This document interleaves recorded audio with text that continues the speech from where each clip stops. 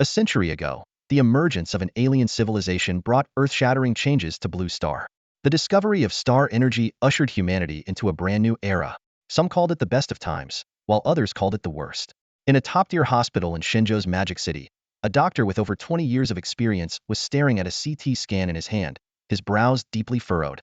The cancer cells have already spread to the brain, and the risk of brain death could occur at any moment, the doctor said gravely, looking at the frail boy, Liu Su, in front of him.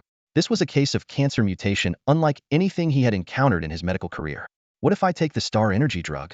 Liu Su's eyes flickered slightly. The doctor froze for a moment before shaking his head. With your current physical condition, your body can't withstand the impact of the star energy drug.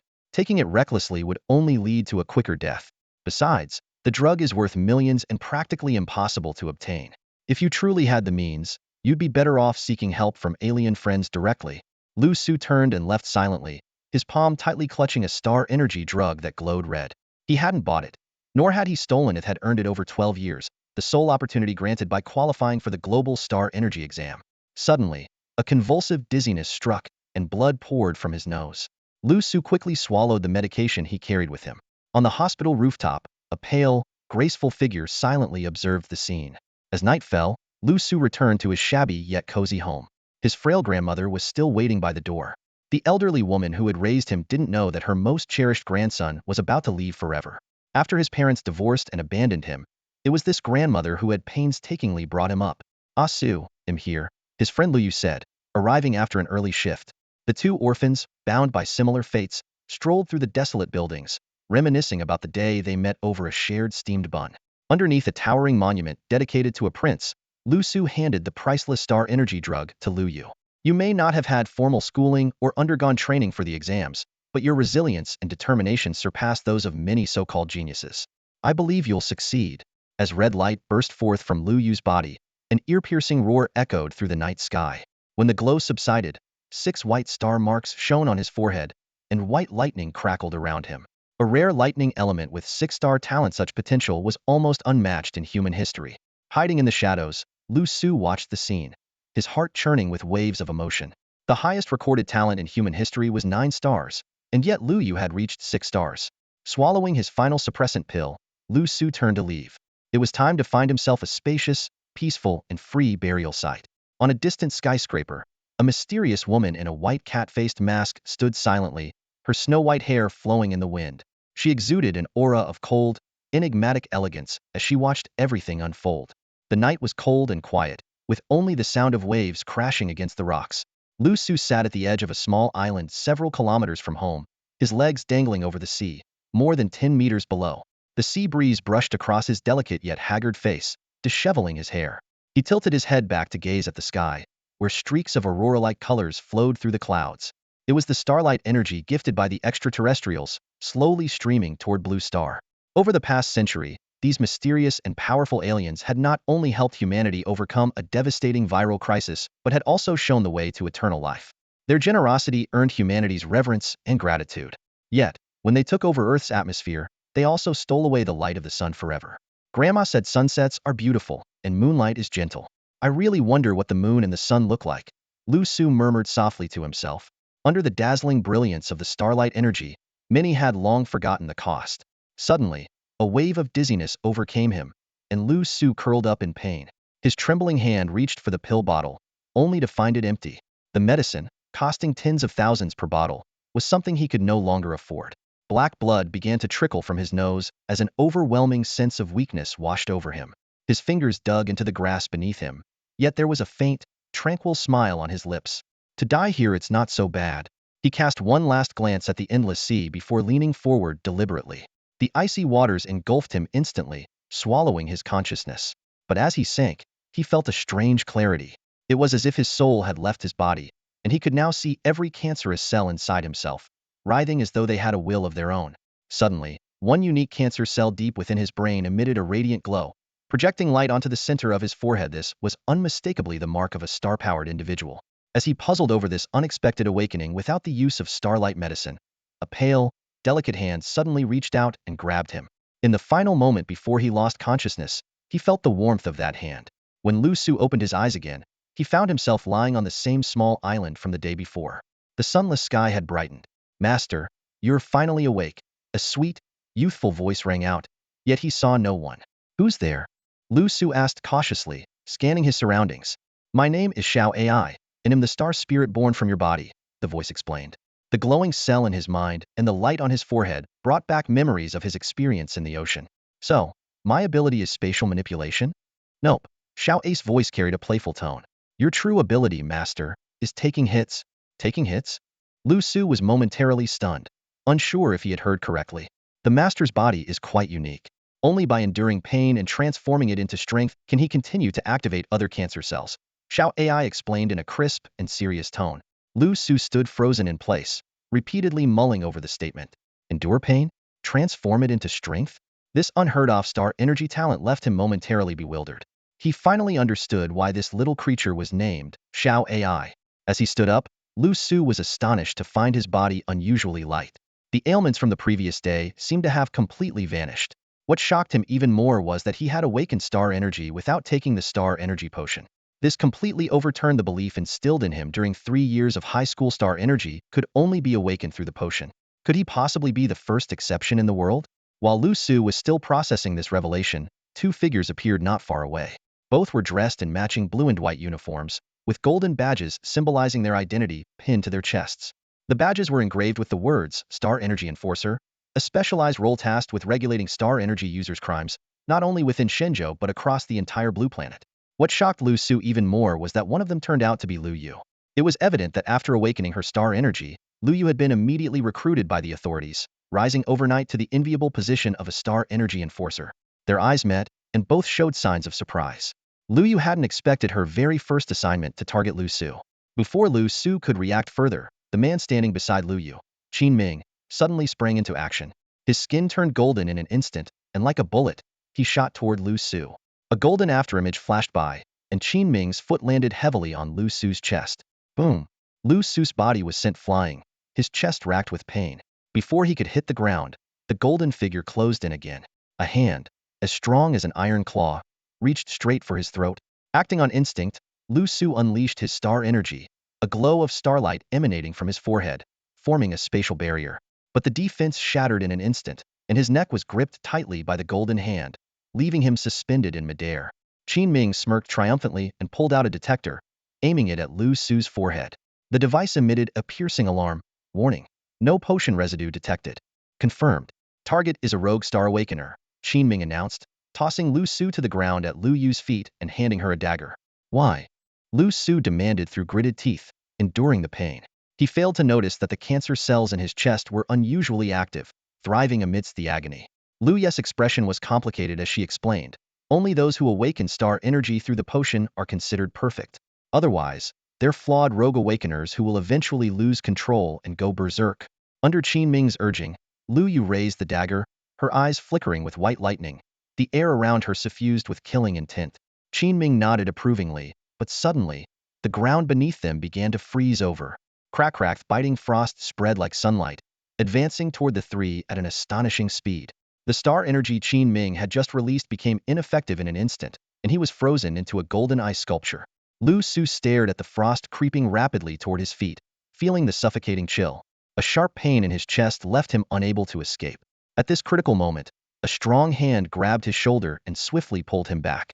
While retreating with Liu Su, Liu Yu unleashed bolts of white lightning, striking the advancing ice.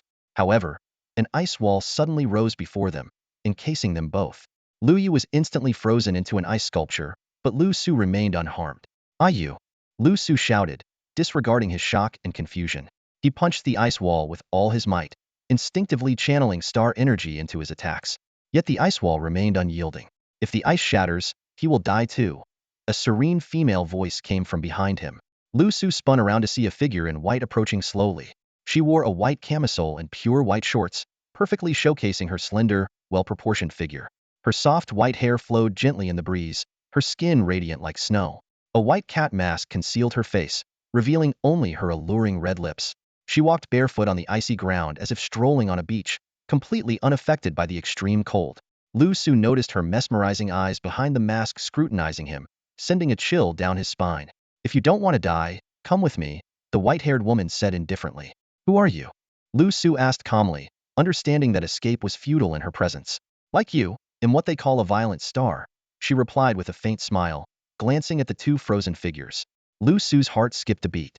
So, he wasn't the only one with this uncontrollable awakening. Can you release him? He didn't mean me any harm, he asked, pointing to Liu Yu. The white-haired woman didn't respond, but the ice encasing Liu Yu suddenly cracked. Though pale-faced, Liu Yu stood his ground and shielded Liu Su. "ASU, go now," he urged. "If she wanted to kill us, she would have done it already," Liu Su reassured him. "She's like May, a violent star." Liu Yu's expression shifted as he recalled their mentor's words about violent stars forming alliances with each other. "There are several powerful star energy waves closing in. If you keep hesitating, you'll die here," the white-haired woman warned before turning to leave, seemingly indifferent to whether Liu Su followed her. "ASU, go with her. She's your only chance to survive," Liu Yu said gravely, gripping Liu Su's shoulder. He was well aware of the world's hostility toward violent stars. Capture meant certain death. Seeing Liu Su's hesitation, Liu Yu made a solemn promise. "Don't worry, he'll take care of Grandma." "All right." That promise was enough to set Liu Su's mind at ease. With a nod and a faint smile, he resolutely followed the white-haired figure into the unknown. He always remained skeptical of the woman he had only met once, even though her beauty was breathtaking. Deep down, he only trusted Liu Yu. It wasn't until the two figures disappeared at the far end of the beach that Liu Yu finally looked away. Her gaze suddenly turned icy, as if she had become a completely different person. As the surrounding frost dissipated, Qin Ming broke free from the ice, trembling from the cold. "Xiao Yu, call the bureau and get back up here," Qin Ming said weakly, collapsing to the ground. If it weren't for the star energy he released at the last moment, he would have been a frozen corpse by now. "Okay." Liu Yu crouched down beside Qin Ming, retrieving the satellite phone from his waist to call for support. Just as Qin Ming was about to breathe a sigh of relief, a dagger silently pierced his throat. Qin Ming's eyes widened in disbelief as he stared at Liu Yu. "WWHY? If you stay alive, Asu will be in even greater danger," Liu Yu said coldly, her expression emotionless. She withdrew the dagger and then plunged it into Qin Ming's chest with force. "This one is for kicking Asu earlier." In the desolate outskirts of the abandoned district in the Magic City, Liu Su kept a safe distance of about 10 meters, following the white-haired woman. He was afraid that getting too close might turn him into an ice sculpture. The white-haired woman suddenly stopped and turned to look at him, prompting Liu Su to instinctively take a few steps back. A white SUV drove up from ahead, stopping precisely in front of her. The door swung open automatically, and the driver's seat was empty. "What are you standing there for? Or do you think you can outrun four wheels?" The white-haired woman had already seated herself inside the car. Liu Su reluctantly approached. He reached for the back door, but the passenger door opened automatically instead, leaving him no choice but to climb into the front seat. The car was filled with her distinct, delicate fragrance, making Liu Su's heart race. The white-haired woman leaned elegantly against her seat, one bare, snow-white foot resting on the steering wheel while the other toyed with the control screen. Her toes, painted with red nail polish, moved with a dexterity akin to fingers. "If you have questions, you can ask them now. They'll answer them honestly." She broke the silence. Don't you have any shoes?" Her movements paused for a moment before she turned to him with an odd expression. "I do." "Then maybe you should put them on." "Don't want you catching a cold. My feet like to be free." "You'd better drop the subject. May I ask your name?" Liu Su quickly changed the topic. "Bai Hu. From now on, you can call me Sister Bai Hu," she said, using her toes to play a song on the screen. "Sister Bai Hu, is it true that Starbreakers will eventually lose control and destroy the world?" Liu Su asked earnestly. Bai Hu let out a cold laugh. "Do you actually believe in such absurd accusations? When ignorance is revered by the majority, those who hold the truth naturally become the villains. Starbreakers? What a load of nonsensia label created by a bunch of fools incited by alien forces. Explaining too much to you now want help, and you probably wouldn't believe me anyway. But there's one thing you need to understand: this world is sick," Bai Hu said seriously. "In this twisted world, those who awaken star energy without taking the star energy drug are seen as monsters by all of humanity. Once discovered, they're added to the Starbreaker list and hunted worldwide. With your one-star talent, you're worth about $1 million. A lot of people enjoy going after rookies like you. So, congratulations, you're one of us now." Liu Su froze. He didn't know much about the Starbreaker list, but one thing was clear. He was now a globally wanted fugitive, worth $1 million. Liu Su never imagined he would be worth so much one day. Sitting in the luxurious car, he glanced at the mysterious woman beside him wearing a white cat mask, silently calculating in his mind. If he, a mere one-star, was worth $1 million, how much would this powerful white tiger be worth? 10 million? 100 million? The question lingered on the tip of his tongue, but out of politeness, he refrained from asking. "How do I survive?" Liu Su asked instead, his gaze unable to drift away from White Tiger's flawless figure. White Tiger's red lips curved slightly. Not by being hopelessly stupid, she remarked, surprisingly offering a backhanded compliment before explaining seriously. Once you're on the violent star list, you'll be hunted by every nation in the world essentially, enemies everywhere. For someone like you, a one-star rookie, your survival rate is basically -100 unless you join an organization or have a strong protector. Her words stung Liu Su, but he couldn't argue. Indeed, when the entire world is after you, where could you possibly hide? If you want to live, you can choose to stay with me, White Tiger said, her beautiful eyes glinting. There are two options. Become my slave, I'll protect you, and in return, you'll serve me. Or, pass my test and become my apprentice. She gave Liu Su a once-over, her tone carrying a hint of disdain. With your one-star talent, passing the test is obviously impossible. But since I saved you, they'll take responsibility. I could reluctantly accept being your master, of course. You could also get out of the car now and seek protection from another violent star. Liu Su fell silent. As a one-star awakened, he understood what this meant. 3 stars were a critical threshold. Only those above 3 stars had the potential to ascend from stars to moons. Those below 3 stars were destined to remain stagnant, unable to reach the pinnacle.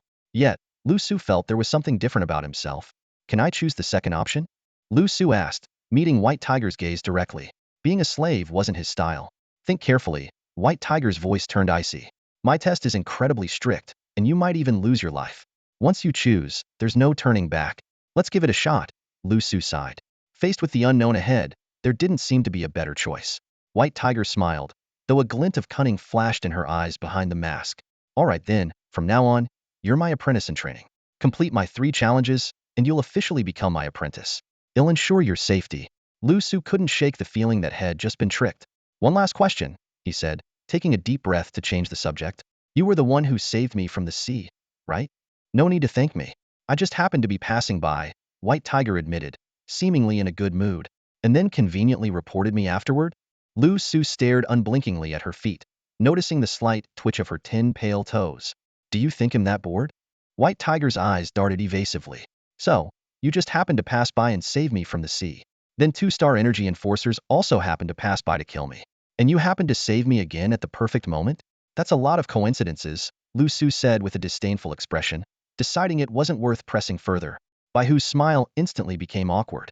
She hadn't anticipated that the truth would be uncovered so quickly. Since her intentions had been exposed, she decided to stop hiding. That's right, it was me who reported you. I did it so you could face reality sooner. In your state of unawakened potential, you could have died at any moment. So, I should thank you for that? Liu Su's tone carried a hint of anger, but that was all. He had to admit, without this incident, he might have foolishly shown up at school, only to be captured and executed on the spot. No need to thank me. It was the right thing to do. Bai Hu chuckled at his reaction, a charming smile forming beneath her mask. As the vehicle moved forward, the surroundings grew increasingly vibrant. Skyscrapers lined the streets, the beaches were teeming with tourists, and laughter echoed everywhere. It was clearly a livable district, but instead of being comforted by the liveliness, Liu Su felt a strange unease. The smiles on the faces of passers-by seemed grotesque to him, as if at any moment, they might transform into terrifying creatures and attack him. Bai Hu drove into a bay area and stopped in front of a luxurious seaside villa. This villa is yours? Liu Su stared at the building in disbelief. What do you think? Do you like it? Even with her mask on, Bai Hu's voice carried an unmistakable note of pride. A seaside villa, who wouldn't like it? Liu Su murmured. He had initially assumed that following Bai Hu would mean a life of constant upheaval, but he never imagined he'd end up in such a lavish home. I'm glad you like it. It's just that I haven't been here in a while, so it'll need some tidying up. Bai Hu smiled mysteriously and led Liu Su into the courtyard. I can help, Liu Su offered eagerly. No need. Take a look around and get familiar with the place. Bai Hu walked directly into the villa. A moment later, a white silhouette appeared on the 2nd floor, holding a wine glass. All set. Come on up. When Liu Su reached the 2nd floor, the sight before him left him stunned. In the center of the living room stood 2 humanoid-eyed sculptures, a man and a woman, both dressed in bathrobes, their faces frozen in expressions of terror. Who are they? Liu Su stammered. Bai Hu sat gracefully on the sofa, taking a small sip of red wine. A pair of notorious thieves. They broke into this villa, so I caught them. Seeing Liu Su still in shock, she urged. What are you standing there for? Hurry up and drag these despicable thieves to the basement. This villa isn't even yours, is it? Liu Su's face darkened. It wasn't before. Now it is, Bai Hu admitted lazily, clearly unfazed by such matters. Big sis Baihu, even though we're fugitives, we can't just commit crimes like this. Otherwise, how are we any different from the violent stars? Liu Su tried cautiously to reason with her. Don't you like it? Baihu gave him a meaningful look. This villa doesn't feel comfortable to live in, Liu Su said with a frown. Hearing this, Baihu sighed softly and stood up gracefully. Just as Liu Su was about to feel relieved, Baihu added, there's another villa nearby that's pretty decent. This time, I'll clean it up properly to make sure you're comfortable.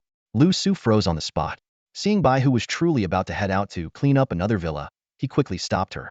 Baihujia, no need to trouble yourself. This one's actually quite good. We'll just stay here. But didn't you say it was uncomfortable? I suddenly feel it's quite cozy now. Don't force yourself. There are plenty of villas in this bay, Baihu said with a meaningful look. Really? I'm not forcing myself. You're such a tease. Baihu shot Liu Su a sidelong glance.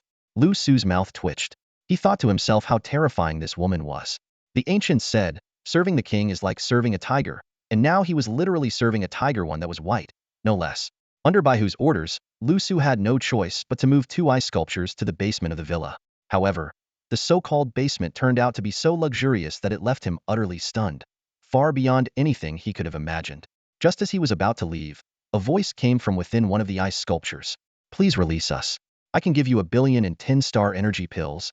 Liu Su turned around and saw the man and woman inside the ice sculptures looking at him with pleading eyes. The fact that they could speak while frozen proved they were also star energy users. No wonder Baihu had said they could survive being frozen for 3 to 5 days. I'd love to help you, but honestly, I'm also a prisoner of that woman, Liu Su said, feigning a pained expression. After shifting all the responsibility onto Baihu, he quickly walked away. As for the temptation of 1,000,000,000 and 10-star energy pills, he decided to conveniently ignore it. When he returned to the second floor, Liu Su truthfully reported the situation to Baihu, though he left out the part where he passed the blame. Baihu, however, didn't seem to care much. Later, Liu Su found himself cooking. Faced with the luxurious kitchen's smart appliances, he fumbled around for quite a while before figuring things out. When he finally served a table full of homemade dishes, Baihu complimented him. Not bad. From now on, you're in charge of cooking. It was only then that Liu Su realized he had made another foolish mistake. After dinner, Baihu walked barefoot to a large bedroom and, before entering, left him with one sentence. Get a good rest tonight. Training starts tomorrow. In the bright and luxurious bedroom, Baihu lightly tapped the white bracelet on her arm, instantly projecting a holographic image of a man in his 40s. Young lady, where have you been? Hurry up and come back, the man said with a helpless expression as soon as he saw Baihu. Dad, I've got good news for you, Baihu said with a smirk. I found a natural awakener, and it's a rare spatial type. Really? The man immediately jumped out of his seat. Where are you? I'll send someone to pick you both up right away. No need, Baihu said confidently. Once I've trained him properly, I'll bring him back myself. With that, she ended the call. Xiaoya, spatial types are incredibly rare and crucial to the alliance. You have no experience, needn't mess this up? The man's voice faded along with the holographic projection. Baihu glanced at the wall, her red lips curling into a smirk. Challenges were exactly what she sought. This was her first, and she had to succeed. On the other side of the wall, Liu Su stood in front of a mirror, taking off his shirt. The footprint on his chest was still clearly visible. The blow had landed directly over his heart and could have been fatal, yet he felt no pain at all. Well, credit to my talent for taking hits. Indestructible, he muttered to himself sarcastically. Congratulations, master. You've successfully absorbed 66 units of pain energy. A sweet voice chimed in his mind. It was Xiao AI. Pain energy? What's that good for? Liu Su asked. Master, your unique physique allows you to convert the pain you endure into pain energy. The more pain you endure, the more energy you acquire. This energy can be used to enhance your cells, Xiao AI explained. I am Xiao AI, the star spirit born with you. I coexist with you. Just use your thoughts to tell me how you'd like to enhance yourself. Liu Su first inquired about the nature of his physique, but Xiao AI admitted she hadn't decided on a name for it yet. In his mind, he mused that cancerous physique or anti-beating physique might be fitting names. Xiao AI, let's go for localized enhancement, Liu Su said as he lay down on the bed. With only 66 units of pain energy, a full-body enhancement might yield negligible results. Under Xiao AI's guidance, a warm current quickly flowed toward critical areas such as his heart, neck, and eyes. The sudden, intense pain caused Liu Su to lose consciousness instantly. While he was unconscious, the cells in these vital areas began to operate with extraordinary activity.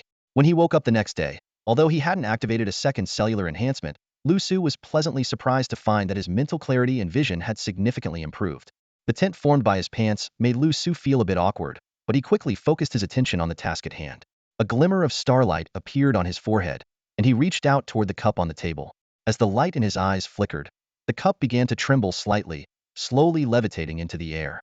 It floated steadily into his hand before vanishing into thin air. This discovery brought a satisfied smile to Liu Su's face. Clearly, the dimensional space cells within his body were not much different from those of a true spatial star energy user. Among star energy users, the spatial element was notoriously rare.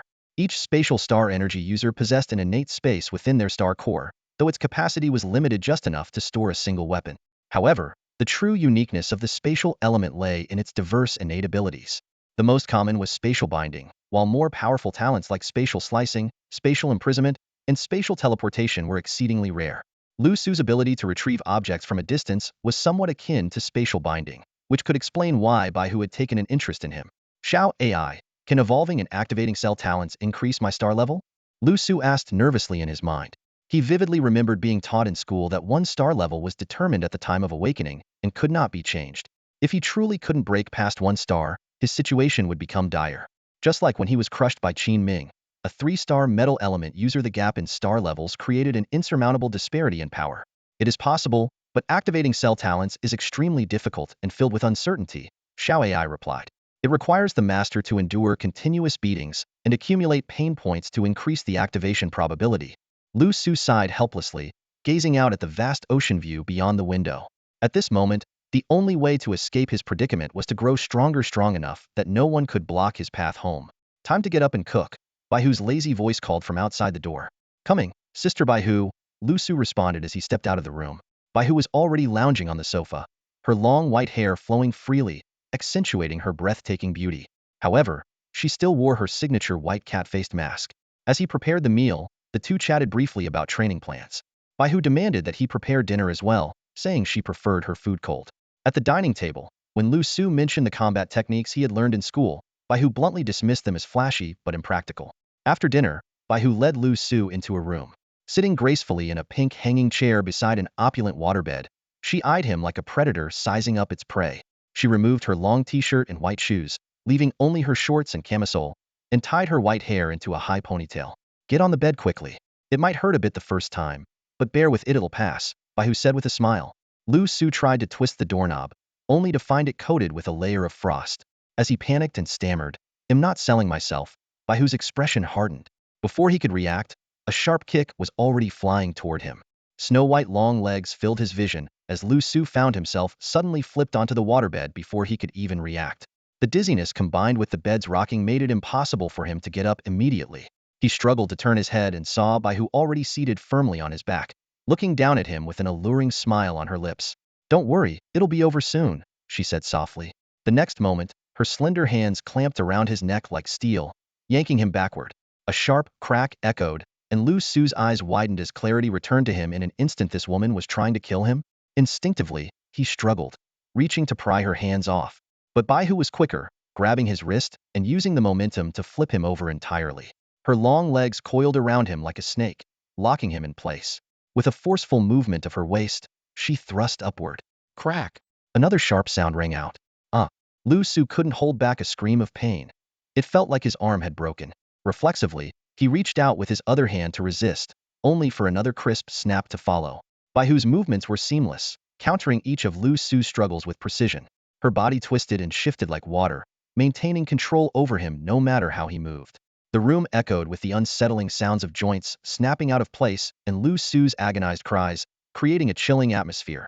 Meanwhile, a cheerful voice chimed in Liu Su's mind. "Congratulations, Master, pain level 6. Congratulations, Master, pain level 9. An hour later, Baihu rose from the bed, her body glistening with a light sheen of sweat. Liu Su lay limp on the waterbed, his face pale and his bloodshot eyes staring blankly, resembling a broken shell of a man. "Don't worry, no bones are broken," Baihu said casually as she adjusted her disheveled clothing. "This is a technique for stretching and invigorating the body. It'll make you more agile and flexible in the future. That's all for today. Get some rest, and we'll continue in a few days." With that, she slipped on her shoes, untied her ponytail, and headed straight for the third-floor rooftop pool of the villa. Liu Su lay there, finally understanding why she had asked him to prepare dinner in advance.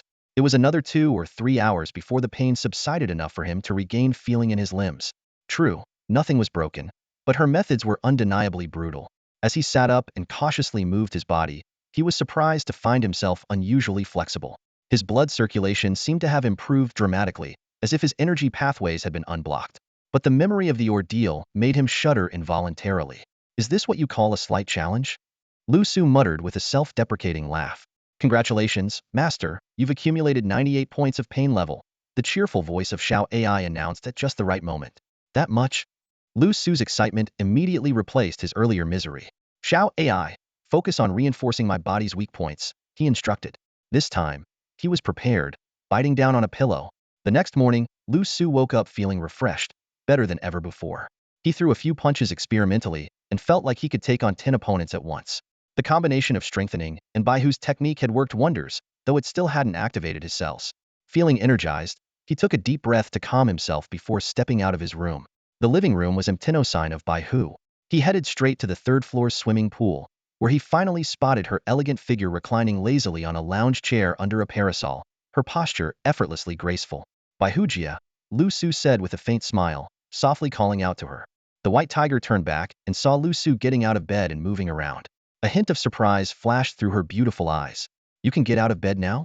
Just lucky, I guess, Liu Su replied with a forced smile. Behind her mask, the white tiger narrowed her eyes slightly, then stood up. Since you've recovered, let's continue. All right, Liu Su nodded in agreement. Having experienced the benefits of the treatment, he now felt a sense of anticipation. The two returned to the familiar room. Liu Su lay down on the bed voluntarily, his posture obedient. This time, it was the white tiger who appeared slightly uneasy. Soon, the scene from the previous day played out again. Liu Su gritted his teeth, trying his best to suppress any cries of pain, fully focusing on the intricate technique being applied. However, as an hour passed, Liu Su began to sense something was off. White tiger not only didn't ease up, but also intensified her efforts. With the sound of cracking joints echoing in the room, Liu Su's resolve finally broke, and a cry of pain escaped his lips. 2 hours later, the white tiger stepped away from the bedside, her eyes carrying a hint of amusement. How do you feel? It hurts even more than yesterday, and lasted longer. Liu Su lay weakly on the bed, drenched in sweat, his face pale. There were moments when his consciousness had nearly slipped away. There were supposed to be 3 sessions, but since you seemed to have a strong constitution and didn't even make a sound, I decided to do the whole set at once, the white tiger said casually. In truth, her main reason was his stubborn silence, which had irritated her just a bit. The corner of Liu Su's mouth twitched as his emotions churned inside. Suddenly, he realized something unsettling about this woman's professionalism. Sister White Tiger, how many people have completed your training before me? None so far, the white tiger replied, her eyes gleaming as she looked at him. Congratulations, you're the first? You've never taken a disciple before? Liu Su's expression froze as he finally understood the gravity of the situation. He had assumed there were senior disciples ahead of him, but it turned out he was the very first. Don't celebrate too early. This is only the first test. There are 2 more to go. Only by passing all 3 can you call me your master, the white tiger said with a hint of kindness. Is it too late for me to quit now? Liu Su asked tentatively. What do you think? The white tiger flashed a charming smile. A shiver ran down Liu Su's spine. Get some rest and prepare for the next challenge. If you don't sweat now, you'll bleed later, the white tiger said before turning and leaving. Snapping back to his senses, Liu Su gritted his teeth and muttered, Xiao AI, enhance. That night, after his body fully recovered, Liu Su discovered that the white tiger wasn't around. He went alone to the basement level of the villa. The frozen figures of a man and a woman immediately began pleading, their offer now raised to 2 billion. Liu Su was moved purely out of sympathy, of course, and definitely not because of the 2 billion, 10-star energy elixirs, or 5 seaside villas. Hang in there a little longer. I can only act when that vicious woman isn't around, Liu Su said with a resolute expression. As for how long they'd have to wait, that would depend on when the white tiger left. The 2 figures expressed their gratitude repeatedly, urging him to act quickly, saying they might not last much longer. Liu Su draped a coat over each of them before heading to a training room. The room was equipped with a variety of advanced training devices, all designed specifically for star energy training. In the center was a square boxing ring. While his school also had training rooms, the equipment there was nowhere near as comprehensive as this. He had stumbled upon this place while moving the frozen figures earlier. In this era, the wealthy and powerful all pursued star energy. Liu Su scanned the room before his gaze settled on a row of lifelike training dummies. These new generation dummies were built to mimic human anatomy and could record the user's training data. He carried a 300-pound dummy onto the boxing ring, secured it in place, and began attacking it relentlessly. Though Liu Su's punches and kicks were slightly unrefined, they demonstrated a solid foundation, with gusts of wind whistling through the air. Before long, a series of data appeared above the dummy's head. Punch force, 988 kilograms. Kick force, 1,388 kilograms. Maximum speed, 28 milliseconds. Seeing these figures, which far exceeded his pre-awakening capabilities, Liu Su smiled in satisfaction. He couldn't help but wonder if he had focused all 3 prior enhancements on his muscles, the results might have been even more astonishing. Taking a deep breath, Liu Su's eyes sharpened with determination. The real challenge was just beginning. Bang! Liu Su lunged forward, executing a clean and decisive body slam. The 300-pound training dummy hit the ground with a heavy thud. He swiftly turned, fluidly shifting his stance, and began practicing a series of intricate locking techniques on the dummy. These moves were the very ones Bai Hu had once used against him. As someone who had experienced them firsthand, Liu Su vividly remembered their devastating effectiveness. On the surface, they appeared to be simple grappling techniques, but they concealed a much deeper complexity. At the time, Bai Hu hadn't even utilized star energy, just pure skill to completely subdue him. Despite Liu Su's full-force resistance and attempts to use spatial restraints, Bai Hu had exploited a single flaw to lock him down entirely. Knowing that a slight increase in force could turn this technique from a therapeutic stretch into a bone-breaking lethal move, Liu Su focused even more intently on his training. This was why, back then, he had endured the excruciating pain and carefully memorized every point of exertion. As time went on, Liu Su's movements grew increasingly smooth, and his gaze sharpened. The technique wasn't just embedded in his muscle memory, it was etched into his very being. He practiced tirelessly, deep into the night, repeatedly drilling the moves on the training dummy with unrelenting energy. Under his relentless efforts, the specially designed dummy began to deform and eventually broke apart into a pile of components. It was worth noting that this material was tough enough to withstand damage even from star-powered individuals. After a brief rest, Liu Su grabbed a new dummy and resumed his practice. In the shadows, a pair of beautiful eyes silently observed his every move, eventually curving into a smile of approval. It wasn't until dawn that Liu Su finally left the training area, satisfied, leaving behind a trail of shattered dummies. After freshening up and preparing breakfast, Liu Su noticed Bai Hu was nowhere to be found. He carefully searched the swimming pool, the rooms, and the bathroom, only to find a note on the table. Stepping out for a bit, don't worry under. A sense of unease crept into Liu Su's heart. Though his strength had grown considerably, he was well aware of the limitations of facing danger alone. Suddenly, the door intercom buzzed in the living room. Liu Su approached the device cautiously. Seeing it was a delivery worker, he relaxed slightly. After a brief conversation, he donned a hoodie and mask before heading downstairs. In the yard, a truck was parked, and several delivery workers were unloading boxes of various sizes. Staring at the growing pile, Liu Su couldn't help but marvel at the scene. After signing for the delivery, his curiosity got the better of him, and he opened one of the smaller boxes. To his surprise, it contained a real firearm. One by one, he opened the rest of the boxes, uncovering an arsenal of weapons. Pistols, rifles, machine guns, sniper rifles, and even several crates of grenades and explosives. Staring at the stockpile of military-grade weaponry, Liu Su couldn't help but wonder what kind of grand scheme the 2 frozen figures were plotting. Squinting slightly, Liu Su gazed at the arsenal of firearms large enough to arm a small army. In this era, guns were among the few weapons capable of threatening star energy users provided they hit their target. Thinking of this, a confident smirk curved his lips. After all, he was the only one to score a perfect mark on the shooting exam back in school. Xiao AI, how big is the dimensional space cell? Liu Su called out in his mind. Instantly, a current-like sensation surged through his brain as his consciousness connected with the dimensional space cell. Focusing inward, he visualized a spherical space about 10 meters in diameter, shrouded in dim shadows. The master spatial channel has been established.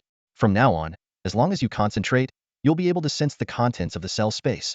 Xiao AI's voice chimed in at the perfect moment. This big? Liu Su couldn't hide his astonishment. I thought spatial abilities were supposed to have very limited space? As long as the master endures more beatings, the dimensional space cell may continue to mutate and activate, expanding the space further.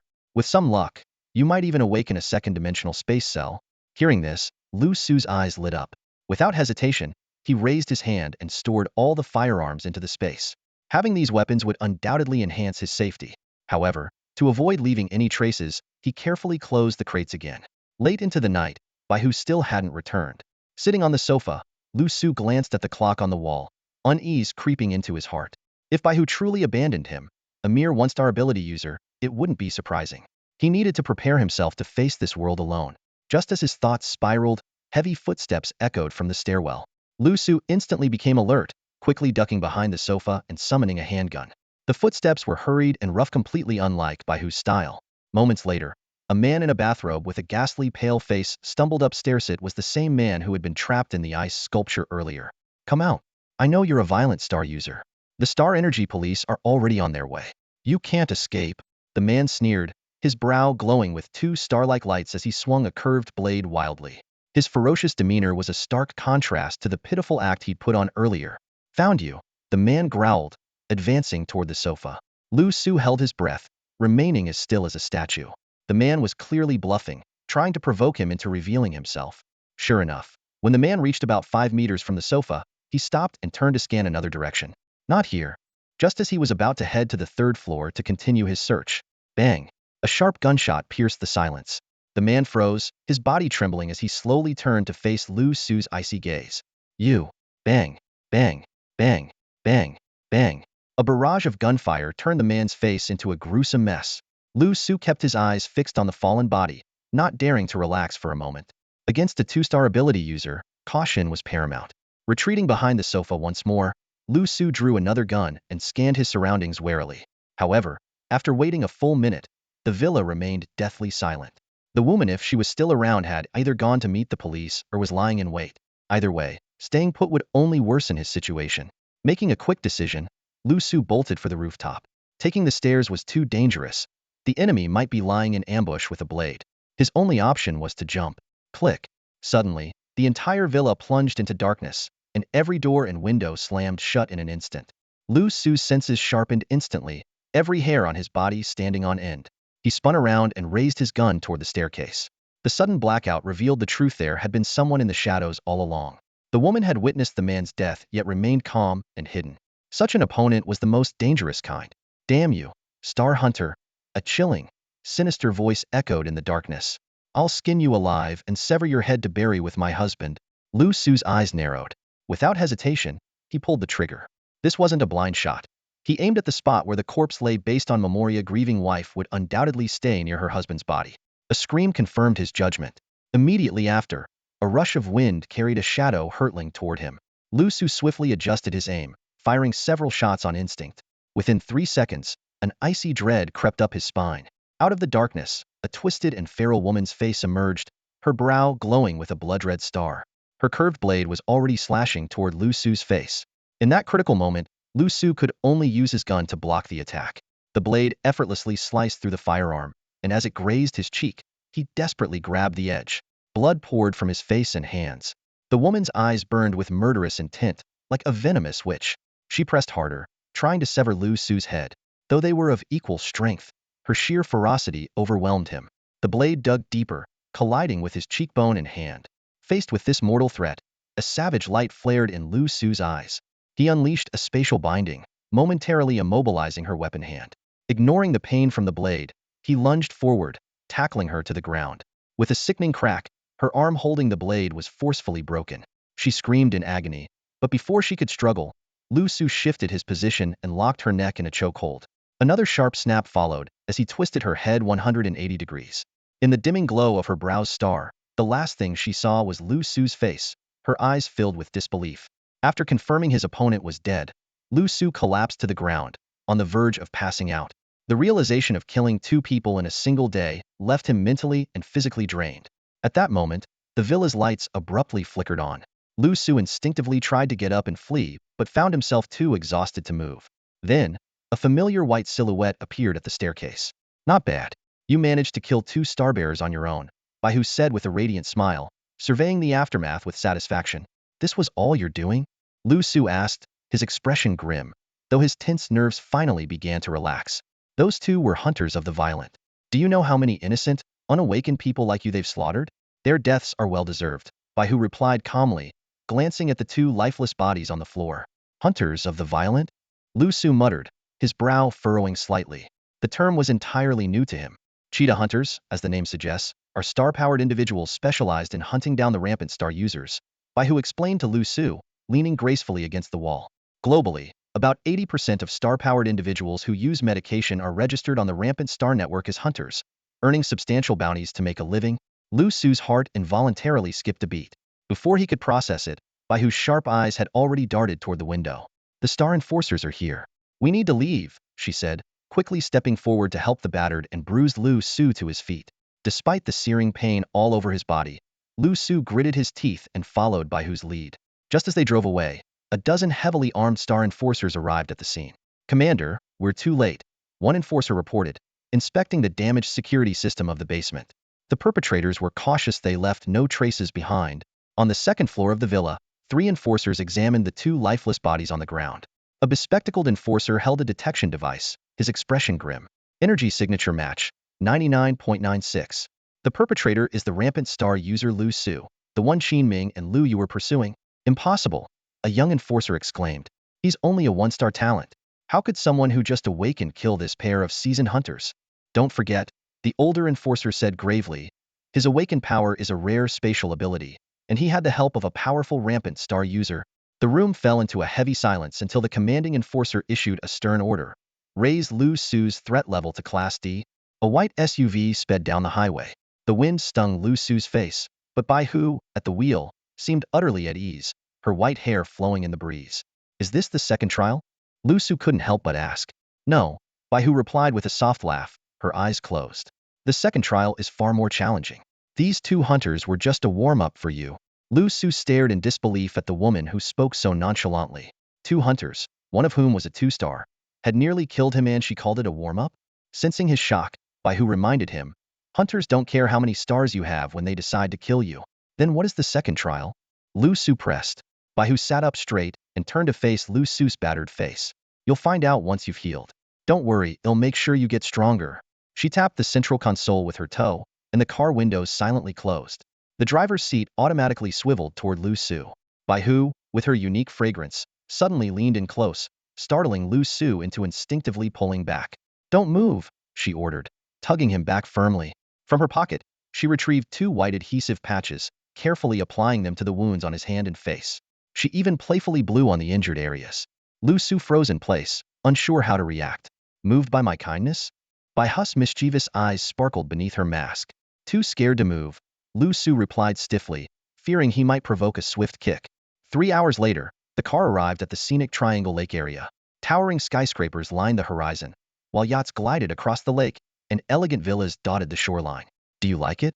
Baihu asked, leaning against the railing. Liu Su was about to nod when he noticed her gaze fixed on one of the lakeside villas. A sudden realization struck him. How about that one? Baihu's eyes lit up as she spotted a white villa, her tone brimming with excitement. Liu Su's mouth twitched slightly as he cautiously suggested, Sister Baihu, maybe we could just stay at a hotel? He was calculating in his mind if another 2 hunters showed up, he wouldn't be able to handle it. I don't have any money, Baihu said with a shrug, her hands spread wide. Liu Su's gaze shifted toward the white SUV parked nearby, and he tentatively proposed, actually, sleeping in the car isn't entirely out of the question. That one it is. I'll go tidy it up. Baihu shot him a glance before turning and heading toward the villa. Sister Baihu, I have money, Liu Su admitted reluctantly.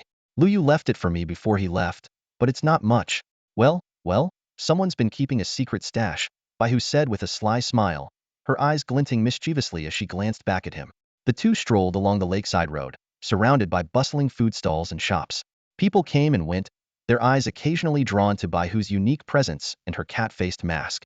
She paid no mind to the attention, enjoying the simple pleasures of window shopping like a carefree teenager. Liu Su followed behind, briefly considering whether he should wear a mask too. But he soon dismissed the thought. The secrets of the violent stars were only known to awakened star energy users. Ordinary people were kept in the dark. In that case, disguising himself would only arouse suspicion. At the end of the road, they found a modest-looking hotel. The receptionist, a young woman, gave them a knowing smile as she observed the peculiar pair. Welcome. 2 single rooms, please, Liu Su requested. I'm sorry, sir, but we only have 1 single room left, the receptionist replied with a polished professional smile. Sold out this early? Liu Su was about to suggest finding another hotel. 1 room will do. Baihu stepped forward and handed over her ID card. That'll be 1,200. Wishing you both a pleasant stay, the receptionist said, swiftly completing the check-in process. Liu Su stared at the price, which nearly emptied his entire wallet, and couldn't help but regret his decision. That villa suddenly seemed like a much better option. In the room, Liu Su was preparing to sleep on the floor when he heard Baihu's voice from the bathroom. You take the bed. What about you? He asked. I have something to do. I'm heading out to arrange your second test, Baihu replied, her voice mingled with the sound of running water. Shortly after, she emerged from the bathroom dressed in a casual white outfit, still wearing her white cat mask. Be good and rest well. Tomorrow's wilderness training will be tough, she said, throwing him a playful wink before leaping out the window with remarkable agility. Watching her white figure vanish into the night, Liu Su sank into thought. Knowing her personality, she wouldn't use the same trick twice. What would tomorrow's wilderness training entail? Xiao AI, how much pain energy did we absorb from the last battle? Liu Su asked in his mind. Whatever this wilderness training was, it couldn't be as straightforward as taking down 2 hunters. He needed to prepare thoroughly, or he might truly fall into her trap. Congratulations, Master. You've absorbed a total of 85 levels of pain, Xiao AI's voice reminded Liu Su. Liu Su gritted his teeth and continued to strengthen his fragile areas. Despite numerous attempts, he still failed to activate the cells, which left him feeling increasingly frustrated. The odds are just too low, he muttered to himself. The next morning, the first thing Liu Su did after waking up was to try releasing starlight. A faint glow remained at the center of his forehead. Just as disappointment began to take hold, he caught an unusual sight out of the corner of his eye. To his astonishment, he realized he was lying on the floor, his body chilled by the cold surface. Turning his head, he saw Baihu lying comfortably on the bed, hugging a pillow in her sleep. Liu Su's expression darkened. When Baihu finally woke up, he immediately questioned her about whether she had pushed him off the bed. I didn't. Maybe I moved around too much and accidentally pushed you off, Baihu replied casually while putting on her shoes. Later, the two of them arrived at a skyscraper in the Magic City. Baihu removed the white star energy bracelet from her leg and handed it to Liu Su. Put this on. It's a symbol of identity. As long as the star energy detector doesn't pick up anything unusual, no one will question who you are. Liu Su quickly took the bracelet. The device, originally sized to fit a neck, instantly shrank to fit his wrist, showcasing its advanced technology. He noticed that Baihu was also wearing a similar star energy bracelet. From now on, the name on your bracelet will be your alias, Baihu said. Good luck making your mark.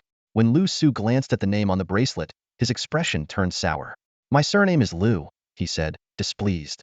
Don't sweat the small stuff, Baihu replied seriously. Just remember, under no circumstances should you take this bracelet off. They entered the building and took the elevator down to the 5th basement level. Even before the elevator doors opened, the sound of a lively crowd reached their ears. When the doors slid apart, they were greeted by the sight of a spacious underground fighting arena. The place was teeming with people, and in the center, 2 burly fighters were locked in an intense battle on the ring. A gleam of starlight appeared between the brows of the 2 burly men, and the scene instantly grew intense.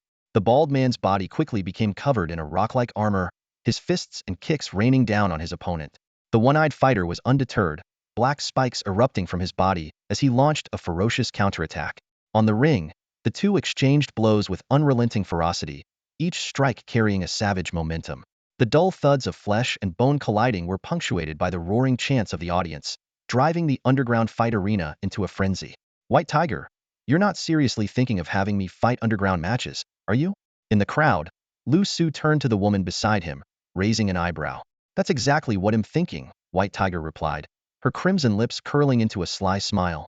This is the best way for a Starbreaker to unlock their potential. She gestured toward the giant screen above the ring. See that prize pool?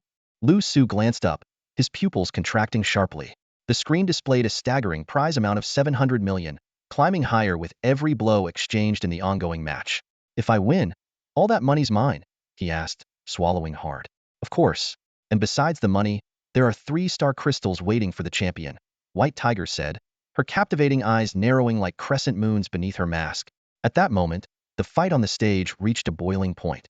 The bald fighter seized an opening, delivering a ruthless kick aimed squarely at the one-eyed man's groin. A sharp crack echoed through the arena, and the one-eyed fighter collapsed, convulsing on the ground. The crowd fell into a stunned silence. The bald man grinned menacingly, raising his foot to relentlessly kick his fallen opponent's vulnerable spots until the man ceased all movement.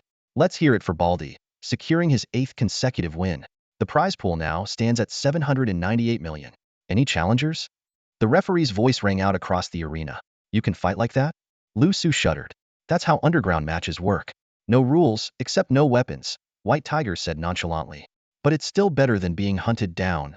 On the stage, the bald man swept his gaze across the crowd, roaring arrogantly, who's got the guts? Get up here if you're not afraid to die. No one dared respond. The audience lowered their heads, avoiding his fierce stare.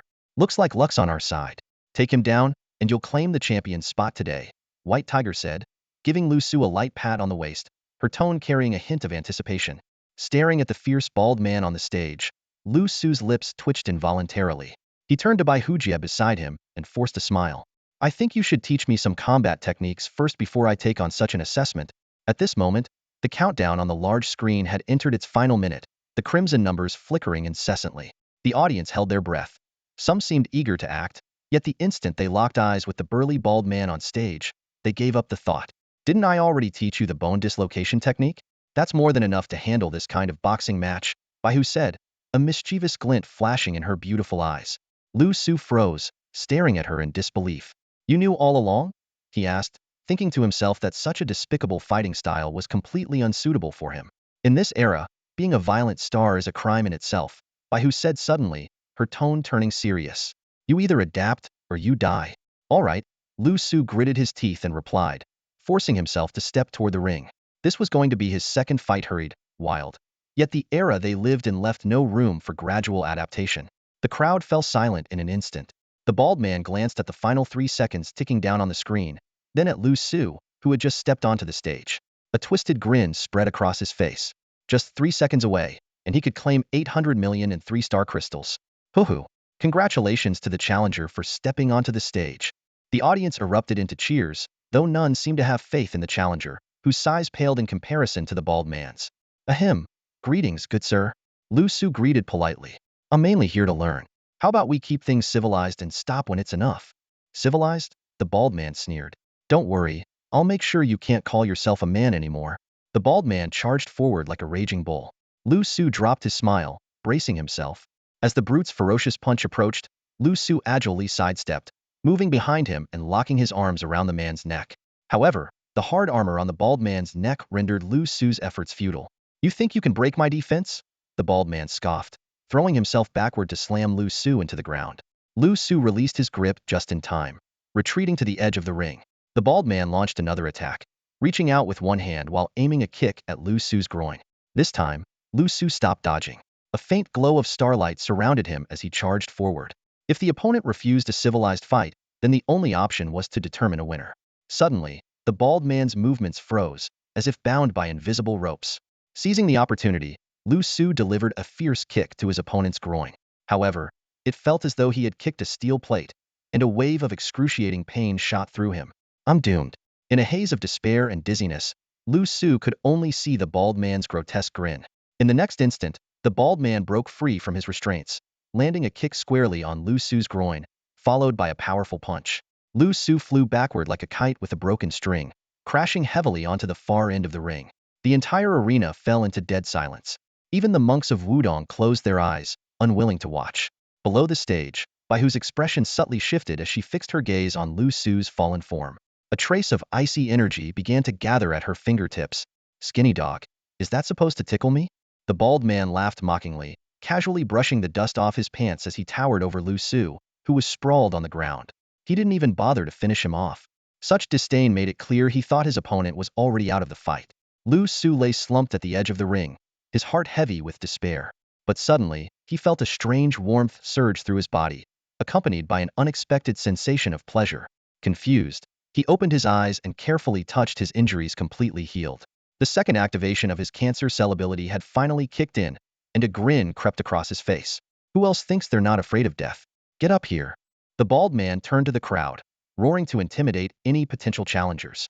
Don't celebrate too soon. I'm not dead yet, Liu Su muttered as he staggered to his feet, wiping the blood from his face with the back of his hand. Though the punch had shattered his facial bones, a man's pride outweighed such trivial pain. Gasps erupted from the audience. They stared in disbelief at Liu Su, who had somehow risen again. Even the bald man froze in shock, unable to process how his opponent was still standing. Had your fun earlier? Now it's my turn, Liu Su said with a grin. A wild beast unleashed. Charging at his opponent, he abandoned all hesitation. Seizing the moment while the bald man was still stunned, Liu Su darted behind him, locking his legs tightly around the man's neck and aiming for his eyes and ears with his hands. Boom. The two crashed heavily to the ground. Liu Su managed to dig his fingers into the man's eye socket, but the impact left him dizzy. The bald man let out an anguished scream and flung Liu Su off with a violent thrash. Liu Su tumbled several times before regaining his footing, blood trickling from the corner of his mouth. Yet his smile radiated confidence. He began targeting the bald man's weak points with relentless precision, exploiting every opening. After a grueling 10 minutes, the once dominant fighter collapsed unconscious. Not before Liu Su landed a few vicious kicks to his groin, though he had to admit it was as tough as steel. Congratulations to the rising star for defeating the bald champion. The prize pool now totals 800 million. Any challengers? The booming announcement on the giant screen ignited a frenzy among the crowd. A gaunt man with a scarred face stepped onto the stage, introducing himself as Ghostfire, a seasoned hunter of violent competitors. Since you cleared the way for me, I'll spare your life. Just get off the stage, Ghostfire sneered coldly. Liu Su narrowed his eyes, pretending to ponder the offer as he stalled for time to recover. But Ghostfire grew impatient, conjuring a black flame in his palm and advancing. Glancing at the display showing the 800 million prize, Liu Su clenched his fists. No matter what, not even the King of Heaven could stop him today. That money was his to take. The moment the two closed in, Ghostfire's hands ignited with eerie flames, quickly transforming into sharp fiery claws that lunged mercilessly toward Liu Su's chest. Liu Su neither dodged nor flinched, allowing the claws to pierce his chest. Seizing the opportunity, he grabbed Ghostfire's body tightly and exerted sudden force toward the ground. To execute the bone displacement technique, one must first immobilize the opponent. Trading some injuries for a chance to get close was a worthwhile exchange for someone with his ability-enhancing system. It was only then that Ghostfire realized he'd fallen into a trap, but it was too late. Liu Su's grip locked his joints firmly, rendering him powerless. A flicker of malice flashed in Ghostfire's eyes as his other hand burst into flames, forming sharp claws aimed directly at Liu Su's groin. However, in the next moment, Ghostfire's expression drastically changed. Liu Su's lips curled into a slight smirk, and with a sudden upward thrust of his hips, he countered. Crack! Ah! A piercing scream echoed as Ghostfire's arm was snapped apart. Without hesitation, Liu Su shifted his stance and seized the hand attempting to strike a fatal blow. Another sharp crack sounded as the second arm was brutally broken. Liu Su then methodically broke both of Ghostfire's legs before slowly rising to his feet. Fond of grabbing groins, are you? Liu Su dusted off his trousers, glaring coldly at the twisted and incapacitated Ghostfire. Spare me. I surrender. I surrender. Ghostfire shook his head frantically, fully aware of the fate that awaited him. Sorry, but I need to make an example out of someone, Liu Su said with a helpless smile before stomping down decisively. As Ghostfire was dragged off the stage, an eerie silence enveloped the arena. Most were struck with fear, though many star-powered fighters still looked on with burning determination. To them, minor injuries were a small price to pay compared to the staggering prize pool, which had now grown to 845 million. A burly, heavy-set man couldn't wait any longer and charged onto the stage. Below, countless cold eyes watched with predatory intent. Liu Su narrowed his eyes, understanding that he would need to be even more ruthless to avoid being worn down to death. Kid, your star energy must be all used up. Surrender now while you still can, the man sneered, wearing a custom-made pair of iron-plated pants clearly to avoid repeating Ghostfire's fate. Heh, planning to use those underhanded tricks again, aren't you? The man jeered as he advanced aggressively. Liu Su chuckled softly, shaking his head. It was clear this guy wasn't particularly strong and even seemed a bit dim-witted. The man suddenly leapt into the air, attempting to crush Liu Su with his weight. Liu Su easily dodged, watching as the man's massive frame slammed into the ground, leaving a deep crater a clear sign of his brute strength.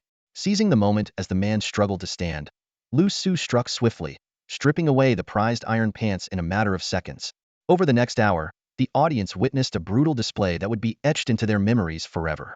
Anyone else want to be neutered? Step right up, no charge, Liu Su declared, exuding an air of dominance as he scanned the crowd. Today, he was determined to fight until no one dared to challenge him. The atmosphere grew tense as the countdown ticked down to the final 10 seconds. Liu Su maintained a calm facade, though inwardly he was panicking. Just as the timer hit the last second, a middle-aged man in a traditional Tang suit descended gracefully onto the stage. My name is Ma Haiping. I've come today not for money but for a friendly sparring match. Nothing more, the man said politely, cupping his hands in a respectful gesture. His demeanor was refined and composed. Liu Su's face instantly darkened, as if blackened by soot. He wanted nothing more than to throttle this man for ruining his plans. Just one more second. What do you say, young friend? Ma Haiping asked with a faint smile, though a hint of malice glinted in his eyes. Oh no, no, Liu Su replied, shaking his head slowly. A sinister grin spread across his face. Friendly sparring is child's play. Adults should aim for something a little more thrilling. What do you mean by that? Ma Haiping frowned, recalling how the other party initially seemed to value fairness and honor. Today, we will determine both victory and superiority, Liu Su said with a respectful bow, maintaining the demeanor of a master. Ma Haiping felt a twinge of unease, but tried to remain calm. We have no personal grievances. There's no need for this. A civilized exchange would suffice. Enough talk. Out of respect for your age, I'll let you have 3 moves, Liu Su said arrogantly. If killing 2 chickens doesn't scare the monkeys, then I'll kill 3 until no one dares to challenge me, Ma Haiping said, a sinister glint flashing in his eyes. Very well, I'll take you up on that offer. Ma Haiping moved like the wind, aiming straight for Liu Su's vital points. Liu Su sensed his opponent's wind-based abilities but remained still, seemingly intent on allowing the promised 3 moves. Foolish, Ma Haiping sneered, landing a heavy strike on Liu Su's chest. But in the next moment, an invisible force restrained him. Liu Su had already caught his hand, and with his other hand, he reached for Ma Haiping's eyes. You little brat, you're tricking me. Ma Haiping barely managed to grab Liu Su's attacking hand. All's fair in war, understand? Liu Su began to mock, but his expression suddenly shifted. He looked down to see 3 barely visible silver needles embedded in his chest. You old bastard, you. Liu Su felt his strength draining away. Ma Haiping smirked coldly. These are specially crafted anesthetic darts. They'll dissolve into your system soon. Once you're completely powerless, I'll take my time playing with you. From the audience below, Baihu noticed the unusual turn of events but abruptly turned to lock eyes with someone hidden in the crowd. That person was disturbingly licking their lips. Just as Liu Su was on the brink of collapse, something within him seemed to awaken. You sly old fox, let's settle this now. He bit his lip hard, summoning all his strength to grip Ma Haiping's joints tightly. Panic overtook Ma Haiping as he struggled to break free, but found himself immobilized. Intense pain struck his eyes and lower body in rapid succession, leaving him unable to focus on either. Ultimately, he was trapped in a torturous cycle of alternating blows to his vision and vital areas. Liu Su's foot had barely retreated when Ma Haiping launched a counterattack. His eyes bloodshot with rage, Ma Haiping aimed a vicious kick at Liu Su's groin. Come on, let's hurt each other. Liu Su's face twisted into a maniacal grin. Instead of dodging, he deliberately spread his legs, adopting an even more vulnerable stance. For him, activating other parts of his body was still far from enough. In the ring, the 2 men locked onto each other, relentlessly exchanging kicks. Each strike resounded with a heavy thud. The audience below watched in stunned silence, gasping in horror. Some couldn't bear to witness the chilling scene any longer. The pain seemed to radiate from the ring, seeping into everyone watching. What had started as a regular underground fight had somehow devolved into a chaotic and brutal endurance contest. Half an hour later, their conditions began to diverge. Liu Su remained standing, while Ma Haiping collapsed, convulsing on the ground, foam spilling from his mouth as he was dragged off the ring. Though his life hung by a thread, the fact that he managed to endure 300 exchanges with Liu Su as a mere mortal was a testament to his indomitable will. Liu Su, however, wasn't in great shape either. If not for his abnormally active cellular structure, the numbing effects of the drugs would have brought him down long ago. Yet he couldn't afford to show any weakness. Instead, he forced himself to project an air of dominance. He raised his head to gaze at the giant screen displaying the prize money, which had climbed to a staggering 1 billion. Clenching his teeth, he swept his scornful gaze over the audience below. Who's next? Who dares? He taunted. The crowd fell silent, no one daring to step forward. The countdown on the screen began ticking down to 0. Though the prize money was tempting, Ma Haiping's fate had deterred even the most ambitious fighters. As the final 10 seconds approached, Liu Su's heart pounded faster. By now, he was so weak that even an ordinary person could easily overpower him. He could only pray that no one noticed his condition. 3, 2, 1. Time's up. Congratulations to the rising star for becoming today's champion, earning 500 million in cash and 3-star crystals, the announcer declared. As the announcement echoed through the arena, Liu Su finally collapsed backward. Baihu appeared just in time to catch him, holding him steady. Money? The prize? Liu Su muttered with the last ounce of his strength before slipping into unconsciousness. It was only then that the audience realized they had been tricked. Many of the star energy users in the crowd were filled with regret. If they had known, they wouldn't have hesitated. When Liu Su opened his eyes again, he found himself lying in a luxurious hotel room, his entire body wrapped in bandages like a mummy. Slowly sitting up, he removed the bindings and walked out into the living room. In the living room, 2 unfamiliar young women were seated on the sofa. One, with a cool demeanor and a high ponytail, was focused on peeling an apple. The other, a delicate twin-tailed girl, was meticulously painting her nails. Scanning the room and finding no sign of Baihu, Liu Su grew wary. Just then, the girl with the high ponytail noticed him and nudged her companion. Shui Miao, go tell the captain that he's awake. Shui Miao glanced excitedly at Liu Su before dashing out of the room. Who are you? Liu Su asked, his gaze fixed on the high ponytail girl. You'll find out soon enough, Mu Xian replied coolly, barely sparing him a glance as she continued peeling the apple in her hand. The heightened awareness after his awakening made Liu Su realize that the two girls who had suddenly appeared before him were far from harmless. Just as he was about to leave, a flash of cold light streaked through the air. Thanks to his sharp instincts, he stepped back in time, narrowly avoiding the small fruit knife that grazed past his forehead and embedded itself into the wall. Liu Su turned to look at Mu Xian, who was casually munching on an apple. The 3 green stars glowing faintly on her forehead were beginning to dim. Without even lifting her head, she said, "You'd better stay put before we arrived." At that moment, the door swung open. 3 young men and a woman entered the room, the woman being Shui Miao, who had just left earlier. Liu Su squinted, scrutinizing them carefully. "Allow me to introduce myself. My name is Jin Cheng," said the leading man as he stepped forward and extended his hand, a friendly smile on his face. Yet, the commanding and imposing aura he exuded was hard to ignore, and the faint glimpse of dual blades beneath his black trench coat hinted at danger. Remaining wary, Liu Su chose not to reciprocate the handshake. "Who exactly are you people?" he asked, noticing that all 5 of them wore star energy wristbands, marking them as star energy users. Jin Cheng withdrew his hand without showing any displeasure. "You've already met Shui Miao and Mu Xian," he said, gesturing toward the other 2 young men. "These are Hua Yin and Tu Do. We're a violent hunt squad, codename the 5 Elements Team." The mention of this struck a chord in Liu Su's mind. He quickly pieced together the situation. It was likely that his and Bai Hu's identities had been exposed at the underground black boxing arena. Bai Hu had probably escaped, while he, wearing a star energy wristband, had been mistaken for a victim. "How about we sit down and have a chat?" Jin Cheng suggested. The other 4 had already taken seats on the sofa, their eyes never leaving Liu Su. "All right," Liu Su replied, suppressing the anxiety within and maintaining his composure. Jin Cheng poured him a cup of tea. "What's your name?" he asked. "Liu Meng," Liu Su answered without hesitation, offering up the alias that had become his lifeline. Mang, as in sharp and cutting edge. The name caused a stir among the group. Shui Miao spat out her tea in surprise, while the others exchanged bewildered glances. "Your performance in the ring was truly impressive, Brother Liu." Jin Cheng broke the awkward silence with a compliment. "Just some amateurish skills, nothing worth mentioning," Liu Su responded modestly. "Amateurish? More like anything but," Shui Miao muttered, clearly unconvinced. Hua Yin and Tu Do exchanged odd expressions as well, evidently finding it hard to believe that such abilities could come from an ordinary person. Liu Su forced a faint smile, fully aware that if he remained passive much longer, his cover would soon be blown. "Why am I here?" Liu Su broke the silence, staring directly at the 5 individuals. His question caused their expressions to shift subtly. Jin Cheng and Mu Xian exchanged a glance, and the latter knowingly pulled a neatly folded piece of paper from her pocket, handing it to Liu Su. Liu Su took the paper and slowly unfolded it. The moment he saw its contents, his pupils contracted slightly. It was an official document for a hunt, complete with an official seal.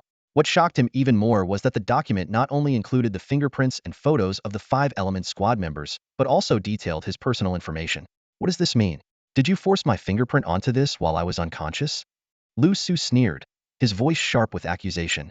Hua Yin, lounging on the sofa, immediately responded, "Don't get the wrong idea. We're law-abiding citizens. We don't do anything shady like coercion. That signature and stamp? Your master handled all of that." "Master?" The word sent a jolt through Liu Su's mind. Shui Miao covered her mouth with a laugh, her sparkling eyes gleaming with mischief. "To tell you the truth, your master arranged for you to join us on this hunt." She looked Liu Su up and down. "Not bad, you're quite handsome. This deal? Definitely worth it." Liu Su felt a wave of confusion. Was this some kind of test? But this method was far beyond what he had anticipated. To stay cautious, he decided to feign ignorance. "I have no idea what you're talking about. I don't have any master." Jin Cheng activated his wristband, projecting a hologram into the air. The image showed a boxing ring where an unconscious Liu Su was being carefully tended to by Hu, who then handed him over to the 5 Element Squad. Before leaving, she even planted a light kiss on his forehead. This detail left Liu Su completely stunned. "Bai Hu left you a message on your star energy wristband," Jin Cheng added. "You can check it if you don't believe us." The 5 of them gave Liu Su a moment to process the revelation, their gazes tinged with sympathy. After a while, Jin Cheng finally revealed the truth. "Our squad took on a mission to assassinate a violent star user.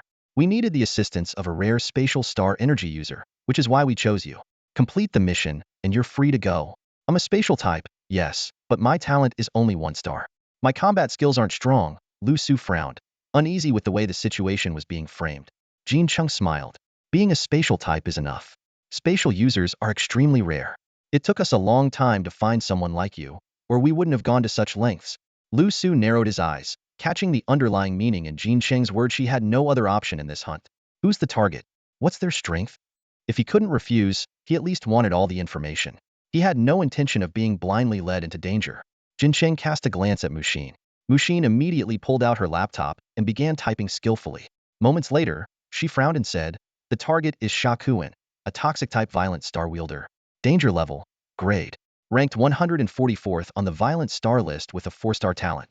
He's currently one of the largest drug lords in northern Myanmar." Detailed information can be found on the International Star Web. When Liu Su heard the keywords toxic type and 4-star, his brows furrowed deeply. Toxic-type star wielders were already rare and highly dangerous, let alone one with a 4-star talent. After a brief pause, he asked, "What exactly is my role in this operation?" Jin Sheng replied seriously, "We've received intel that Sha Kuan is suffering from venom backlash due to a flaw in his star abilities. He's actively searching for a spatial-type star wielder, hoping to use their unique abilities to transfer the venom out of his body. So, I'm the bait?" Liu Su quickly grasped the situation, his expression darkening. When Sha Kuan extracts the venom from his star core, that's when he'll be at his weakest. "We'll strike at that moment and ensure your safety," Jin Sheng promised solemnly. Liu Su remained silent outwardly, but inside, he was sneering. The plan was riddled with uncertainties and dangers. Trusting these people completely was out of the question. However, given his current circumstances, he clearly had no other choice. "If you cooperate, you'll not only get a share of the bounty but also gain more," Jin Sheng added after a pause. "To be honest, we're students of the Imperial Star Energy Academy. If you're interested, we can write you a recommendation letter. With the credit from this mission, you'll qualify for a special admission." These words made Liu Su reassess the group of young people before him. He was well aware of the prestige of the Star Energy Academy, especially those in the 5 capitals. The admission requirements alone were daunting, with a minimum of 3-star peak talent. "Kid, did you hear that? We're talking about the Imperial Star Energy Academy. Even as a rare spatial type with your 1-star talent, you wouldn't normally stand a chance," Hua Yan said arrogantly. Jin Sheng patted Hua Yan's shoulder, keeping his eyes fixed on Liu Su. "So, what's your decision? Do I even have a choice?" Liu Su shrugged, already calculating his next moves in his mind. Those enticing promises, they weren't worth believing for a second. Seeing Liu Su's reaction, Jin Sheng didn't press further. He extended his hand again. "Looking forward to working together." As they shook hands, Liu Su asked, "When do we set off?" "We're already on our way," Jin Sheng replied with a smile. "Now?" Liu Su was taken aback. "Step outside and see for yourself," Jin Sheng said. Liu Su stepped out of the room and was utterly stunned. He found himself standing on a luxurious yacht surrounded by endless ocean. It seemed the only people aboard were the members of their group. The sea breeze hit his face, leaving him slightly dizzy. Instinctively, he checked his star energy wristband and found a new message. "Liu Su, due to unexpected circumstances, the next challenge will require you to proceed alone. Your task is to infiltrate this violent star hunting team and complete the target elimination. This serves as the 3rd trial of your assessment. Every newcomer must undergo this test. Of course, this trial might be a bit advanced for you, but given the sudden circumstances, this is the best arrangement I can make." White Tiger's message flickered on the projection of the star energy wristband. "Remember, protect your star energy wristband at all costs, and never let these people find out you're a violent star user." The message concluded with a photo of White Tiger blowing a kiss. Liu Su's lips twitched slightly, almost breaking into laughter. But his expression quickly turned serious. He recalled the vigilant look in White Tiger's eyes from the video. She seemed to be on guard against someone in the crowd. After deleting the message, Liu Su fell into deep thought. White Tiger was right. The most important thing now was to survive the journey to northern Myanmar. He couldn't always rely on others to protect him. He had to learn to fend for himself. Jin Chung, as the team leader, gave off a polite and friendly first impression, but people could be unpredictable.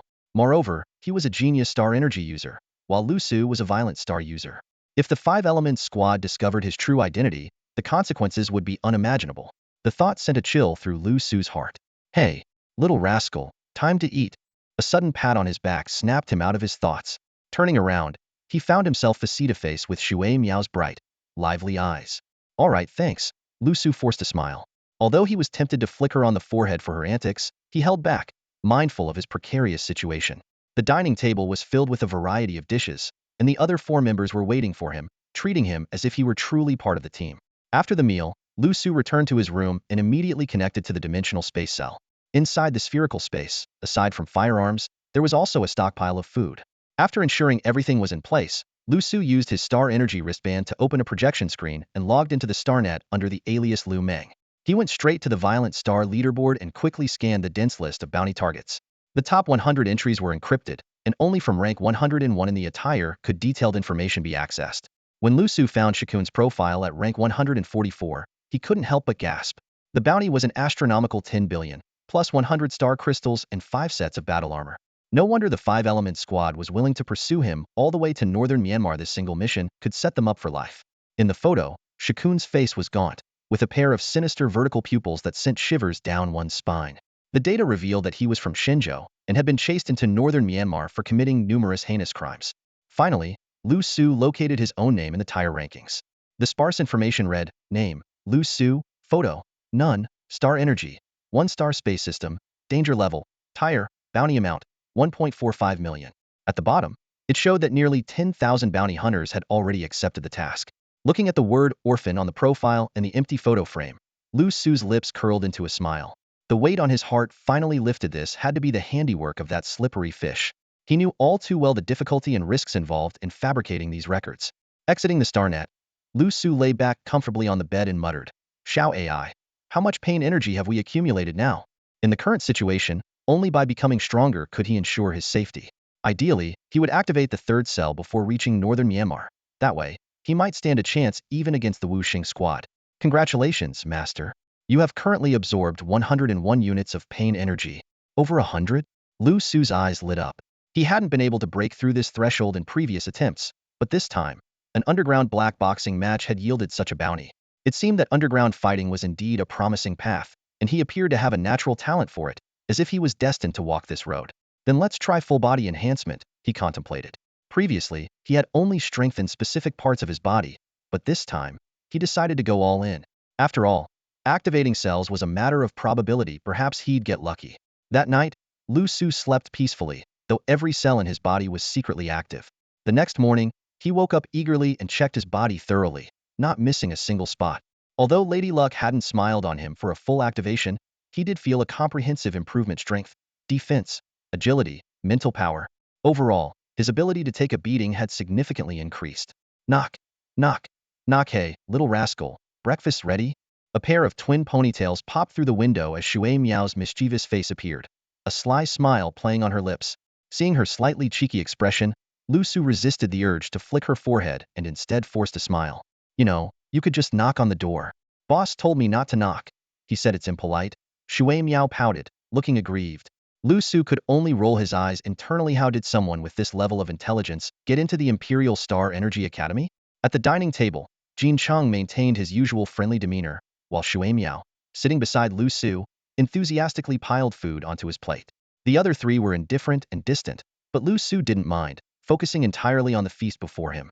Every bite of food he consumed was discreetly transported into the dimensional space cells in his body.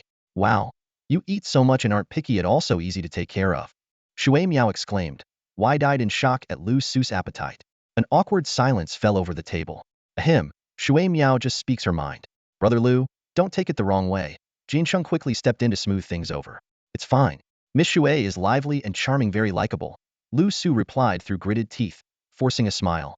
He quickly changed the subject. By the way, how much longer until we reach northern Myanmar?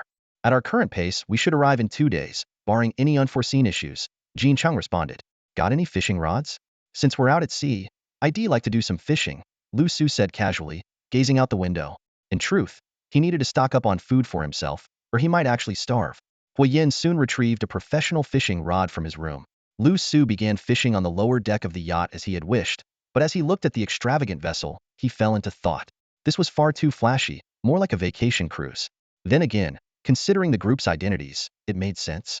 Getting into the Star Energy Academy in the capital was no easy feat. Most students came from influential backgrounds. Liu Su cast a glance at the luxurious yacht not far away, then turned his gaze back to the waves rippling across the dark sea. The sunlight today was warm and bright, yet the entire sea appeared an unusually deep, eerie black. Staring at it for too long brought an unshakable chill. Liu Su, however, was already used to it. After all, when even the sun had vanished from the skies, it was no surprise the ocean had turned so dark. A bold thought suddenly crossed his mind. If humans could awaken their abilities without external aid, could other animals do the same? This question, which had been buried under the constraints of conventional thinking, now consumed him. If animals could indeed awaken, what would humans call them? Star beasts? Just then, his fishing rod jerked violently, a powerful force pulling on the line and causing it to go taut. Liu Su reacted instantly, gripping the rod and reeling in with all his strength, though it was far more difficult than he expected. He silently thanked his enhanced abilities. Without them, he might have been dragged straight into the sea. Whoa, you've got something. Shui Miao appeared behind him out of nowhere, cheering as she ran up and wrapped her arms around his waist, pulling back with all her might. Don't rush, let it tire out first.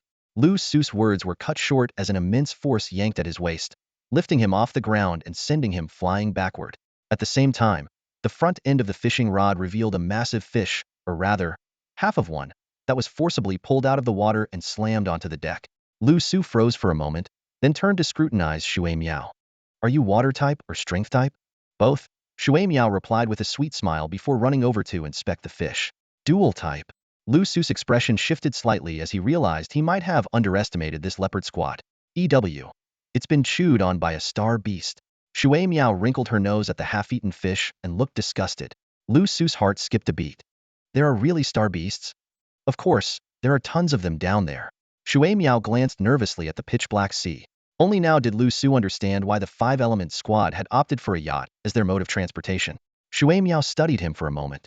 Judging by your reaction, I'm guessing you only awakened recently and don't know about this? Yeah, Liu Su admitted casually. No wonder. Once you're in the Star Energy Academy, you'll understand. The current blue star is far more dangerous than you imagine. Shui Miao said with an air of feigned wisdom before adding with a grin, pack it up. The scent of blood is already attracting the star beasts in the water. Even if you catch something, you won't be able to keep it from them. With that, she left, seemingly unable to stand the stench of the fish. Liu Su, however, crouched down, pulled out a knife, and began slicing the raw fish to eat. Despite the overwhelming fishy smell, it tasted surprisingly good. For him and Liu Yu, this was a common snack. Meanwhile, on a hidden observation deck on the third level of the submarine, four figures silently watched Liu Su below. It seems he's still wary of us, Mu Exine remarked coldly. Those 2 meals we gave him must have gone straight into his storage space.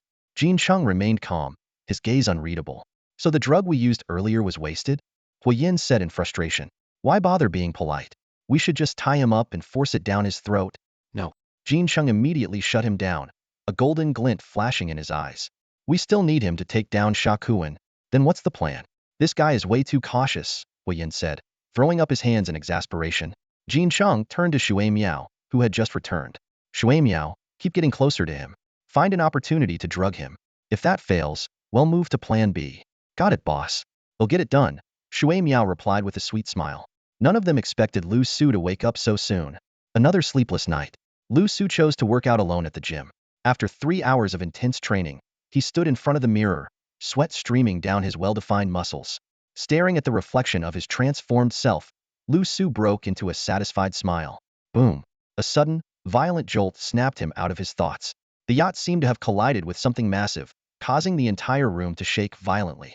With his quick reflexes, Liu Su barely managed to steady himself, his mind instantly alert. Rushing out of the room and onto the deck, he found Jin Chung and the others already there, their expressions grim as they stared ahead. Following their gaze, Liu Su saw a vast expanse of floating ice blocking the yacht's path. Jian Wu immediately activated his star energy wristband, linking it to the yacht.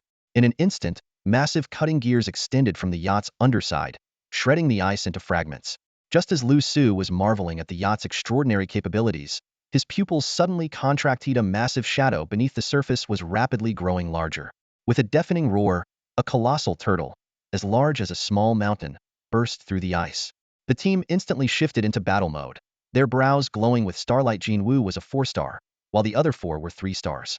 What was surprising, however, was that the awakened giant turtle was covered in scars. It relentlessly attacked the yacht, while the 5 elements squad moved like shadows across the floating ice, forming a flawless encirclement. Jin Chung was the first to strike, leaping with agility as his twin blades flashed toward the turtle's vital spots. The other team members followed suit, targeting the creature's weaker points with fierce precision. Under the relentless onslaught, fresh wounds on the turtle bled profusely as it turned to flee. Jin Wu acted swiftly, reactivating the yacht system. In an instant, countless silver hook-like projectiles launched from the yacht in all directions. While the turtle's tough shell was difficult to penetrate, its exposed limbs and head were struck multiple times. Seizing the moment, Jin Wu leaped onto the turtle's head, driving his twin blades deep into it, subduing the massive beast completely. The hooks retracted, dragging the severely weakened turtle onto the deck. Witnessing the entire sequence, Liu Su was inwardly shaken, realizing just how impossible it would be to escape from such an elite team. Huh, we hit the jackpot this time, Huiyin exclaimed excitedly. Hey, Tudo, take a picture of me. I need to show this off when we get back. On the deck, the Wuxing team all smiled. What they had anticipated to be a grueling battle turned out to be surprisingly smooth. The giant turtle let out a low groan, its body severely wounded but still clinging to life. Liu Su cautiously approached, intending to observe it more closely, only to meet the turtle's bloodshot eyes. The look in its gaze startled him. It wasn't ferocious, but filled with pleading. Stop wasting time. Take out the beast core and get rid of the turtle's body, Jin Cheng urged impatiently. Shui Miao ran her hand across the turtle's shell and sighed. Such a sturdy shell. It must be worth billions. Too bad the warship can't handle the weight. Huiyin leapt onto the giant turtle's head, his blade already glowing red-hot from the intense heat. Liu Su felt an inexplicable unease, but ultimately chose not to intervene. Just as Huiyin's blade was about to strike, the turtle suddenly mustered its remaining strength and lifted its head violently. Watch out! Jin Cheng shouted in warning, drawing his golden blade and aiming for the turtle's neck. At the same time, Huiyin transformed into a fiery shadow, retreating 100 meters in an instant. With a sharp sound, the turtle's head was severed, and blood gushed out, staining the deck crimson. Ugh! Even in death, this beast is troublesome, Huiyin grumbled angrily, preparing to split open its skull. Wait, Liu Su interrupted, stepping forward quickly. From the turtle's slightly open mouth, he pulled out a human-sized baby turtle.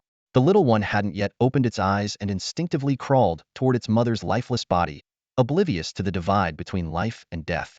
Liu Su's expression remained calm, but a storm of emotions churned within. It became clear that the turtle's final struggle had been an act of desperation to protect the baby in its mouth. It had a baby, Huiyin remarked in surprise. It looks like this baby turtle has mutated too, Mu Exine added coldly. Stop dawdling and get it over with, Jin Cheng barked impatiently. Huiyin immediately split open the turtle's skull, revealing a black, diamond-shaped beast core glowing with intense star energy. The team was stunned. Had the giant turtle not been gravely injured, they might not have survived the encounter.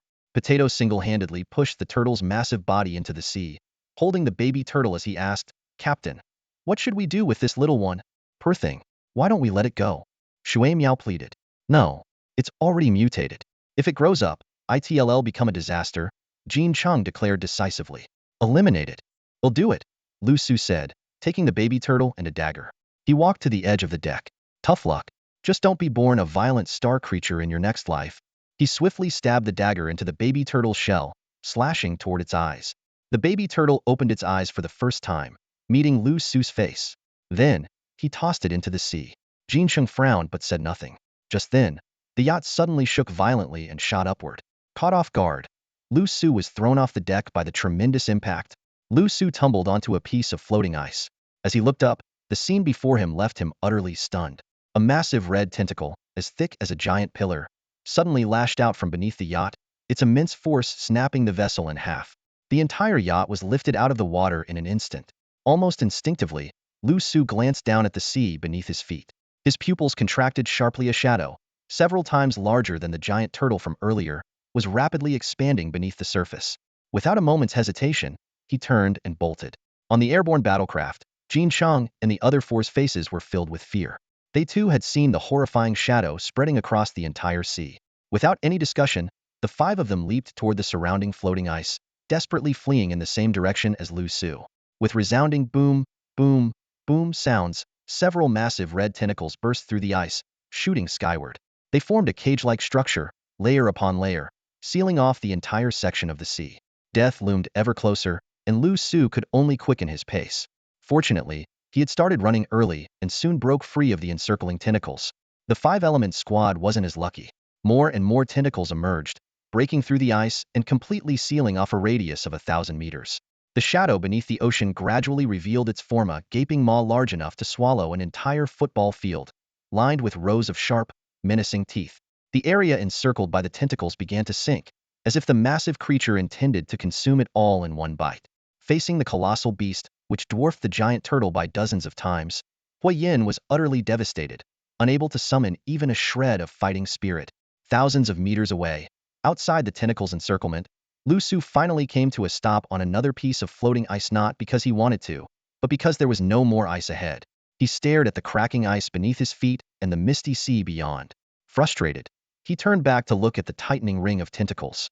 Only then did he realize the foolishness of fleeing alone. He hadn't even brought a life preserver. Even if he could swim, there was no land in sight, and had eventually succumbed to exhaustion in the vast ocean. With no other options, Liu Su sat down, partly to distribute his weight and lessen the pressure on the ice, and partly to conserve his strength.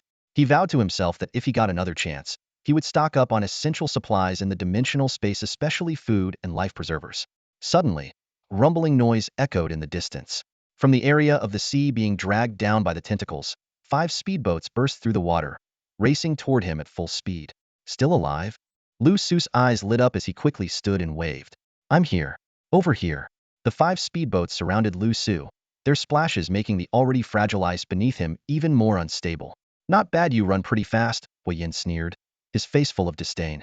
Mu Xian and the other 2 also shot Liu Su hostile looks. Their talents were clearly superior to his, yet they couldn't even catch up to his trail. I figured you guys are more talented, so I didn't want to hold you back. That's why I ran ahead, Liu Su said, feigning a guilty expression with a forced smile. The 4 of them were speechless, their faces darkened. It was clear they now had a new perspective on this cautious man, who, when faced with danger, could outrun anyone. All right, Liu, you and Shui Miao sit down. We need to leave here quickly before that creature comes back. Jane Cheng's words interrupted the tension among the 4. Without hesitation, Liu Su stepped onto the back seat of Shui Miao's speedboat, the ice beneath his feet already beginning to melt. Before departing, everyone instinctively glanced at the sea of floating ice where the tentacles had devoured everything. Our warship, it's gone. Shui Miao lamented as she gazed at the sea with a look of sorrow. The others wore similar expressions of pain. After all, a warship worth billions had just been swallowed by the ocean. Liu Su stared at the massive red tentacles, gradually understanding why the giant turtle had sought his help. Let's go. According to the coordinates, the destination is 123.5 kilometers northwest, Jin Cheng announced before starting his speedboat and taking the lead. The 5 speedboats sped across the vast ocean, quickly vanishing into the thick fog ahead. Even before the stellar energy era, northern Myanmar had been one of the most chaotic regions on Blue Star. After the advent of the stellar energy era, it became a haven for fugitive stellar outlaws and criminal energy users. This lawless region had no enforcement, no stellar energy police, and was rife with human trafficking, organ trading, and drug deals. Various nations had once attempted to cleanse northern Myanmar with a full-scale nuclear strike. However, instead of eradicating the chaos, the attack only plunged the area deeper into disorder and evil, making it one of Blue Star's 3 forbidden zones. Despite severing all ties with northern Myanmar, countless energy users continued to sneak into the region over the decades to hunt down fugitive stellar outlaws. Kuan City, located in northern Myanmar, was a city scarred by nuclear devastation. Its name originated from a man named Sha Kuan, who survived the chaos a decade ago and went on to establish the Sha Kuan Gang, one of the 3 major factions in northern Myanmar. At this moment, Liu Su stood by the window of a shabby motel, frowning at the desolate scene outside. Collapsed skyscrapers and ruins were everywhere, with only a few low concrete buildings still standing. Makeshift shelters built from wood and tattered fabric filled the gaps between the ruins. The streets were filled with aimless, lifeless people who looked like walking corpses. Compared to the abandoned areas of the Magic City, this place was hell on earth. Shui Miao, you and Liu stay here. We're going to scout the area.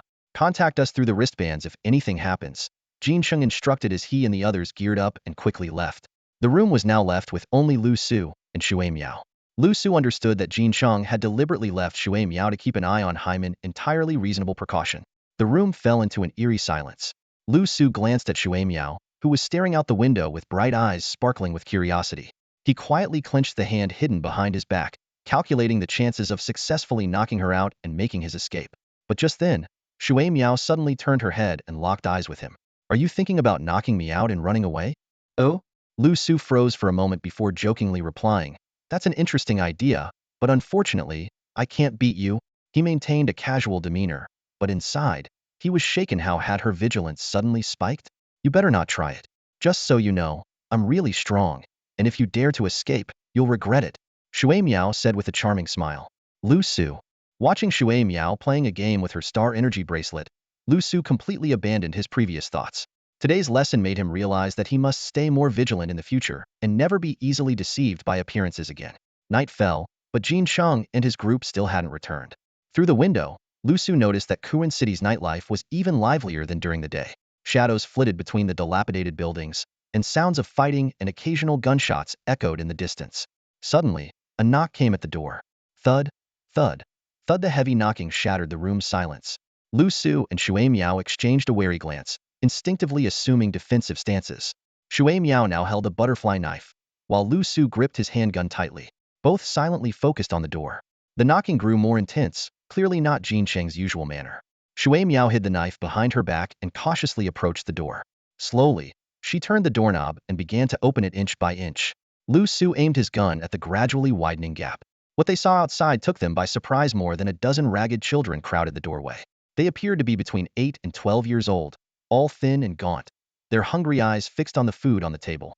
After carefully confirming that the children posed no threat, Shui Miao distributed the food to them. Chaos erupted outside as the children scrambled for the food.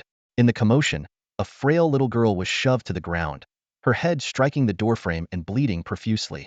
Yet the other children continued their frenzied fight for food, even stepping over her small body. Feeling compassion, Shui Miao carried the injured girl inside to treat her wounds. Liu Su was about to speak when a sudden chill ran through his body, every cell screaming a warning. He recognized this familiar sense of danger and immediately became alert. He retreated to a corner of the room, keeping an eye on the doorway while also watching the girl on the bed intently. The moment Shui Miao finished tending to the girl's injury, disaster struck. The girl's body suddenly exploded, sending out a powerful shockwave mixed with fragments of flesh and blood that hurled Shui Miao across the room. The entire space was instantly destroyed, with cracks splintering across the walls. Almost simultaneously, the seemingly pitiful children outside swarmed into the room. Their innocent faces twisted into eerie smiles, each holding a gun in their small hands. They surrounded Liu Su, who lay on the ground, leaving him no escape. Buzzing his ears were filled with a deafening hum as Liu Su lay on the ground. With great effort, he opened his bloodied face, scratched and cut by debris. More than a dozen gun barrels, dark and cold, were aimed directly at his head. Holding the guns were a group of expressionless children. Get up. The largest boy delivered a heavy kick to Liu Su's abdomen, his voice chilling like ice. Enduring the searing pain, Liu Su forced himself to stand. Out of the corner of his eye, he caught sight of Shui Miao lying unconscious beneath the rubble. Judging by the scene, the power of the human bomb had been deliberately restrained to allow for capture, otherwise, there would have been nothing left of him. Move. The boy struck Liu Su's back harshly with the butt of his gun. In that split second, Liu Su's eyes sharpened, and the power of space surged forth. The guns of the 5 nearest children were instantly immobilized, and he swiftly pulled a rifle from the void, firing without hesitation. The rest of the children barely had time to react before collapsing into pools of blood. After confirming that Shui Miao was merely unconscious, Liu Su paused in thought, then picked up a butterfly knife and turned to leave. This was a rare chance to escape. He couldn't afford to waste it. Racing through the dark, narrow alleys, Liu Su gripped the knife and rifle tightly, retracing his steps. In the darkness, countless cold eyes watched him like ravenous wolves, ready to strike at any moment. But he was prepared for slaughter. This was his only path to survival, far better than being used as bait by the 5-element squad. Abruptly, Liu Su came to a halt. From the shadows ahead emerged a burly man with a thick beard, blocking his way. The sharpness in the man's eyes betrayed years of familiarity with death. Without a word, Liu Su hurled a grenade and bolted to the right. The explosion shattered the stillness of the Sin City night. But soon, the man emerged from the smoke and debris, battered yet relentless in his pursuit. 10 minutes later, Liu Su crawled out from the rubble, his back a mess of blood and torn flesh. To shake off his pursuer, he had no choice but to bury himself alive with the grenade. Just as he prepared to continue his escape, a sharp pain shot through his neck. Before he could react, a second tranquilizer dart hit him. The drug was far more potent than anything he had encountered in the ring, leaving him no chance to resist before he blacked out. Minutes later, a figure clad in a custom combat suit emerged from the shadows. They retrieved the specialized sniper rifle and the empty darts from the ground before vanishing silently into the night. Soon after, the bearded man arrived, his face twisted in frustration as he stared at Liu Su's unconscious body had nearly been outsmarted. Ouch! It hurts so much. Liu Su regained consciousness amidst excruciating pain, his mind hazy and unclear. He realized he had completely lost control over his body, unable to feel anything from the outside world. It was as though he was trapped in a strange state between wakefulness and unconsciousness. His body felt like it was enduring the torment of extremes, one moment freezing as if plunged into an icy abyss, the next burning as though consumed by flames. Every cell in his body seemed to writhe in agony. Xiao AI. Xiao AI. Liu Su called out weakly. Although his consciousness teetered on the brink of collapse multiple times, the intense pain kept dragging him back to reality. The master has been poisoned. All the cells in your body are adapting. Xiao Ai's response offered Liu Su a sliver of solace, but it was quickly replaced by dread. It was undoubtedly caused by those 2 injections. Don't worry, master, Xiao AI continued. The virus also stimulates your cells. This poisoning might bring you an unexpected surprise. Liu Su could only grit his teeth and endure. Fortunately, as time passed, the pain gradually subsided until the cells in his body ceased their resistance. Congratulations, master, on awakening a whole body ability immunity. Xiao AI announced joyfully. Immunity? Liu Su felt a flicker of excitement. Does that mean I won't have to fear any virus from now on? Xiao AI explained in detail that the immunity ability allowed his body to produce antibodies against invading viruses, though it required time. The stronger the virus's toxicity, the longer it would take. As long as he could survive the toxic reaction period, theoretically, he could overcome any virus. Liu Su immediately felt dissatisfied. Isn't that just a normal immune system? Everyone has one. It's different, Xiao AI clarified. Your greatest advantage is your resilience. Ordinary beings might die before they can produce antibodies, but your vitality is tenacious, not easy to kill. Moreover, the immune substances you produce can serve as a universal antidote without causing any rejection. Gradually, the pain faded, and Liu Su began to regain sensation in his body. Slowly, he opened his eyes, and the first thing he saw was a resplendent, golden ceiling. Hee, you're awake. A sultry female voice, accompanied by a strong scent of perfume, came from nearby. Liu Su quickly turned his head, and his pupils instantly contracted. At this moment, Liu Su lay on a pristine white round bed, his body wrapped in layers of bandages. Beside him was a seductive woman with dramatic makeup. Her voluptuous figure was barely covered by a white fur blanket, revealing large areas of skin adorned with prominent tattoos. As Liu Su attempted to sit up, the woman's crimson-painted nails pressed against his Adam's apple, drawing a bead of blood. Don't move, or I'll get upset, and trust me, you don't want to see the consequences, she said, feigning a pitiful tone, though her eyes gleamed with a predatory hunger. The cold sensation sent a chill down Liu Su's spine. He could feel that any slight movement might cause those sharp nails to pierce through his throat. I like obedient boys, the woman said with a radiant smile, leaning closer to exhale a fragrant breath near him. Her slender fingers slowly trailed down from his throat. I'm seriously injured. I'm afraid I can't do that sort of thing, Liu Su cautiously replied, hoping to avoid any unnecessary risks. His strategy seemed to work, for when the woman's fingers reached the bandages on his abdomen, she paused. Though a flicker of displeasure crossed her enchanting eyes, she still caressed his face with a smile. Such a handsome face. Take good care of yourself, I'll wait for you to recover. After her teasing, the sultry woman reluctantly got out of bed. 2 maids by the bedside immediately knelt to help her put on her shoes. Keep an eye on him.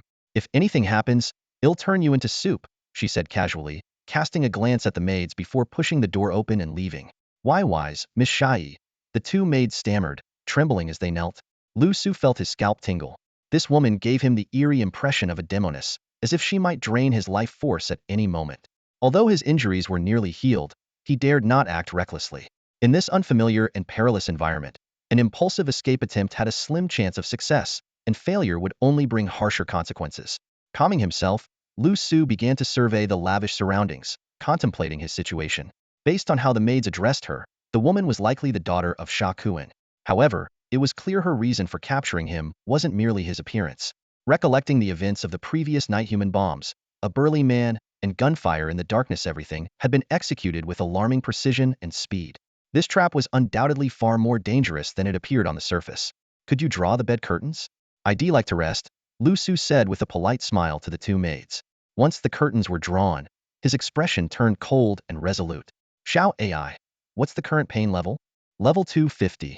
Enhance, Liu Su commanded decisively. Right now, his only chance of survival lay in becoming stronger. He hoped to awaken a combat-oriented cellular talent, perhaps something fire-based or ice-based, though he knew it was merely an idealistic hope. Congratulations, Master, on successfully activating the 3rd power cell and obtaining the strength talent. Liu Su was awakened from his slumber by Xiao AI's voice.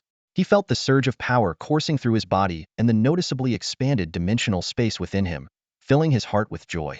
However, as his gaze fell upon the conspicuous tint formed between his legs, his smile froze instantly. With a sense of foreboding, he quickly activated his internal power. His muscles tensed, and a glimmer of starlight appeared on his left waist, so that was the source of his newfound strength. Confirming this, Liu Su finally let out a sigh of relief, and the reason behind the tint became clear. Looking at the 2 stars on his body, Liu Su gave a wry smile. Although he was now a 3-star genius with dual talents in space and strength, the arrangement of his stars still prevented him from reaching the peak. But these were minor concerns. Strength was the foundation of everything. Just as he was mulling over this, the door creaked open, and the bed curtains were drawn aside. Liu Su's heart skipped a beat as he turned to see Sha Yi swaying in with her alluring figure. "How's your recovery?" Sha Yi asked, her enchanting gaze fixed on Liu Su, attempting to seduce him. Yet, in Liu Su's eyes, she resembled a dangerous beast, ready to devour its prey.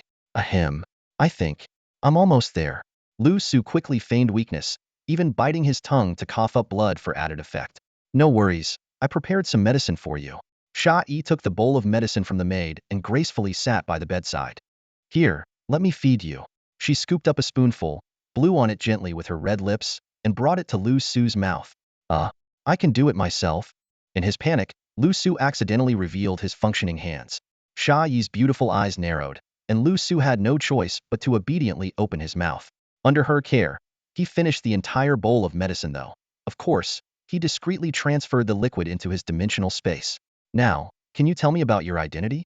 Sha Yi handed the bowl back to the maid, her smile sweet but dangerous. "Your little girlfriend has already confessed.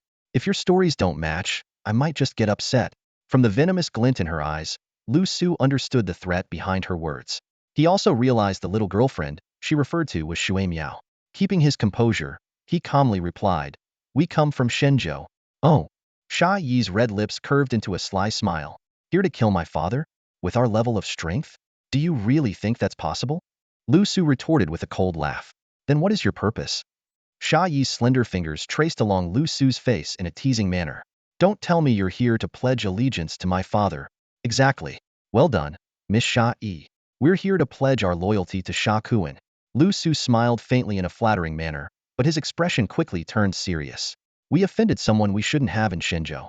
After hearing about Senior Sha Kuan's reputation, we risked everything to come here, just hoping for a chance to survive." This explanation was a carefully crafted excuse they had devised on the yacht. Sha Yi remained silent upon hearing this, her captivating eyes fixed on Liu Su's face, as though trying to discern the truth behind his words. "On the way here, I heard that Senior Sha Kuan is looking for star energy users with spatial abilities," Liu Su continued through gritted teeth. "To be honest, I am one. As long as you can give us a way to survive, I'll do whatever is needed." He knew that his abilities were likely already known to them, but making this statement was still a necessary bargaining chip for survival. "Haha," Shai chuckled softly. "You're quite amusing. But to show your sincerity, shouldn't you tell me the whereabouts of the other 4 people?" Her tone carried no hint of surprise. If Liu Su weren't a spatial ability user, he wouldn't have made it here in one piece. Liu Su let out a disdainful laugh, deliberately revealing a trace of anger in his eyes. "We were ambushed as soon as we arrived in Kuan City. I could even abandon my own girlfriendo. You think those 4 would matter to me?" Since Sha Yi had assumed Shui Miao was his girlfriend, he had no choice but to play along with the lie. Sha Yi withdrew her hand, a faint smirk on her lips. "What a pity your story doesn't match what your little girlfriend said." Liu Su's expression changed instantly, and he shook his head in a panicked manner. "Impossible. Absolutely impossible. We truly came here to seek refuge with Sha Kuan."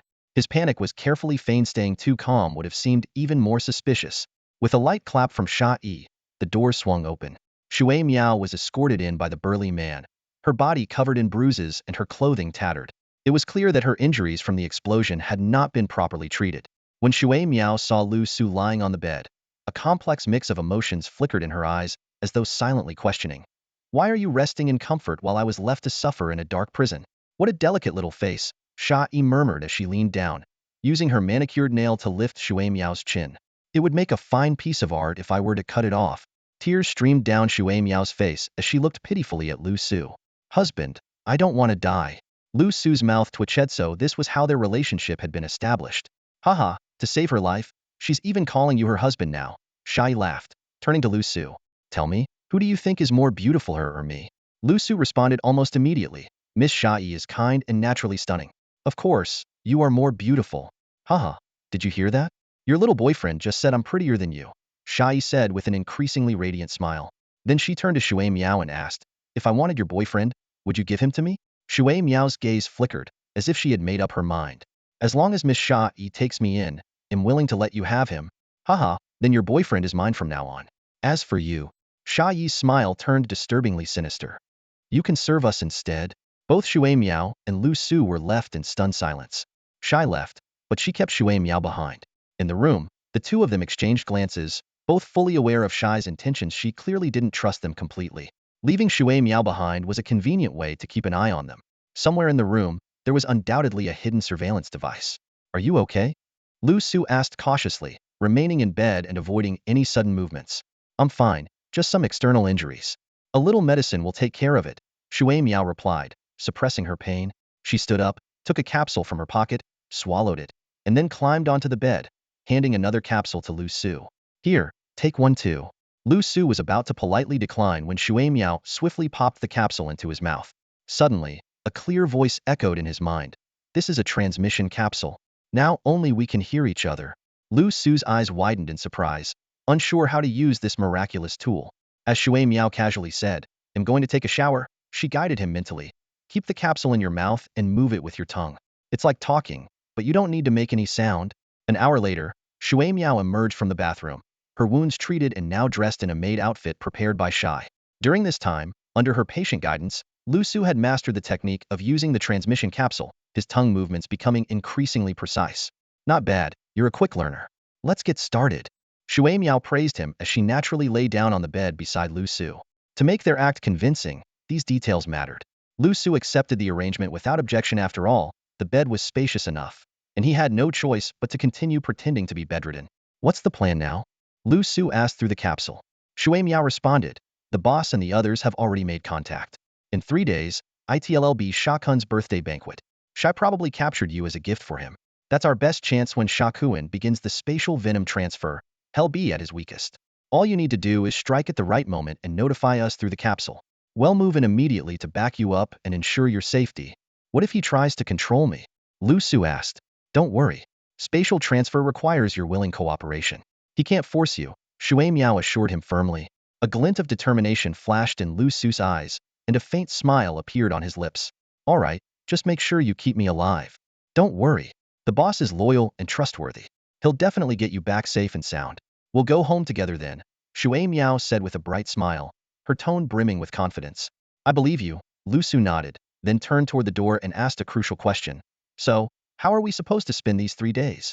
We can't just lie around pretending to be sick the whole time, can we? Shui Miao's expression suddenly turned serious. She locked eyes with Liu Su and said telepathically, there's one more very important thing. That woman, Shai, is extremely dangerous. Liu Su was about to nod in agreement when Shui Miao's next words left him utterly stunned. According to the boss's intel, this woman is obsessively infatuated with men. Over the years, she's had 5,321 boyfriends, and all of them mysteriously disappeared afterward. 5,321? Liu Su stared at Shui Miao in disbelief. How did you even get such an exact number? Mu Xin secretly infiltrated her room, Shui Miao whispered, lowering her voice. She found 5,321 faces of men hidden in a secret compartment. Her gaze was deadly serious, void of any humor. A chill ran down Liu Su's spine as images of Shai's unnervingly seductive yet deranged demeanor flashed through his mind. Seeing his reaction, Shui Miao tried to comfort him. But you're a spatial type. She probably won't kill you. At most, she might. Shui Miao hesitated mid-sentence, and then quickly changed course. Just keep pretending to be sick. Hang in there for these 3 days. Meanwhile, in a room bathed in red light, a burly man stood just outside the bed curtains, reporting, Miss Shai, we didn't find anything unusual. Got it. You can return to the manor, came Shai's slightly disappointed voice from behind the curtains. The man hesitated for a moment before adding, the boss already knows about this and instructed you to bring them back together. Who leaked it? The curtains were suddenly flung open, revealing Shai's icy glare. After confirming that no one had exposed the secret, Shai's expression quickly shifted to a seductive smile. Tell father that the person is injured. Once they're healed, I'll personally deliver them. She spoke as she pulled the curtains fully open, revealing a pale-faced man lying beneath her. Shai sauntered over to the burly man with a sultry demeanor, her tone teasing. It's not every day I come across a spatial type. Let me enjoy myself first. Then, with a commanding voice, she ordered, Hawk, carry me. That night, Liu Su tossed and turned, unable to sleep. Shui Miao had already drifted off, but Liu Su lay awake, plagued by anxiety. His only hope was that Shai wouldn't come looking for him. However, the next morning, Shai arrived as expected, as enchanting as ever. Shui Miao obediently stepped aside to the edge of the bed, lowering her head in silence. Liu Su immediately feigned being gravely ill. Drink this medicine, and you should be better by tomorrow, right? Shai's tone sounded caring, but there was an unmistakable undertone of menace. Cough, cough. Thank you, Miss Shai. I'll do my best, Liu Su said, exaggerating his coughing fit. Be ready. I'll be back tomorrow night. Shai gave Shui Miao a meaningful glance before turning to leave. It was her final warning to Liu Su. The next evening at 8 o'clock, Shai arrived as promised. She was draped in a striking red silk robe, her makeup even more seductive and bold than the previous day. Congratulations, tomorrow you'll get to meet my father. But before that, let's fully enjoy tonight's wonderful moments together. Shai swayed her hips as she approached the bed, her movements sinuous and enchanting, like a serpent. Liu Su and Shui Miao's faces instantly turned pale. Shui Miao instinctively stepped back, putting some distance between herself and the bed. What do we do? Liu Su sent a desperate plea to Shui Miao through sound transmission. I don't know either, Shui Miao replied with a helpless expression. Didn't you say it would be fine? Maybe you could just endure it for now. She won't kill you, right? Just close your eyes, let her have her way, and she'll leave once she's satisfied. By now, Shai was already at the edge of the bed, her mesmerizing eyes glinting with a sickly, bloodthirsty light, as if she intended to devour Liu Su whole. Liu Su bit his tongue hard, deliberately coughing up blood. Miss Shai, I'm terribly sorry. My injuries might be more severe than I thought. I still can't move at all. A chill crept into his heart. No worries, you don't have to move. I'll do all the work, Shai replied with a sultry smile, stepping barefoot onto the bed. Liu Su's heart sank.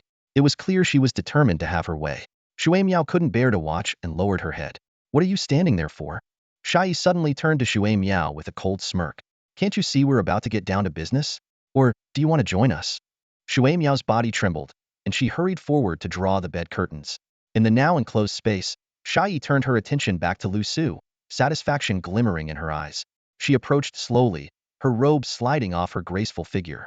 Don't worry, I'm very gentle, she murmured, licking her crimson lips with a dreamy gaze. Every cell in Liu Su's body was trembling as that familiar sense of danger surged once again. His hand had already gripped the dagger hidden at his waist. If she dared to make a move, he wouldn't hesitate. Just as Shai straddled Liu Su and used her crimson nails to lift his chin, a low voice came from outside the door. Miss, old dog is here. The tension in the room shattered instantly. The bloodthirsty glint in Shai's eyes faded, and Liu Su quickly withdrew the spatial restraint he had been preparing to unleash. Have him wait, Shai said irritably. Miss, the boss sent me to fetch the prisoners. Please, don't make things difficult for old dog, a raspy, elderly voice replied. Shai's enchanting eyes turned icy cold, and an oppressive aura of bloodlust emanated from her. She cast an unwilling glance at Liu Su, but eventually slipped back into her robe and climbed off the bed. Liu Su exhaled deeply, his back soaked with cold sweat. As the door and curtains opened simultaneously, he immediately exchanged a relieved look with Shui Miao. Both of them felt as though a massive weight had been lifted. At the door stood Old Eagle and a hunched, elderly man Old Dog. Shui Miao quickly explained through sound transmission. The Shikun gang has 4 deputy leaders. Old Dog, Old Eagle, Crow, and the Widow. The 2 men you see now are Old Eagle and Old Dog. Liu Su felt a slight stir in her heart, her gaze falling on Old Dog. Gratitude welled up within her. This kind and amiable old man had given her a glimmer of hope. Get ready. We're heading back to the castle tonight. She was about to speak when Shai cast a cold glance at Old Dog, turned, and walked straight out of the door without looking back. It was clear she was extremely displeased with the evening's events. Thank you, miss, Old Dog said respectfully, bowing. A sharp glint flashed in Liu Su's deep eyes. Instead of dealing with this repugnant woman, she thought it might be better to meet with Sha Kuan directly. To the north of Kuan City stood an enclosed estate sprawling over thousands of acres. Several ancient castles towered over the property, standing in stark contrast to the dilapidated surroundings of Kuan City. This was Sha Kuan's residence. Late at night, several off-road vehicles passed through layers of checkpoints and entered the estate. Inside the car, Liu Su and Shui Miao had their eyes blindfolded, completely unaware of their surroundings. It wasn't until the vehicle came to a halt that Old Eagle removed their blindfolds. What greeted their eyes was a tall, eerie castle. With Shui Miao's support, Liu Su followed Shai and the other 2 into the castle. Behind them were armed guards dressed in black, exuding an oppressive and somber atmosphere. The spacious, brightly lit hall carried an icy chill. At the far end, on a sandalwood sofa, lay a gaunt middle-aged man with his eyes closed, stroking a king cobra in his hand. Liu Su immediately recognized him as Sha Kuan, her heart stirring slightly. Shui Miao's beautiful eyes also grew solemn. Boss, Old Eagle and Old Dog greeted respectfully, stepping aside with reverence in their eyes. Daddy Shai, on the other hand, dashed forward coquettishly, leaning against Sha Kuan's shoulder in a syrupy tone. Sha Kuan slowly opened his eyes, his gray vertical pupils immediately locking onto Liu Su. That cold, reptilian gaze made Liu Su's heart tremble, as if she were being stared at by a venomous snake. So, you're the spatial energy user? What's your name? Sha Kuan asked in a chilling tone. Name's Liu Meng, Liu Su replied, suppressing the unease in her heart. Liu as in my surname, Meng as in sharp and cutting. The hall fell into a brief silence. Heh, not a bad name, Sha Kuan finally said, breaking the stillness. He got up and walked toward Liu Su. His skeletal frame and ashen skin exuded an air of death, yet his presence was overwhelmingly oppressive. Can you demonstrate your spatial abilities? Sha Kuan asked with a faint smile, his vertical pupils unfathomably deep. Liu Su immediately activated her ability, summoning a pebble from the flower bed into her palm, making it vanish and reappear at will. Sha Kuan's body trembled, his lifeless eyes lighting up with interest. Suddenly, he burst into laughter. Good, excellent. Boss Sha Kuan, we've been hunted all the way from Shinzhou to here. If you can provide us with protection, I'm willing to serve you, Liu Su said with feigned eagerness, trying to dispel any of Sha Kuan's suspicions. Shai leaned in to whisper something into her father's ear. Sha Kuan laughed and asked, Kid, if I give you a chance to rise to the top, would you take it? Please boss, tell me. Liu Su feigned excitement. I have a matter that requires the help of a spatial energy user. If you can assist me in completing it, I'll betroth Shai to you. And when my time is up, the entire Sha Kuan gang will be yours, Sha Kuan said, his every word dripping with temptation. Old Eagle and Old Dog's faces changed drastically. Liu Su inwardly mocked the overly crude bait while noticing Shai throwing flirtatious glances his way. He couldn't help but shiver but kept up his act, bowing deeply. I'm willing to go through fire and water for you, boss. Haha, good. Once it's done, I'll personally arrange your wedding, Sha Kuan said, continuing to dangle the carrot. Liu Su's lips twitched slightly. Eagle, take our two guests to rest, Sha Kuan ordered indifferently. Eagle nodded and led Liu Su and Shui Miao out of the hall. As their figures disappeared from view, the smile on Sha Kuan's face gradually faded, replaced by a chilling and sinister expression. Father, I've investigated. It seems they are not here to hunt you, Shai said, retracting his own smile. Is that so? Sha Kuan sneered coldly and turned to Sha Yi. Do you have any idea how many violent hunters have infiltrated Kuan City right now? Nearby, Old Dog remained in a bowing posture, his raspy voice reporting, from our covert investigations, we've identified the presence of 10 violent hunters in Kuan City, including 2 full hunter squads. This doesn't account for those we haven't found yet, or those who have yet to enter the city. Sha Yi's expression changed dramatically upon hearing this, his panic evident. Father, what should we do? Over the years, we've never faced so many hunters coming after you. Sha Kuan's withered, vertical pupils gazed into the darkness outside the window, a menacing smile curling at the corners of his lips. They're all waiting for tomorrow's birthday banquet, thinking they can take my head for a reward. Little do they know, I've been waiting for them too. Father, you're wise. Boss, you're wise. Sha Yi and Old Dog echoed in unison, bowing deeply. Prepare for tomorrow's banquet with full force. Let the prey come to us, Sha Kuan commanded, picking up the king cobra draped across him. Heading towards the second floor, his cold voice lingered behind him. As for those two, whether they're here to join us or hunt, their fate will be the same. In a castle room on the left side of the estate, Shui Miao spoke excitedly to Liu Su. I've already informed our leader. They're hiding just outside the estate, waiting for tomorrow's banquet. However, she noticed Liu Su staring out the window, his face clouded with worry. Don't worry. Once we kill Sha Kuan and return to Shenzhou, with this achievement, you'll never have to worry about the rest of your life, Shui Miao said, her beautiful eyes filled with reassurance. Liu Su withdrew his gaze and forced a faint smile at Shui Miao. I hope so. The night dragged on unbearably. The usually quiet Kuan City was even more silent, as though something ominous was brewing.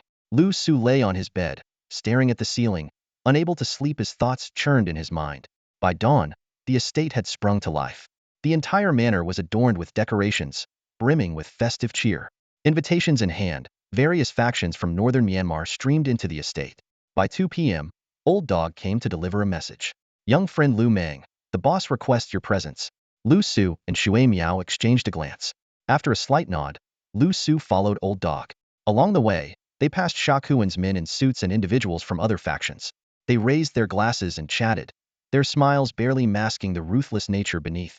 In northern Myanmar, clean hands were a thing of the past. Old Dog led Liu Su through the back door into the main castle. On the fourth-floor corridor, Sha Kuan, dressed in a suit, had been waiting for some time, overlooking the rare lively scene in the estate. "Boss, I've brought him," Old Dog announced. "Understood. Go back and tend to the guests," Sha Kuan replied, turning to face Liu Su with a faint, unkind smile. "What does the boss need me to do?" Liu Su asked, feigning ignorance. "Follow me," Sha Kuan said with a smile, stepping toward the staircase. Liu Su frowned slightly, silently following Sha Kuan as they ascended the main fortress. The 15-story structure had a narrow room at its very top. As the doors swung open, a heavy stench of rot and blood overwhelmed them. Liu Su's pupils contracted sharply as her gaze fell upon a room filled with various torture devices.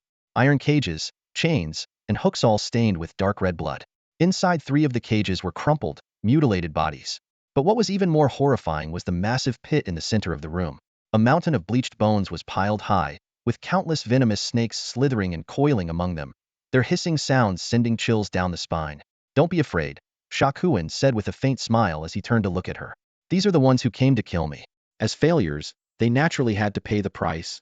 He glanced at the snake pit, a hint of regret in his tone. "I've been so busy lately, I haven't had time to feed my precious ones." As he spoke, he used an iron hook to pull the 3 bodies out of the cages one by one, throwing them into the snake pit. The dismembered, organ-harvested victims let out blood-curdling screams. "Spare me, please. I'll do anything. I'll serve you like a slave," they cried. But their pleas were short-lived. The venomous snakes swarmed over them, devouring them in seconds. Liu Su trembled uncontrollably, watching as Sha Kuan walked to the wall and pressed a skull embedded into it. The wall slid open, revealing an elevator. The elevator descended, leading to a maze-like underground labyrinth. Sha Kuan navigated the paths with ease, while Liu Su followed closely, secretly transmitting information to Shui Miao. "I can't figure out where he's taking me anymore," she whispered. "Don't worry," Shui Miao replied. "He's likely heading to a secluded spot for the ritual. I've escaped the estate and am regrouping with the others. We'll use the transmission capsule to track your location. Do you think I'm cruel?" Sha Kuan suddenly asked, his voice echoing in the oppressive silence of the passage. "These people came to kill the leader," Liu Su quickly replied. "The leader was only acting in self-defense. It's human nature." "Oh." Sha Kuan stopped and let out a bitter laugh. "How ironic. My morality was decided the moment I awakened. Because of the Wu Yao awakening, they labeled me a violent star and even slaughtered my parents, my wife, and my children." He abruptly turned to face her, his expression twisted in rage. "So, if that's the case, I had no choice but to become a villain." "This isn't your fault, it's the fault of the times," Liu Su murmured, lowering her gaze to avoid his. "The times?" Sha Kuan burst into maniacal laughter. "Yes, it's this era's fault." His laughter echoed for several minutes before they arrived at a stone wall. Sha Kuan inserted a key, revealing another elevator behind it. The elevator ascended, and when the doors opened, Liu Su's expression changed. Before her was yet another torture chamber, eerily similar to the one on the top floor. "Did we just circle back to where we started?" Liu Su thought in shock. The torture devices, the iron cage, the central pit, and the snakes within it layout was identical to the previous torture chamber. The only difference was that this snake pit showed no traces of human bones. Without a word, Sha Kuan leaped into the snake pit under Liu Su's watchful gaze. The hissing of countless snakes filled the air as venomous serpents swarmed and sank their fangs into his body. Yet Sha Kuan's expression remained as lifeless as dried wood, as if the venomous bites were not piercing his flesh and blood. Above, Liu Su struggled to suppress her fear but could not remain calm. She watched as Sha Kuan slowly made his way to the center of the pit, his hands brushing aside the writhing layers of snakes to reveal the brick surface beneath. On the brick, a snake-shaped indentation was clearly visible. Sha Kuan removed the red snake-shaped jade pendant from around his neck and fitted it into the groovite fit perfectly. With a mechanical click, the bricks shifted open. From within, Sha Kuan retrieved a pristine white jade box emitting a chilling cold. A flash of frenzied desire crossed his eyes as he carefully cradled the box and leaped back out of the pit. Liu Su instinctively stepped back, alarmed by the venomous snakes still clinging to Sha Kuan. "Don't be afraid, they're quite docile," Sha Kuan said with a grin. Gently, he removed the snakes still biting him and placed them back into the pit. "Leader Sha Kuan, what exactly do you want from me?" Liu Su finally asked, her voice trembling under the weight of lingering fear. Sha Kuan did not answer immediately. He placed the jade box gently on the ground and used the pendant to open it. A bone-chilling cold spread through the air, as if a miniature freezer had been unlocked. As the frost dissipated, a massive block of ice was revealed, nearly filling the entire box. At its center was a small, translucent red snake, frozen in place like an exquisite piece of art. The moment Shakuin saw the little red snake, he could no longer conceal his greed. He dropped to his knees, trembling all over, too overwhelmed to even touch the jade box. After a long pause, he finally raised his head to meet Liu Su's gaze, his tone icy and commanding. I need you to use your body to melt the ice and let it absorb your blood. During the process, you must not resist. Instead, you'll need to channel the snake venom into your spatial power and contain it there. A flicker of sharpness crossed Liu Su's eyes, but she feigned terror as she stammered, and then, you'll condense the collected venom and give it to me to enhance my power. Shakuin replied with a smile. Will I be poisoned? Liu Su asked, pretending to be timid while inwardly seeing through Shakun's deception. With his current body already corroded by venom, there was no way he could withstand any more toxins. As long as you swiftly channel the venom into your spatial power, you won't be poisoned, Shakuin said, his gaze fierce and unyielding, as though Liu Su's refusal would result in her immediate death. Inwardly, Liu Su sneered. Such a clumsy lie. If what he said were true, then how did I end up poisoned that night? All right, for the sake of the leader, I'm willing to take the risk. Liu Su gritted his teeth, a hint of hesitation flashing in his eyes. I just hope the leader won't go back on his word. Seeing Liu Su relent, Shakuin's grim face broke into a smug smile. Don't worry. As long as you do exactly as I say, Sha-Yi will be your wife, and the entire Shakuin gang will belong to you both. Thank you, leader. Let's get started right away. Liu Su grinned foolishly, but inwardly he was anxiously calling out. Xiao AI, can your ability make me immune to this snake's venom? Probably, I guess. Xiao AI's hesitant voice replied. Liu Su's heart sank, but there was no turning back now. His immunity ability was his only confidence to take this gamble. Following Shakuin's instructions, he removed his shirt and lay down on the ground. Shakuin's hands trembled slightly as he poured the ice from a jade box onto Liu Su's chest. Instantly, a bone-chilling cold swept through his body, causing every cell in Liu Su's body to shudder uncontrollably. This was clearly no ordinary ice. Don't be afraid. It'll be over soon, Shakuin said in a cold voice, attempting to reassure him. Liu Su endured the freezing pain while secretly sending a message to Shui Miao. Night fell, and the extravagant manor remained steeped in indulgence and debauchery. Outside the manor, in the ruins of an abandoned structure, Jin Cheng and his two companions silently observed the activity inside. Mu Xian appeared quietly behind them, bringing Shui Miao along. Boss, I missed you guys so much. Shui Miao threw herself into Jin Cheng's arms, tears streaming down her face. It's all right now, Jin Cheng said softly, patting her head. Huiyin gave her a thumbs up. Shui Miao, great job, proudly lifting her head. Shui Miao's tears stopped instantly. Suddenly, her expression changed. Boss, Liu Su sent a message. He succeeded. We need to act now. But the four exchanged glances, none of them moving. Shui Miao froze. What's wrong with you all? If we wait any longer, Xiao Lu might be in danger. Jin Cheng took a deep breath. Shui Miao, we're not the only ones here tonight to hunt Shakuin. Many other hunters are after him too.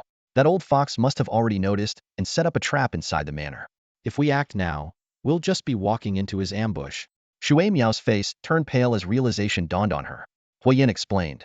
We need to wait for the other hunters to make their move first and draw his forces away. That will be the best time to strike. No. If we wait, Liu Su will be in danger. Shui Miao protested. And what if Shakuin succeeds? Don't worry. Even if he does, he won't recover immediately, Mu Xian said coolly. Why not? Because this isn't about transferring venom, it's an evil form of possession, Jin Cheng said gravely. Shui Miao stood frozen, staring at her suddenly unfamiliar teammates. Tudo patted her shoulder apologetically. Shui Miao, you're too kind-hearted. We kept this from you to ensure the plan went smoothly. Tears blurred her vision as she looked at Jin Cheng pleadingly. Boss, please. I promised him. Jin Cheng pulled her into his arms. Silly girl. Sacrificing Liu Su to save millions of lives is worth it. I'm sure he wouldn't blame us if he knew. Huiyin sighed. Don't worry. We've already decided if anything happens to Liu Su, we'll report his contributions to the military.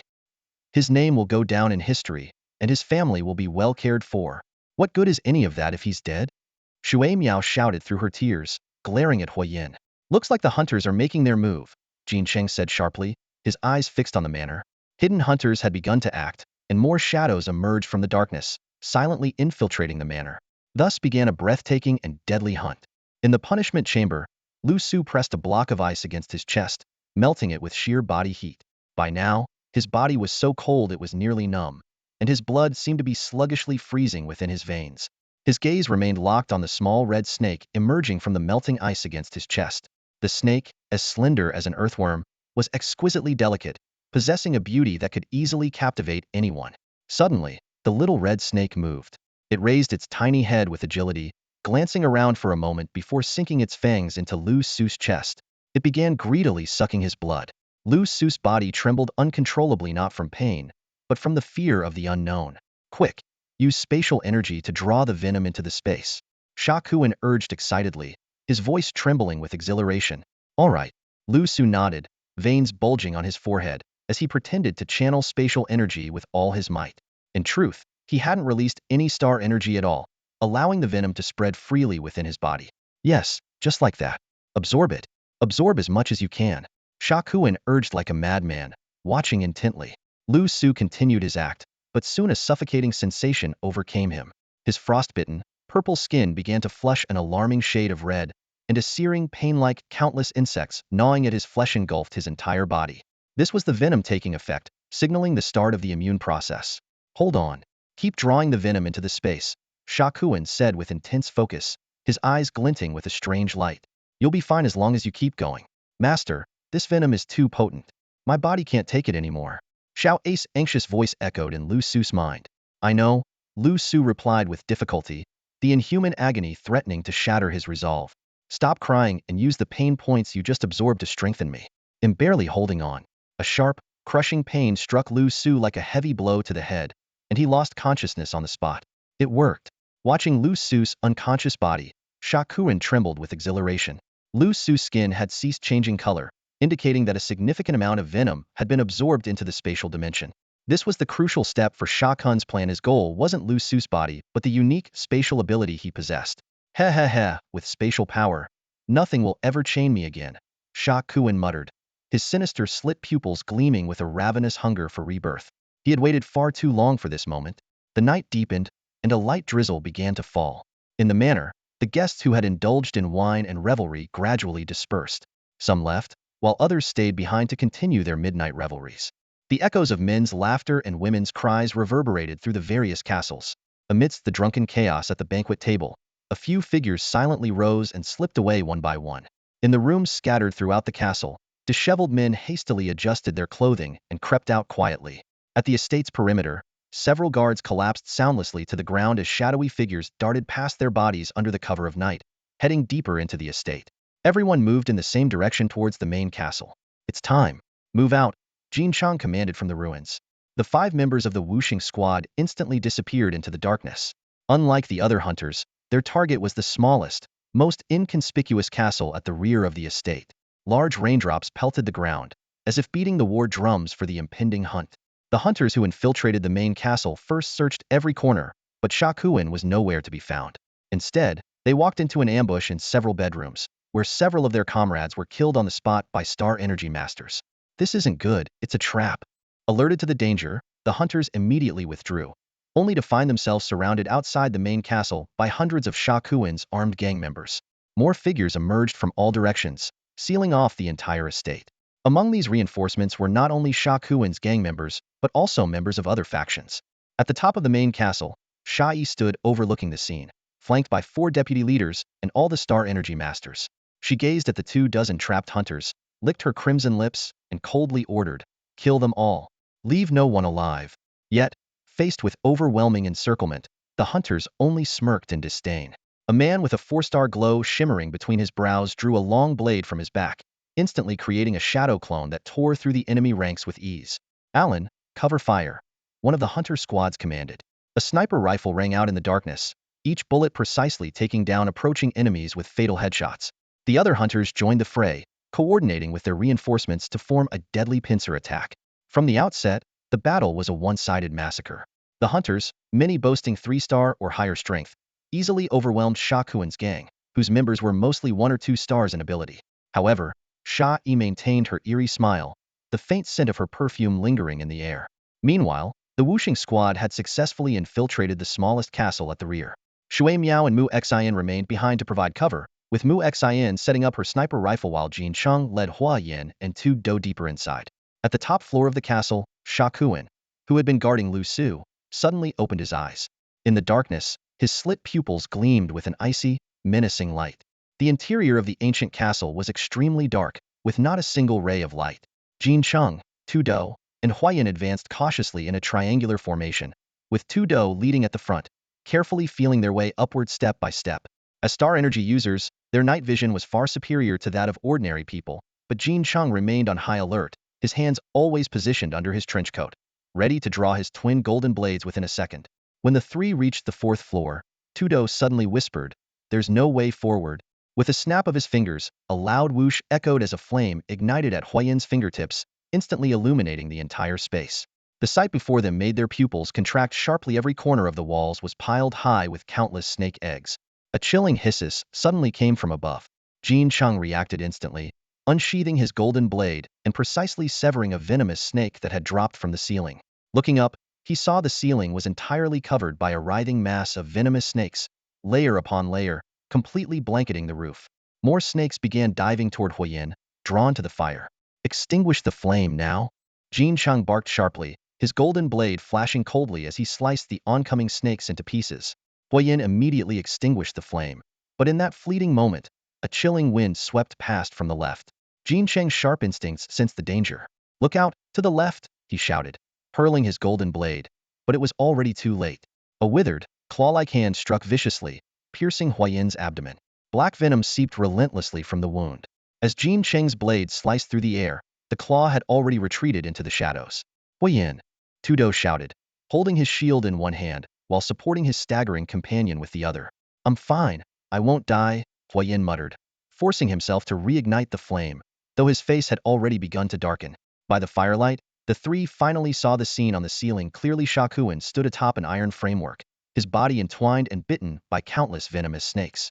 Despite what should have been grievous injuries, their foe appeared utterly unscathed, causing a heavy sense of dread to settle over them.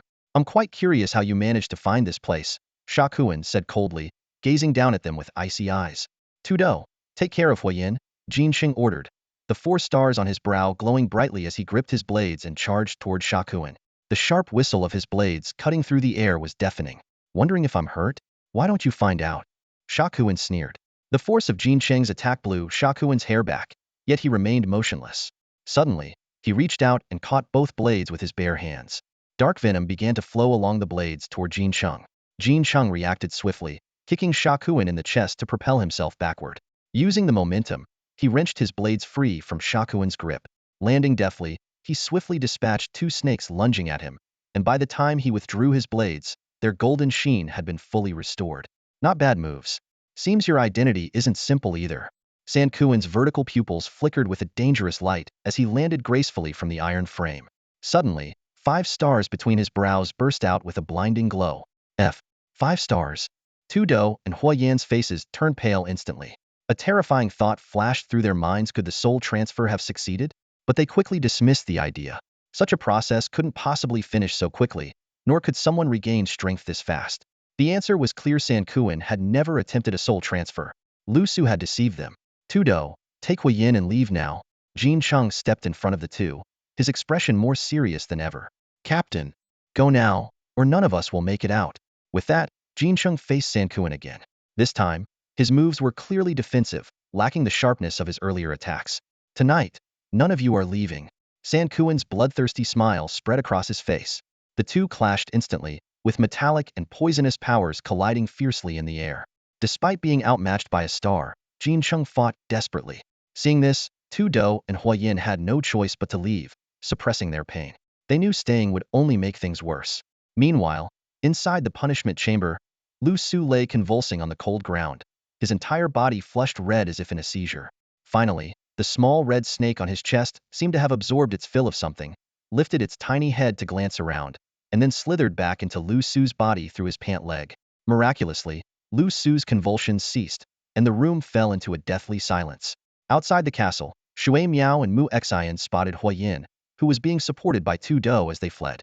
Upon learning the truth, the 2 women's faces turned pale. Not long after, Jin Cheng stumbled out, shouting, "Run!" The 5 of them vanished into the night. Sankuan emerged shortly after, his expression dark as he touched the knife wound on his face. Just as he was about to give chase, Saiyi's voice came through his earpiece. "Daddy, the net is almost set. Shall we pull it in now?" Sankuan took a long look in the direction the five had escaped before turning around and heading back to the main castle. On the top floor of the castle, Liu Su finally opened his eyes. The searing pain nearly caused him to lose consciousness again. Forcing himself to stand, he could feel his immunity ability battling the toxins within him. Although his life wasn't immediately at risk, this internal struggle was far from over. Looking around, neither Sankuan nor the little red snake was in sight. The elevator was locked, leaving the snake pit, 4 or 5 meters deep, as the only apparent exit.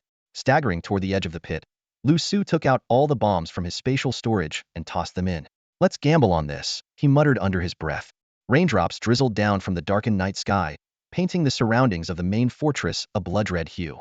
The air was thick with the metallic tang of blood, mingling with the cold, damp scent of rain. The brutal battle had lasted only an hour before coming to a grim conclusion. Over 100 corpses of the Sakan gang members lay sprawled in the blood-soaked rain, with 14 of their star energy wielders either dead or gravely injured. The remaining star energy users retreated in disarray, taking shelter behind Shai. On the other side, the hunters had lost only one member out of more than 20, a stark testament to the vast gulf of power between star energy users and ordinary fighters. "You must be Shai, Sakan's daughter."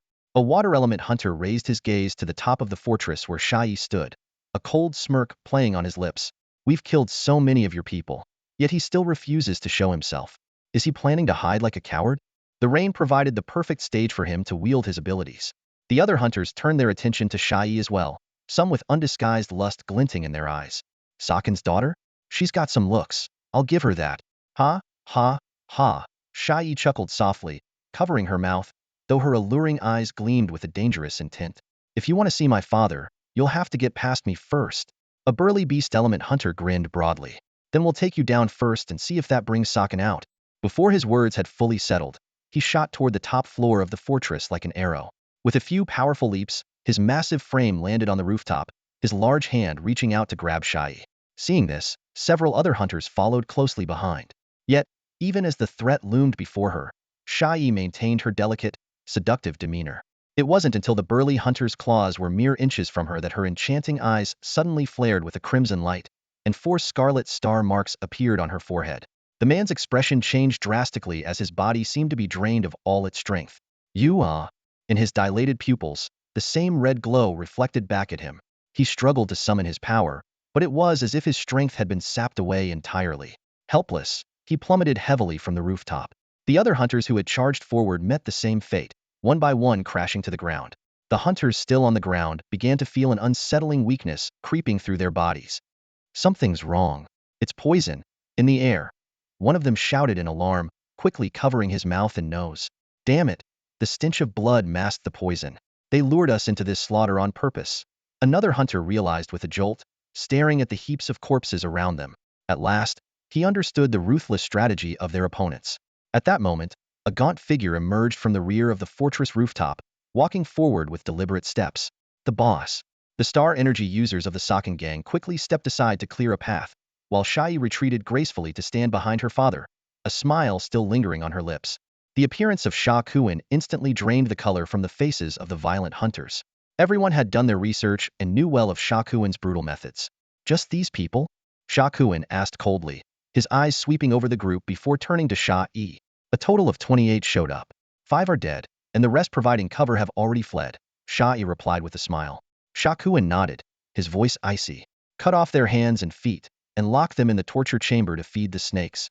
"Understood," Shai responded, narrowing her eyes as she signaled to the people behind her. The sound of blades being drawn filled the air. At that moment, a dagger suddenly appeared in Shai's hand, and in a flash, she thrust it towards Shakuan's heart from behind.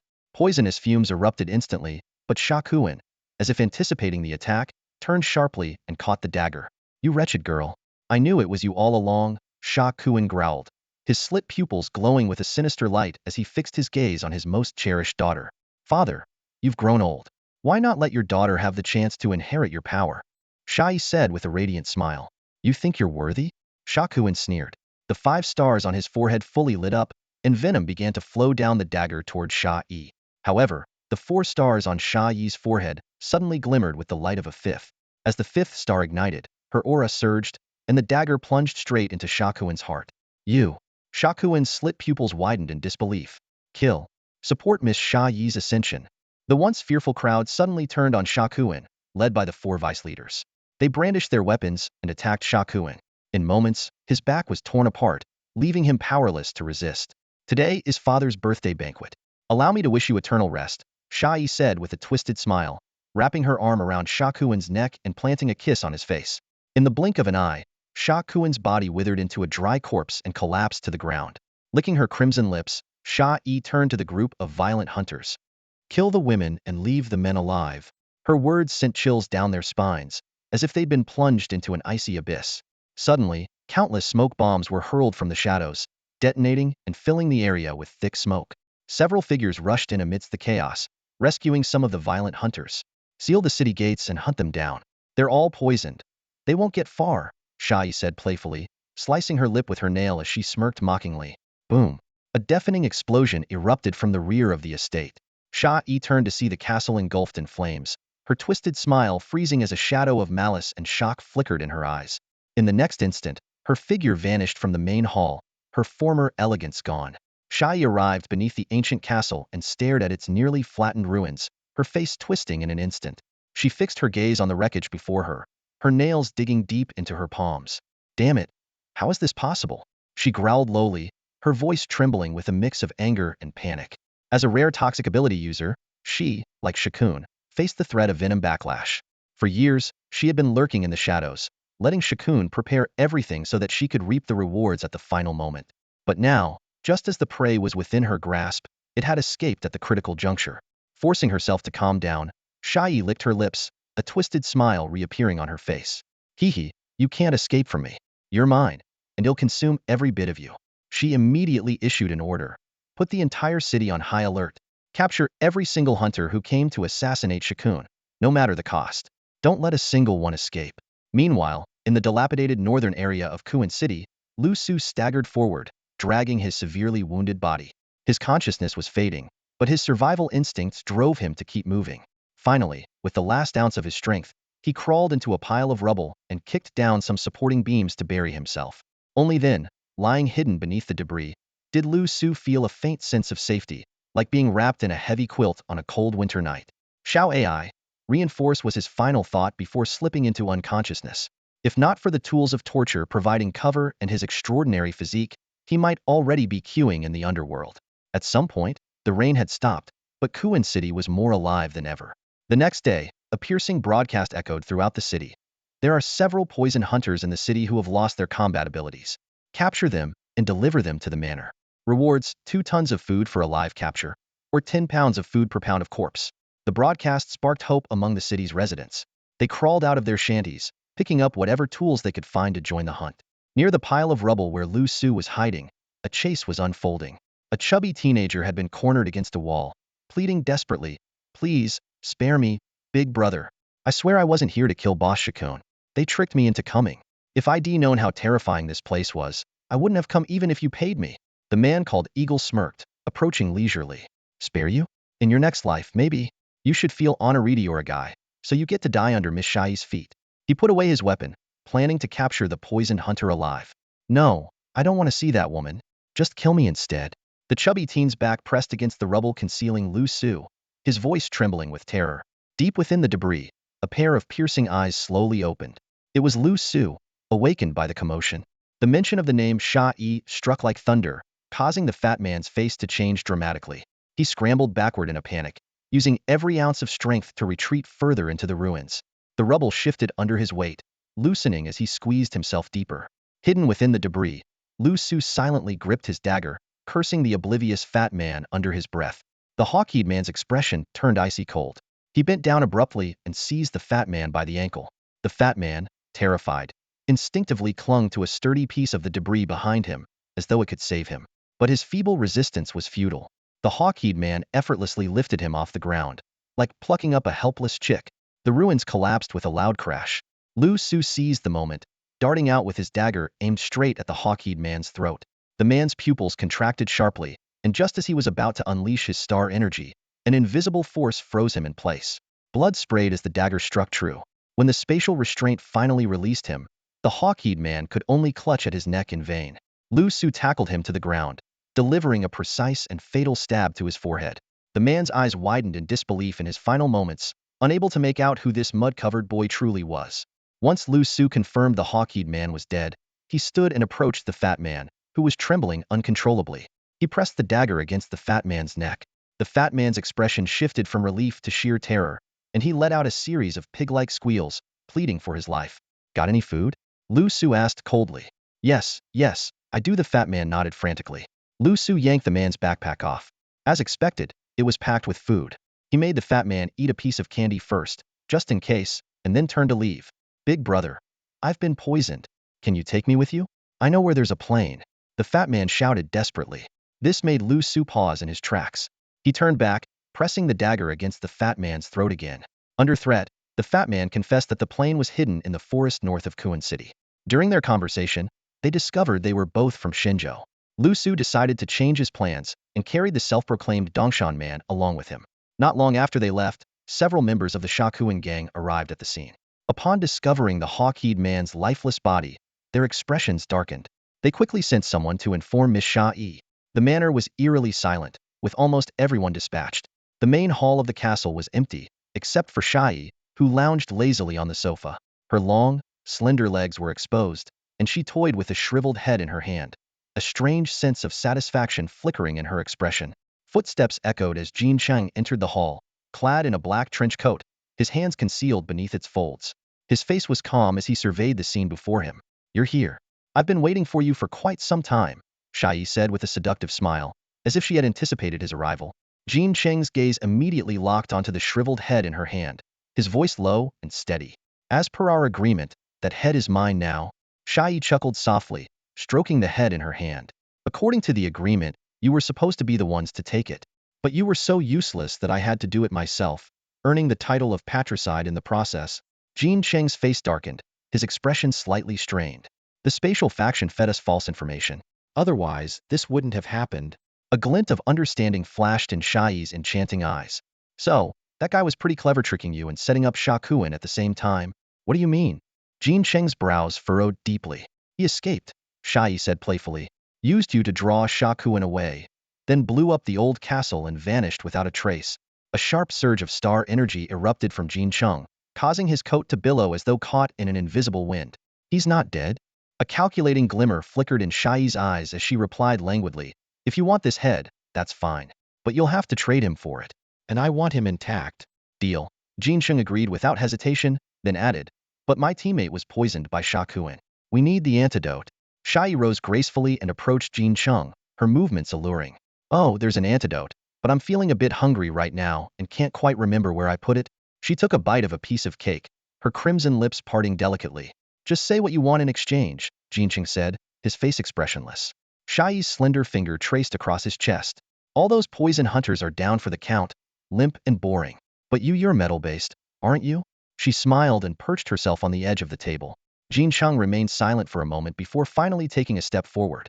Meanwhile, inside a collapsed chimney, Liu Su was devouring a piece of cake ravenously. He choked momentarily and quickly gulped down a carton of milk. Beside him, a chubby man looked at him pitifully. Boss, could you spare me a bite? Do you think I don't already have enough on my plate? Liu Su shot him a glare.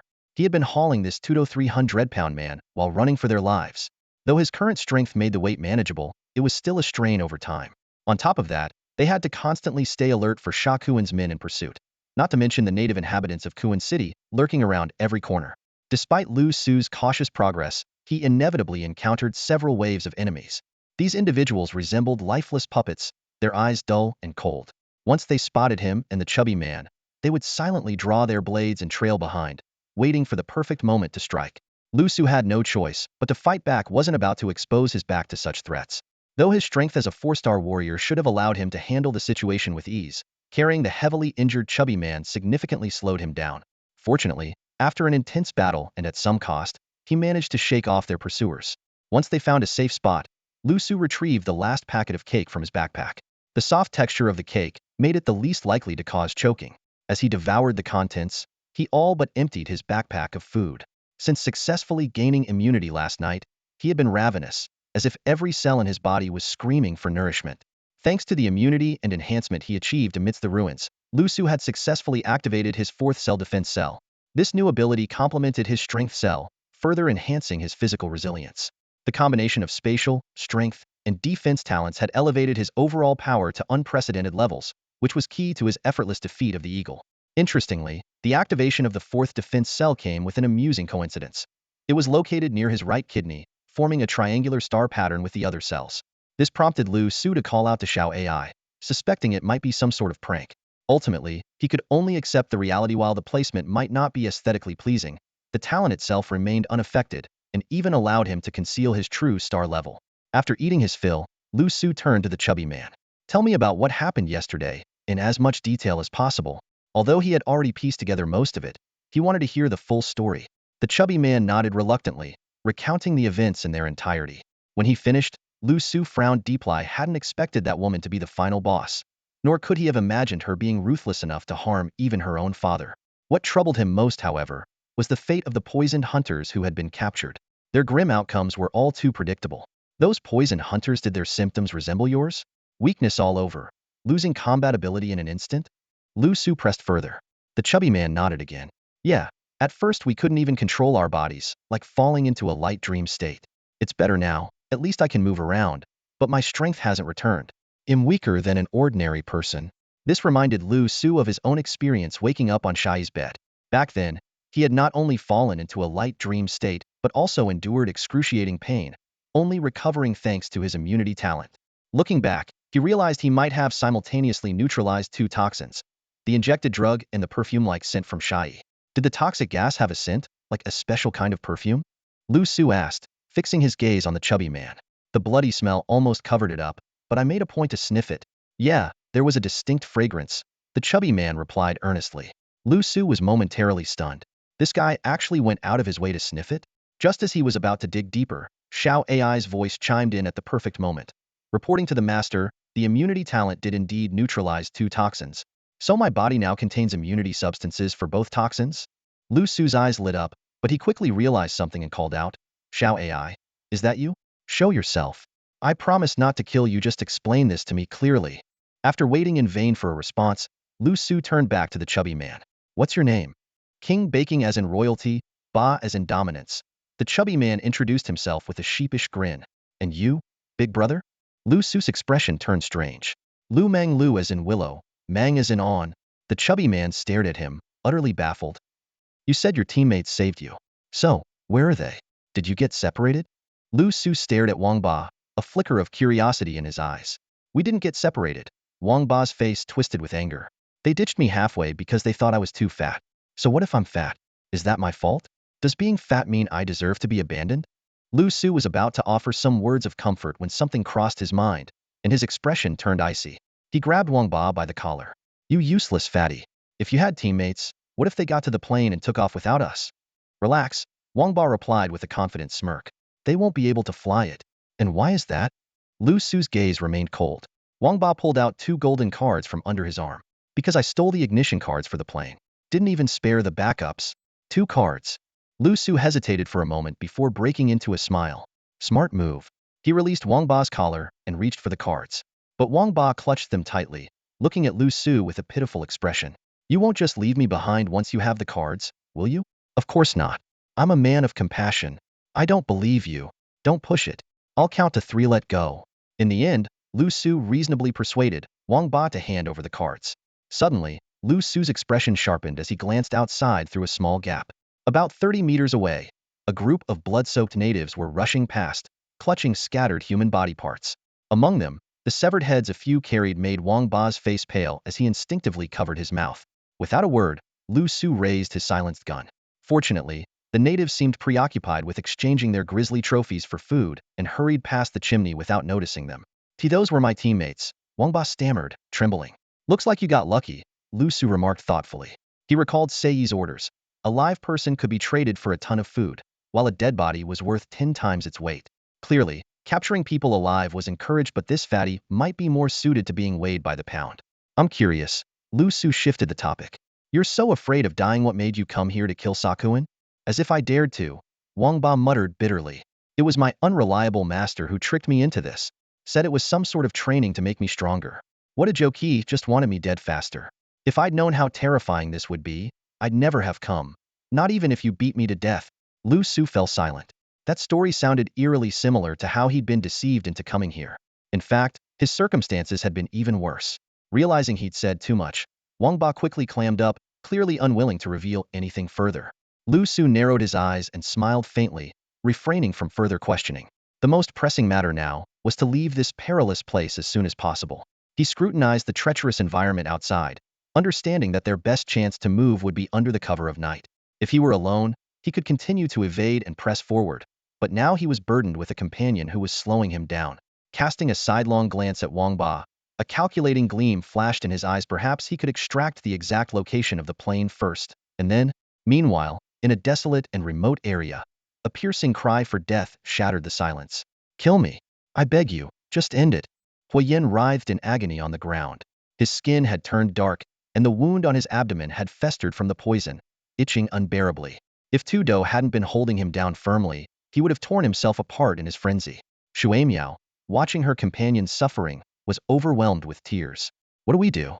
Why isn't the boss back yet?" "He's here," Mu Xin, who had been keeping watch from a high vantage point, suddenly announced. Sure enough, Jin Chung emerged hastily from the tall grass ahead and immediately administered an antidote to Huyen. 10 minutes later, Huyen's condition visibly improved. Weakly leaning against Tu Do, the poison in his body was gradually subsiding. Just as everyone began to relax, Jin Chung spoke in a grave tone. "I have something to tell you. Lu Meng isn't dead." The news exploded like a bomb among the group. They had all assumed that Liu Su's claims were lies born of fear, and that Lu Meng must have been killed by Sha Kuan. Jin Chung continued. "He deliberately fed us false information to mislead Sha Kuan, and took the opportunity to escape the estate." Tu Do slammed his fist into the ground in fury, cracking it, while Huyen clenched his fists, a glint of cold determination in his eyes. Shui Miao timidly suggested they retreat, but the others' gazes were fixed on Jin Chung. Jin Chung revealed the critical point. "This antidote was given to me by Sha Yi. She poisoned me and demanded that I exchange Lu Meng for the cure. Otherwise, I'll die too." While Shui Miao gasped in shock, the other three exchanged resolute glances. They had already made their decision. As the last rays of sunlight disappeared, Liu Su opened his eyes from his hiding spot inside a chimney. In the distance, a woman carrying a custom sniper rifle was stumbling as she fled, pursued closely by 3-star energy elites from Sha Kun's gang. The three men soon caught up to her, their faces twisted with malicious intent. The woman drew a dagger from her boot and turned to face them with unwavering resolve. "Should we help, boss?" Wang Ba asked nervously. "Do you want to play the hero and save her?" "I can help you with that," Liu Su said, his words causing Wang Ba to shake his head vigorously in fear. A sharp glint flashed in Liu Su's eyes. "This is a golden opportunity. That fight will definitely draw attention, giving us the perfect chance to slip away unnoticed." "You're brilliant, boss." Wang Ba looked at him with admiration, marveling at his professionalism. Someone who neither acted like a bleeding heart nor made foolish decisions, but instead seized the moment with calculated precision. As Liu Su had anticipated, countless figures quickly emerged from the darkness. They were the original inhabitants of Kuan City. Keeping their distance, they observed cautiously, too afraid to approach. Clearly, they recognized the identities of the three men. One of them was Crow, the deputy leader of the Sha Kuan gang, while the other two were external reinforcements, both possessing the strength of 3-star energy wielders. The woman, though poisoned, displayed incredible strength. For starlights shimmered on her forehead, and even under the assault of the three men, she managed to hold her ground, though it was evident she was nearing her limit. The timing is just about right. Liu Su, hidden inside the chimney, acted decisively. Hoisting Wang Ba onto his shoulder, he stealthily moved under the cover of darkness. With sharp senses and spatial abilities, they quickly distanced themselves from the battleground, heading toward the edge of the city. However, upon reaching the city's outskirts, Liu Su's face darkened. He immediately pulled Wang Ba down into the roadside underbrush. A beam of strong light swept overhead, narrowly missing them and almost exposing their position. 100 meters ahead lay a heavily fortified defense line. Electrified barbed wire stretched endlessly, with towering watchtowers armed with searchlights every 100 meters. Outside the fence was a dense array of heavy machine guns, guarded by hundreds of armed personnel patrolling the area. "Big bro, once we get past this line, we'll reach the forest and we can finally go home," Wang Ba said excitedly. "I could carry you as a meat shield and maybe we'd make it through," Liu Su joked. Don't joke like that," Wang Ba replied, his face pale and his voice trembling. "Let's go back." Liu Su sighed. "We need to save her. That woman is a fellow hunter of chaos, just like us. How can we just leave her to die? You cold-blooded bastard." Without waiting for Wang Ba's reaction, he hoisted him up and dashed back toward the battlefield. Returning to the combat zone, Liu Su chose a concealed vantage point. From 100 meters away, he had a clear view of the scene. The woman had been defeated and was now subdued by the three men. They had dispersed the surrounding crowd of native inhabitants and dragged her into a dilapidated concrete building, where they began tearing at her clothing. Though she tried to resist, her strength had completely drained, leaving her helpless. Big bro, weren't you going to play the hero and save her? Why are you just watching? Wang Ba couldn't bear it any longer. Shut up. You talk too much, Liu Su snapped, glaring at him. He retrieved a sniper rifle from his spatial storage, setting it up with practiced precision, loading it, and taking aim. Bang! The crack of the sniper shot shattered the silence of the night. The bullet found its mark, striking the head of the man who had been about to assault the woman. Damn it, there's a sniper. The remaining two men turned pale. Before they could even look around, they scrambled to hide in the corner. A sharp gunshot shattered the silence, the bullet slicing through the narrow gaps in the wall, and the second crow collapsed to the ground. The last crow, cowering in the corner, was filled with terror as he shakily attempted to send out a distress signal. There's a second sniper among the hunters. Requesting backup, requesting BA. Before he could finish, a third gunshot silenced him forever. Liu Su lowered his sniper rifle and looked at the three lifeless bodies on the ground, feeling quite satisfied with his marksmanship. This talent had always been innate, but after awakening, it had reached unparalleled precision. He turned to Fatty and gave a brief command. Wait for me here. Without another word, he began to stealthily approach the concrete building. Nearby, Wang Ba watched the scene unfold, utterly dumbfounded. Only one thought remained in his mind. This guy is insanely cool. Inside the concrete building, a woman in tattered clothes struggled weakly to escape, but the poison injected by the crows had left her completely powerless. Liu Su burst in without hesitation, took off his jacket to cover her, and hoisted her over his shoulder. There was no time for words. Urgency demanded action. In the shadows, a few pairs of native eyes witnessed everything. By the time they decided to track him, Liu Su had already vanished without a trace. He doubled back to where he had fired the shots, picked up Fatty, and disappeared once more into the night. For safety, Liu Su brought the two of them to an abandoned factory. The stench was overwhelming, but it served well to keep others at bay. Who are you? The woman asked, her voice weak but her eyes still vigilant as they fixed on Liu Su. Is that how you thank the person who saved your life? Liu Su frowned slightly. That was you who fired those shots? Her expression shifted. Who else? If it weren't for me, you'd be dead by now, Liu Su replied with a cold smirk. Thank you. Lon Xian, owe you my life, she said, her tone softening at last. No need for gratitude. I can give you a chance to escape this placebo you wanted. What kind of chance? Lon Xian asked, her brows furrowing. I have the antidote to the poison, but the condition is that you must follow my orders until we get out of here. Liu Su stared directly into her eyes. He knew full well that escaping on his own was impossible. He needed the help of these surviving hunters. If Shai captured them, he would undoubtedly be next on the list. Agreed. Lon Xian didn't hesitate. The condition wasn't unreasonable, and without Liu Su's intervention, she would already be dead. Wait here. They'll go get the antidote, Liu Su said before stepping outside. Nearby, Wang Ba barely managed to lift his head, his face full of doubt. You don't really have an antidote, do you? In a secluded spot, Liu Su retrieved a flask from his spatial storage, looted from 3 corpses. It was still more than half full of wine. Clutching the dagger tightly in his hand, he muttered resolutely to himself, Shao AI. If you dare trick me again this time, I'll gut you and drag you out. With that, he didn't hesitate to slash his palm, letting the blood drip into the flask. To ensure the desired effect, he kept pouring his blood in until it overflowed at the brim. After tending to his wound, he tucked his hand into his sleeve and returned to the workshop as if nothing had happened. Inside the workshop, the two people saw Liu Su briskly returning with the flask in hand, their faces filled with suspicion. This is the antidote? Come on, drink it and you'll be fine. Liu Su walked directly to Lon Xian, unscrewed the cap, and brought the flask to her lips. Lon Xian frowned, looking at him. This is wine. This is the antidote. Drink it and you'll understand. Liu Su slightly raised the flask. After a moment of silence, Lon Xian finally parted her lips and drank. She knew that in her current state, if Liu Su truly intended to harm her, he wouldn't need to go through such elaborate efforts. To be thorough, Liu Su fed her a few more sips. As the blood-infused wine entered her stomach, silence enveloped the room. A faint blush spread across Lon Xian's delicate face, as if she were overwhelmed by the wine. How do you feel? Liu Su asked, feigning calmness while his heart raced with anxiety.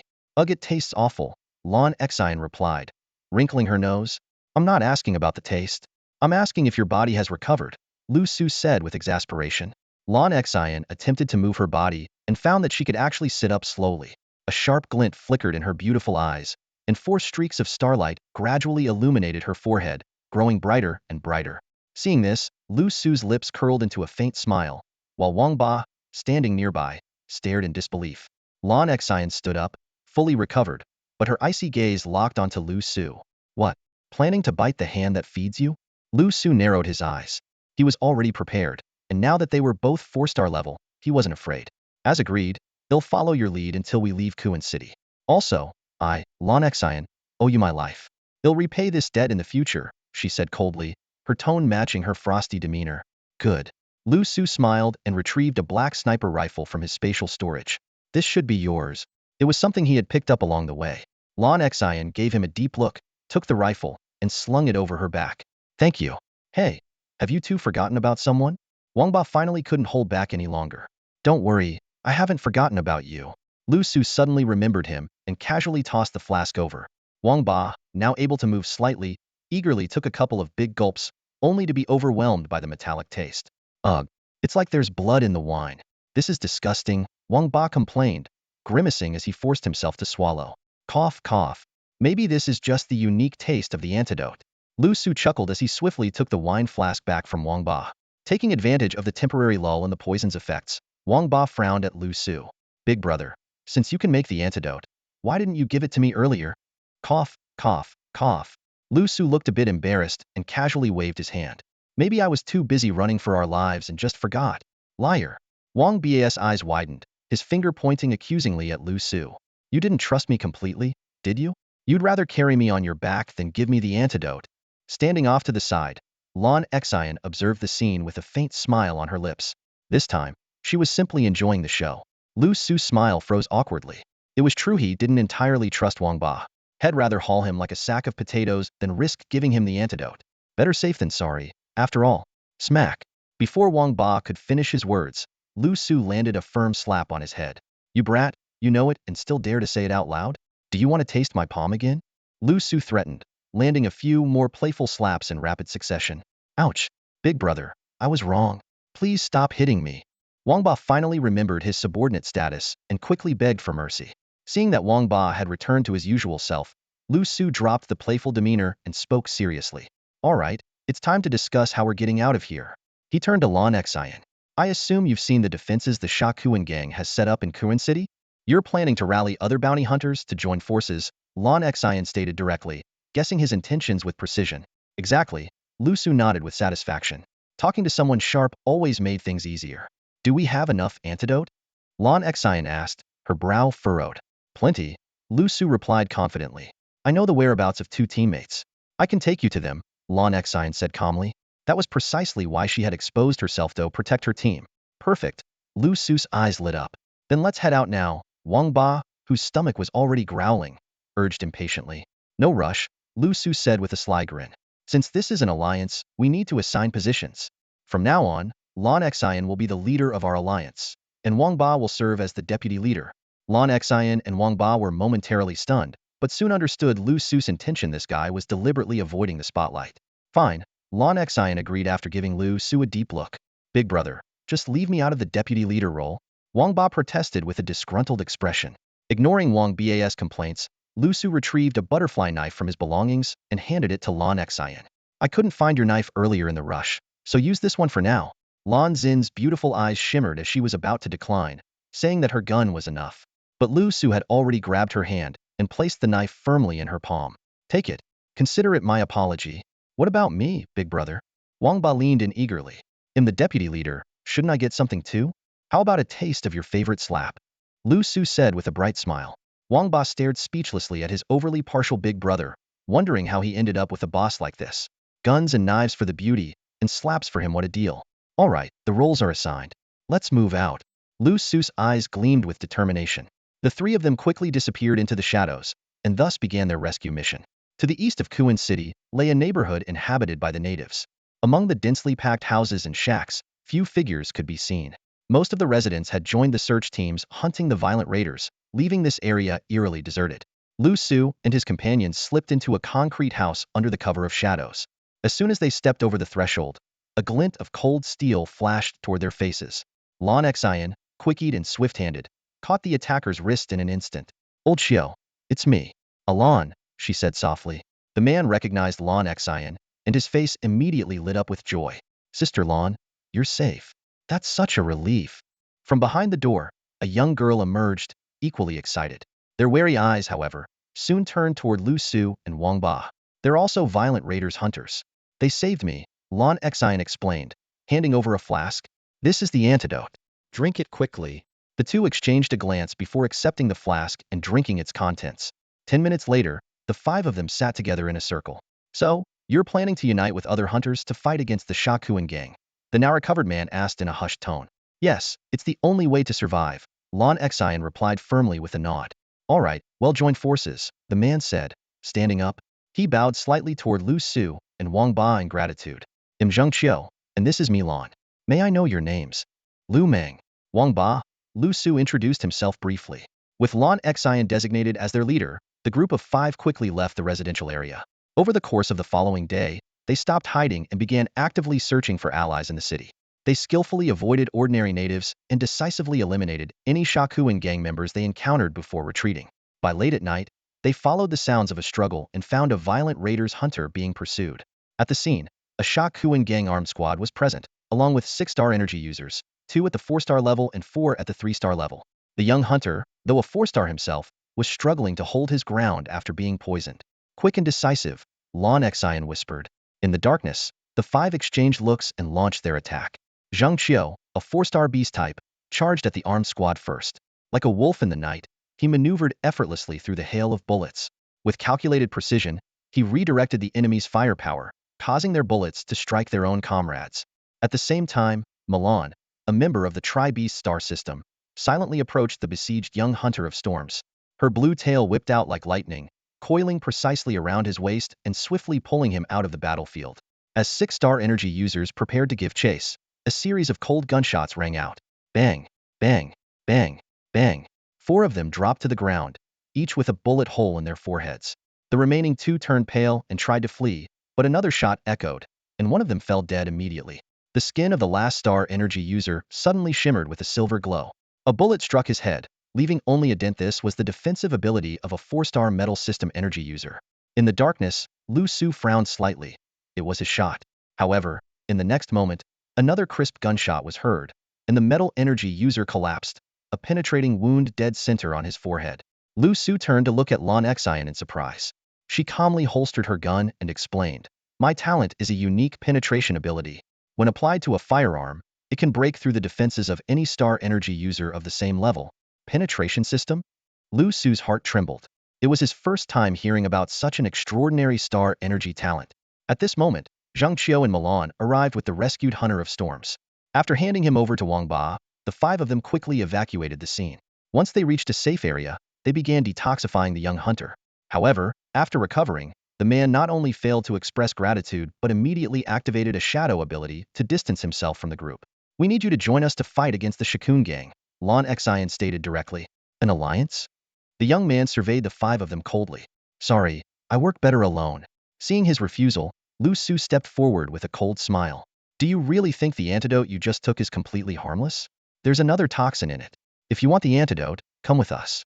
If you'd rather die, feel free." The young man, known as Lung Feng, looked grim. After staring down Liu Su for a moment, he finally relented. "Fine, I'll join."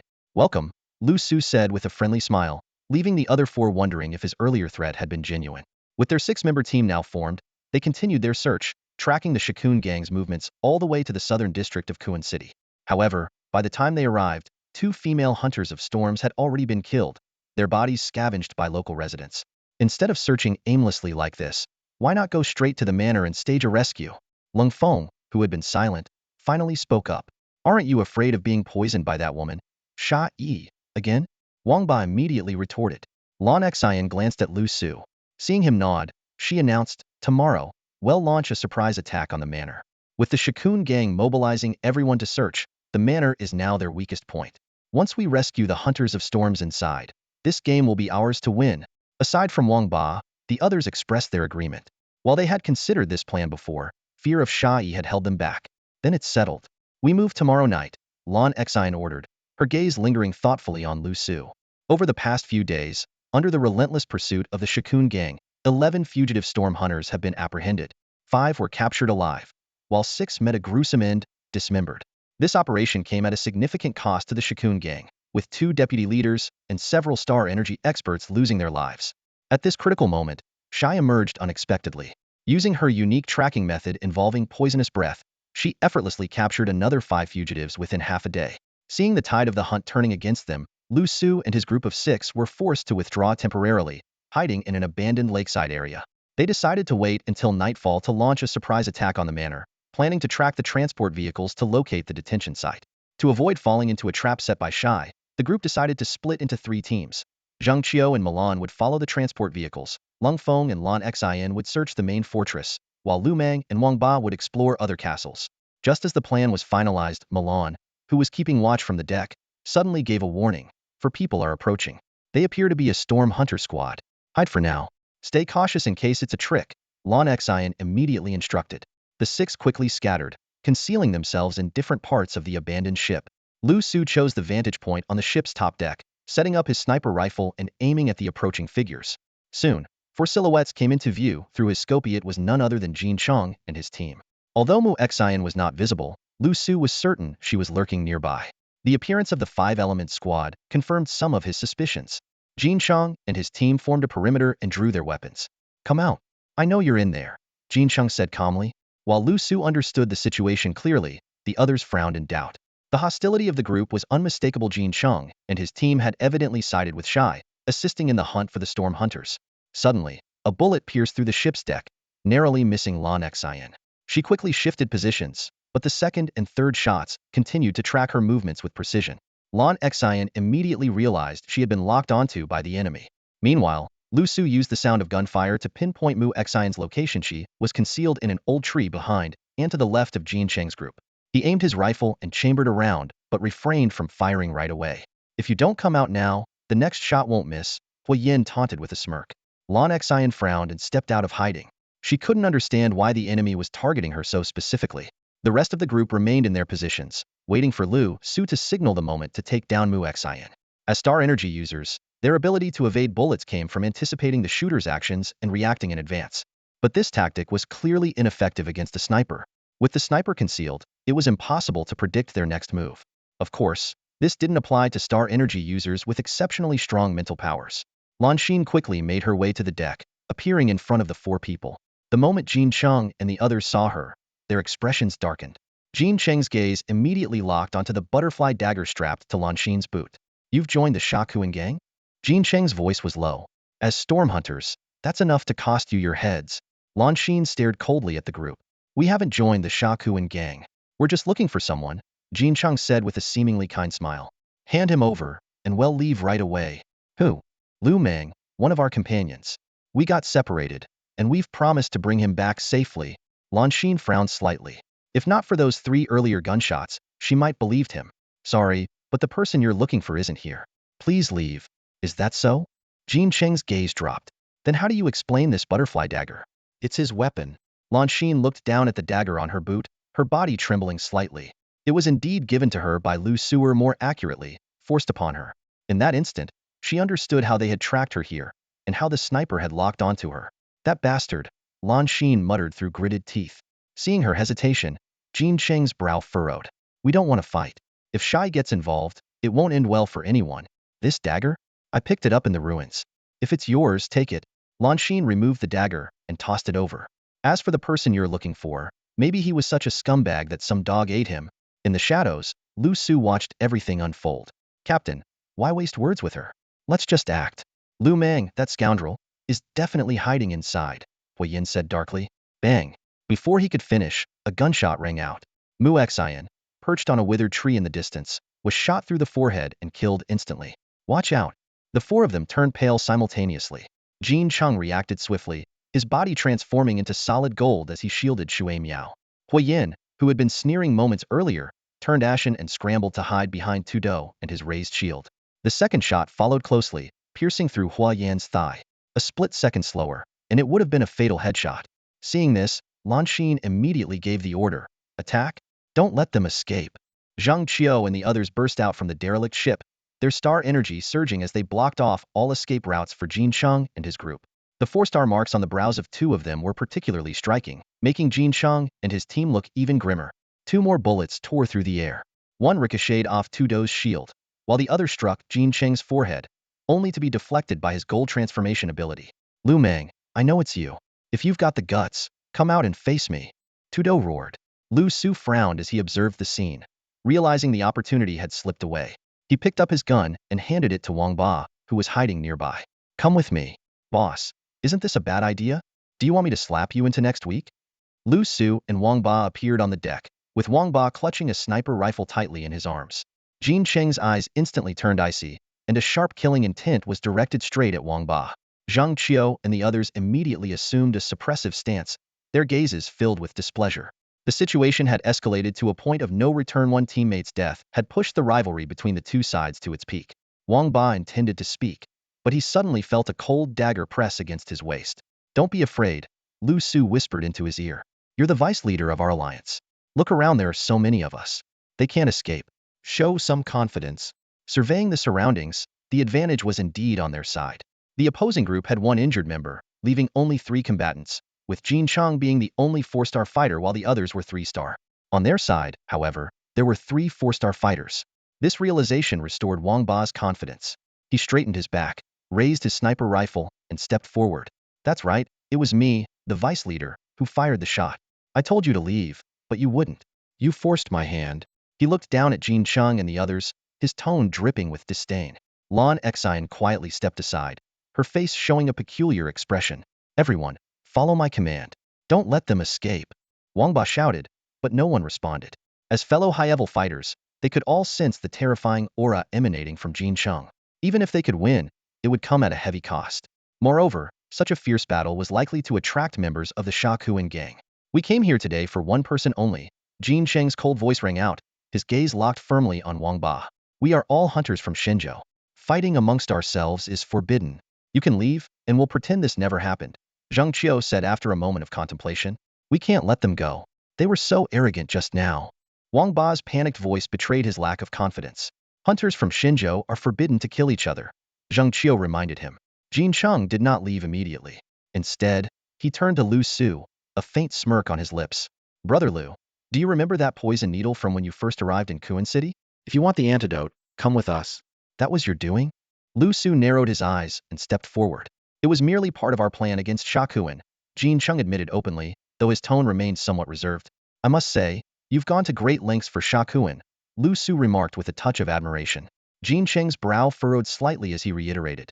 If you want the antidote, come with us. Otherwise, your only fate is death by poison. A cold smile appeared on Liu Su's lips. She no longer needed any antidote. What if I told you I've already anticipated all of this? Would you believe me? He said softly. Jin Cheng's eyes narrowed sharply, and the expressions of Shui Miao and the others shifted subtly as well. Liu Su continued to smile, a glimmer of sharp insight flashing in his eyes. Countless hunters have come to kill Shakuin, yet it was only us who were attacked the moment we arrived in Kuan City and the very first day. No less, and even bombed. That in itself is highly suspicious. His tone gradually turned colder. What's even more questionable is that after Shui Miao and I were knocked unconscious by the explosion, those children didn't scatter and flee. Instead, they seemed to act on some kind of command, swarming toward me. They knew they couldn't stop me but deliberately left that dagger for me to pick up and even tried to inject me with a poison needle. In the end, I inexplicably woke up in Sha Yi's bed, while Shui Miao's presence turned into a pawn to lead me here and provide you with intelligence. The faces of Jin Cheng's group subtly changed, their eyes revealing a flicker of turmoil, though they remained silent. They hadn't expected such a meticulous analysis from the other side. I get it now. Wang Ba suddenly slapped his thigh. They leaked the information about you being a spatial ability user to Sha Yi on purpose, then drugged you to infiltrate Sha Kuan's gang from the inside. Lan Xian and the others turned their piercing gazes toward Jin Cheng's group upon hearing this. They were all well aware of Sha Kuan's obsession with searching for spatial ability users, and Liu Su, coincidentally, happened to be one. The coincidence felt far too deliberate. Jin Cheng's gaze flickered, but he refrained from responding. However, what Liu Su said next caused the atmosphere in the room to instantly grow tense and dangerous. At first, I merely suspected you of being informants, Liu Su said, locking eyes with Jin Cheng, his voice calm yet icy. But your appearance here today made the truth clear to Mayo and Sha Yi are working together. The moment these words were uttered, everyone present froze, their expressions shifting drastically. Collaborating with violent star criminals was a capital offense in Shenzhou. What proof do you have? Jin Chung scoffed coldly. Throwing baseless accusations at us is just your way of trying to turn them against us. Proof? Liu Su let out a faint chuckle, his gaze shifting to Xue Miao. She is the proof. When we were both imprisoned by Sha Yi, I was spared any harm because they needed my spatial abilities. But what about her? She was locked up, yet she wasn't subjected to any abuse. Given the depraved nature of Sha Yi's men, does that even seem plausible? At his words, Xue Miao trembled slightly, recalling the anguished cries of other female prisoners in the dungeon and the predatory gazes of Sha Yi's men, especially the lecherous eyes of Eagle. Yet, inexplicably, no one had dared to lay a hand on her. If that's not enough, Liu Su said meaningfully, his eyes narrowing as he looked at Jin Chung, then the scent of Sha Yi's perfume on you should suffice. Though you've tried to mask it with other smells, I know that scent all too well. Jin Cheng's pupils contracted briefly before his expression turned icy again. But Wang Ba had already exclaimed excitedly, yes, that's the smell. You've definitely been involved with that woman. The sharp sound of a blade being unsheathed filled the air as Jin Cheng's eyes flashed with a dangerous light. I wasn't wrong, was I? Liu Su said, his eyes narrowing further. Sha Yi sent you here. You're planning to trade me for Sha Kuan's head, so you can return to Shenzhou and claim your reward. At these words, Zhang Qiu and the others' faces turned pale. If it were true, didn't that mean they had already fallen into the five-element squad's trap? Jin Chung glared fiercely at Liu Su, his hands tightening around the knife handles hidden beneath his coat. That's all I have to say. Believe it or not, it's up to you. Liu Su turned to Zhang Qiu and the others. But I can guarantee this: if you let them go tonight, none of us will survive. Meanwhile, they'll return home triumphant, with Sha Kuan's head in tow. As expected, that final remark sent a shiver through Zhang Qiu and his team. The four of them immediately sharpened their gazes like blades, locking onto Jin Cheng's group. While they had no interest in the feud between Liu Su and the five-element squad, when it concerned their own interests, none of them would stand idly by. They're with Sha Yi. We can't let them leave alive. Attack together, Lan Xian ordered calmly, raising her sniper rifle to coordinate with Liu Su. Following her command, Zhang Qiu and Milan sprang into action without hesitation. Across from them, Jin Cheng's face darkened as he drew his blade to face Zhang Qiu. Meanwhile, the injured Huayan, who had taken a shot to the thigh, and the rest of his team looked equally grim. Break through first, Jin Chung commanded, and the battle erupted instantly. However, from the very beginning, it was clear this fight would be one-sided. Lan Xian stood atop a derelict ship, the four-star emblem on her forehead glowing. She aimed her rifle at Tudo's shield and pulled the trigger without hesitation. Bang! The bullet pierced through the shield and struck Tudo's arm directly. The power of her shot was on a completely different level compared to Liu Su's. Xue Miao attempted to assist but was forced back several meters by a single swipe of Milan's tail. Enraged, Tudo hurled his shield toward the shipwreck, only for Lan Xian to shatter it cleanly in two with a precise shot. The sheer penetration power of her rifle left even Liu Su, who was observing nearby, silently astonished. At this moment, Huayan, despite his injured leg, turned into a blazing figure and charged toward Liu Su on the derelict ship. In the distance, Long Feng stood with his hands in his pockets, adopting an indifferent stance, as if he had no intention of intervening unless provoked. Facing the charging Huayan, Liu Su advanced instead of retreating. Holding a gun in his left hand and a black dagger in his right, he met Huayan Heaton. The two quickly engaged at close range, Huayan swinging his flaming blade, while Liu Su countered with his dagger. At the same time, Liu Su activated spatial binding, immobilizing Huayan. He then raised his gun and fired at close range. The flames surrounding Huayan gradually extinguished as Liu Su's black dagger sliced through his windpipe. The five-element squad lost their second member. Though Liu Su sustained burns, he appeared unfazed. Almost simultaneously, Lan Xian's fourth shot claimed Tudo's life. She then turned her attention to the black dagger in Liu Su's hand, her gaze tinged with a dangerous glint. Noticing Lan Xian's expression, Liu Su shivered slightly and quickly hid the dagger behind his back. With a sheepish smile, he said, "Ahem. Oh, turns out I picked it up back then. Forgot about it. My bad this time." He swiftly stashed the dagger into his spatial storage, unwilling to part with the weapon he had acquired in exchange for his beloved butterfly knife. Although Lan Xian seemed dissatisfied, she chose not to pursue the matter further and continued scanning for sniping opportunities. Meanwhile, Liu Su's gaze shifted to the remaining battlefields, his expression growing increasingly serious. The battlefield was a chaotic and ever-shifting scene. Milan, with her agile tail, held the upper hand in her fight against Xue Miao. In contrast, Even in his beast-like form, Zhang Qiu struggled to withstand Jin Cheng's relentless dual-blade assault. Though both were at the same one-star power level, Jin Cheng's mastery of swordsmanship was far superior to the average warrior.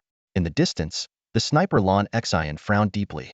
In such a chaotic melee, she couldn't risk taking a shot despite having a 99 chance of hitting an enemy. The one chance of accidentally injuring an ally was a risk she dared not take. If we don't act now, Sha Kun's men will be here any minute, Liu Su said, turning to Cold Blade, who was watching the fight from the sidelines. A flicker of displeasure crossed Cold Blade's eyes, but he stepped toward the battlefield regardless. His shadow darkened and split into two, rushing toward Jin Cheng. The tide of the battle shifted instantly. Jin Cheng's dual blades were fast, but against Cold Blade's four-knife assault, he was overwhelmed. Before long, he took a strike to the back. Boss! Shui Miao cried out as she saw Jin Cheng injured. Tears streamed down her face uncontrollably. In just one day, she had witnessed the deaths of Mu Xian, Hua Yin, and Tu Do. The pain was unbearable, pushing her to the brink of collapse. Shui Miao, run. Don't worry about me, have my own way out. Jin Cheng's eyes were blood-red, like a volcano on the verge of eruption. Liu Su watched coldly, his gaze brimming with killing intent. He had long seen through the five-element squad. They had never regarded him as an ally, merely as a tool to hunt down Sha Kun. Even if he escaped the ancient castle, they would continue to pursue him relentlessly. The inexplicable hatred he sensed from them only made him scoff. If that was the case, then this squad had to be annihilated today. At that moment, Jin Cheng suddenly broke free from the fight and shot toward Liu Su, who stood atop an abandoned ship. His golden blade gleamed with a chilling light. This was the moment Jin Cheng had been waiting for. Watch out! Lan Xian shouted in alarm, but Jin Cheng's speed was too great. She had no time to aim. Yet Liu Su remained calm, meeting the lethal strike with an unflinching gaze. Just as the blade was about to pierce his forehead, a burst of starlight erupted from his brow. 1 star. And you think you can stop me? Jin Cheng sneered, but his smirk quickly froze. His blade was caught by an overwhelming spatial force, immobilized no matter how much strength he exerted. How is this possible? Jin Cheng muttered in shock. In that moment of distraction, a black dagger slashed across his throat. Clutching his neck, he glared at Liu Su with defiance. You're just a 1 star. Liu Su took his blade, leaning close to his ear. Who told you I was only 1 star? He whispered before driving the dagger precisely into Jin Cheng's heart. Boss! Shui Miao wailed in despair, charging toward the ship without hesitation. But before she could reach Liu Su, Milan's tail pierced through her chest from behind. She collapsed heavily onto Jin Cheng, falling lifelessly at Liu Su's feet. This is the antidote. I'm sorry. I never intended to hurt you. Shui Miao trembled as she handed over a box of medicine, blood trickling steadily from the corner of her lips. Tears rolled down her beautiful eyes. When she had agreed to help Jin Cheng and the others, she thought it was just to deal with Sha Kun. She never expected things to escalate to this point. Liu Su stared at the naive girl before him, a complex emotion flickering in his gaze. He didn't reach out to take the medicine. Only when Shui Miao's hand fell limp and the bottle rolled to his feet did he finally look down. Lan Xian and the others watched the scene in silence. What shocked them wasn't Shui Miao's death, but the boy standing before them. This seemingly harmless youth, with just a 1-star power rating, had managed to kill Jin Cheng, a formidable 4-star. Was his power truly as low as it seemed? At this moment, both Lan Xian and Long Feng regarded Liu Su with a newfound seriousness. This place is no longer safe. We need to leave now, Liu Su said softly, breaking the silence as he noticed their gazes. We can't leave, Long Feng suddenly frowned, his eyes scanning warily behind them. Because she's here. His words had barely landed when everyone's expressions changed drastically. Emerging silently from the ruins of the surrounding buildings were over 20 star-powered individuals, forming a tight encirclement. At the center, walking slowly toward them, was a strikingly seductive figure clad in red. It was Sha Yi. Her greedy, enchanting eyes locked onto Liu Su from 100 meters away. Well, I didn't expect to find so many hiding here, Sha Yi purred, licking her fingers with a seductive smile. My dear, you've made me search far and wide for you. Her voice was sweet yet spine-chilling, sending shivers down their spines. Liu Su narrowed his eyes, muttering to himself, this woman is seriously twisted. Let's fight our way out. Consider this an early start to the plan, Lan Xian said gravely. We're too conspicuous as a group. Splitting up is our only chance to escape, Zhang Qiu added with a meaningful glance. Seeing Liu Su nod in agreement, the group understood clearly Sha Yi's target was Liu Su alone. Well, none of you are leaving here today, Sha Yi declared coldly. Release the gas grenades. The star-powered individuals within the encirclement simultaneously threw gas grenades, quickly donning gas masks. Explosions echoed as red toxic fumes spread rapidly through the air. Lan Xian immediately led Zhengxiu and Milan in one direction to break through. Liu Su chose the opposite direction from Sha Yi, with Wang Ba following close behind. Unexpectedly, Long Feng and Yingzi went against the flow, charging directly toward Sha Yi. Sha Yi, momentarily startled by Long Feng's unexpected move, paused even as she had been preparing to pursue Liu Su. Damn it, everyone. Get that space manipulator. Sha Yi barked orders, her face grim as she was forced into battle. She knew full well that her opponent was exceptionally strong, and with that eerie shadow immune to the toxic gas, even the slightest mistake could lead to her downfall. Seizing the moment as Long Feng held Sha Yi at bay, Liu Su darted into the ruins. Passing through the toxic fog, his path was suddenly blocked by 5 figures wearing gas masks. Their eyes glinted with bloodlust as they drew long blades and charged toward him. Instead of retreating, Liu Su pressed forward, rushing straight at the 5. When the distance closed to just 10 meters, he suddenly raised his hands in a shoulder-carrying stance. Before the 5 could react, a shoulder-mounted rocket launcher inexplicably materialized on his shoulder. Without hesitation, Liu Su pulled the trigger. With a deafening explosion, the 5 attackers turned pale, attempting to dodge but finding themselves immobilized by an invisible force. The fiery blast consumed them, and in an instant, they were reduced to ashes. Liu Su had already dropped to the ground in advance, quickly getting up to continue his mad dash, successfully escaping the toxic gas zone. Wait for me, big bro. Wang Ba panted heavily as he struggled to catch up. But faced with Liu Su's escape speed, which rivaled that of a professional athlete, he was left gasping and stumbling behind. Seeing this, Liu Su frowned deeply, not only refusing to slow down but actually speeding up and deliberately weaving through several turns. After running for what felt like an eternity and ensuring he was far from the danger zone, the utterly exhausted Liu Su slipped into a crumbling concrete structure, hiding in a dark corner. Holding his breath, he kept his eyes fixed on the direction he had come from. 1 second, 2 seconds, 3 seconds, 20 seconds passed, and Sha Yi did not appear. Just as Liu Su let out a sigh of relief, he saw that the chubby figure had somehow managed to catch up, much to his surprise. He hadn't expected Wang Ba's endurance to be so remarkable. Even more unexpected was that, unable to find him, Wang Ba sat by the concrete building and began bawling loudly, "Big bro, where are you? Big bro, come out. Wah, how am I supposed to live without you?" His voice was so loud it could probably draw people from 100 meters away. Liu Su's face darkened as he rushed out, grabbed Wang Ba, and dragged him inside, clamping a hand tightly over his mouth. "MMPH I'm a big bro," Wang Ba started to yell again, but upon realizing it was Liu Su, his sorrow turned into joy. "Wah, big bro, you scared me to death." Smack. Liu Su slapped him on the head. "Keep it down, will you? Do you want to lead Sha Yi right to us?" That slap seemed to carry a hint of personal frustration. "Don't worry, Sha Yi's being kept busy by Long Feng. She won't come," Wang Ba replied with a grin. Only then did Liu Su realize. No wonder he hadn't sensed Sha Yi's presence along the way. With her 5-star strength, if she had pursued him, there would have been no escape. "Then why are you following me? Can't you tell that Sha Yi's target is me?" Liu Su glared at Wang Ba, his brow furrowed. Everyone else was eager to distance themselves from him.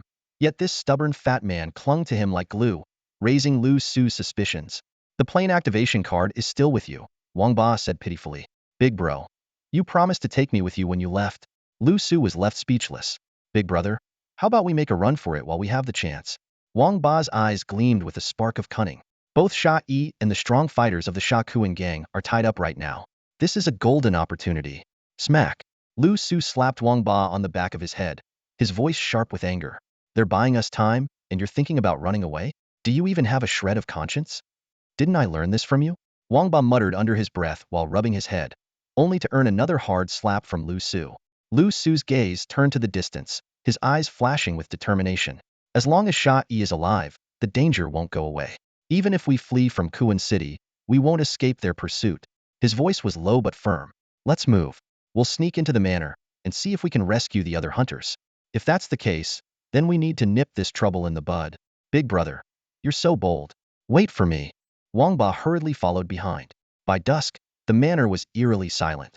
Most of the forces had been mobilized, and with Sha Yi personally leading the operation, only a handful of armed guards and servants remained in the estate. The two easily scaled the back wall and began methodically searching the castle buildings. In the first castle, they discovered an underground prison. After taking out the guards, Liu Su frowned as he surveyed the grim scene inside. Men and women were imprisoned separately, with each bearing signs of missing organs, particularly in the kidney area. It was clear these were ordinary people being used by the Sha Kuan gang for organ trafficking, not the hunters they were looking for. Wang Ba retrieved a set of keys from one of the guards and handed them to Liu Su, who casually tossed them into the cell. Unexpectedly, the prisoners instinctively clutched their sides and shrank back, too terrified to take the keys and attempt an escape.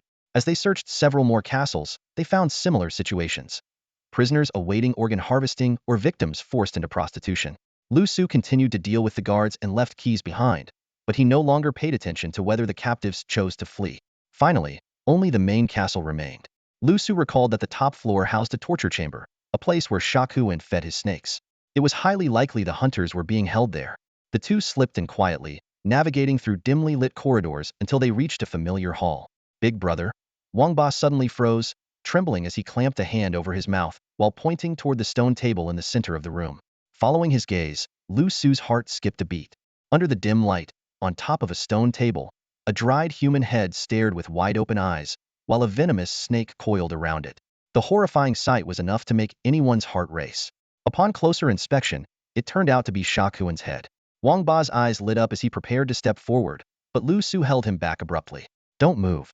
It could be a trap, Liu Su warned cautiously before quickly heading toward the top floor.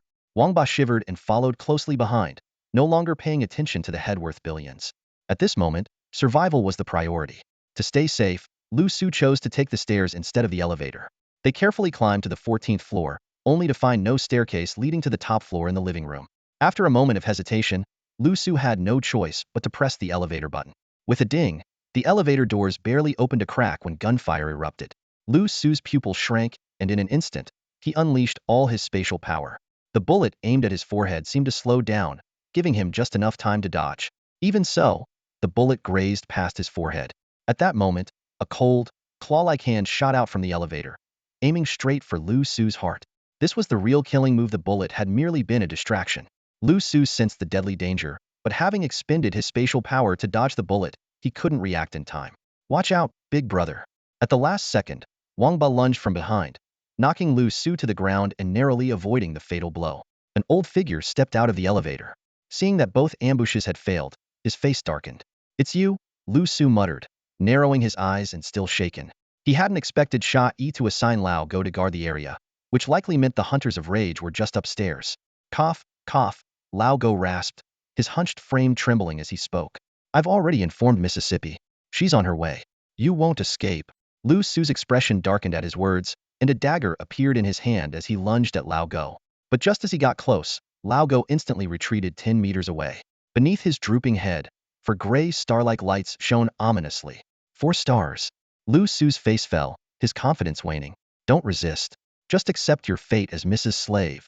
Lao Go sneered hoarsely, making no move to attack. Hearing this, Wang Ba turned pale as he imagined his grim fate of being drained. However, determination quickly replaced his fear. He charged at Lao Go, shouting, Big brother, go save them. Leave this old bastard to me. Foolish, Lao Go scoffed, disappearing like a phantom and reappearing behind Wang Ba, striking out with a palm. To his surprise, Wang Ba moved with unexpected agility, catching Lao Go's withered hand mid-strike. For golden star-like lights burst from Wang Ba's forehead. Old bastard, I'll smash you to pieces, he roared, gripping Lao Go and slamming him repeatedly with astonishing strength. Liu Su was stunned by the sight. The usually cowardly Wang Ba, who avoided fights like the plague, turned out to be a formidable 4-star warrior. Seizing the opportunity, Liu Su rushed into the elevator and headed straight to the top floor. Though Lao Go managed to break free from Wang Ba's assault, he was left battered and bruised, his face swollen. Still not dead? Wang Ba muttered in disbelief, preparing to continue his attack. But then, Lao Go's body began to transform. His hunched back bulged, his limbs thickened, and his entire body sprouted fur. Woof woof. In mere moments, he had turned into a ferocious giant dog, baring his sharp fangs at Wang Ba. What the? Fine, let's see how you like my dog-beating stick technique. Wang Ba grabbed a sturdy stick off the ground and began swinging it while yelling. So what if you've turned into a dog? I'll still beat you up. Maybe I'll even make dog meat soup. Woof, woof. But in the next instant, Wang Ba deeply regretted his words. The elevator doors opened, and Liu Su stepped into the familiar execution room once again. Iron cages were neatly arranged, each as small as a dog kennel, packed tightly with violent hunters. The cages were so cramped that larger individuals had been dismembered to fit inside. Those who were still conscious cowered deeper into their cages as Liu Su approached. Don't be afraid.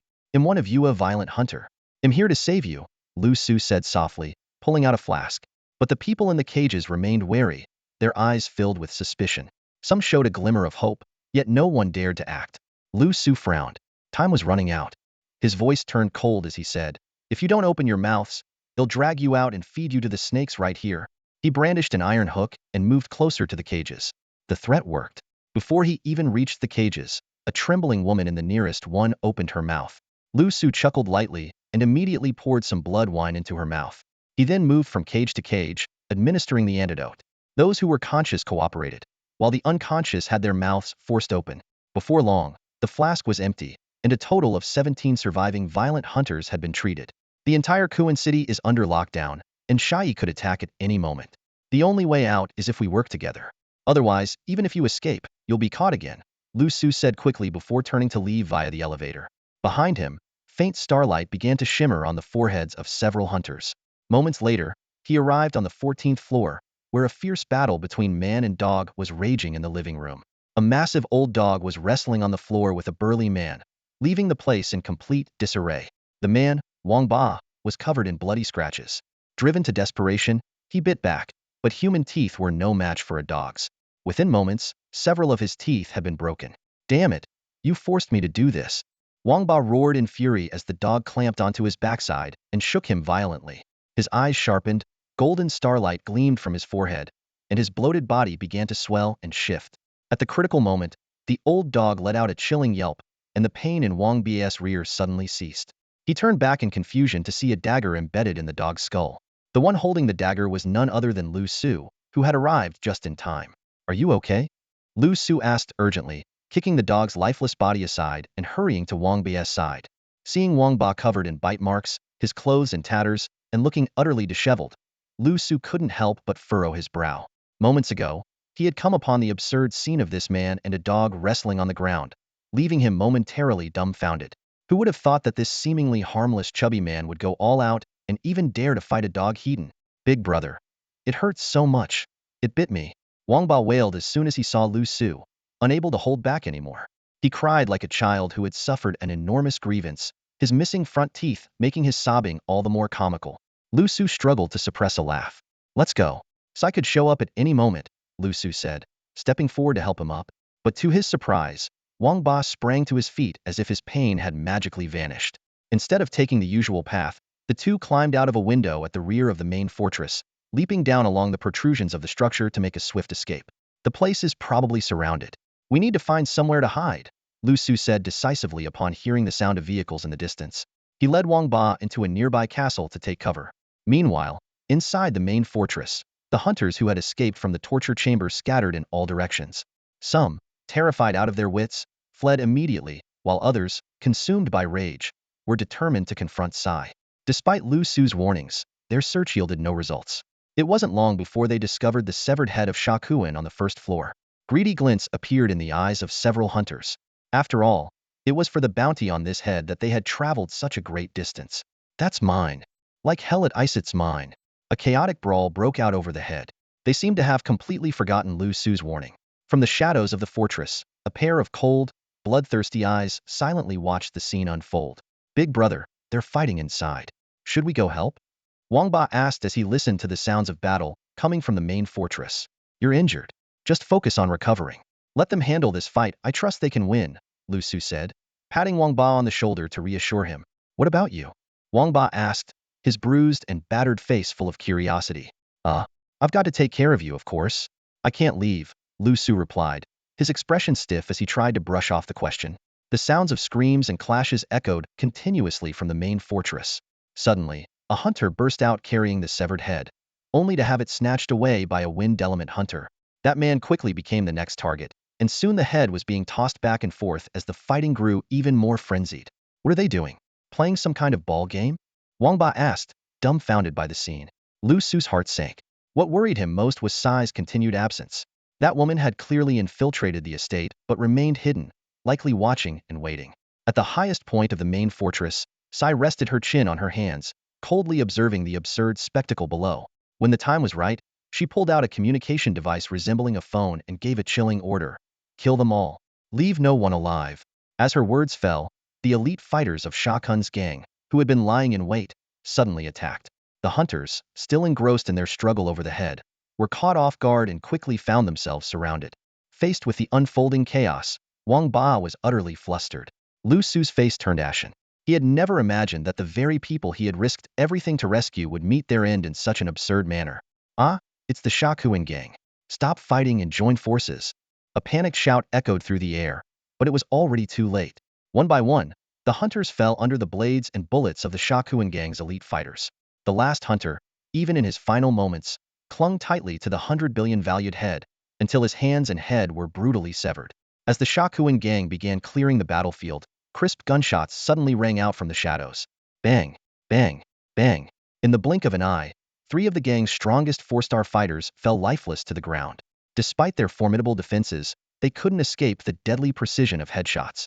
At the same time, several hunters who had been lying in wait seized the moment to strike. With the 4-star fighters eliminated, the remaining Sha Kun gang members quickly became prey. These agile hunters moved with sharp precision and deadly speed, wiping out the remaining enemies in mere seconds.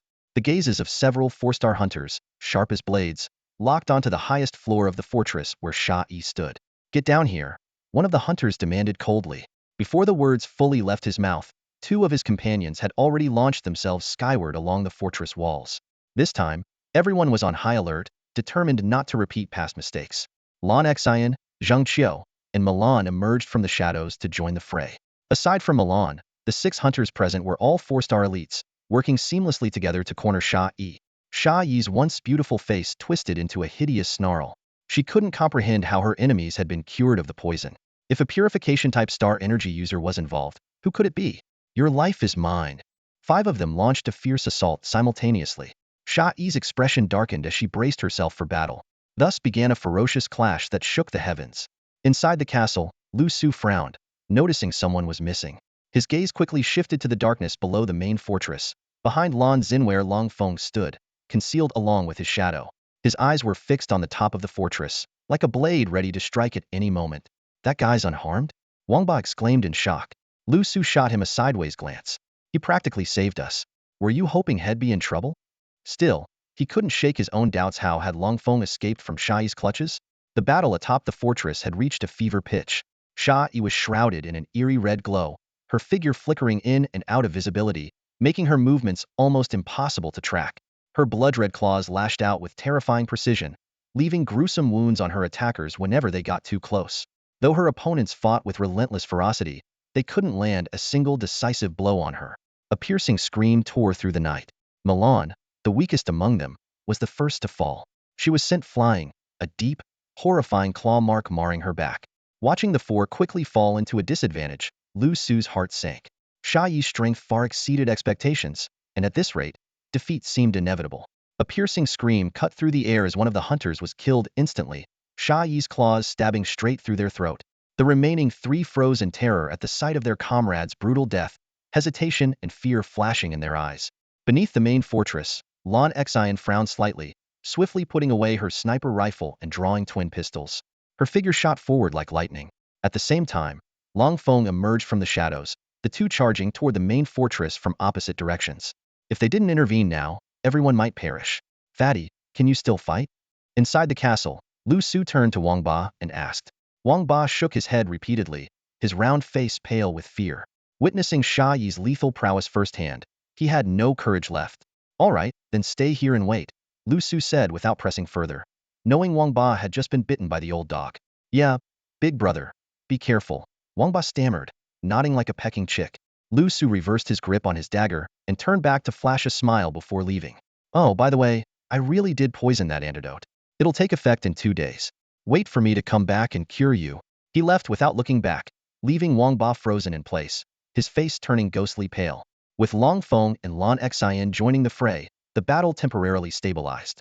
Liu Su seized the opportunity to slip into the main fortress, hiding beneath the 14th floor terrace. From this vantage point, he could observe the entire battlefield and launch a sneak attack at any moment. Suddenly, Sha Yi broke away from Long Feng's blade and appeared behind Zheng Qiu in an instant, her claws striking mercilessly, aiming for a fatal blow. Caught off guard by the sudden assault, Zheng Qiu barely managed to lift his arm to block. Though his arm was pierced through, his life was spared. 2 gunshots rang out. Lan Xian's bullet struck Sha Yi's hand with precision, but they also injured Zheng Qiu's arm. At the same time, Long Feng's shadow blade lunged towards Sha Yi's throat. Sha Yi recoiled in pain, throwing Zheng Qiu aside. At that moment, as Sha Yi retreated toward Liu Su's hiding spot, Liu Su seized the opportunity and leaped into action. Activating his spatial restraint ability, he aimed his dagger at the back of Sha Yi's head. Lung Feng and the others paused for a moment, then their expressions lit up with confidence. But in the next instant, an eerie scene unfolded. Sha Yi, struck in a vital spot, dissolved into red light and vanished. Liu Su's pupils contracted, and a chilling sensation ran down his spine. Turning quickly, he found an icy claw gripping his throat. Sha Yi's sinister face loomed terrifyingly close. Liu Su felt suffocated, his body completely immobilized. It was clear that this had all been an illusion created by Sha Yi's red light, a trap to lure him out. Now that she had him, Sha Yi immediately dragged Liu Su into the fortress. After them, Lan Xian shouted. She and the others gave chase, even Wang Ba overcoming his fear to follow. Inside the fortress, Sha Yi brought Liu Su to a wall, twisting a mounted fixture to reveal a hidden elevator. As they entered, the wall closed seamlessly behind them. Moments later, the pursuers arrived, but only Long Feng noticed the mechanism on the wall. When the elevator opened again, Long Feng stepped in without hesitation, and the others followed. At the last second, Wang Ba squeezed in as well, drawing surprised looks from the group as the elevator began descending. Meanwhile, Sha Yi had already taken Liu Su into the underground labyrinth, the place she had once traversed with Sha Kuan. Liu Su's face was pale, completely powerless under Sha Yi's claws, unable to resist. Soon, they entered an earthen chamber. With a resounding crash, the walls sealed shut, leaving Liu Su's heart sinking into despair. As the elevator doors opened, what lay ahead was a sprawling underground labyrinth. The dimly lit passages twisted and coiled like serpents, and the cold, damp air rushed to greet them. Everyone instinctively halted, their brows furrowed. In this unfamiliar environment, Sha Yi held the upper hand, and to proceed recklessly was akin to courting death. However, Long Feng remained expressionless, striding decisively down one of the corridors without hesitation. Feng, wait for me. Wang Ba hesitated for a moment, but clenched his teeth and followed. Captain, we can't keep chasing them. This is likely Sha Yi's trap, a wounded Zheng Qiu said weakly. Milan's injuries are too severe. If we don't treat her soon, her life could be in danger. Lan Xian turned to Zheng Qiu but stopped short as she noticed two four-star hunters had already left the area using the elevator. Taking a deep breath, she said, "Let's go. Milan's treatment comes first." With that, she led the team out of the underground palace. In a narrow, confined chamber deep within the underground palace, Sha Yi slammed Liu Su against the wall with force. She licked her crimson lips, her eyes gleaming with greed. Still thinking of escaping? She sneered. One hand gripping Liu Su's throat while the other slowly slid down to his waist. The icy touch sent shivers down Liu Su's spine, but his body was paralyzed, as if sealed by some mysterious force. Without mercy, Sha Yi's sharp nails pierced into the left side of Liu Su's waist, then stabbed through his right. The searing pain left Liu Su gasping for breath, unable to even cry out. "Let's see you try to run now," Sha Yi said with a satisfied smirk, casually tossing Liu Su onto the bed. She reclined gracefully beside him, draping her legs over his body. Watching his agony with delight, she caressed his face and even extended her tongue to lick him. Liu Su's face turned red, but the excruciating pain soon caused him to pass out. Sha Yi, unfazed, continued tearing at his clothing with her nails, as though toying with a delicate masterpiece. As her clawed hand moved to unzip Liu Su's pants, a sudden red light shot out, striking directly at her neck. Even Sha Yi, a powerful 5-star fighter, couldn't react in time. She clutched at her neck as the red light darted away, revealing itself a small, translucent crimson snake. Flicking its vivid red tongue, the snake's ruby-like eyes glared at Sha Yi with intense hostility. The moment she saw the little red snake, Sha Yi's expression changed drastically. For the first time, she showed utter terror. Stumbling back into a corner, she clutched her bitten neck, her face twisting in agony. Ah! Sha Yi's piercing scream shattered the silence of the underground palace. Her body began to twist violently, her face contorted in a terrifying grimace. In her final moments, it seemed as though she remembered something, struggling to crawl toward the unconscious Liu Su. However, just as her fingers brushed against Liu Su's ankle, blood began to stream from her orifices, and she collapsed lifelessly to the ground. Everything happened in mere moments, no more than 30 seconds. Once Sha Yi took her last breath, the small red snake relaxed its defensive posture and elegantly slithered into Liu Su's pant leg. A faint zip sound followed as the zipper mysteriously closed on its own, like an invisible door quietly shutting. The underground palace returned to its eerie stillness, save for a brief flicker from the star-powered bracelet on Liu Su's wrist. Meanwhile, Lung Feng and Wang Ba, who were searching nearby, heard Sha Yi scream. "Boss, please don't let anything happen to you." Wang Ba's body tensed as he spoke, his voice filled with worry. The two quickly followed the direction of the sound, stopping in front of an earthen wall. "Let me handle this," Wang Ba said decisively, smashing through the wall without hesitation. The sight inside the underground chamber left them both stunned. Liu Su lay on a bed, disheveled, his body covered in bite marks, scratches, and 5 bloody fingernail gouges on his waist. Nearby, Sha Yi lay lifeless, her body similarly exposed, blood oozing from her 7 orifices. Did boss really take her out like this? Wang Ba's eyes widened in disbelief, his voice tinged with shock. Lung Feng frowned as he inspected Sha Yi's body. She was poisoned, he concluded, causing Wang Ba to recoil in alarm. Lung Feng quickly turned his attention to Liu Su, checking his condition. After confirming that Liu Su was still breathing, he tore off a piece of fabric to bandage Liu Su's wounds and fed him a few medicinal pills. Moments later, Liu Su regained consciousness, though his face was pale as a sheet. "I'm very curious, how exactly did you poison her?" Lung Feng asked, his tone intrigued. "To kill a 5-star poison master so quickly, that must be some potent toxin." Liu Su didn't respond immediately. Instead, his gaze fell on Sha Yi's flushed skin, which reminded him of the symptoms he experienced when the little red snake had bitten him before. He cautiously inspected his surroundings and his own body but found nothing unusual. Remembering that he was now immune to the snake's venom, he felt slightly reassured. Seeing Liu Su's silence, Lung Feng chose not to press further. Wang Ba, however, couldn't contain his excitement. "I bet boss coated himself in poison beforehand, that's how he got her," he exclaimed with enthusiasm. Both Lung Feng and Liu Su were left speechless by Wang Ba's wild imagination. Clutching his injured waist, Liu Su silently wished for his brothers to leave him a good review and follow him. "Sha Yi is dead. Now, hand over the antidote." Lung Feng's sharp gaze locked onto Liu Su. He had always been a lone wolf, and if it weren't for Liu Su's threats, he would never have joined this makeshift alliance. "And me. I can barely hold on anymore," Wang Ba muttered weakly, leaning against the wall. His eyes fell on Sha Yi's lifeless body, further confirming the poison coursing through his veins. Liu Su's face was pale, his voice faint. "The antidote needs to be prepared. Let's get out of Kuan City first." This lie was one he had to continue. For now, he genuinely needed their help. Lung Feng scrutinized Liu Su's condition with a furrowed brow before finally nodding in agreement. Without hesitation, Wang Ba stepped forward and hoisted Liu Su onto his back, just as Liu Su had once done for him. The three reformed their temporary alliance and made their way out of the underground labyrinth. Outside the manor, chaos reigned. Corpses littered the ground, and Lan Xian and her group were nowhere to be seen. "Humph, those ungrateful cowards. Let them die from the poison," Wang Ba sneered as he carried Liu Su. Heading northward out of Kuan City, they soon discovered the situation was far worse than anticipated. The streets were teeming with heavily armed patrols, while numerous Star Energy warriors roamed the area. Helicopters circled overhead, casting an oppressive shadow of surveillance over the entire city. "These are forces from other factions in northern Myanmar," Lung Feng observed sharply. "Sha Yi must have paid a hefty sum to bring them here." Wang Ba's face turned pale. "What do we do now?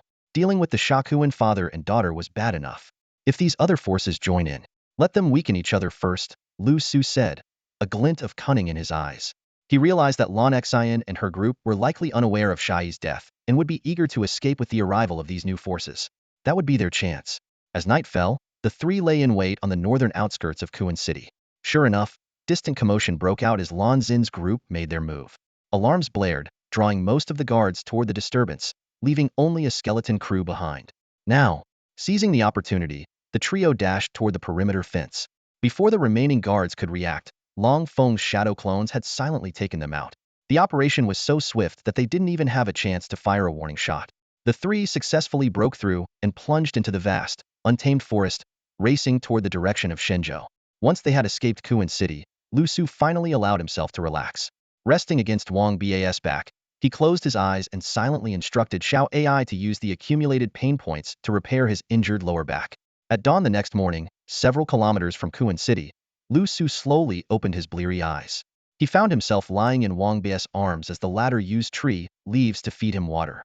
Liu Su touched his now pain-free sides, exhaling in relief for the first time. "It looks like you're back to normal. Big brother, you're awake?" Wang Ba's face lit up with a delighted smile as he carefully helped Liu Su sit up. Liu Su opened his eyes, glanced around, and realized he was inside a spacious tree hollow. Where's Lung Feng? He asked. He went to find food, Wang Ba replied. Just as he finished speaking, Lung Feng walked in, carrying 3 fresh fish and a handful of wild fruits. Wang Ba's eyes sparkled at the sight of the food, and he dashed forward eagerly. Lung Feng placed the food on the ground and stared directly at Liu Su. You look much better. When are you going to give me the antidote so I can leave? His tone was laced with clear impatience. Yes, big brother. Hurry up and give us the antidote. Wang Ba chimed in, his words muffled as he stuffed food into his mouth. I don't even have much of an appetite anymore. Liu Su picked up a wild fruit and took a bite. This forest should have the herbs needed to make the antidote. Let's go look for them in a bit, he said casually. Inwardly, he was anxious. He had already lied about poisoning them and now had to find some random herbs to cover it up. Admitting he hadn't poisoned them at all would likely lead Lung Feng to kill him on the spot. By the end of today, Lung Feng said coldly, issuing an ultimatum. All right, let's go now. Liu Su forced a smile. The 3 of them left the tree hollow and headed deeper into the forest. Towering trees blocked out the sunlight, and distant roars of wild beasts occasionally echoed, keeping them all on edge. Liu Su pulled out a dagger and, under the watchful eyes of the others, pretended to gather herbs, though he had no idea what he was actually collecting. Big brother, could it be that you're also a traditional medicine expert? Wang Ba asked, his eyes full of admiration as he watched Liu Su's seemingly professional movements. Of course. Otherwise, how could I have poisoned Sai Yi? Liu Su responded with an awkward laugh, quickly changing the subject. By the way, Fatty, where's that plane you mentioned? We need to go a bit further, Wang Ba said, glancing around. This primeval forest connects northern Myanmar to Shenzhou. Once we get through, we'll be in Shenzhou's Nanyun City. We originally flew here from Nanyun City. Lung Feng's eyes flickered slightly at the mention of the plane. Brother Feng, judging by your accent, you're also from Shenzhou. Why not take the plane with us? Wang Ba suggested, munching on a wild fruit. No need. Why not? Do you have other business in northern Myanmar? I'm planning to trek through this forest on foot as part of my training. There are likely many mutated beasts deep in this forest. It's extremely dangerous. I came through this forest the same way. Both Wang Ba and Liu Su exchanged strange looks, impressed by Lung Feng's nerve. There it is, over there. Wang Ba suddenly exclaimed, his eyes lighting up as he ran toward a patch of overgrown grass. But he quickly froze in place. Liu Su and Lung Feng caught up and their expressions darkened. The area was in complete disarray. Trees had been toppled, and the ground was littered with debris, clearly the aftermath of a large beast's rampage. Amidst the chaos, a silver warplane lay exposed under the sunlight, its surface riddled with dents and scratches. Damn it! What kind of blind beast did this? Wang Ba cursed furiously, his heart aching as he gently touched the damaged aircraft. Liu Su and Lung Feng simultaneously drew their weapons, scanning their surroundings warily. Deep claw marks and overturned rubble were visible on the ground, clear evidence of destruction caused by some massive creature. Big brother, what now? The fighter jet's broken, Wang Ba muttered, pouting with a look of grievance as he turned to Liu Su. This meant they had lost their aerial route back to Shenzhou. Liu Su frowned deeply. As he mulled over a plan, Lung Feng was already striding toward the jet. He walked around the fuselage, inspecting it carefully, then extended his hand toward Liu Su, signaling for the activation card. Handing over the card, Liu Su couldn't hide a flicker of surprise. Did this guy actually know how to repair aircraft? Lung Feng climbed into the damaged cockpit and took the pilot's seat. As the card slid into the slot, the entire jet roared to life. The instrument panel lit up one indicator after another, though most of them flickered erratically, evidence of electrical malfunctions. Seeing this, Liu Su and Wang Ba quickly stepped back. Lung Feng, however, focused intently on the control console, his fingers moving swiftly across the buttons with practiced ease, his motions fluid and professional. 3 minutes later, Lung Feng emerged from the cockpit and curtly said, "Remove both wings and it can still fly." Really? Wang Ba's eyes lit up with excitement. Liu Su, on the other hand, frowned. The wings are for stabilizing the aircraft. Without them, it could easily lose control after takeoff. Are you sure you can handle it? Lung Feng simply nodded. Yes. Awesome. Wang Ba grinned widely. Fatty, are you confident in your piloting skills? Liu Su couldn't help but ask. Piloting skills?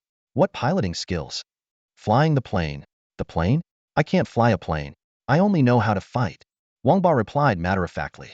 Liu Su's face darkened instantly. Then why the hell were you so happy just now? I can only fight too. Wang Ba froze, finally realizing the gravity of the situation. Both of them instinctively turned their eyes to Lung Feng. Lung Feng raised an eyebrow, his tone resolute. My plan doesn't change. This statement indirectly confirmed that he could indeed pilot the aircraft. No, come on, Funga, this place is crawling with mutated beasts. Flying is way safer. Wang Ba tried to cling to Long Feng's leg, only to be forced back by the flash of Long Feng's short blade. Dejected, he latched onto a nearby tree instead, continuing to plead. If it really doesn't work out, you could drop us off in Xinzhou and then come back for your training. Wang Ba persisted in his whining. Lung Feng ignored him entirely and turned to Liu Su, coldly spitting out 2 words, the antidote. Sensing the sharp intent radiating from Long Feng, Liu Su sighed helplessly. All right, hold on. He walked over to a large tree, mixing the medicinal herbs and a few vibrant wild fruits he had collected along the way. Before long, he concocted a bottle of medicine with a passably decent color. With a star energy body, this shouldn't kill him, probably, Liu Su muttered to himself as he handed the specially made antidote to Long Feng, cautioning, don't drink too much. Just a small sip will do. Long Feng brought the bottle to his nose, sniffing it carefully. After a moment of hesitation, he took a small sip. His brows furrowed instantly, the expression on his face staying tense for quite a while. Bitter medicine is good for you, Liu Su reminded with a wry smile. Liu Su quickly said guiltily, it's my turn. Wang Ba eagerly grabbed the potion and took several large gulps. His face twisted immediately, and he bent over as if he was about to vomit on the spot. Ugh, brother, what kind of medicine is this? It's so disgusting, ugh. Aren't all herbal medicines like this? Good medicine tastes bitter. The more bitter it is, the better it works, Liu Su said, trying to cover up with more lies as he noticed Long Feng's increasingly suspicious gaze. After drinking the antidote, Long Feng turned and walked away without hesitation, heading straight into the depths of the forest. His silhouette, like that of a loner assassin accustomed to solitude, quickly disappeared into the dense woods. Left behind were only Liu Su and Wang Ba. Wang Ba couldn't hold back his tears and cried for a long time. Liu Su could only sigh helplessly. Learning to pilot a plane wasn't something that could be mastered in a short time, let alone a wingless warplane. Brother, how about we follow Brother Feng into the forest? Wang Ba looked at Liu Su with hopeful eyes. If you want to go by yourself. Liu Su glanced at him and climbed into the warplane to rest. The sky was already dark, and they'd have to wait until tomorrow to make plans. Either they'd figure out how to commandeer a vehicle for land travel, or find a large boat for water travel. Venturing into this primeval forest alone was out of the question. The massive destruction left behind in this area was a clear warning of the dangers deeper within. Looking at the ominous, dense forest, Wang Ba shivered and climbed into the warplane as well. At least it was safe here. Otherwise, it wouldn't have withstood the ravages of wild beasts. In the cramped cockpit, the two sat in silence, staring at each other. Suddenly, a faint noise broke the stillness. Wang Ba clutched his stomach, his face changing dramatically. Ugh, my stomach hurts. He dashed out of the cockpit. A few minutes later, he staggered back, but before he could enter, another wave of pain hit, and he ran off into the darkness again. The entire night, Wang Ba stumbled back and forth between the warplane and the trees, painfully expelling everything he'd eaten that day, until he was so drained he could barely stand. Liu Su couldn't sleep all night, racked with guilt. He kept making up excuses to reassure Wang Ba, saying, this is a normal reaction. The toxins must be strong, so they're being expelled this way. Wang Ba believed him and simply lay down under a tree, too weak to move. When dawn broke, Liu Su hurried out of the cockpit to check on him, only to find Wang Ba in the nearby grass, looking completely unrecognizable. Had lost nearly 20 pounds from the night's ordeal. Brother, have I expelled all the toxins now? Wang Ba asked weakly, his lips pale. Suppressing his guilt, Liu Su pretended to check his pulse and said, yes, congratulations. You are completely cured now, and even stronger than before. That's great. Wang Ba smiled weakly, looking at Liu Su with gratitude. Brother, could you help me back to the warplane? I need to rest now. After settling Wang Ba in the warplane, Liu Su was overcome with remorse. However, when he looked up into the distance, he suddenly froze in place. At the edge of Liu Su's vision, Long Feng returned. One hand clutched his stomach while the other gripped the dagger tightly, his steps faltering. His shadow faithfully mirrored his movements, casting a double silhouette of black and white on the ground. Why are you back? Liu Su asked knowingly, a sly glint flashing in his eyes. Long Feng shot Liu Su a grim look, his pale face turning even more ashen. In truth, he had ventured deep into the forest not long ago when a sharp pain struck his abdomen. As a professional, he knew he shouldn't continue under such conditions, but his physiological needs ultimately overpowered his discipline. Just as he was about to handle his business in the bushes, a well-camouflaged venomous snake launched a sneak attack from behind. His quick reflexes saved him from a fatal bite. Worse still, after relocating, he encountered an even larger snake, tens of meters long. The stomach pain had sapped his combat strength, leaving him no choice but to retreat in humiliation. I forgot to tell you, Liu Su admitted sheepishly, The poison needs to be expelled through, well, judging by Long Feng's condition, it was clear he wouldn't be able to go much further. Hey, Feng, you're back. Did you get all the poison out? Wang Ba poked his head out from the fighter jet, his tone even weaker than Long Feng's.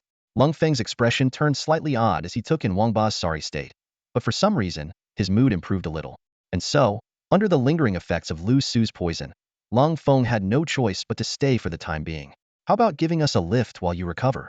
Liu Su suggested cautiously, gesturing for Long Feng to sit in the cockpit. Yeah, Feng, you can't train like this anyway, so lend us a hand, will you? I'm about to collapse here. Wild fruits just aren't cutting it.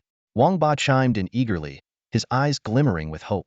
After some persistent pleading, Long Feng finally sighed and powered up the fighter jet, which Liu Su had previously stripped of its wings. The wingless aircraft resembled a crippled dragonfly as it slowly rose into the air, propelled by two jet engines. Long Feng expertly maneuvered the controls, showcasing his exceptional piloting skills. You might want to strap on a parachute, Long Feng advised, his focus unwavering as he activated the rear thrusters. The jet suddenly surged forward like a rocket. Liu Su immediately followed instructions, securing a parachute and carefully memorizing its usage. Just as Wang Ba was marveling at Long Feng's skills, one of the jet engines malfunctioned, causing the aircraft to spin wildly in midair. Fortunately, all three were strapped in securely and avoided being flung out. In this critical moment, Long Feng remained remarkably calm, managing to stabilize the jet using the single functioning engine. Damn, you can fly with just one engine? Feng, you're a god. Wang Ba exclaimed in awe, utterly impressed by Long Feng's extraordinary abilities. Is it possible to fly without the jet nozzles? No sooner had Wang Ba finished his question than, as if to confirm his suspicion, the last jet nozzle failed. The powerless fighter jet instantly turned into a massive projectile, diving straight toward the edge of the forest. Inside the cockpit, an eerie silence fell. Liu Su turned his head, ready to kick the loudmouthed fat man, but Long Feng remained remarkably calm. He answered coolly, no, without the nozzles, we're done for, you idiot. Jump out. What are you waiting for?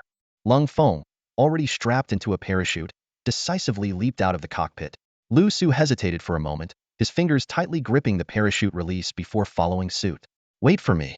Wang Ba suddenly snapped out of his daze and hurried to follow. But in the next second, his face turned pale as he screamed in despair. Oh no, I forgot to wear my parachute. Hearing this, Liu Su and Long Feng both responded in unison. The wind roared around them as Liu Su, inexperienced with parachuting, immediately deployed his parachute. Once he stabilized, he saw Long Feng spreading his limbs midair to slow his descent. Long Feng managed to grab the plummeting Wang Ba like a falling cannonball and then deployed his own parachute. The two quickly disappeared from Liu Su's sight, leaving him to drift down alone. After landing, Liu Su searched the area and soon found a battered Long Feng and Wang Ba in a thicket. Both were covered in injuries. Wang Ba hung his head like a scolded child, while Long Feng looked shaken, as if he had narrowly avoided being crushed to death by Wang Ba's weight. This is the forest's edge. Beyond here lies Shenzhou, Long Feng remarked, glancing at Liu Su before turning to walk deeper into the forest. Funga, wait. You saved my life and I owe you. Wang Ba called out boldly. Long Feng nearly tripped over himself, then vanished into the forest like a shadow. Are you trying to repay him, or get revenge? Liu Su glared at the chubby man, exasperated. You're unbelievable. Heh, heh, heh. Let's get out of this forest before we attract some wild beast. Wang Ba said sheepishly, scratching his head. Shut your jinxing mouth, Liu Su snapped, but his face immediately darkened. A star energy beast, as large as a leopard and sporting two pairs of fangs, was perched on a massive tree to their left, staring at them intently. Its body was covered in gray-black spiked fur, and its glowing green eyes radiated bloodlust. Whoosh! The beast shot forward like an arrow, so fast it left only a blur in its wake. Run! Liu Su shouted as he backpedaled, pulling out an automatic shotgun and firing wildly. But the beast was faster, evading every shot with ease. Damn it! Liu Su's eyes narrowed. He suddenly stopped, drew a knife, and used his spatial ability to charge at the beast. In an instant, they clashed. The beast's massive size gave it the upper hand as it pinned Liu Su down, its claws tearing into his arm. Gritting his teeth against the pain, Liu Su countered fiercely, using his spatial binding ability to immobilize the beast just as it lunged to bite his head. He drove his knife toward its skull, but it only penetrated half an inch. The beast roared in pain, breaking free from the binding and opening its jaws wide to crush Liu Su's skull. Big bro. At the critical moment, Wang Ba's massive frame barreled into the beast like a cannonball, slamming it into a nearby tree with tremendous force. Seizing the opportunity, Liu Su leaped forward and drove his knife into the original wound. This time, the blade broke through bone and sank in completely. He quickly retreated several meters. The star energy beast let out a blood-curdling scream as brain matter and blood gushed from its wound. After a brief struggle, it went still. To ensure it was truly dead, Liu Su pulled out a sniper rifle and fired several rounds into the same spot. Big bro, you're on. Shut up. Liu Su cut him off. At that moment, a middle-aged man clad in heavy armor appeared in the distance. Liu Su's eyes narrowed as he immediately raised his weapon, with Wang Ba tensing beside him. No need to be nervous, young friends. I'm here to hunt beasts as well, the middle-aged man said as he approached slowly, raising both hands to show he meant no harm. A friendly smile spread across his face. Liu Su noticed the shimmering star energy bracelet on the man's wrist and finally lowered his tightly gripped gun, returning a smile. We only awakened our star energy recently and came here to train. We didn't expect to run into such a big one as soon as we entered the forest. A glint of interest flashed in the man's eyes as he studied the two young individuals before him. Then, he burst into hearty laughter. Ha ha ha, truly remarkable. Young heroes indeed. Your star levels must be quite impressive. Not really. We're definitely no match for the real geniuses, Liu Su replied modestly, deliberately avoiding a detailed answer. The man's gaze shifted to the corpse of the star energy beast on the ground, a hint of regret in his tone. I've been tracking this creature for 3 days, and I didn't expect you two to take it down. If you want it, feel free to take it, uncle. We're not here to hunt beasts, Liu Su said, narrowing his eyes slightly and signaling Wang Ba with a glance. He then turned to leave. As a volatile star user, he was well aware of how sensitive his identity was. Wait, the man suddenly called out. The two stopped and turned back, watching as he quickly walked closer. That won't do. This black star leopard is your kill. How about this? I am well connected in Nanyun City and can help you sell it. It should fetch around 1 million. I'll just take a 20 cut. How does that sound? Liu Su's eyes lit up, and Wang Ba leaned in to whisper in his ear, Big bro, we really don't have any money right now. Why not use this chance to get into the city? Seeing the sincerity in the man's expression, Liu Su nodded in agreement. Then we'll trouble you, uncle. A 50-50 split would be even better. As long as the man didn't use a star energy analyzer, Liu Su's identity as a volatile star user should remain hidden. My name is Lin Xiang. Just call me Uncle Lin, the man said. Wait here. I'll go get my car. With that, Lin Xiang walked off briskly, returning shortly in a military green off-road vehicle. This new model of forest utility vehicle could handle complex terrains with ease, and the more expensive versions even came equipped with autonomous driving systems. The three of them worked together to load the Black Star Leopard onto the vehicle and then headed toward the border checkpoint. At the inspection station, 2 armed soldiers stopped their car. Liu Su maintained a calm exterior, though inwardly he worried about how reliable the star energy bracelets given by who truly were. We're star energy users who went into the forest to hunt beasts, Lin Xiang explained, showing his bracelet. The soldiers immediately saluted and took out a scanning device to verify their identities. The detector passed over Lin Xiang's bracelet, and a green light confirmed that the information was valid. When it was Liu Su and Wang Ba's turn, Wang Ba confidently extended his chubby hand. Liu Su also presented his bracelet, but his other hand quietly gripped the hilt of his dagger. If exposed, he knew there was only one path for him to retreat to the forest as quickly as possible. Anyone daring to stand in his way would meet their end by his blade. His journey to northern Myanmar had taught him one crucial lesson: how to survive in the face of danger. The green light on the detector suddenly lit up, accompanied by Lu Mang's detailed information appearing on the screen. The sharp glint in Liu Su's eyes faded instantly as he silently returned the knife in his hand to his spatial ring. The soldier on duty momentarily showed a flicker of surprise upon seeing the name, but quickly resumed a professional smile, stood at attention, saluted, and allowed them to pass. The vehicle smoothly crossed into Shenzhou's territory. Lin Xiang, while driving, started a friendly conversation. Judging by your ages, you two must be students at Xingning Academy, right? Yes, we just awakened and got admitted, Liu Su replied with a smile. With talent like yours, I bet you got into one of the 5 great academies. Lin Xiang remarked with keen interest. Liu Su chuckled self-deprecatingly. There are geniuses everywhere in the country. There are only 5 of those academies. What chance do we have? Just as Lin Xiang was about to ask more, Wang Ba interrupted, clutching his stomach. Uncle Lin, do you have any food in the car? I'm starving. He looked pale, having endured a night of diarrhea, a plane crash, and an attack by star energy beasts, leaving him utterly exhausted. Lin Xiang checked the vehicle's compartments and said apologetically, only a few bottles of water left. Water's enough. Wang Ba eagerly grabbed a bottle and gulped it down.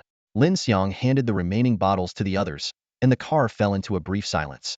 Before long, Wang Ba began snoring, while Liu Su stared blankly at the forest outside the window.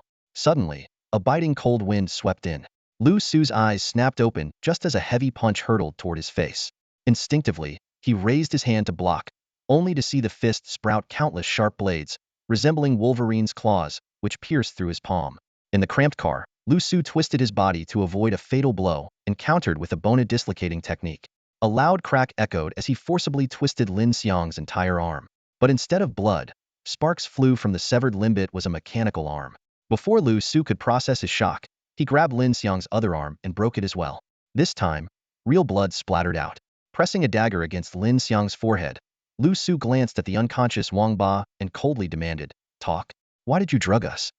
"Starbreakers. You are Starbreakers." Lin Xiang gritted his teeth as he glared at Liu Su, his mechanical eye flickering faintly with red light, radiating hostility. Liu Su quickly assessed his opponent's glowing red mechanical eye, a robotic arm. Clearly, this was a cyborg, and that mechanical eye must have a detector to identify Starbreakers.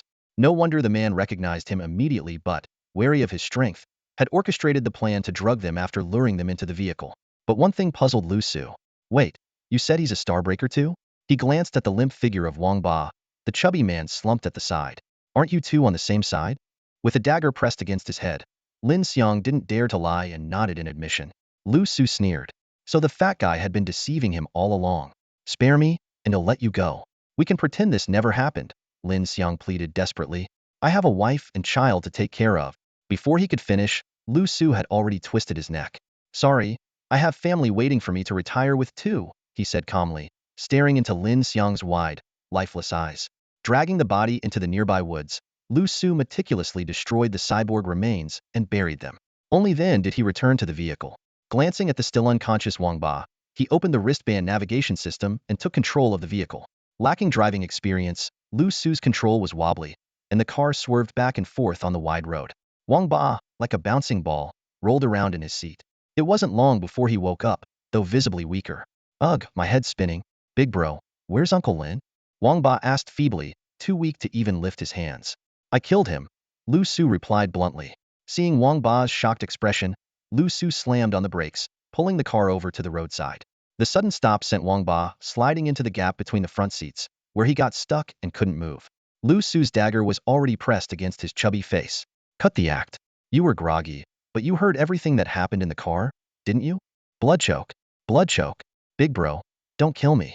We're both Starbreakers, we're on the same side." Wang Ba wailed in terror, struggling desperately. Liu Su restarted the car, letting the dagger lightly tap against Wang Ba's face. "So, your master is also a Starbreaker, and he sent you to northern Myanmar as a test? How did you know, big bro?" Wang Ba asked in surprise. "I had just awakened when this weird old man showed up and insisted on taking me as his disciple. He taught me some survival skills and then tricked me into going to northern Myanmar, saying it was part of some trial. Only if I succeeded could I join the Starbreakers Alliance." His eyes suddenly lit up. "Big bro, is that what happened to you too?" Liu Su's mouth twitched. His experience had been far worse than this chubby guy. She even had to earn money for that woman. But such humiliating details were best kept to himself. "Yeah, something like that," he replied curtly. "Bro? Oh bro." Wang Ba sobbed as he spoke. "Turns out we're both cursed by fate." "I." Before he could finish, Liu Su pressed a dagger against his mouth, his brows furrowed tightly. A sudden thought flashed through Liu Su's mind. In this northern Myanmar hunting mission, almost all the participants were violent hunters from Shenzhou. Both he and Wang Ba had been sent here as newcomers for a test. Could there be other rookies like them among the violent star hunters? Perhaps the lone wolf Lung Feng, or the sharpshooter Lan Xian. His thoughts delved deeper. Could this northern Myanmar hunt be a large-scale evaluation orchestrated by the violent star organization behind the scenes? He recalled the cryptic message left by Bai Hu. This kind of trial is something every rookie must go through.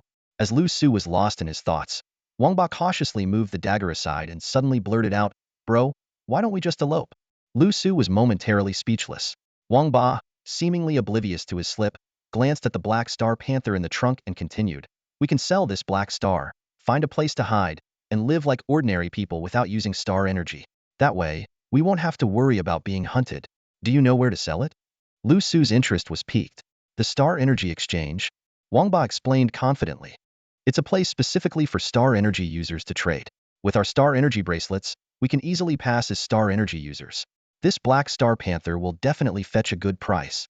Looking at the star energy bracelet on Wang Ba's wrist, he added with assurance, "Don't worry, that old man said this bracelet is highly realistic. As long as we avoid star energy drug detectors, we'll be fine. He then scrutinized Liu Su's bracelet and remarked in surprise, yours looks even more refined than mine. You should have even less to worry about. Liu Su glanced down at his own bracelet, which was indeed more intricate than Wang Ba's. Maybe it's custom-made, he thought to himself, recalling that it had once been a leg bracelet worn by that woman. All right, we'll sell the Black Star Panther together and split the money 50-50. After weighing the risks, Liu Su decided to take the gamble. Though he used to be a billionaire, he now urgently needed funds. In the eastern district of Nanyun City, a towering skyscraper loomed high, drawing the gaze of passers-by. Whenever people saw someone wearing a star energy bracelet entering the building, their eyes lit up with envy.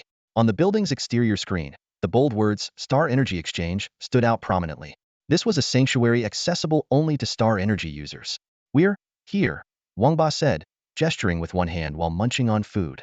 Just drive straight into the vehicle passage. Someone will greet us. The effects of the drug in his system had worn off after the bumpy journey. It seemed Lin Xiang's intention wasn't to kill them, but to capture them alive. After a moment of thought, Liu Su drove the car into the building, following a few vehicles ahead. When the security guards stopped the car for inspection, Wang Ba arrogantly extended his pudgy hand adorned with the bracelet. The guards immediately bowed and let them pass. The parking area was spacious and luxurious. A stunning woman in a cheongsam approached with a warm smile. Welcome, esteemed star energy users. How may I assist you today? Anything's possible? Wang Ba's eyes lit up. Just as Liu Su was about to speak, the woman leaned toward Wang Ba, deliberately brushing against him with her chest as she softly whispered, yes, anything at all. Watching this scene, Liu Su shook his head internally. He had known that star energy users held a high status, but he hadn't expected it to be this extreme. Hee, you're so beautiful, miss. Wang Ba was immediately captivated. Seeing this, Liu Su smacked him on the head and sternly said, focus on the task at hand. Miss, we're here to sell a star energy beast, Wang Ba said, withdrawing his right hand after briefly holding the woman's delicate one, a lingering smile still on his face. The stunning woman in a fitted qipao turned her gaze toward the vehicle upon hearing this. When her eyes landed on the corpse of the Black Star Panther, a gleam of interest flashed in her eyes. Without hesitation, she raised her hand and gestured. Moments later, two burly men in uniforms approached swiftly, expertly transferring the Black Star Panther onto a specially designed cart and wheeling it away. Please follow me, the woman in the qipao said as she turned and led Liu Su and Wang Ba toward an elevator. The glass elevator ascended slowly, offering a clear view of the building's interior through its transparent walls. On every floor, numerous star energy practitioners were engaged in transactions, making the entire structure resemble a bustling trade hub. When they arrived at the 28th floor, the elevator doors slid open to reveal a spacious trading hall. A man in a sharp suit was bent over, examining the Black Star Panther they had brought in. Two workers stood nearby, waiting for further instructions. You must be the sellers of this Black Star Panther. A pleasure to meet you, the man in the suit said with a professional smile, stepping forward to shake hands with both of them. I've already examined the corpse. It's a 3-star beast and in excellent condition. I can offer 900,000 for it. What do you think? That's fine, Liu Su replied curtly. Since this was more of an experimental venture for him, he had no real grasp of the market value and was simply relieved to make a successful sale. Wang Ba, however, was less satisfied. Only 900,000? Even a 2-star beast would fetch more than that. If you're not in a hurry to cash out, we can disassemble and sell the parts of the Black Star Panther for a higher price later, the suited man responded calmly, clearly accustomed to such negotiations. No need, we don't have time. Let's complete the transaction now, Liu Su interjected with a frown, worried that any delay might lead to complications. If their identities as violent star hunters were exposed by the AI system, they might not even get the 900,000. The transaction was completed quickly. Once the funds were transferred, the man in the suit enthusiastically suggested that they explore other floors, particularly mentioning the 25th floor, where star energy enforcers might be present. Back in the parking lot, the woman in the qipao was still trying to persuade them to stay, focusing her attention especially on Wang Ba with noticeable warmth. Sensing trouble, Liu Su quickly handed her a 10,000 tip and dragged the now distracted Wang Ba away in a hurry. He wasn't about to risk running into the star energy enforcers walking into their midst would be asking for trouble. On the way, Liu Su transferred 440,000 to Wang Ba as his share. Why am I only getting 440,000? Wang Ba asked, looking at Liu Su with a wounded expression. Because I gave 10,000 as a tip, Liu Su replied. But that was your choice. Wang Ba protested, unwilling to let it go. Driving to an open area, Liu Su parked the car and turned to Wang Ba, saying, all right, this is where we part ways. Wang Ba froze on the spot, taking a long moment to react. Brother, aren't we supposed to leave together and... Stop right there. Liu Su interrupted. I only agreed to help sell the Black Star Panther with you, not to run away together. I'm not into men. Big brother, please let me follow you. I don't even know where to go if you leave me, Wang Ba pleaded with a pitiful expression. Hehehe, then come with me and wander the world as my disciple. Yes, yes. Wang Ba nodded eagerly, but suddenly froze as the voice didn't sound right. He spun around to see an old, scruffy face inches from his own, their noses almost touching. Hehehe, my dear disciple. Why didn't you come find your master after returning? The old man grinned, revealing a set of yellowed teeth. Wang Ba staggered backward in fright, nearly fainting from the old man's foul breath. Liu Su, too, was startled by the sudden appearance of the old man from the bushes. You nasty old man, what are you doing here? Wang Ba's face turned sour. The old man chuckled as he moved closer. Hehehe, my dear disciple, since you're back, come with me now. No, I won't go with you. You're a rotten old man. Wang Ba turned to flee, but in an instant, the old man appeared in front of him and tripped him with a cane, sending him face first into the ground. Seeing this, Liu Su's heart skipped a beat. He immediately realized the old man was a formidable fighter. At that moment, the old man's gaze shifted to Liu Su, his cloudy eyes suddenly becoming razor-sharp. In the blink of an eye, the old man turned into a blur and charged at him. Liu Su quickly unleashed his spatial power, but to his shock, it shattered instantly. The old man's cane was already pressed against his neck. Who are you? The old man asked sharply. I'm your disciple's friend. I'm a Starforcer too. Liu Su raised his hands in surrender. The old man leaned in to scrutinize him before shaking his head in disappointment. TSK, a rare spatial type, but sadly, only 1 star. After letting Liu Su go, the old man turned back to Wang Ba. Come on, let's go beg for food together. No, I'd rather die than go with you. Wang Ba lay flat on the ground, pretending to be dead. Smack. The old man's cane landed squarely on Wang Ba's rear. What followed was a flurry of sharp smacks as the old man chased him, beating him relentlessly until Wang Ba jumped up, crying for mercy. Soon, one thin and one chubby figure disappeared into the distance. Liu Su stood there, dumbfounded by the bizarre scene. Regaining his composure, he burned the SUV and returned to the city. There, he stocked up on a large quantity of essential supplies, even purchasing a life ring. Using his Starforcer wristband to pay attracted envious glances from onlookers. With his striking looks, he also drew the attention of several women hoping to get close to a Starforcer. Finding a secluded spot, Liu Su stored all the supplies into his dimensional space. To his surprise, the space's diameter had expanded from 10 meters to over 20 meters. This must have been the result of continuous reinforcement. He recalled Xiao AI mentioning that the dimensional space cells could be further enhanced, potentially even activating a second one. As the sky darkened, Liu Su murmured softly, it's time to head back to Modu. The one thing that weighed most heavily on his heart was still his grandmother. The Magic City, Dongpu International Airport. Liu Su blended into the moving crowd as he walked out of the terminal. He casually hailed a taxi and gave the driver the address of the abandoned zone. Back from overseas, huh? What are you going to a place like that for? The driver asked warmly as he drove. Going home, Liu Su replied flatly. The smile on the driver's face froze instantly.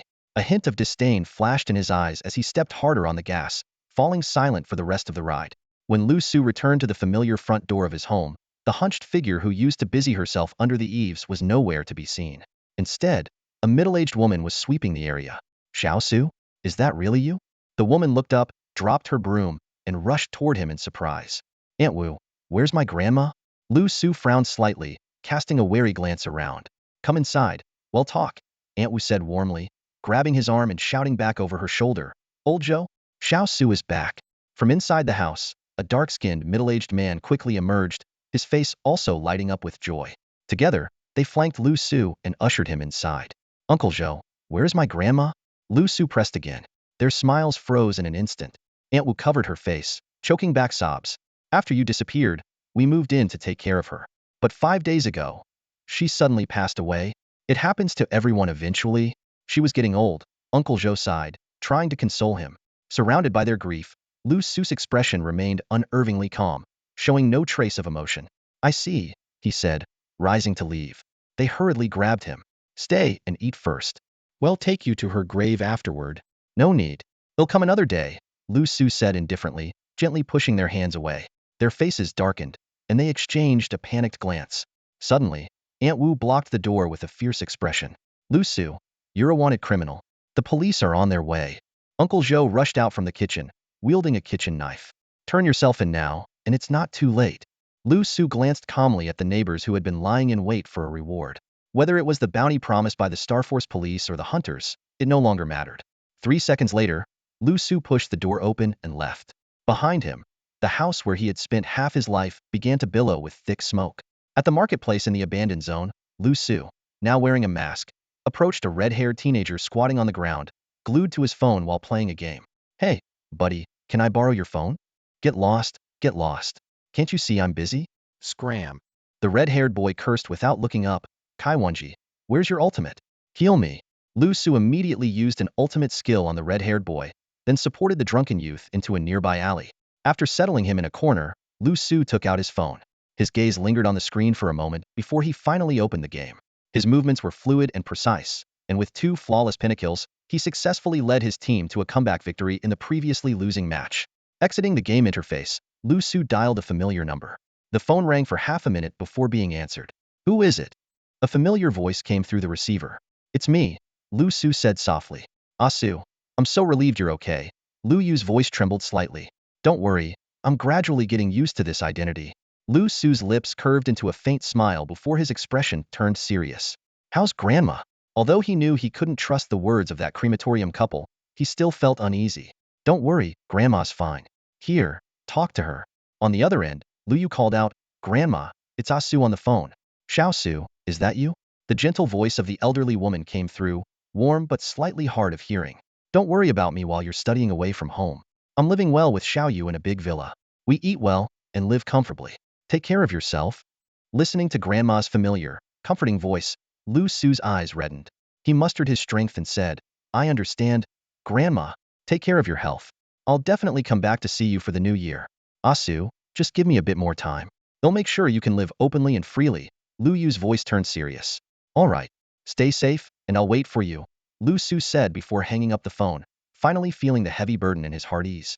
From the fact that Liu Yu had managed to move Grandma to a livable area and even erased his photo from the most wanted list, it was clear her current situation was much better than his. As for his own next steps, Liu Su fell into deep thought. Go find Baihu? The thought flashed through his mind but was quickly dismissed. Last time, he was tricked into going to northern Myanmar. Next time, it might be Africa. While it could be some sort of trial, he was more inclined to believe that Baihu was associated with an organization of rogue starbearers, and these so-called trials were initiation tests. However, Liu Su had no interest in getting involved. He just wanted to live a quiet life. No one helps a stranger for no reason unless they see something valuable to exploit. Why would Baihu help him? It clearly wasn't because of his good looks. I'd better keep a low profile under the identity of Liu Meng for now, Liu Su thought as he glanced at the Star Energy wristband on his hand. With his current abilities, as long as he didn't expose his identity, relocating to another city or even another country wouldn't be an issue. He could pose as a star bearer to hunt star beasts or work as a bodyguard for some wealthy heiress. With his skills, earning a living wouldn't be a problem.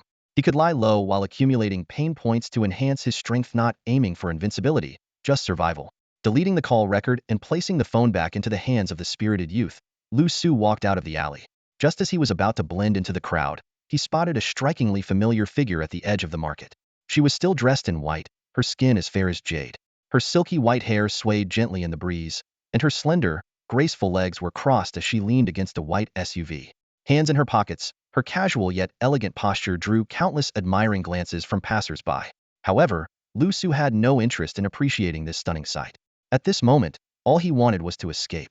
His lips twitched slightly as he turned and bolted without hesitation, moving with astonishing speed.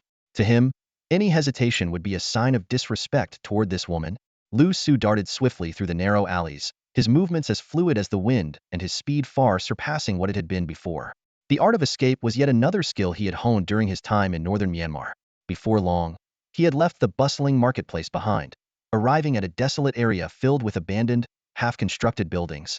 He stopped beneath a tall perimeter wall, catching his breath only after confirming that the white tiger had not followed him. If I could take her on, I'd never run, Liu Su muttered through clenched teeth.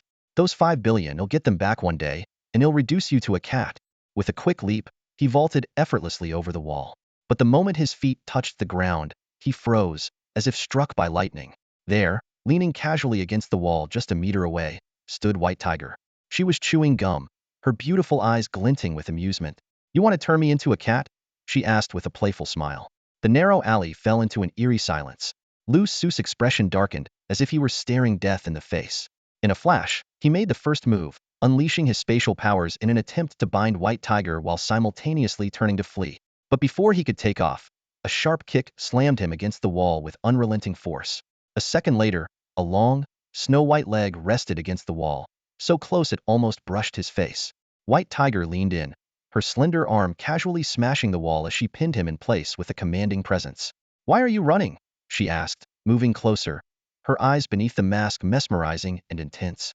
Feeling the suffocating pressure of her presence, Liu Su gritted his teeth. "Why do you think? Illegal fights, selling me off to northern Myanmar in your eyes, am nothing but a plaything." White Tiger didn't respond. She continued chewing her gum, blowing a bubble that popped just as it neared Liu Su's nose, releasing a faint, sweet fragrance. "You're the first apprentice I've ever taken," she said nonchalantly, licking away the remnants of the bubble. "I'll admit, my methods were a bit rough around the edges. The circumstances back then were if I hadn't sent you away, we'd both be dead. But now you've completed 3 trials. You're officially mine, and I'll make it up to you. Can't you just let me go? I just want to live my life alone," Liu Su said firmly, meeting her enigmatic, stunning face with unwavering determination. "Are you sure?" White Tiger raised an eyebrow. "Yes." Seeing his resolve, White Tiger let out a soft sigh. "All right, if you don't want to be my apprentice, I'll give you another option." "What option?" Liu Su felt a small sense of relief. "According to our previous agreement, you can be my little servant instead." A sly smile spread across her face as she thought to herself, "This is my first time taking someone in, I'm not letting him go so easily." "You're messing with me," Liu Su shouted angrily. "Then just kill me. I'd rather die than submit." "Fine, I'll be your apprentice then. But remember, you're the one who insisted, I didn't force you," Baihu said with a smile as radiant as a blooming flower, though the white dagger in her hand remained pressed against Liu Su's neck. Liu Su's gaze flicked toward the cold glint of the dagger. His throat moved slightly as he let out a resigned sigh and nodded. "Yes, I'm willing." He gritted his teeth and squeezed out 2 reluctant words, "Master." Baihu's small, sharp teeth peeked out in a smug grin as she withdrew the dagger. Her slender fingers pinched Liu Su's cheek playfully. "Good boy," she said, thinking to herself. "If I'd known the knife would work this well, I wouldn't have wasted so much time. Can you let me go now? I can barely breathe like this," Liu Su grumbled weakly, pinned to the ground. Only then did Baihu stand up, lifting her chin proudly. "Don't look so defeated. Being my apprentice isn't as bad as you think. There are plenty of people begging to be my disciple, and I don't accept them." Liu Su let out a cold laugh, saying nothing. Baihu spat out her gum and fixed her bright eyes on Liu Su. "All right, tell your master what's your star level now?" "What do you mean?" Liu Su frowned in confusion. "Don't play dumb," Baihu said, a sly glint in her eyes. "A 1-star couldn't possibly release a 4-star spatial binding. If I'm not mistaken, you must have a hidden star-level talent, don't you?" Liu Su's expression shifted slightly. He hadn't expected her to figure that out. Seizing the moment, he asked the question that had been bothering him. "So, star-level abilities for burst stars can actually improve later on?" "Exactly," Baihu replied seriously. "We're not like those idiots who rely on star energy drugs. They awaken through chemicals, but we grow through our own strength. Even if someone's innate talent isn't great, they can improve through effort. That's why I made you go through those 3 tests." Her eyes sparkled with excitement. "Now stop dodging the question. Show me the other 3 star lights." Under the threat of Baihu's dagger, Liu Su had no choice but to comply. He unbuckled his belt, and when he was left in just his shorts, 3 brilliant star lights burst forth, forming a triangular arrangement that shone dazzlingly bright. Baihu's body trembled slightly, her beautiful eyes behind the mask flickering with emotion. "If you're still not sure, I can keep going," Liu Su said, deciding to go all in with a look of calm defiance. "Put your clothes back on." Baihu quickly turned around, her cheeks tinged with red. Once Liu Su was dressed again, Baihu gave him a thorough once-over.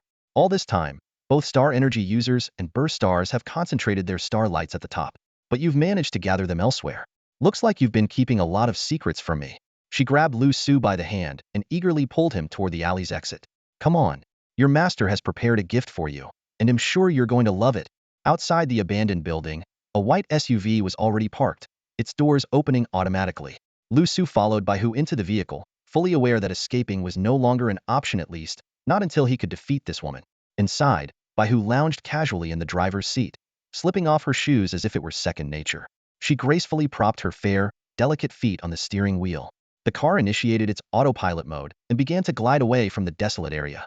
Sitting in the passenger seat, Liu Su, long accustomed to her eccentricities, merely cast a brief glance before looking away. Here, your gift. Baihu tapped a long redwood box, roughly 2 meters in length, on the console with her toes. Liu Su's eyes flickered with curiosity. He hadn't expected her to actually prepare a gift for him and not just be toying with him. Intrigued, he picked up the weighty box and slowly opened it. Inside lay a silver longsword, its blade etched with striking crimson patterns that exuded a powerful visual impact. Liu Su's heart stirred as he ran his fingers along the blade, immediately sensing an intense, bone-chilling sharpness emanating from it. This is the mother-daughter kinetic knife. Beneath the mother blade, there are 7 smaller subblades perfect for your use. Baihu explained, her tone nonchalant. Meanwhile, she picked up a pack of gum with her pale toes, gave it a light shake, and 2 pieces of gum landed precisely in her mouth. Want some? She smiled sweetly, extending her foot toward Liu Su after finishing her piece. No, thanks, Liu Su replied, his lips twitching in discomfort. But before he could react, Baihu flicked her toes, and 2 pieces of gum shot into his slightly open mouth with uncanny precision. Her dexterity was truly astonishing.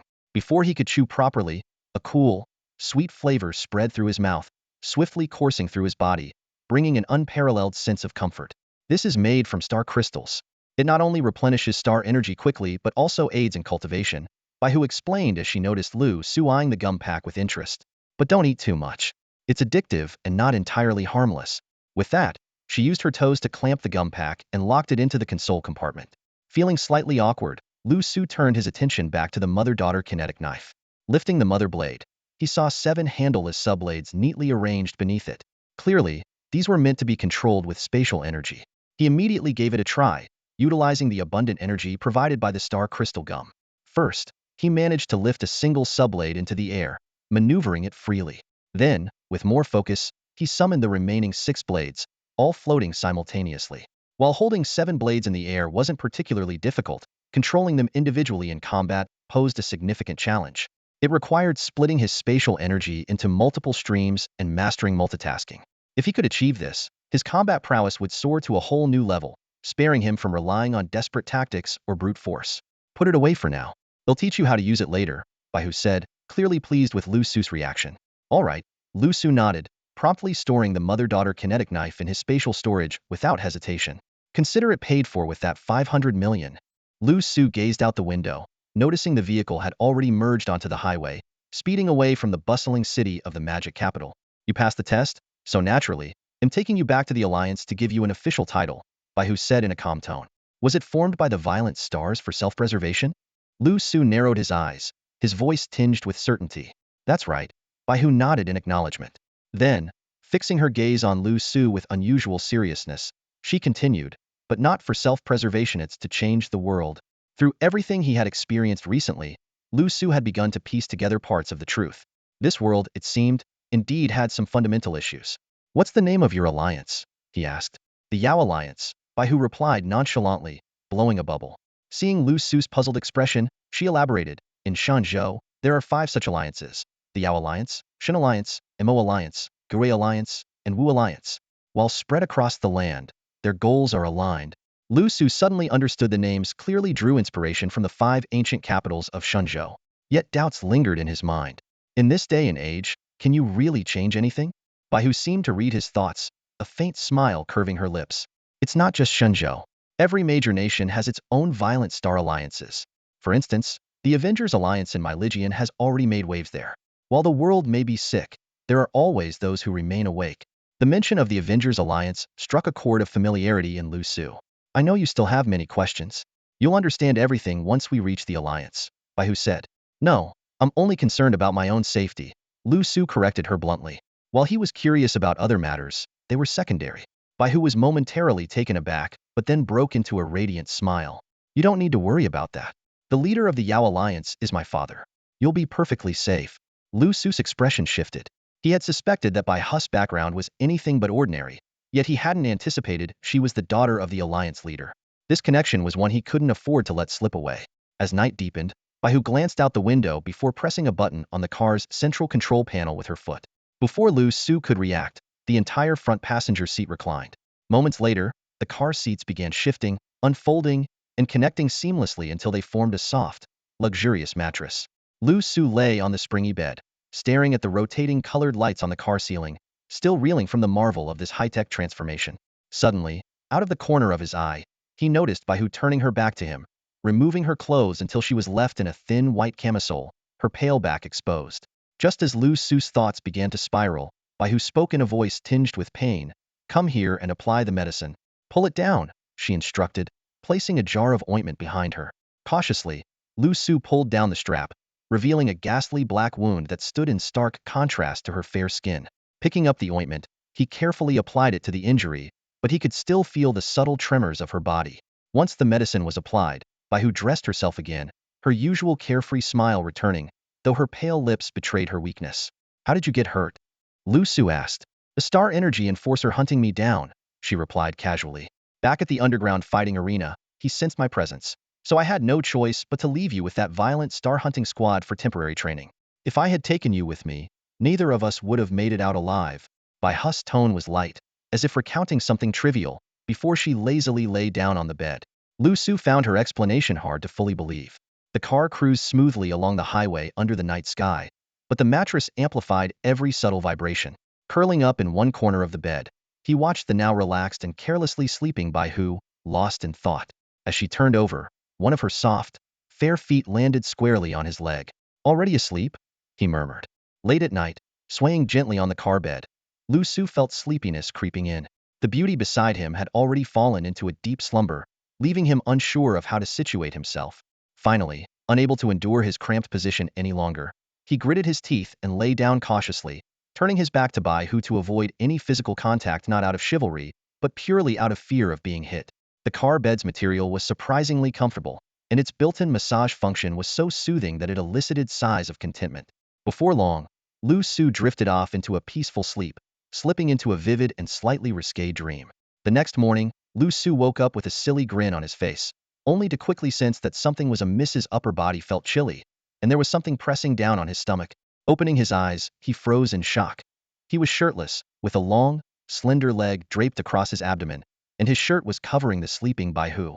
Recalling fragments of his dream, Liu Su swallowed nervously and carefully moved her delicate foot aside, inching toward the corner of the car bed to retrieve his shirt. Just as he reached out, Baihu's eyes suddenly opened. Her gaze, bright and clear like a starry sky, locked directly onto Liu Su, who was now leaning over her, bare-chested. The moment froze. Liu Su scrambled back into the corner, hurriedly covering his chest while stammering, "It's not what it looks like. I didn't do anything. I woke up like this, I swear." To his surprise, Baihu didn't get angry. Instead, she lazily sat up, used his shirt to wipe the drool from the corner of her mouth, and casually tossed it back to him. With a soft chuckle, she said, "It was too cold last night, and there were no blankets, so I borrowed your shirt. You don't mind, right? Oh, by the way, this shirt could use a was-hit smells." Liu Su stared at the red lipstick mark on his shirt, speechless. In that moment, he realized this woman was far wilder than he had imagined. Stretching languidly, Baihu leaned toward the window to glance outside. Then, she pressed a button on the central console, transforming the car bed back into regular seats. The car was now parked by a picturesque lakeside, bustling with tourists and dotted with a few rustic farmhouses. "Don't forget to put your shirt on before getting out," Baihu said nonchalantly as she stepped out of the car. Liu Su, his face dark with embarrassment, quickly put on his shirt and followed her to the largest farmhouse restaurant in the area. Inside, the restaurant was already lively with diners. The wooden structure exuded a rustic charm. As soon as a server in farm-style attire spotted Baihu, they hurried over and respectfully greeted her in a low voice. "Young mistress." "All right, go call Qinglong," Baihu said casually, then headed straight upstairs with practiced ease. Unlike the bustling first floor, the second floor was completely empty. She walked directly to a wooden gazebo, slipped off her shoes, propped her legs up, and casually plucked a snow-white strawberry, popping it into her mouth. Seeing no one around, Liu Su couldn't suppress his curiosity any longer. "Master, is this the headquarters of the Demon Alliance?" "No, this is just a reception point for the Demon Alliance," Baihu replied lazily, biting into another strawberry. As soon as she finished speaking, the sound of footsteps echoed down the hallway. Leading the group was a dashing young man in a meticulously tailored suit. He appeared to be around 27 or 28 years old, with sharp eyebrows, bright eyes, and strikingly defined features that exuded a warm, spring-like charm. His looks alone were enough to make countless young women swoon. Liu Su narrowed his eyes slightly, sensing the immense, hidden power beneath the man's handsome exterior. "You're here," the young man said as he approached, flashing Baihu a gentle smile, his voice magnetic and irresistibly captivating. Baihu stood up and introduced him proudly. Let me introduce you to the newcomer, Liu Su. He's passed the test and is now my apprentice. So, he's the spatial ability user you mentioned? The man's deep eyes flickered with a trace of surprise as he scrutinized Liu Su more closely. Hey, what are you doing? He's mine, Baihu immediately said defensively, standing on her toes to shield Liu Su protectively. Ha ha ha, relax, I'm not going to steal him from you. The man replied with a helpless shake of his head, clearly familiar with Baihu's personality. Baihu patted Liu Su on the back. By the way, my dear apprentice, this is Qinglong. He's one of the top talents in the Demon Alliance, having achieved a rare 7-star rank during the stellar phase. If you have any questions about training in the future, feel free to ask him. She then shot Qinglong a warning look. And if he dares not help you, just let me know. Nice to meet you, Qinglong, Liu Su said politely, secretly trying to discern the relationship between the two. We're all on the same side. No need to be so formal. Just call me Brother Qinglong, Qinglong said warmly. Brother Qinglong, Liu Su replied with a smile, knowing it was best to build good relations. Before they could continue, Baihu interrupted, rubbing her flat stomach. Enough catching up for now. Get us something to eat already, starving. Everything's ready. Follow me, Qinglong said with a doting smile, leading the way. Soon, they arrived at a flower pavilion in the backyard of the farmhouse. A table laden with a sumptuous feast awaited them. Baihu dragged Liu Su straight to the table. Let's eat, my dear apprentice. After this, I'll take you back to the Alliance. She immediately began devouring the food, pausing only to serve Liu Su dishes though not before taking a bite out of each one herself. This roasted lamb leg is so tender. Try it. And this soup open your mouth. Master will feed you.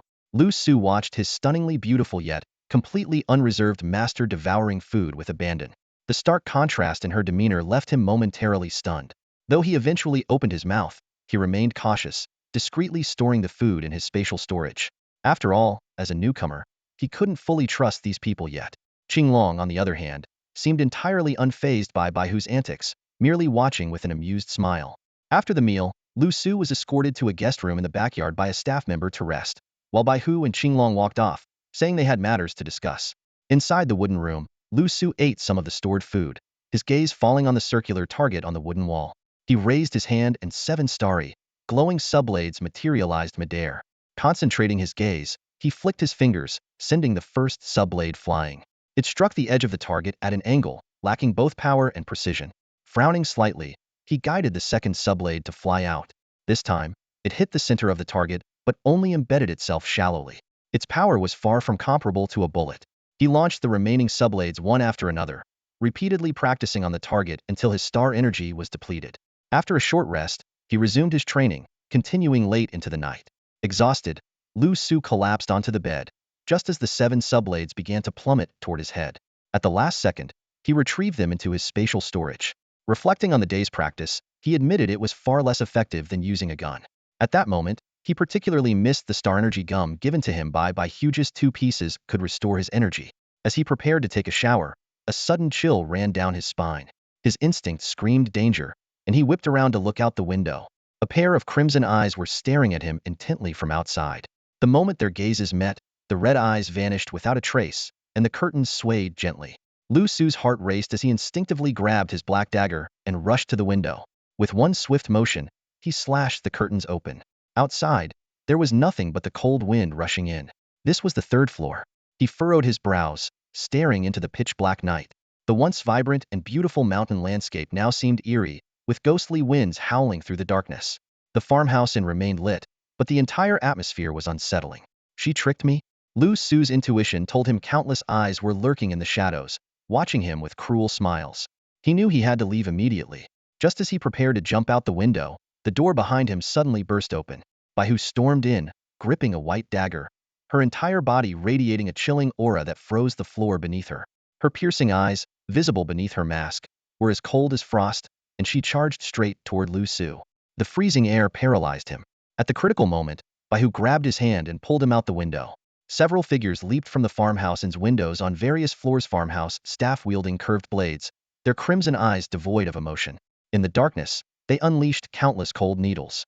Before Liu Su could act, several ice spikes formed in the void, piercing through the heads of the attackers with deadly precision. Baihu held onto Liu Su, her movements swift and agile, evading every cold needle with flawless accuracy. Whoosh! At that moment, a pitch-black bullet tore through the air from above the rooftop. The space around it distorted and warped as it aimed directly at Liu Su's vitals. Relying on an innate sense of danger, Liu Su's hair stood on end, and he instinctively unleashed his spatial powers to form a protective barrier. However, the specially crafted bullet pierced through the shield with ease, plunging Liu Su into despair. In the critical instant, Bai Hu's eyes flashed with a chilling light. Without hesitation, she pulled Liu Su into her arms, shielding him with her body. Blood splattered as the bullet tore through both of their shoulders, yet Bai Hu's body absorbed the brunt of the lethal energy. A sharp groan of pain snapped Liu Su out of his daze. Bai Hu quickly carried him away from the scene. With one last glance before leaving, Liu Su noticed the fallen bodies of the servers sparking with electricity. They were evidently robots. On the rooftop, a tall figure stood holding a specialized sniper rifle. It was none other than Qing Long, who had warmly welcomed them earlier that day. Qing Long watched the two retreating figures, a shadow passing across his eyes, his demeanor starkly different from earlier. Pursue them. They must not be allowed to escape, he commanded, leading a group of robotic servers in chase. Bai Hu, carrying Liu Su, sprinted toward the lake without pause. Her toes lightly touched the water's surface, and a chilling frost rapidly solidified into ice beneath her feet. The two glided across the lake as if walking on solid ground before disappearing into the dense forest. Finally, they stopped in a bamboo grove. Releasing her grip, Bai Hu pressed a hand against her bleeding shoulder. "Are you all right?" she asked. Liu Su, staring at his bloodied hands, wore a complex expression. If not for Bai Hu risking her life to protect him, he would have perished on the spot.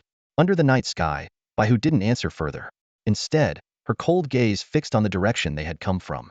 The bamboo grove shook violently as Qing Long's figure emerged. A faint azure crescent moon glowed on his forehead. "Go. Head east without looking back. If you see anyone, shout that Qing Long has betrayed us," Bai Hu said, stepping in front of Liu Su. Beneath her mask, a white crescent moon began to illuminate. Meanwhile, 3 robotic servers had already surrounded Liu Su from behind. Qing Long glanced briefly at Liu Su before focusing on Bai Hu. "So, you suspected I would betray you and applied the antidote bomb on your lips in advance? The poison in that meal had no effect on either of you, because you hid the antidote in your lipstick and shared it with him. It was you who exposed my identity at the underground fight club," Bai Hu retorted with a cold sneer. Qing Long furrowed his brows before breaking into a smile. "You should thank me." That appearance caught the master's attention. "If you come with me now, you can stay by the master's side. Do you know how many women on Blue Star dream of such an opportunity?" A flicker of disgust crossed Bai Hu's eyes. "Qing Long, you've disgraced yourself as one of the Alliance's most promising talents.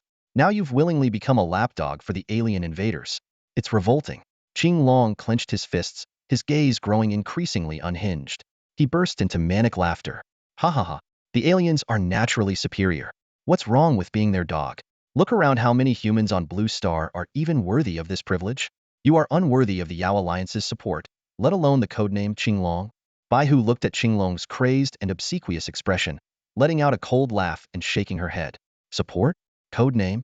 Qing Long spread his hands, a heavy sense of ridicule flashing across his face. "Risking my life to save a bunch of fools, all for these meaningless things?" His expression shifted to calmness as he stared directly at Bai Hu.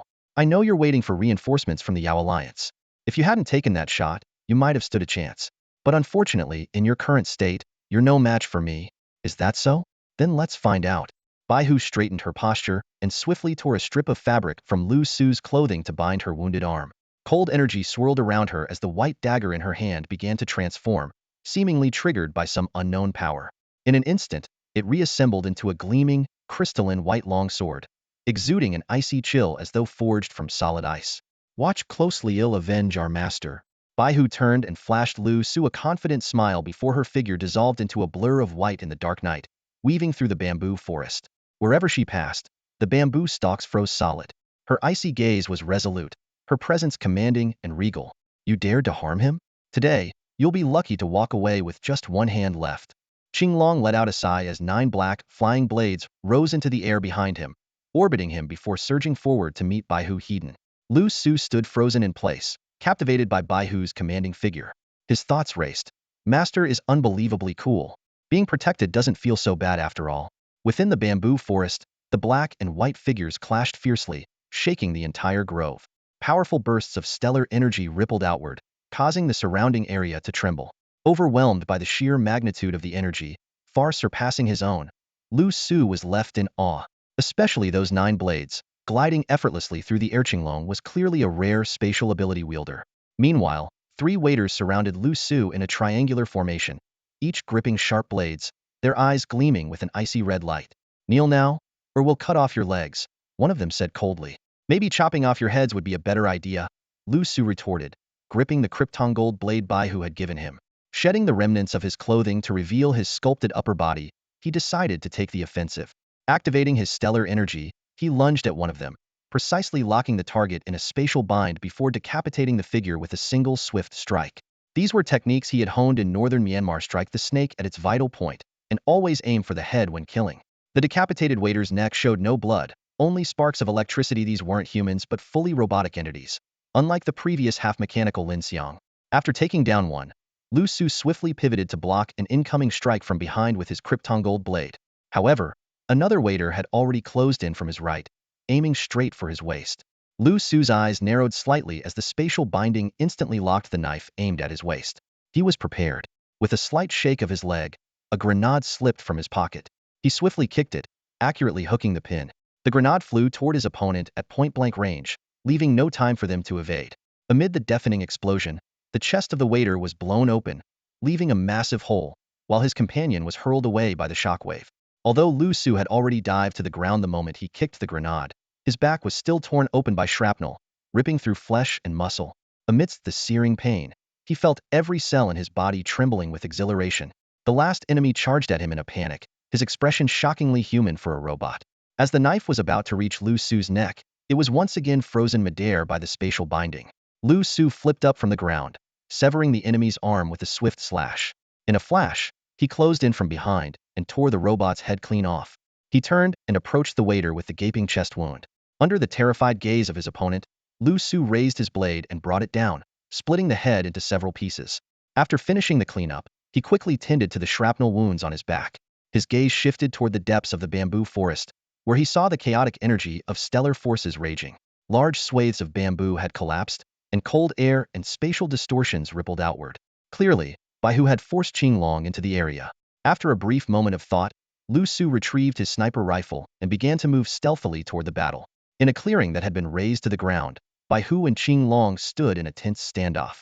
Baihu steadied herself on a patch of ice at her feet, though the cold aura around her body had weakened, and she was covered in wounds. Qinglong stood proudly atop the bamboo tips, 9 spinning blades behind him emitting a piercing metallic shriek. "Baihu, come with me," Qinglong pleaded. "The strength of the alien invaders far surpasses anything awakened humans can contend with. If you serve the master, with your talents and beauty, you'll be highly valued. When humanity is wiped out, only then can we survive." Baihu remained silent, launching another ferocious attack. Her icy blade sliced through the night sky, shattering the surrounding bamboo stalks. Qinglong merely raised his hand, constructing a spatial cage around Baihu. Frost condensed in Baihu's eyes as she tried to force the cage into visibility, filling it with cracks, but she couldn't fully break free. From behind the cover of a concealed rock, Liu Su had already set up his sniper rifle. Watching the duel unfold, he couldn't help but feel a chill of dread. Qinglong's spatial cage was far beyond the capabilities of his own spatial binding. As Qinglong slowly approached the cage, a white off-road vehicle suddenly burst out of the bamboo forest, its headlights blinding and its speed astonishing as it barreled toward the battlefield. Qinglong dodged to the side, and the vehicle smashed through the cage, opening its doors to swallow Baihu inside. What shocked Liu Su even more was what happened next. The vehicle began to transform, gradually reshaping itself into a dazzling white battle armor that fit Baihu's body perfectly. It was intelligent combat armor. Liu Su recalled learning about it during his school days. Before the Stellar Era, technologies such as robots and intelligent armor had already existed. But with the emergence of stellar-powered individuals, these technologies had been gradually abandoned by humanity, rendered obsolete by comparison. It was as if technological progress had hit a ceiling, while stellar energy had pointed humanity toward a new path to immortality and power. Clad in her advanced combat suit, Baihu's demeanor transformed dramatically. She exuded an aura of icy determination, resembling a formidable superwoman from the future. Without hesitation, she launched an attack on Qinglong. With the suit's enhancements, she became a nearly imperceptible white blur of motion. Qinglong's brow furrowed slightly as 9 black flying blades whizzed forth from different angles. Baihu's figure traced a graceful arc through the night sky, effortlessly evading all the blades before closing in on Qinglong in an instant. The white blade in her hand swept through the air, unleashing a sharp and frigid energy slash. A flicker of alarm crossed Qinglong's eyes as he quickly conjured a spatial barrier in front of himself. However, the barrier shattered instantly under the force of the slash, and the chilling energy surged toward him relentlessly. Although Qinglong managed to escape using his spatial powers, one of his arms was grazed by the blade's energy, freezing solid in an instant. Retreating several dozen meters away, Qinglong clutched his frostbitten arm, his expression dark as he glared at Baihu's combat suit. The only system combat suit of the Demon Allianceites on you. His voice trailed off as sudden realization dawned on him. His pupils contracted sharply.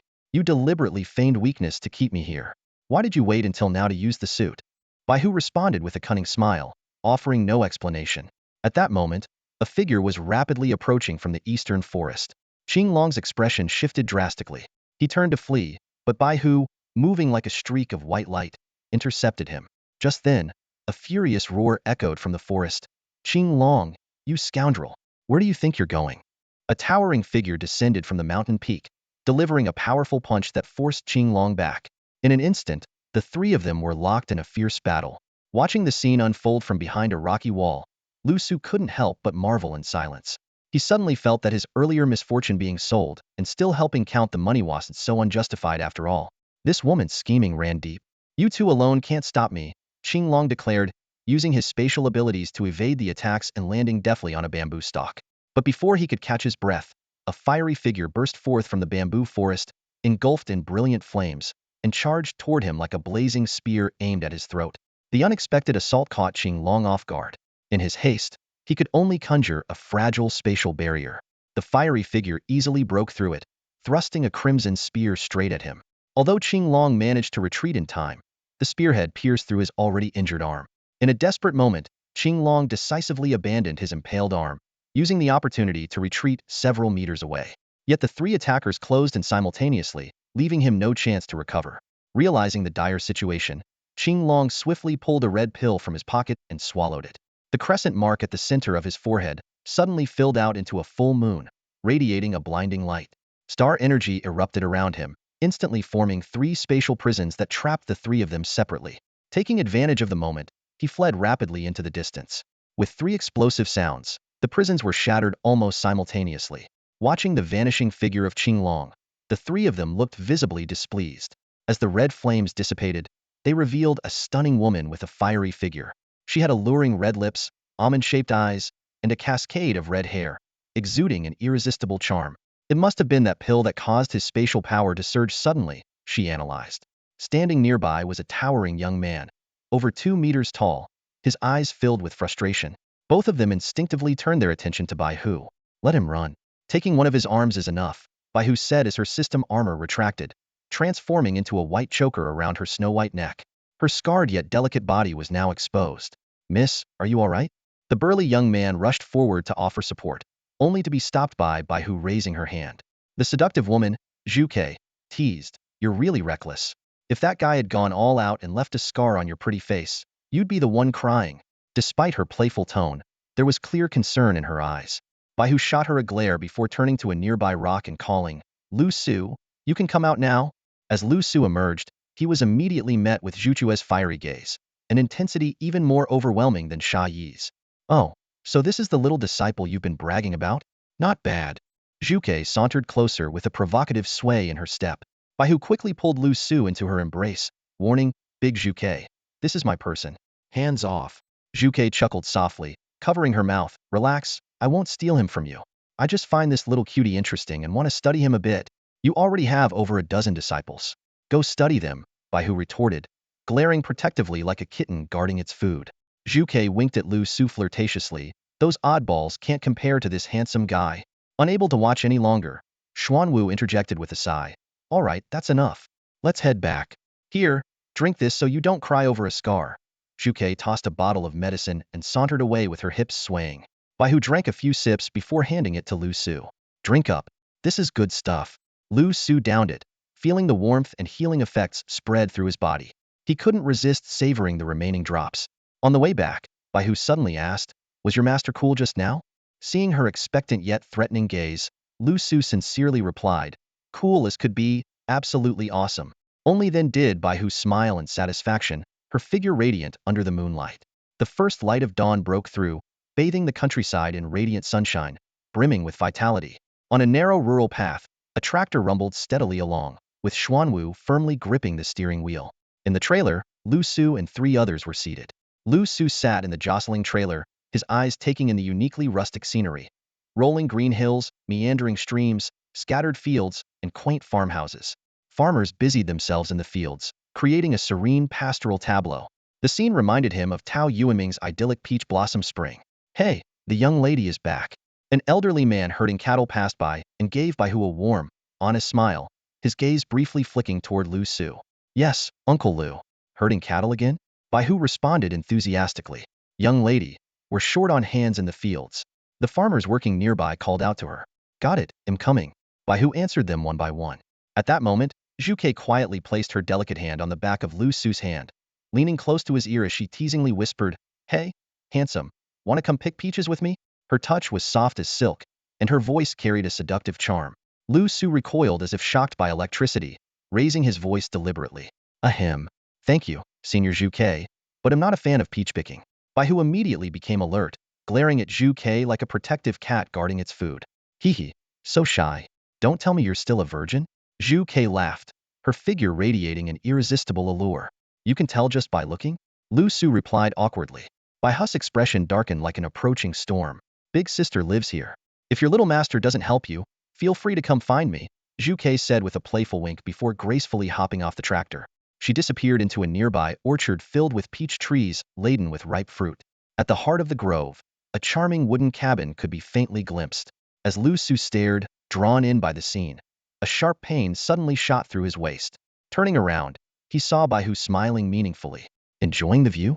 Quickly, Liu Su changed the subject. This place, could it be the Yao Alliance? Exactly. Baihu glanced around.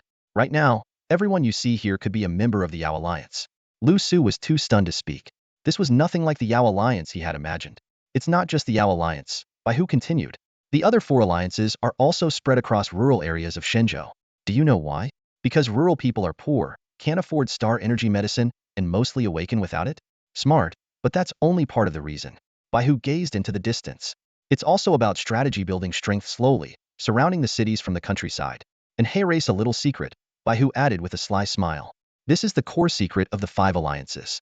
Outsiders who hear it must join the Yao Alliance or face being hunted down by all 5 alliances. Looking at the radiant smile on the woman beside him, Liu Su realized he had once again fallen into her trap. Welcome to the Yao Alliance, Baihu said, her smile brimming with mischief. Dai Mei frowned slightly, looking displeased at Xian Wu, who was driving. Big brother, can you drive any faster? Safety first, Xian Wu replied with a grin. An old man, just returning from herding cattle, was surprised to see them. Muo, young lady, why are you all still here? He then slowly led his old ox away. Baihu's face instantly darkened, and this scene seemed to energize Xian Wu, who finally stepped on the gas. Before long, the car stopped in front of a wooden cabin surrounded by tall trees. The yard was filled with fruits and vegetables. This is my home. You'll stay here for now. Once you get your own code name, you'll be assigned your own land, Baihu casually explained as they entered the cabin. The interior was simple, furnished entirely with wooden furniture. A code name? Like the ones you all have? Liu Su asked curiously. Yes, but you'll learn more about it later, Baihu replied, leading Liu Su upstairs and directly into one of the rooms. The room was a completely white space, white walls, white floors, white chairs, white paintings, and a large round white bed. Even a white plush tiger sat on the bed. It was unmistakably Baihu's private room. Baihu kicked off her shoes and sprawled on the bed, casting a sideways glance at Liu Su, who was still standing at the doorway. What are you staring at? Come in. Her lazy posture exuded an alluring charm, and her slightly damp, flushed feet swayed casually, still emitting warmth. Hesitant, Liu Su stepped into the room filled with Baihu's faint fragrance.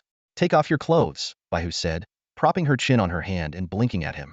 This isn't appropriate, is it? Liu Su stammered, recalling Zhu Ke's words and wondering if Baihu had been provoked somehow. It's for the medicine. Baihu rolled her eyes.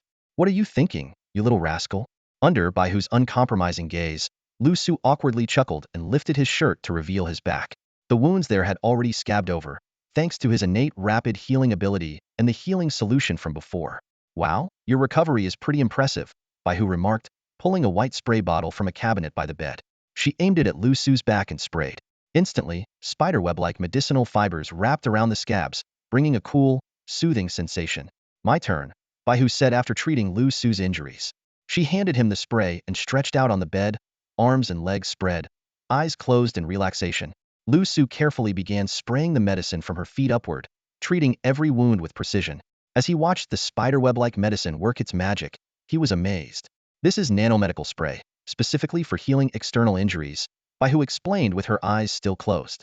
That's incredible, Liu Su marveled. He had never encountered such advanced technology before. When he reached her shoulder, Liu Su gently untied the blood-stained bandage, revealing a deep wound. It reminded him of some lingering questions. So, back in the underground arena, it wasn't the star energy enforcers chasing you, it was aliens? Yes, Baihu responded softly. They want to take over Blue Star? Liu Su pressed further. As someone from the lower rungs of society, he was acutely aware of how humanity was gradually losing its civilization in this age of star energy. No, not take over, destroy, Baihu said flatly. But they helped humans become star energy users and freed us from the ravages of viruses. For the past century, they haven't invaded Blue Star. Sheep are only slaughtered when they're fattened up, Baihu said, opening her eyes and curling her red lips into a cold smile. When humanity completely loses its civilization, all that will be left is slaughter. After finishing the treatment, Baihu put on her coat and prepared to leave. I have some matters to attend to. I'll be back tomorrow. This place is safe, so don't worry. Back in the adjacent room, Liu Su lay on the bed and called out, Xiao AI? Master, Xiao AI's timid voice responded, sounding like a child who had done something wrong. Don't worry, I'm not mad at you. Really? That's great. Thank you, Master. Now, how much pain energy have we collected? Congratulations, Master. You've absorbed a total of 250 levels of pain energy. Liu Su silently pulled out a dagger, placing it beside his pillow. He also prepared anesthetics and bandages before lying down again. Begin the enhancement. Master, you're not seriously going to do that, are you? Xiao AI hesitated. That depends on how well you perform, Liu Su responded calmly. As night fell, the village was enveloped in a peaceful serenity. Dotted across the farmlands, small bonfires flickered, around which farmers sat, singing heartily. Their laughter and songs echoed through the night. Inside a wooden cabin, Liu Su had fallen into a deep sleep after enduring the intense pain of a level 250 enhancement. The room was silent, except for a faint rustling sound. His zipper was quietly pulled open, and a small, vividly red snake head emerged, cautiously scanning the surroundings. Sensing no danger, the little red snake slithered up to Liu Su's chest, gently pushed aside his collar, and bit down at the spot over his heart. As blood was drawn, the venom seeped into the skin around his heart, staining it a deep crimson. Despite being unconscious, Liu Su instinctively tore at his clothing, and sweat began to soak his body. After a few minutes, the little red snake, now satiated, retreated back to its hiding place, and the zipper was zipped back up as if nothing had happened. The red mark on his chest gradually faded, replaced by a faint, glowing black light. At 1 a.m., Liu Su awoke with a start. His entire body felt as though his blood were boiling. The heat concentrated especially around his heart. He rushed into the bathroom and turned on the cold water, letting it cascade over him until he regained some clarity. Congratulations, Master. You've successfully activated fire element cells and acquired a fire elemental ability. A delighted voice from Xiao AI chimed in. Liu Su immediately inspected his chest, where a faint black starlight flickered. Mimicking Huiyin, he snapped his fingers, and a deep black flame danced to life at his fingertip.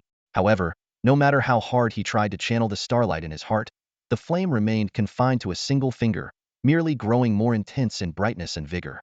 This left Liu Su somewhat disappointed. As a 5-star rank, he couldn't even manage to extend the flame across his entire arm, far inferior to the 3-star Huiyin. But soon, he noticed something unique about this black flame. Even under the spray of the shower, it burned steadily, showing no sign of extinguishing. This realization brought a spark of excitement to Liu Su's eyes. Perhaps this was no ordinary flame. Though its range was limited to a single finger, its unquenchable nature more than compensated for the restriction. Satisfied, Liu Su extinguished the flame and took the opportunity to finish his shower. By now, his injuries had completely healed, and his enhanced physique appeared even more refined. Standing by the window, gazing at the scattered lights of the village, Liu Su felt a rare sense of tranquility. This place truly seemed like a haven away from the world.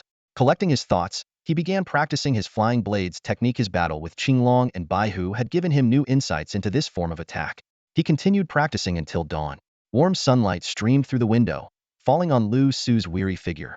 It was a warmth he had never experienced before. He gazed out at the sky, where clouds obscured much of the view, yet it seemed brighter and warmer than any sky he had ever seen. Amid the clouds, a faint circular outline flickered in and out of sight. Miss, are you home? A sudden call came from outside the courtyard, breaking Liu Su's trance. He leaned out to look and saw a plain-looking older woman standing outside, carrying a basket. Before he could decide whether to respond, the sharp-eyed woman had already spotted him. "Oh, you must be the young genius Liu Meng the miss always talks about. Come down, come down. I've brought some food for you," she called out warmly, waving him over. Liu Su felt a twinge of caution. This woman must be a member of the Demon Alliance. It seemed that certain white tiger had already made him quite famous among them. "All right, ma'am," Liu Su replied, maintaining a polite demeanor as he descended the stairs and stepped outside. The woman immediately approached him with a cheerful smile. "My, you're quite the handsome young man. Do you have a girlfriend? If not, would you like me to introduce someone? Our village has plenty of beauties, every one of them vibrant, with lovely curves, perfect for raising a family." Liu Su was momentarily speechless, starting to doubt if this talkative woman was truly from the Demon Alliance. "Ahem, ma'am. My master isn't back yet, so perhaps—" He quickly cut her off before she could continue. "No worries, I'm just here to drop off some fruits and vegetables. They're for you too." She beamed, pushing the basket into his hands. "I have some errands to run, so I'll be off now." With that, she hurried away, her delighted expression hinting that Liu Su's reputation would soon spread like wildfire in the village. Looking down, Liu Su saw that the basket contained several pristine cucumbers. "What are you staring at?" A clear, ethereal voice suddenly came from behind him. Turning around, he saw Baihu leaning against the doorframe, brushing her teeth. Her flowing white hair was slightly disheveled, and her crossed legs exuded a lazy air, as though she had been up all night. "When did you get back?" Liu Su asked. "Just now," Baihu replied casually, her mouth full of foam. Her eyes flicked toward the basket. "Take that to my room. If you want some, feel free to keep a few for yourself." No thanks, they're all yours," Liu Su said, trying his best to keep his thoughts from wandering to strange places. "All right, get ready. I'll take you for training in a bit." After dropping off the cucumbers in Baihu's room, Liu Su came back downstairs to find her rinsing her mouth. "You're always wearing that cat face mask. Don't you wash your face?" Liu Su suddenly asked. He realized he had never seen Baihu's true appearance. "Or, is the upper half of your face scarred?" Baihu froze mid-motion. She spat out the water, turned around, and glared at him. "What did you just call this mask? Isn't it a cat face mask?" Liu Su's voice faltered as he sensed danger. With a dark expression, Baihu grabbed him by the collar and pulled him close. Enunciating each word, she said, "Look more carefully. This is a tiger face mask, not a cat face mask." Liu Su glanced at the mask's cute little ears and couldn't help but harbor some doubts. "Let's go. Time for training." Baihu wiped her foamy mouth on Liu Su's shirt before letting go of him. With her snow-white legs striding ahead, she walked away in a huff. Watching her retreating figure, Liu Su couldn't help but sigh to himself. This woman really is a tiger through and through. Following the white tiger along a narrow forest path, Liu Su arrived at a rice field behind the village. The picturesque scenery of mountains and water was refreshing, and the chirping birds and fragrant flowers added a sense of tranquility. The sight of the rice field left him utterly astonished. These rice plants grew taller than sorghum, their grains longer than brooms, with kernels as large as peanuts, and leaves so dense they could provide shade. "Is this really rice?" Liu Su's eyes reflected disbelief. He had never seen rice of such dimensions before. "Yes," the white tiger nodded lightly, a hint of respect flashing in her beautiful eyes. "This was an old man's dream, and now it has finally come true. Your training task today is to harvest all the rice in this field." "How is this even training?" Liu Su doubted he had been lured into doing farm work. The white tiger gave a sly smile. "Using your hands would be too easy. You have to use spatial energy to control your subblade to cut the rice. Once you're done, I'll show you my true appearance. How about that?" At that moment, she seemed more like a mischievous child. "Can I get a different reward?" Liu Su asked cautiously, suspecting she was setting him up again. The white tiger's smile froze instantly. Raising her snow-white fist in mock threat, she said, "You want to see? I want to see. Let's get started." Liu Su quickly replied, though reluctantly. "Not so fast. You need to wait for your partners," she said, her smile softening as her gaze shifted to three dark-skinned, plainly dressed boys walking along the edge of the field. Each carried simple tools, a rope, a mat, and a bag of fertilizer. "Miss," the three greeted her nervously, their eyes filled with both admiration and fear. The white tiger tossed Liu Su a box of energy-replenishing gum. "Do a good job harvesting. Don't embarrass me. I'll go cook for you all." With that, she strode away gracefully, leaving behind a fleeting silhouette of white. Only after she left did the three boys dare to look at Liu Su, their eyes a mixture of envy and pity. They introduced themselves. The tall and thin Goshong, a 3-star speed type, was in charge of gathering the rice stalks. Lu, a 3-star wind type, was responsible for stripping the grains, and Denyo, a 3-star strength type, would handle threshing the rice. Hearing their rustic names, Liu Su struggled to suppress a laugh but nodded in agreement. He immediately summoned his subblade, using the spatial energy enhanced by his 5-star strength to control it in a spinning, slicing motion. With the sharp whoosh of blades cutting through the air, the towering rice plants fell one after another. As he grew more confident, he quickened his harvesting pace. The three boys stood frozen, their mouths agape as they watched the scene unfold. Liu Su's display of skill left them completely awestruck. They initially planned to take a break and let Liu Su harvest for a while. But when they saw Liu Su's speed, Go Shengzi's eyes widened in shock, blurting out, "You, what level are you?" 4-star, Liu Su replied with a calm smile. The three exchanged glances, their sense of superiority as seasoned workers instantly vanishing. "What are you standing around for? Get to work," Daniel urged. The three immediately got to it. Go Shengzi turned into a blur as he harvested quickly, Air LVZ manipulated the wind to strip the rice grains, and Daniel took charge of bagging and tying. The four worked seamlessly, using their enviable star energy talents for the most down-to-earth farm labor. Liu Su found a large tree to rest under, releasing a second blade as he did so. His harvesting speed instantly doubled. Then came a third blade, leaving the other three far behind. When he felt his star energy running low, he quickly chewed on a star energy gum to replenish himself. In no time, the entire rice field had been harvested. Whoosh, whoosh, whoosh, 3 blades emitted metallic vibrations as they smoothly returned to Liu Su. A faint smile appeared on his lips. Activating his fire-type cells had evidently enhanced his spatial powers significantly. Controlling 3 blades was now effortless. Go Shengzi stood dumbfounded in the field, staring speechlessly at the fully harvested rice field in the distance. "Need any help?" Liu Su asked politely. "No, this is our task for today," the 3 boys stubbornly replied. "All right then, you guys keep at it. We'll go take a quick break," Liu Su said, getting up and heading into the forest. Finding a clearing and ensuring no one was around, Liu Su released the 3 blades again. The metallic blades trembled in the air, letting out a resonant hum before slicing through the air and piercing a large tree with precision. While the power was already comparable to regular bullets, it still fell short against defensive or control-type star energy users. Thinking of Qinglong's awe-inspiring spatial prison, Liu Su knew he still had a long way to go. Suddenly, a sharp glint flashed in his eyes. The 3 blades instantly returned to him. Snapping his fingers, he conjured a small, dark flame at his fingertips. He infused one of the blades into the flame, which immediately became engulfed in fire. With a flick of his wrist, he hurled the flaming blade. The fire persisted as it traveled at high speed, piercing through the tree and leaving a charred wound in its wake. After replenishing his star energy, Liu Su closed his eyes and focused, recalling the scene of Qinglong creating the spatial prison. Raising his hand, he manipulated invisible spatial threads, weaving them together like fabric. After repeated attempts, he finally pieced 6 spatial planes into a complete cubical prison. When he opened his eyes, Liu Su was drenched in sweat but wore a faint smile as he admired his invisible creation. Finally, he snapped his fingers, igniting a small, thumb-sized black flame within the spatial prison. "I wonder what would happen if someone were trapped inside?" Liu Su quickly replenished his energy by popping 2 pieces of gum into his mouth. Raising his hand, he formed a finger gun aimed at a tree ahead. His eyes gleamed with an unusual light. Inside his dimensional space, one of the firearms began to rise slowly. Bang!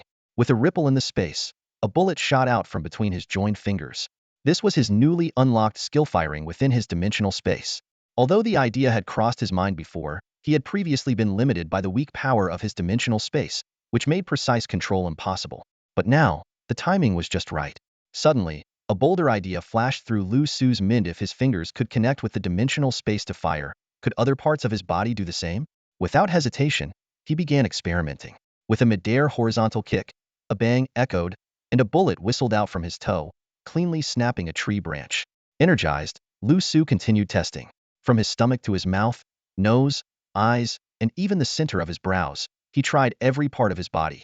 To his delight, every attempt was successful. This was undoubtedly going to be a powerful trump card. Just imagine the chaos he could unleash with a sudden close-range attack. Who could possibly react in time?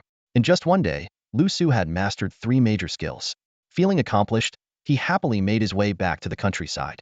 Upon arrival, he saw that Bai Hu had returned, wearing a delicate flower crown. Meanwhile, Daniel and the other 2 were each holding a charred flatbread, their faces streaked with tears. When they spotted Liu Su, they shot him a resentful glance before hurrying off, clutching their stomachs. Daniel, struggling, was even carrying 20 bags of rice. "Don't worry, I saved this for you." Bai Hu smiled and pulled out a golden, fragrant roast chicken from the bottom of the basket. The aroma was mouth-watering. Liu Su looked at Bai Hu in surprise. After a brief hesitation, he took a bite. It was indeed delicious. But he quickly became wary. Such sudden kindness from Bai, who had to have some hidden agenda. Why are you staring at me? Oh, right, your reward, Bai Hu said, closing her eyes and playfully leaning closer with her hands behind her back. Go ahead. Liu Su froze, caught off guard by this unexpected gesture. Curiosity piqued, he slowly removed her mask. A gentle breeze swept by, tilting the flower crown on Bai Hu's head, her snow-white hair flowing gracefully in the wind. Underneath that silken white hair was a face of breathtaking beauty. It was a face so flawless it seemed to have been kissed by angels, devoid of any imperfection. Beneath her long lashes, a single tear mole adorned her fair complexion. Rather than being a blemish, it served as the perfect, most enchanting accent. Liu Su's heart trembled, not only captivated by her stunning appearance, but also shocked by her youth. The girl before him appeared to be no older than 17 or 18, radiating an aura of vibrant and youthful energy. The white tiger opened her eyes, and her dazzling gaze, as brilliant as the stars, instantly captivated anyone who looked into them. Well, are you stunned by your master's beauty? She teased with a playful smile, her every movement exuding both elegance and confidence. How old are you? Liu Su asked directly. Old enough to still be your master, the white tiger replied with a mischievous grin, reclining gracefully on the grass, letting the sunlight dance over her delicate features. Liu Su looked puzzled. The more he observed her, the more he felt she seemed to be around his age, or perhaps even younger.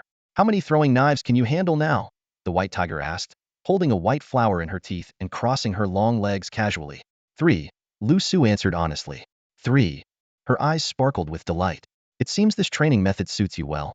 We'll continue tomorrow. Continue harvesting rice? Liu Su asked, exasperated. Not just that, the white tiger counted off casually. After the rice, there's corn to gather, sweet potatoes to dig up, and manure to carry. These are all part of the 3-month trial program for new members of the Demon Alliance. Seeing Liu Su's disheartened expression, she added, don't aim too high too soon. This kind of training is great for boosting your post-heavenly star rank. Of course, if you manage to level up by 1 star, I could use my privileges to bring you into the core base of the Demon Alliance early. Actually, I'm already at 5 stars, Liu Su said, pulling down his collar to reveal a faint star-like glow over his heart. Not for any other reason, just really don't want to carry manure. The white tiger, who had been lounging lazily, suddenly jolted with energy. She grabbed Liu Su's shoulders, her brilliant eyes fixed on the glowing mark. Since when did advancing post-heavenly star ranks become so easy? When did this happen? Her gaze burned with excitement, as if she had just discovered a rare treasure. A few days ago, Liu Su replied vaguely, his only concern being whether he could now skip the physical labor. Let's go. The white tiger grabbed Liu Su's hand and dashed toward her house, her excitement overriding the curious stares and whispers of villagers working in the fields as they passed by. Before long, they arrived at her home. Without hesitation, she headed straight for the bathroom. As she began to take off her outer clothing, she said, close the door. Seeing Liu Su hesitate, she reached back and shut the door herself. From a cabinet, she pulled out 2 sleek, full-body suits made of a special material, tossing one to Liu Su. She quickly changed into hers, zipping it up in one smooth motion, the suit clinging to her like a superhero's costume. Realizing what was happening, Liu Su also put on the suit. Stand still, the white tiger instructed, pressing a button on the water heater. Suddenly, the floor beneath them opened up, and they both fell into a hidden metal elevator. The white tiger landed gracefully, while Liu Su barely managed to keep his balance. As the elevator descended, Liu Su began to piece things together. When the doors opened, they revealed a metallic corridor leading to an underground circular structure. The entire space was brimming with advanced technology, with people in similar suits bustling about on various levels. Many of them were familiar faces from the village. It was clear now this was no ordinary village. Hidden beneath it was the true headquarters of the Demon Alliance, a futuristic alien-like base. Miss, why did you bring him down here? A middle-aged man approached them, frowning. The white tiger shot him a sharp glance. None of your business. She pulled Liu Su toward a metal door and placed her thumb on a scanner. Identity verified. Welcome, master. A mechanical voice announced as the door slid open. Inside was a spacious white training room, lined with cutting-edge equipment. For the next few days, I'll train you here and introduce you to the 5 great alliances, the white tiger said, crossing her arms, her eyes gleaming coldly. An icicle suddenly materialized in midair and shot toward Liu Su. Just as Liu Su prepared to counterattack, he realized his body was completely frozen, leaving him helpless as the icicle hurtled toward his forehead. The ice spike enlarged in Liu Su's pupils, and every cell in his body trembled with fear. This instinctive sense of danger made his entire body tense. Just as the ice spike was about to pierce his brow, the star energy wristband on his arm suddenly unlocked, emitting a blinding red light. A metallic sheen rapidly spread along his arm, and within 3 seconds, it unfolded into a silver battle armor covering his entire body. Clang! The ice spike struck the helmet and shattered instantly into shards. As his mobility returned, Liu Su began to feel the presence of this unexpected armor. It was as if he had put on high-tech smart glasses, with everything around him now vividly clear. He turned to look at his reflection on the wall, the gleaming silver armor leaving him momentarily in disbelief. What's going on? Liu Su turned to Bai Hu, a suspicion already forming in his mind.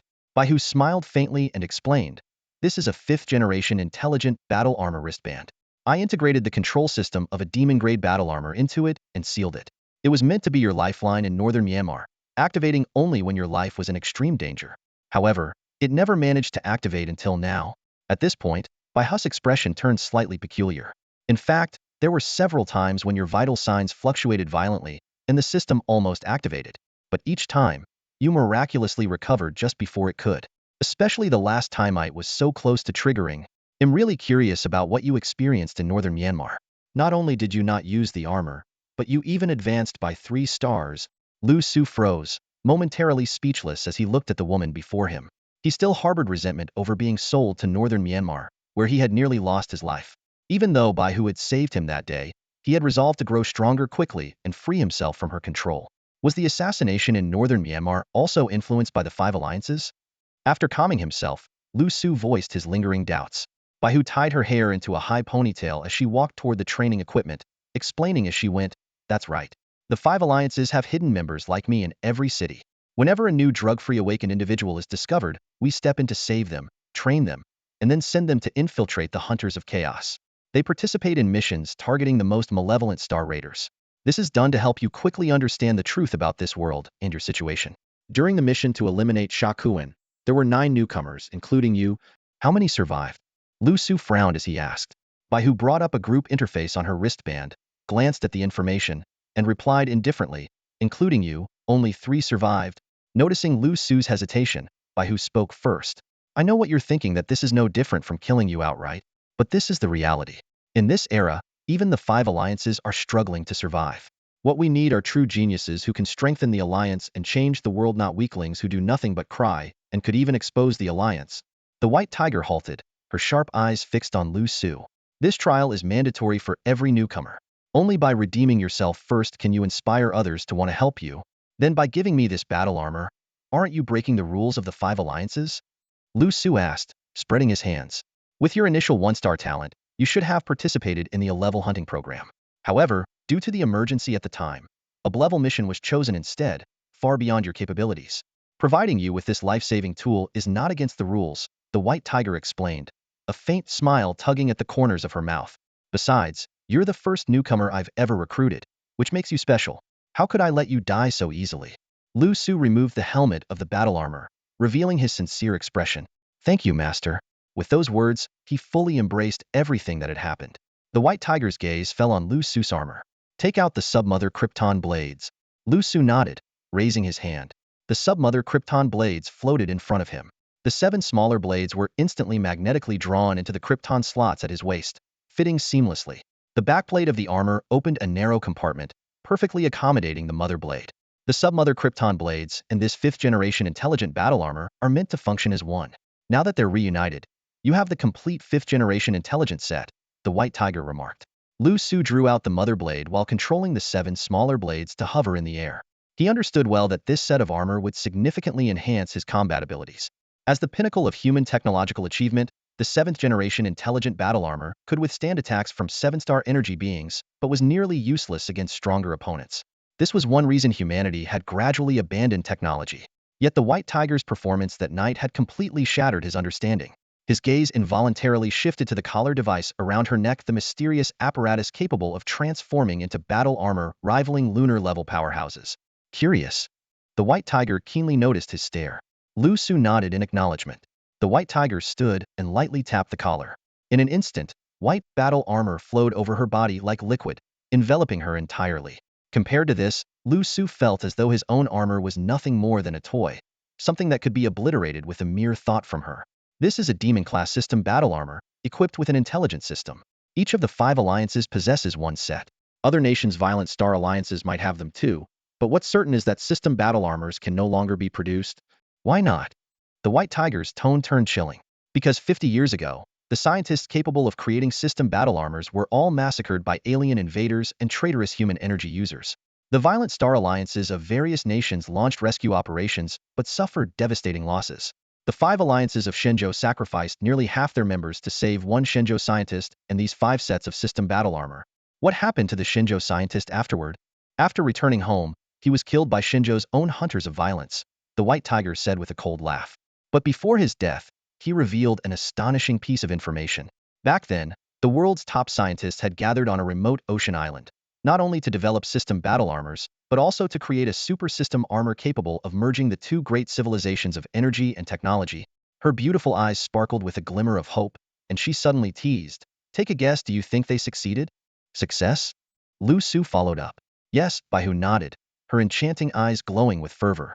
She elaborated, according to that Shenzhou scientist, they successfully created a battlesuit that merges the systems of 2 great civilizations, incorporating all of humanity's cutting-edge technologies.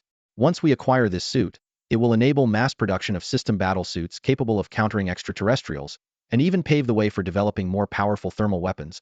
Liu Su's heart trembled. Even Baihu's current demon-grade system battlesuit had left him in awe. How terrifyingly powerful must the mysterious battlesuit, crafted by the world's top scientists, truly be? Who ended up with that battlesuit? Liu Su couldn't help but ask, though Baihu's tone already hinted that the Violent Star Alliance hadn't obtained it. No one. Baihu shook her head, her eyes dimming. Because to this day, no one has been able to match with it. Seeing Liu Su remain silent, Baihu leaned closer, exuding a commanding aura. Aren't you curious about where that battle suit is hidden? That must be classified information among the 5 alliances, right? Liu Su cautiously replied. Say it, do you want to know? Baihu's eyes narrowed as she leaned in, leaving no room for refusal. All right, I want to know. Satisfied with his response, Baihu smiled and solemnly uttered 2 words. The core. Seeing Liu Su's astonished expression, Baihu continued, this secret is known to only a few members of the Violent Star Alliance.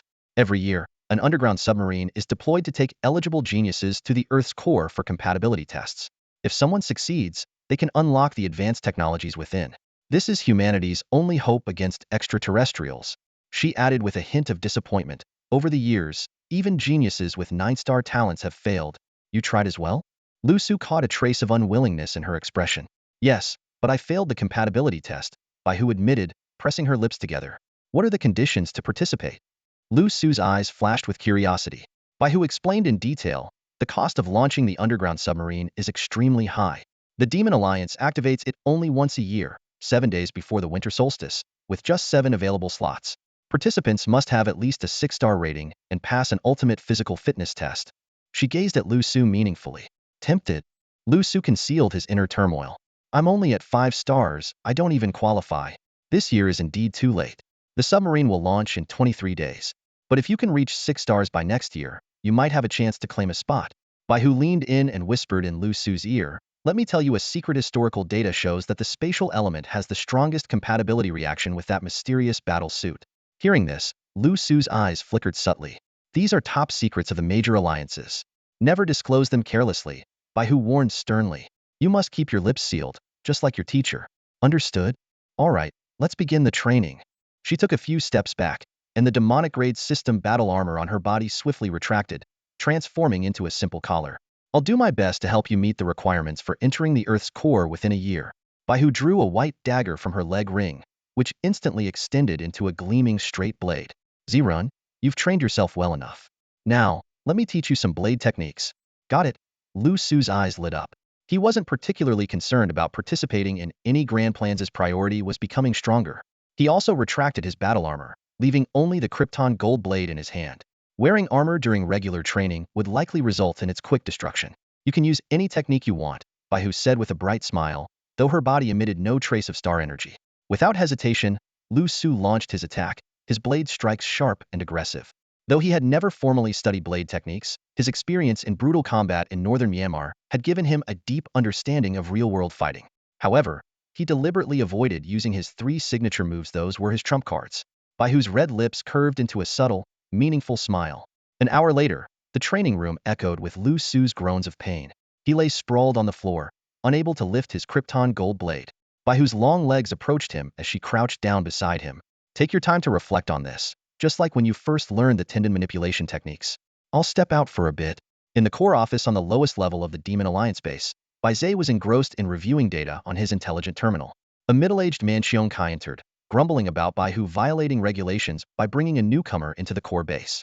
Bai Zhe's expression lit up with joy upon hearing this. She's back?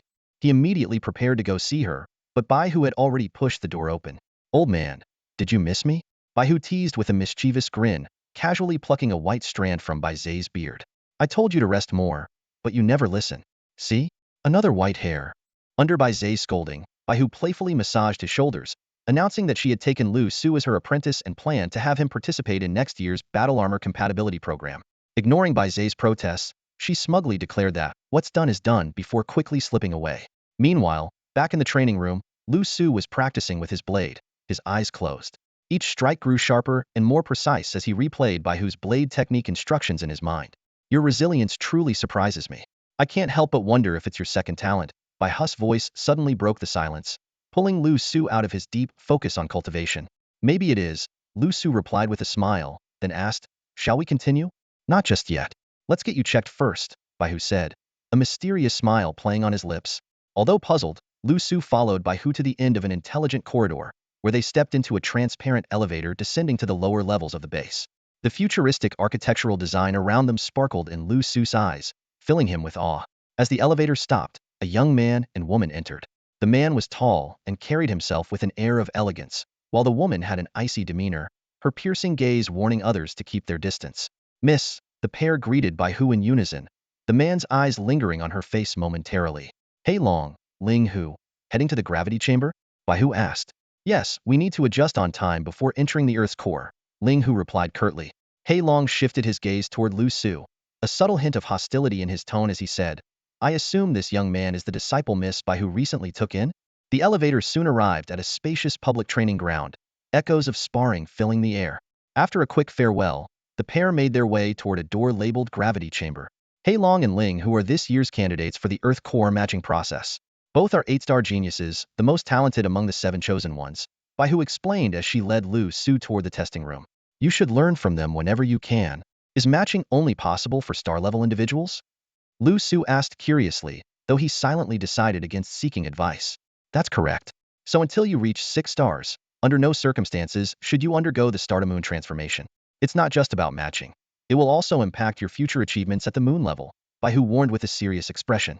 Inside the testing room, the empty space was dominated by a single metallic platform in the center.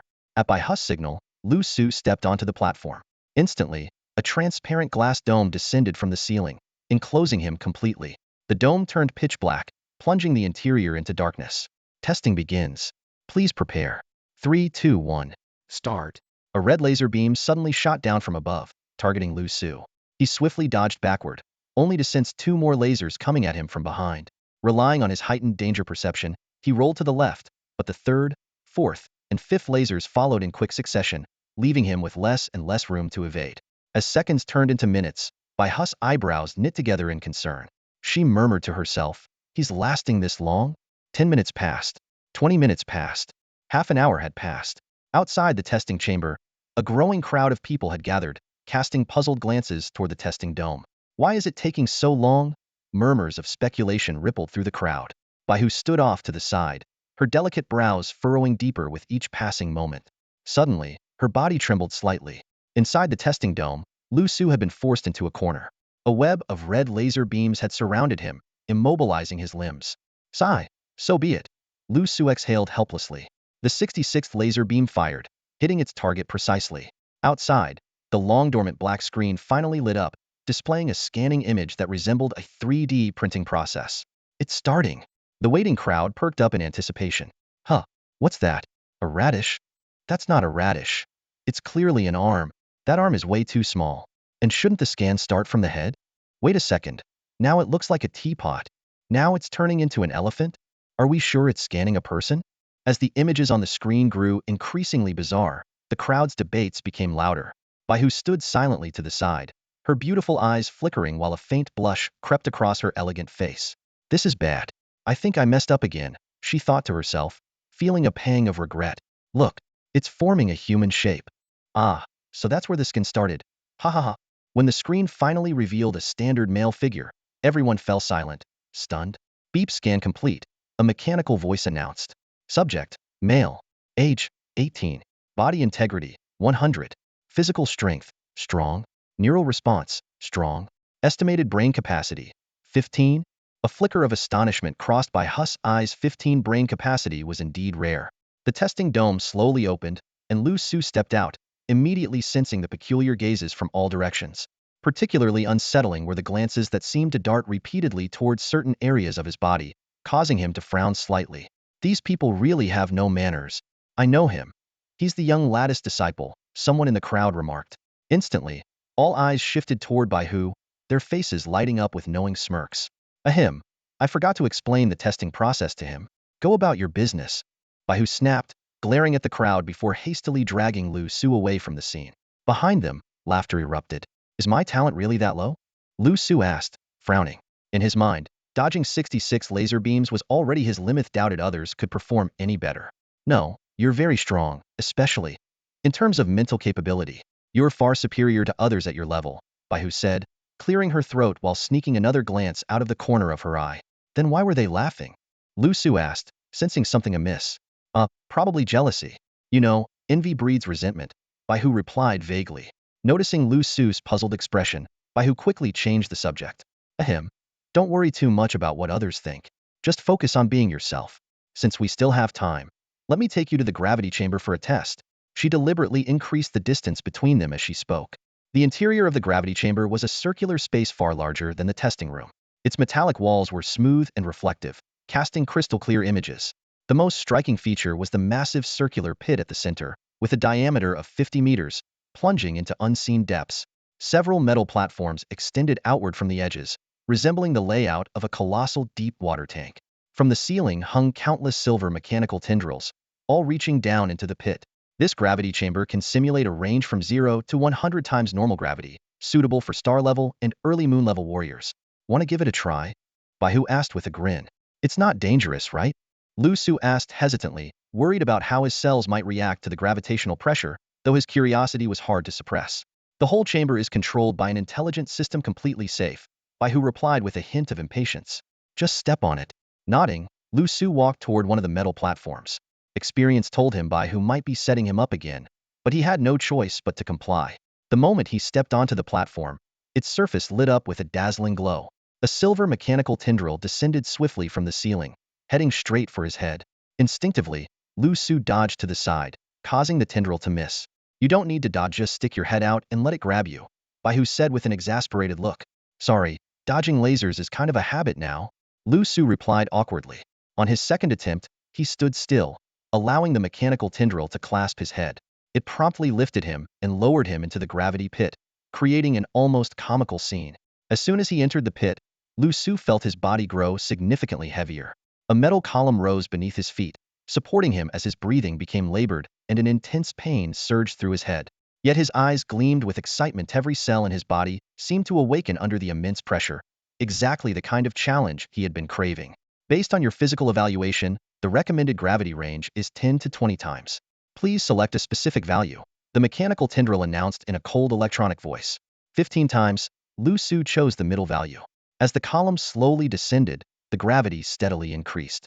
The system reported the current gravity level at regular intervals, 2 times, 3 times. The pain Liu Su experienced grew in tandem with the weight on his body, but the light in his eyes only burned brighter. Congratulations, Master. Pain level 1. Congratulations, Master. Pain level 2. Congratulations, Master. Pain level 3. Baihu stood above, her bright eyes filled with anticipation as she watched the data on the mechanical tendril steadily climb. Suddenly, a series of urgent ding-ding sounds rang out, and the star energy bracelet on Liu Su's wrist flashed with a glaring red light. Dai furrowed her brows slightly as White Tiger quickly activated the projection, and Zhu Kei's solemn face immediately appeared. Little White Tiger, a Fullman-level alien beast, has appeared in the northwest Qian forest. It has already caused significant harm to animals and villagers. Come support us immediately. White Tiger's sharp eyes narrowed. After a quick glance at the gravity pit, she sent out a concise message and turned to leave. Her figure was instantly enveloped by a demon-grade system battlesuit, and she shot out of the gravity chamber like an arrow released from a bow. Ding, current gravity level, 15 times.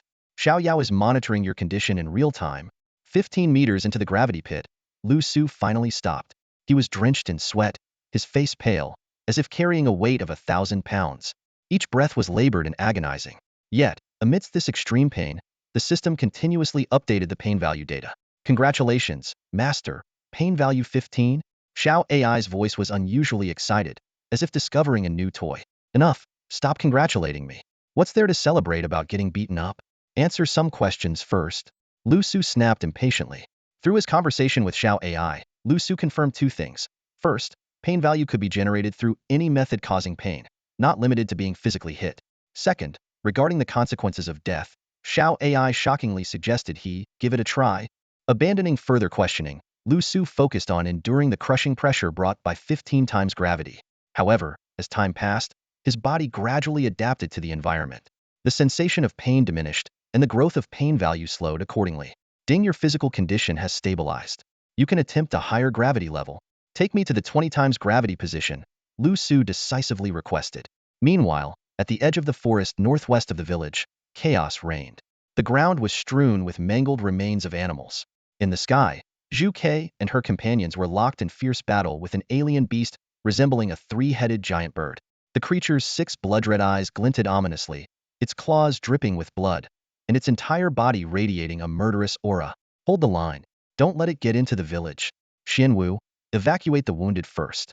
White Tiger is on her way. Zhu Ke spread her flaming wings, wielding a fire gun as she charged forward. With one explosive shot, she destroyed one of the beast's heads, but the impact sent her flying. As the beast let out an ear-splitting roar, a streak of white light tore through the sky. A block of ice materialized out of nowhere, catching the falling Zhu Ke securely. Meanwhile, the white figure, like a flash of lightning, charged at the alien beast with a blade in hand. The gravity pit, plunging to a depth of 20 meters. In the dim and oppressive environment, a few metal pillars stood silently, each with a figure seated cross-legged atop. Among them was Liu Su, imitating the posture of the others, his eyes closed in meditation, though his body trembled slightly. At this moment, he was undergoing reinforcement, continuously absorbing energy. The process immersed him in a peculiar state of unconsciousness, devoid of any sensation of pain. This kind of anomaly was something he had to take advantage of. As time passed, many reached their limits and left one after another.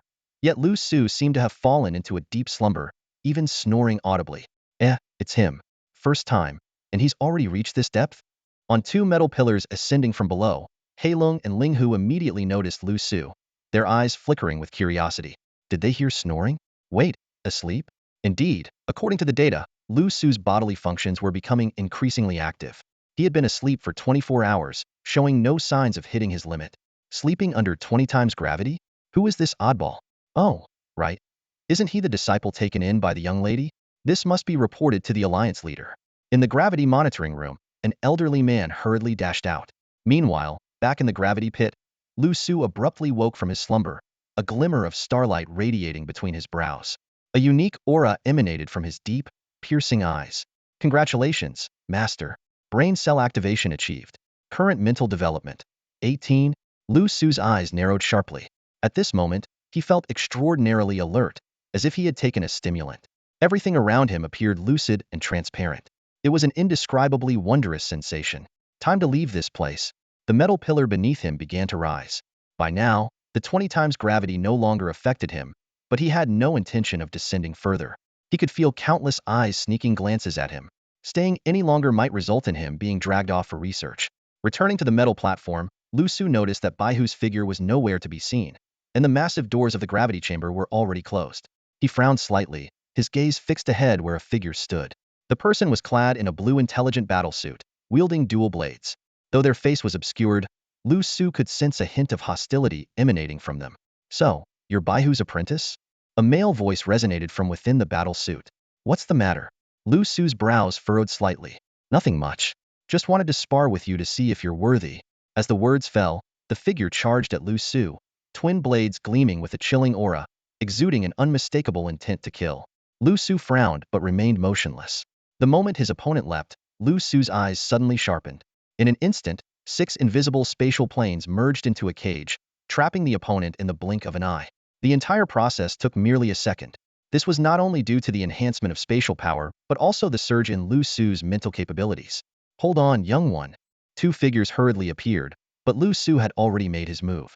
His kinetic blade flashed out of its sheath, slicing through the air with precision and connecting cleanly with his opponent's neck. The head fell, revealing a mechanical brain. Liu Su turned back, unsurprised, his gaze landing on the two figures who had just arrived. They were none other than Bai Zhe, the leader of the Demon Alliance, and Zishu, one of the 12 elders.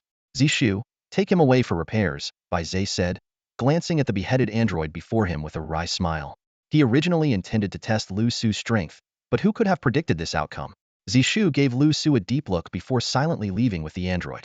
Bai Zhe's sharp gaze immediately fell upon Liu Su, and a slight smirk played on his lips. Stop hiding.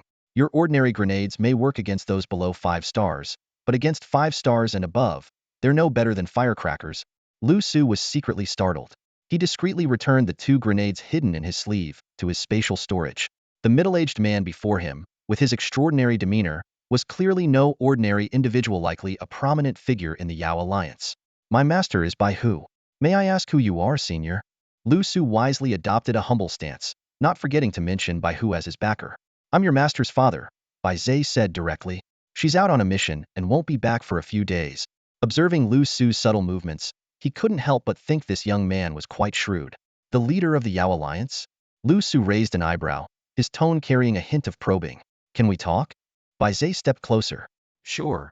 Liu Su outwardly agreed with respect, but inwardly, he had already set up a sniper rifle in his spatial storage, ready to aim at Bai Zhe's vital points at any moment. Bai Zhe appeared completely unaware. With his hands behind his back, he led the way. You're currently at 6 stars? Yes. Liu Su responded briefly. There was no need to elaborate since the other party had clearly already noticed his level of strength. How did you learn to create a spatial prison? A glimmer of anticipation flashed in Bai Zhe's eyes. Well, I just kept using it until I figured it out, Liu Su replied vaguely. Bai Zhe gave an awkward chuckle. Haha, impressive, truly gifted. Realizing he wouldn't get much out of Liu Su, he changed the subject. I assume that Bai Hu girl has already told you a lot of the truth? Yes. Then, what is your purpose in joining the Yao Alliance? To build the Yao Alliance, protect the world, burn myself to light the way for others. Cough. That's my honest answer. Liu Su flashed an innocent smile. Bai Zhe looked exasperated, his expression seeming to say, I don't believe you. With a sigh, he said, if you won't tell me, let me tell you instead. I know you were brought here by that Bai Hu girl against your will, but I hope you don't hold it against her. She didn't mean any harm, she just wanted to recruit more talents for the Yao Alliance, and give this world a bit more hope. After a long silence, Liu Su finally spoke. I don't blame her. In fact, she saved me and taught me a lot. Sigh. That girl is young and reckless. Honestly, I'm surprised you've managed to survive under her care. So, how old is she, exactly? In a month, she'll turn 18. I haven't even prepared her birthday gift yet. Liu Su was momentarily at a loss for words. Kid, what's your dream? Bai Zhe suddenly shifted the topic. Faced with this seemingly random question, Liu Su didn't hesitate. To buy my grandma her favorite 8 treasure porridge and help my buddy find his sister. I don't know if that counts as a dream. Unfortunately, you might not be able to fulfill it. Bai Zhe sighed. Because of the extraterrestrials, right? Liu Su calmly revealed the truth. After everything he'd been through, he had already come to terms with reality. The extraterrestrials had taken control of the entire blue planet. This wasn't a violent invasion, but a cultural assimilation. Now, they stood above humanity, and with a mere gesture, countless people willingly offered everything to them. In the face of such a situation, what could he do? Endure the hunts of the fallen, and then try to save them? When the world is corrupt, being clear-headed becomes a sin. He had no strength to resist it all. All he could do was hide within the corruption and struggle to survive. This catastrophe was too overwhelming. Humanity's civilization had developed over tens of thousands of years, yet the extraterrestrials had uprooted it in just a century. Haha, so it seems you already know everything. Looking into Liu Su's deep, calm eyes, Bai Zhe sighed helplessly. But what I want to tell you goes beyond that. The star energy medicine provided by the extraterrestrials contains a mental toxin, Bai Zhe said, his gaze piercing as he stared directly into Liu Su's eyes, enunciating every word. Once this toxin is triggered, it can instantly claim the lives of those who have taken the medicine. The extraterrestrials only need a single thought to kill the users, and the antidote is exclusively in their hands. Hearing this shocking revelation, a ripple of emotion finally flickered in Liu Su's otherwise calm eyes. A glimmer of cunning flashed in Bai Zhe's clouded gaze before he sighed and continued. The extraterrestrials are becoming increasingly active on Blue Star. It may not be long before they reveal themselves fully and seize control of the planet. To them, we so-called alliances are nothing more than pests, incapable of causing any real trouble. He paused briefly, his eyes burning as he fixed his gaze on Liu Su. Unless one of the alliances produces a genius who can successfully bond with that set of battle armor and unlock technology unique to human civilization. Bai Zhe hoped to see a spark of ambition or passion in Liu Su's eyes. But instead, Liu Su's gaze returned to its usual calm, showing no sign of curiosity or interest. This left Bai Zhe wondering if the mysterious battle armor, which all the alliance's brightest talents coveted, truly held no allure for him. In truth, Liu Su was deep in thought, contemplating if consuming the star energy medicine might allow him to develop an immunity to the toxin. Realizing his attempts to provoke a reaction had failed, Bai Zhe sighed and said, "All right. Even though you haven't officially joined the Demon Alliance, you're free to use the training resources at the base. If you have your own path to follow, I won't force you. After all, everyone has the right to choose their own destiny." With that, he turned and walked away, hands clasped behind his back. Liu Su watched Bai Zhe's retreating figure, surprised by his understanding nature. He thought to himself that Bai Zhe was far more reasonable than a certain white tiger. As soon as Bai Zhe rounded the corner, however, he pulled out his wrist communicator and sent a message to the white tiger.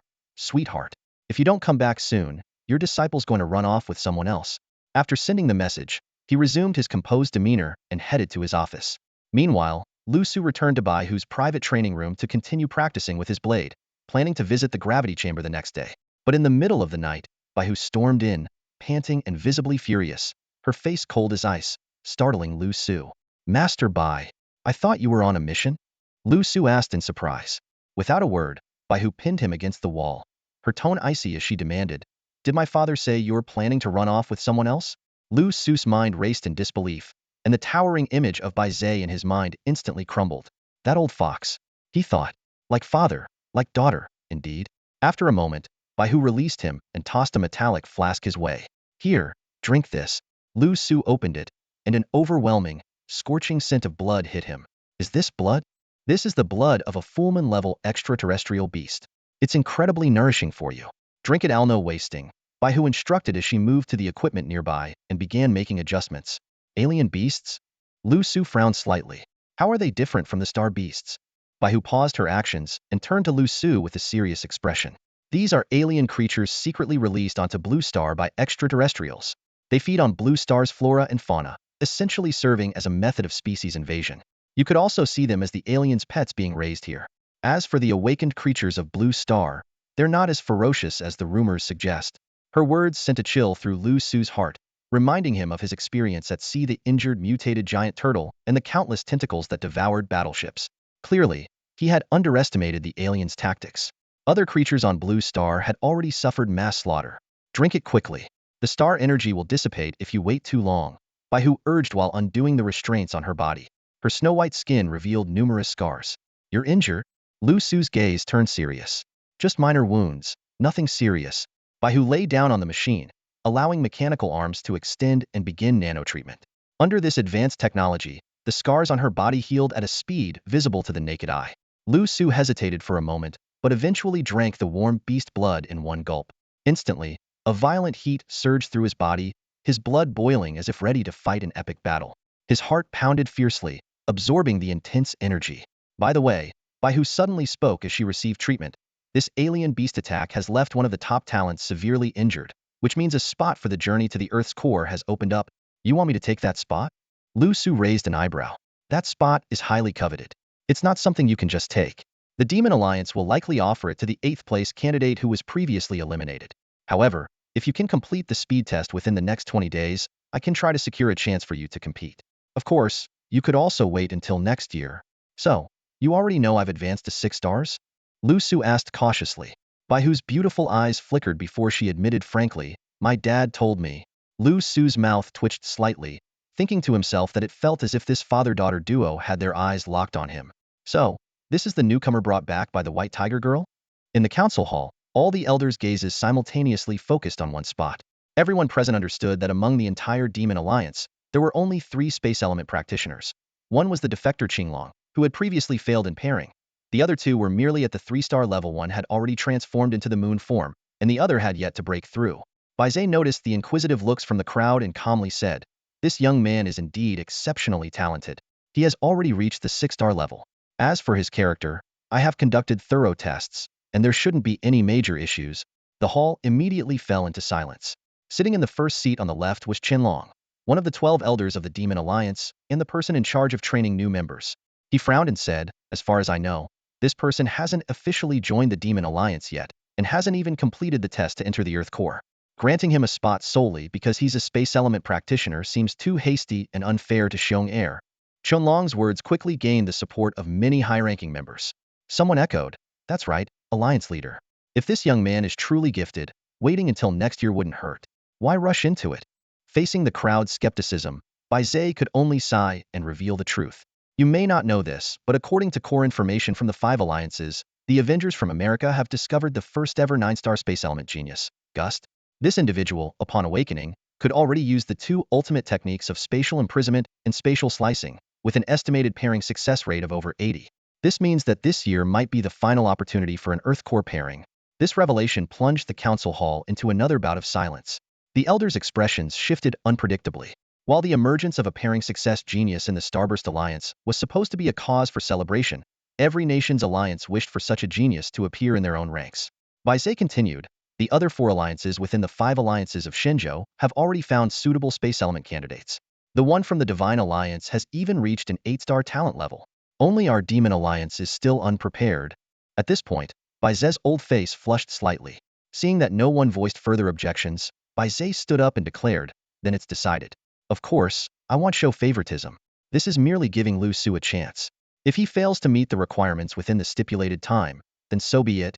With that, he left the council hall. The scene shifted to the virtual space of the 5 alliances. White Tiger led Liu Su on a tour, and the astonishing realism of the virtual environment was a testament to the advanced technology of the 5 alliances. Soon, they arrived at the most eye-catching location, a cluster of 5 towering, futuristic high towers standing majestically. These were named the Sealed God Tower, Sealed Demon Tower, Sealed Ghost Tower, Sealed Beast Tower, and Sealed Mist Tower. Each of these bright, transparent towers had 9 levels, with floating plaques of varying quantities on each level.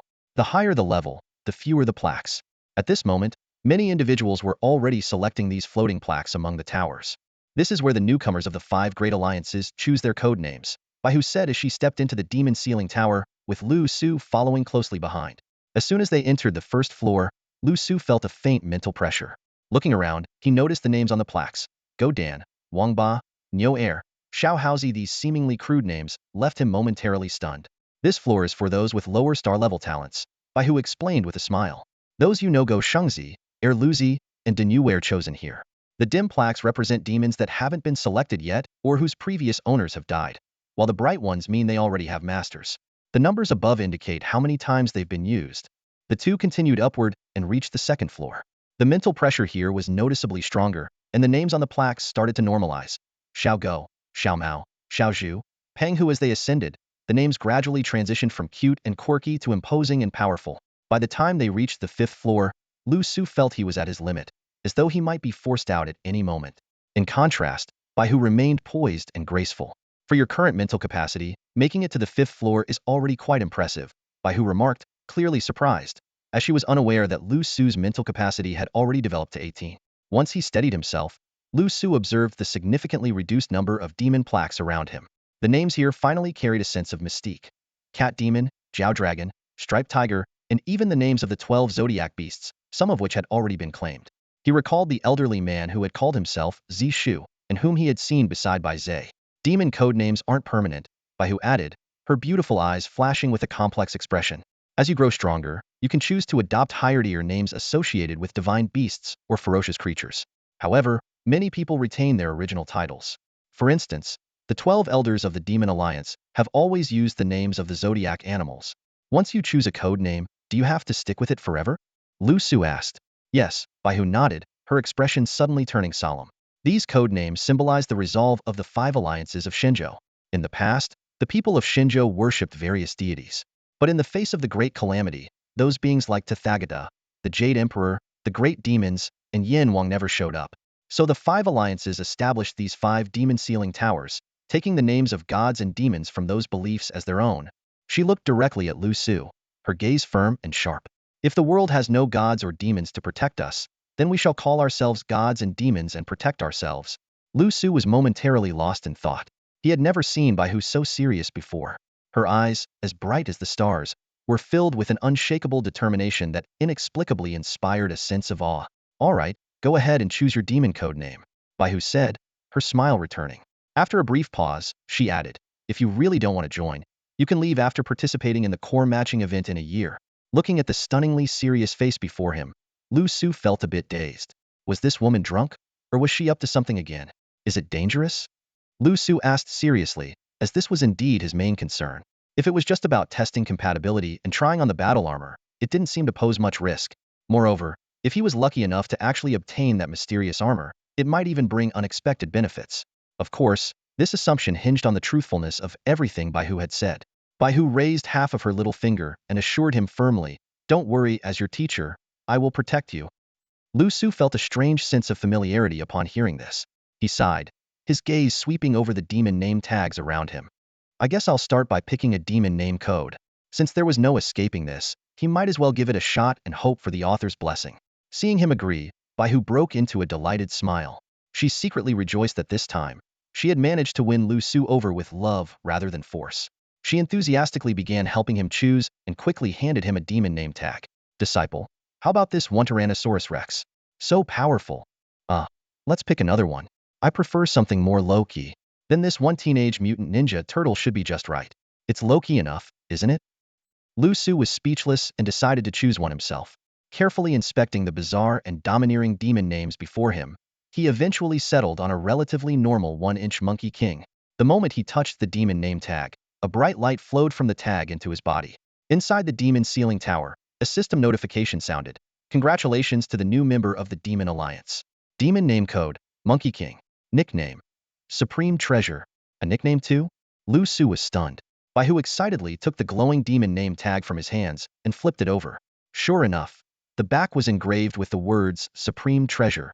Not bad. This mythical figure is known as the Great Sage equal to Heaven in the God Alliance and the victorious Fighting Buddha in the Mist Alliance. Who knows, you might meet them someday. Liu Su wasn't surprised after all, in Shinjo, who wasn't familiar with this legendary figure. Now that you've chosen, let's head out, Bai Hu spoke, and the two of them vanished simultaneously. Back in the training room, they opened their eyes as the battle armor helmets retracted. Bai Hu explained, I've already installed the system for accessing the 5 Alliance's virtual space into your battle armor. From now on, as a member of the Demon Alliance, you can enter anytime. Before she finished speaking, a projection of Bai Zhe appeared on her battle armor's arm. How did it go, kid? Did it work? Bai Zhe asked with a cheerful smile. Yes, he's now a member of the Demon Alliance. Codename? Supreme Treasure. Bai Hu replied mischievously. Fantastic. Come over here. We need to discuss the next step of the plan. Liu Su hesitated, unsure whether to excuse himself, but Bai Hu said, just say it here. I want Liu Su to take Xiongda's spot. So within the next 20 days, you must help him complete all the trials to enter the Earth's core, Bai Zhe said seriously. Why? Bai Hu frowned. I've sent you the details. You'll understand after reading them, Bai Zhe replied, then added, by the way, where's the little guy? Right here next to me. Bai Hu glanced at the information while turning the projection toward Liu Su. Liu Su and Bai Zhe locked eyes, and for a moment, the room fell silent. Bai Zhe's projection had not yet completely dissipated when the trailing note of his last words, you guys chat, faded into the air. Liu Su watched this abrupt yet fleeting encounter, his lips twitching slightly in amusement. You might have to participate in the matching process in 20 days, Bai Hu's serious voice broke the brief silence. All right, that's fine. Liu Su nodded calmly. You're not even going to ask why? Bai Hu asked, surprised. Well, since it's going to happen anyway, might as well get it over with sooner. That way, I can get home in time for the new year. Liu Su replied with a casual smile and a shrug. His nonchalance made Bai Hu pause for a moment before nodding in approval. Bai Hu proceeded to explain the 3 stages of the assessment in detail. First, candidates needed a star-level talent of 6 stars or higher, which Liu Su had already achieved. Second, they had to endure 2 hours at a depth of 50 meters in the gravity pit. Lastly, they needed to defeat Xiong Air, another candidate vying for the coveted spot. And for all of this, Liu Su had only 20 days to prepare.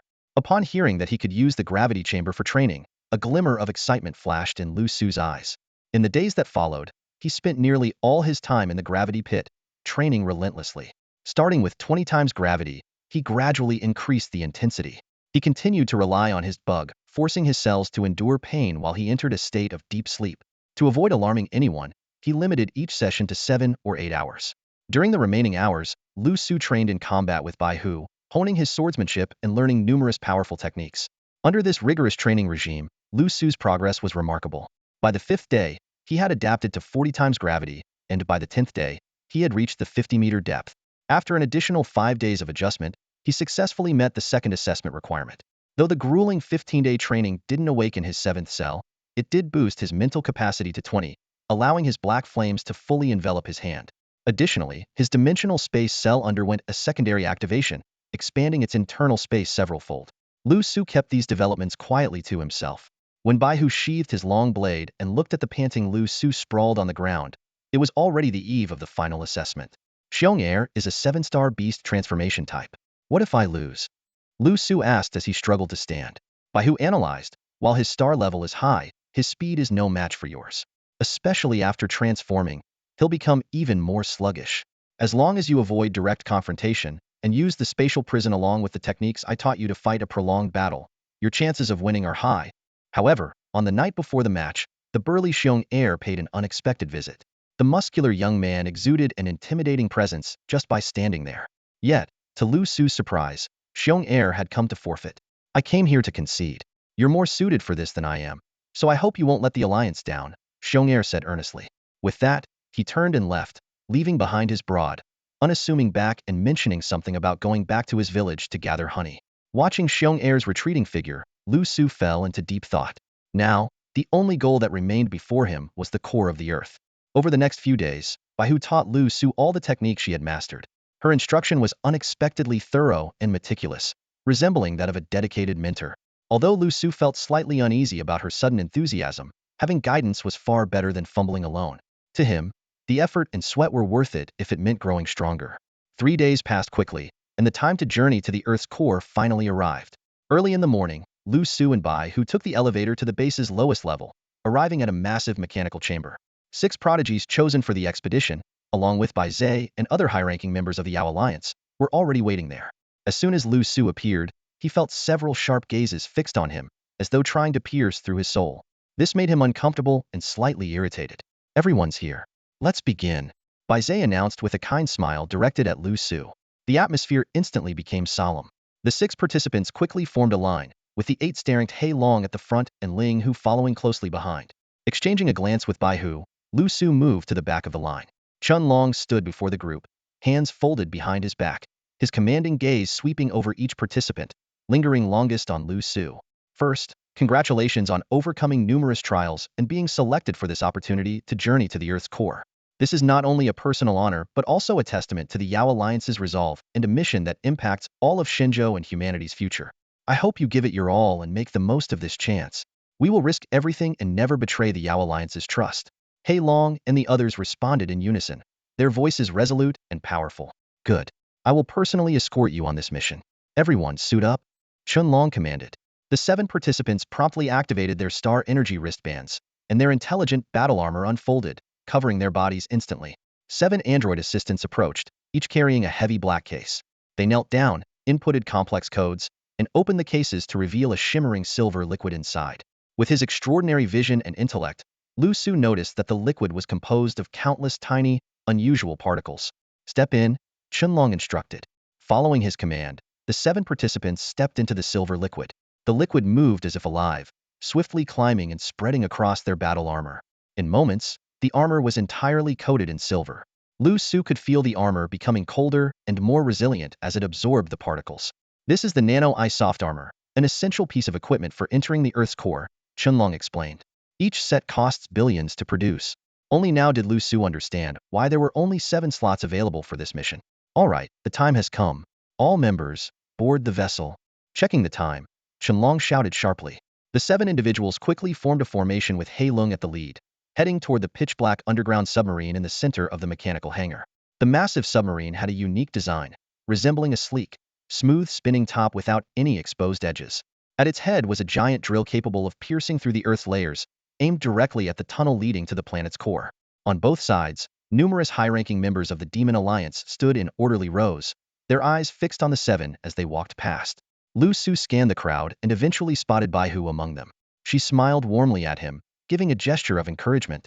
Liu Su gave a slight nod in response and, as the last member, stepped into the submarine. Farewell to the 44th batch of matched talents. We wish you great success. A solemn electronic voice echoed through the mechanical hangar as the heavy hatch slowly closed. Beep, all members are on board. Beep, all systems are functioning normally.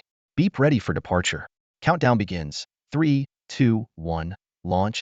Before the voice finished, the underground submarine plunged straight into the tunnel leading to the Earth's core, descending rapidly. At this very moment, similar operations were being conducted simultaneously at the other 4 bases in Shenzhou, as well as at violent Star Master bases across the globe. Ensure all rescue and reception preparations are flawless. Not a single error is allowed, Bai Zhe commanded, his gaze sweeping over the group with unprecedented seriousness as the submarine began its journey. Understood, everyone replied firmly. Each core-matching mission carried the hopes of humanity, and every violent Star Master alliance spared no effort to ensure success. Inside the sealed cabin number 7, Liu Su was overcome by weightlessness, his brain under immense pressure, his consciousness wavering. Were it not for his powerful mental strength and experience with gravity chamber training, he would have already passed out. Although the cabin remained stable, he could still clearly feel the nerve-wracking sensation of the rapid descent. Observing the states of He Lung and the others, he chose to silently endure the agony, mentally counting the time. Clearly, now was not the right moment to attempt exploiting any loopholes. As the depth increased, the temperature and pressure inside the cabin gradually rose. After what felt like an eternity, the submarine decelerated and came to a steady stop. Qianlong's voice followed promptly. Members, report your status. Number 1. He Lung, all good. Number 2. Linghu, all good. Number 3. Maniu, all good. Number 7. Ho Wang, all good. Liu Su reported last. Qianlong visibly breathed a sigh of relief before activating the large screen in front of them. What appeared before their eyes was a breathtaking sea of magma. The crimson, dazzlingly translucent magma world was clearly visible, with a visibility range extending dozens of meters. At this moment, the submarine was painstakingly navigating through this high-temperature, high-pressure core environment. This is the Earth's core, where both pressure and temperature are thousands of times greater than on the surface. Hidden within are countless unknown and dangerous elements. An ordinary person wouldn't survive here for even a second. They'd be reduced to ashes instantly, Qianlong explained. What about fire element Star Masters? He Lung, a fire element user, inquired. Qianlong turned to give him a meaningful look. Unless you're at the moon level or higher, even a fire element Star Master would be lucky to leave behind a few specks of bone ash, he replied, clearly warning him against harboring any reckless thoughts. Look, what's that? Someone suddenly exclaimed, pointing at the screen. Everyone's gaze instantly shifted to the sight of few small, multicolored, irregularly shaped crystals were rolling toward the submarine, almost as if they were alive. These are fire crystals, formed over countless years in the depths of the Earth's core. They contain various elemental energies and are considered priceless treasures for fire element Star Masters, said to help enhance their star level, Qianlong explained calmly, in stark contrast to the others' astonishment. He Lung, however, struggled to remain composed. He stared intently at the fire crystals, his eyes filled with barely concealed greed.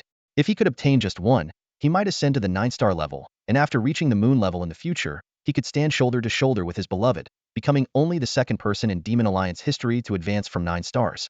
Unfortunately, our mission this time is to escort you to the matching center, and the underground submarine is extremely difficult to activate, Qianlong suddenly said, clearly reminding He Lung. Hearing this, He Lung clenched his fists tightly, forced to watch helplessly as the fire crystals brushed past the surface of the submarine. The core of Blue Star resembled a massive hollow sphere, its interior filled with crimson, translucent magma. At this moment, over a dozen underground submarines were slowly converging towards the very center of the planet's core. In this desolate sea of magma, the submarines of the Demon Alliance drifted for 3 days before finally encountering the submarines of the Divine Alliance. Without a word, the two sides aligned and advanced together. On the 5th and 7th days, they encountered the submarines of the Ghost Alliance and the Devil Alliance, respectively. With this, the 4 alliances of Shenzhou were fully assembled, pressing onward into the core of the planet, where the surrounding magma grew an even deeper blood-red hue. Elder Qianlong, why haven't we seen any submarines from the Mist Alliance? Linghu asked curiously from within the submarine. Qianlong replied indifferently, the Mist Alliance does not need to participate in the core alignment. He offered no further explanation. On the 10th day, the 4 submarines halted as a massive blue cube appeared ahead of them, quietly suspended in the very heart of the planet's core. The surface of the cube was etched with intricate patterns, resembling an enormous blue Rubik's cube. Qianlong spoke slowly. You may call it the core cube. Inside lies the set of mysterious battle armor. His gaze remained fixed on this greatest creation of humanity, the last hope for survival. Liu Su's eyes widened in shock as he stared at the technologically advanced blue cube. Meanwhile, on the other 5 sides of the cube, underground submarines from alliances of other nations also arrived. Countless figures clad in nanotechnology-powered battle armor emerged from their vessels, stepping into this world at the planet's core, appearing minuscule beneath the blood-red magma. Prepare to disembark, Qianlong commanded coldly, glancing at the time inside the Demon Alliance's submarine. The next moment, the hatch beneath the 7 individuals slowly opened. An invisible force pushed back the crushing magma, creating a protective barrier. The searing heat and oppressive atmosphere caused their expressions to shift involuntarily. It is human nature to struggle to conceal fear in the face of the unknown. Qianlong was the first to step out of the hatch. Clad in his battle armor, he moved into the magma with an air of calm indifference. Inspired by his composure, He Lung and the others clenched their teeth and mustered the courage to follow. Liu Su was the last to step out. As he entered the magma world, the overwhelming pressure and heat surged from all directions. Without the protection of his armor, he would have been crushed to dust in an instant. Yet, inexplicably, Liu Su's blood seemed to boil with excitement. For a fleeting moment, he felt an urge to strip away his armor and embrace this core world with his bare skin. Shaking his head violently, he forced this reckless desire out of his mind. At the same time, members of the other 3 alliances, each group consisting of 8 people, had also disembarked from their submarines. The leaders of the 4 alliances exchanged glances, reaching an unspoken agreement. The leader of the Divine Alliance removed a crystalline card from his chest and raised it above his head. In the next instant, the card seemed to be drawn by an invisible force, flying straight to the blue cube and slotting perfectly into a square recess at its center.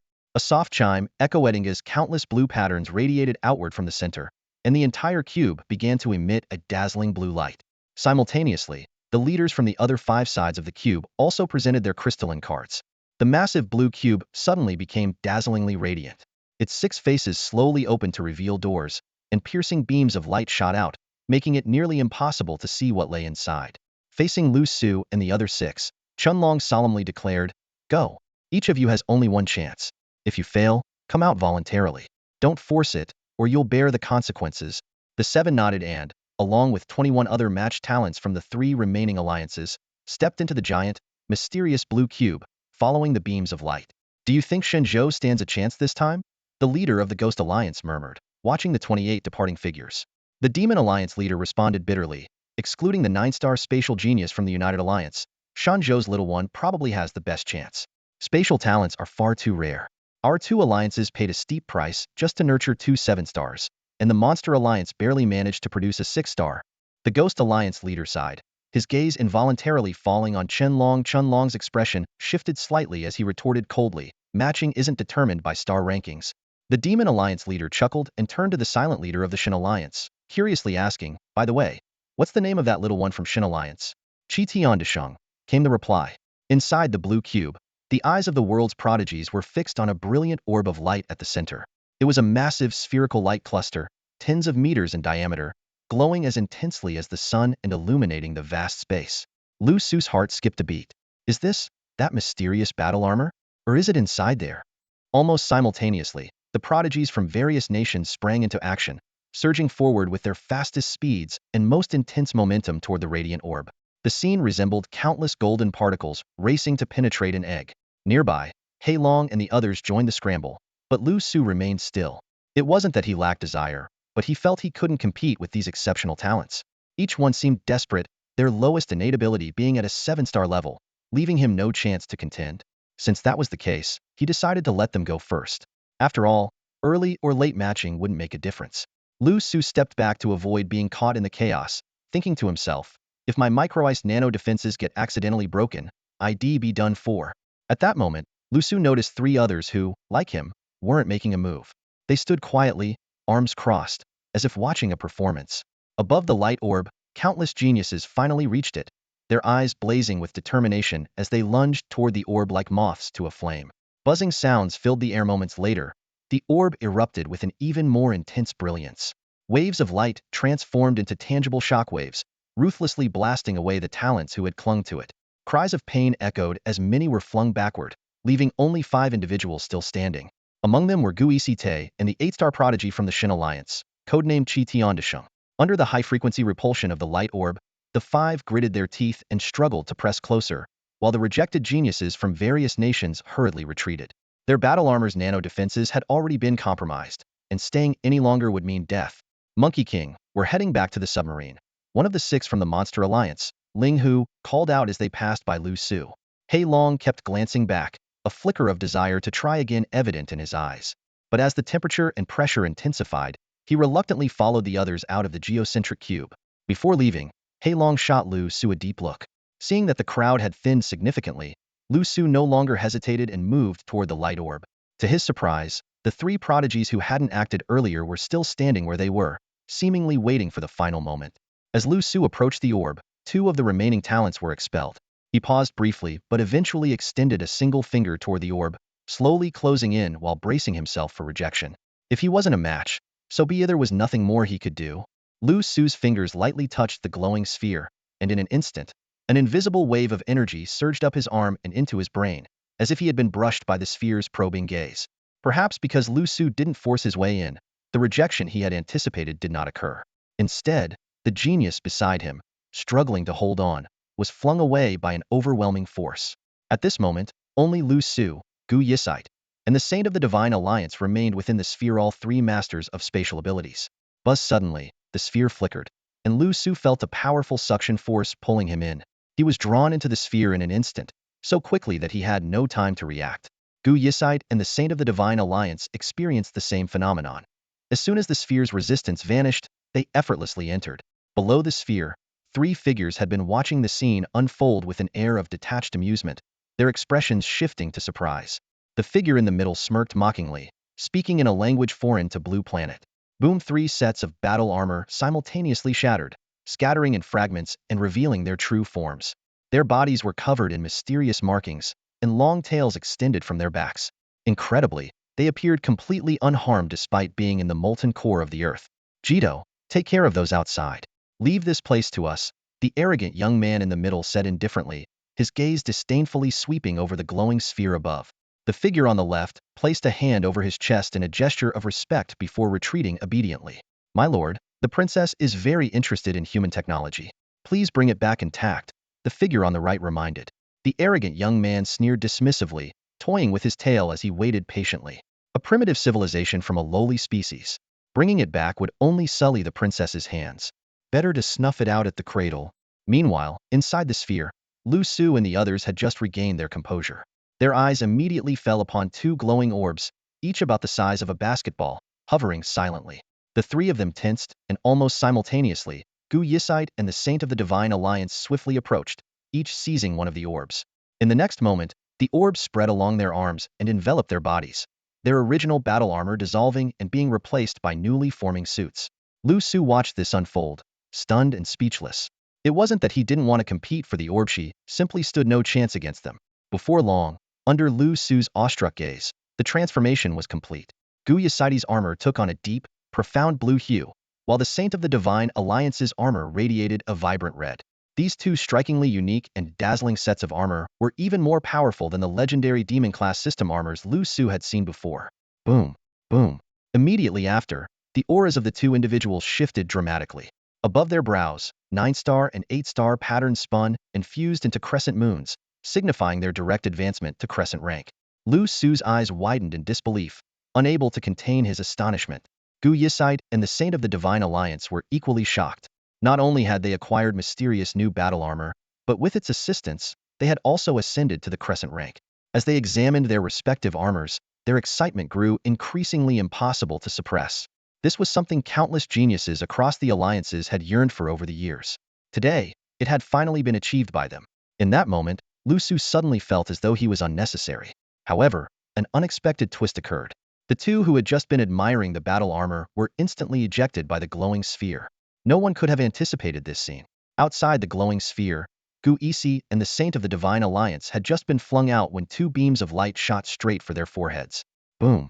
The two reacted swiftly, almost simultaneously deploying spatial powers in an attempt to restrain the incoming light swords. Bang! In the blink of an eye, the light swords pierced through their prized spatial powers and struck their foreheads. Clang! Both were sent flying, though their resilient battle armor remained intact. Instead, The two light swords shattered upon impact. In the distance, a rebellious young man's eyes flashed with surprise. Clearly, he hadn't expected the armor to withstand the attack. His interest in human technology deepened. I've changed my mind. They'll take it back for a closer look, the rebellious youth said before disappearing in a strange manner. The extraterrestrials around him vanished as well, chasing after Gu Isi and the Saint of the Divine Alliance. Meanwhile, Liu Su was astonished to find that he couldn't leave. He tried everything he could think of, only to arrive at an absurd conclusion. He was trapped. Liu Su's expression became increasingly complex as he thought to himself. Was he brought here just to witness the rise of two prodigies, only to be left stuck in this place? That was beyond frustrating. As Liu Su despaired, something unexpected happened.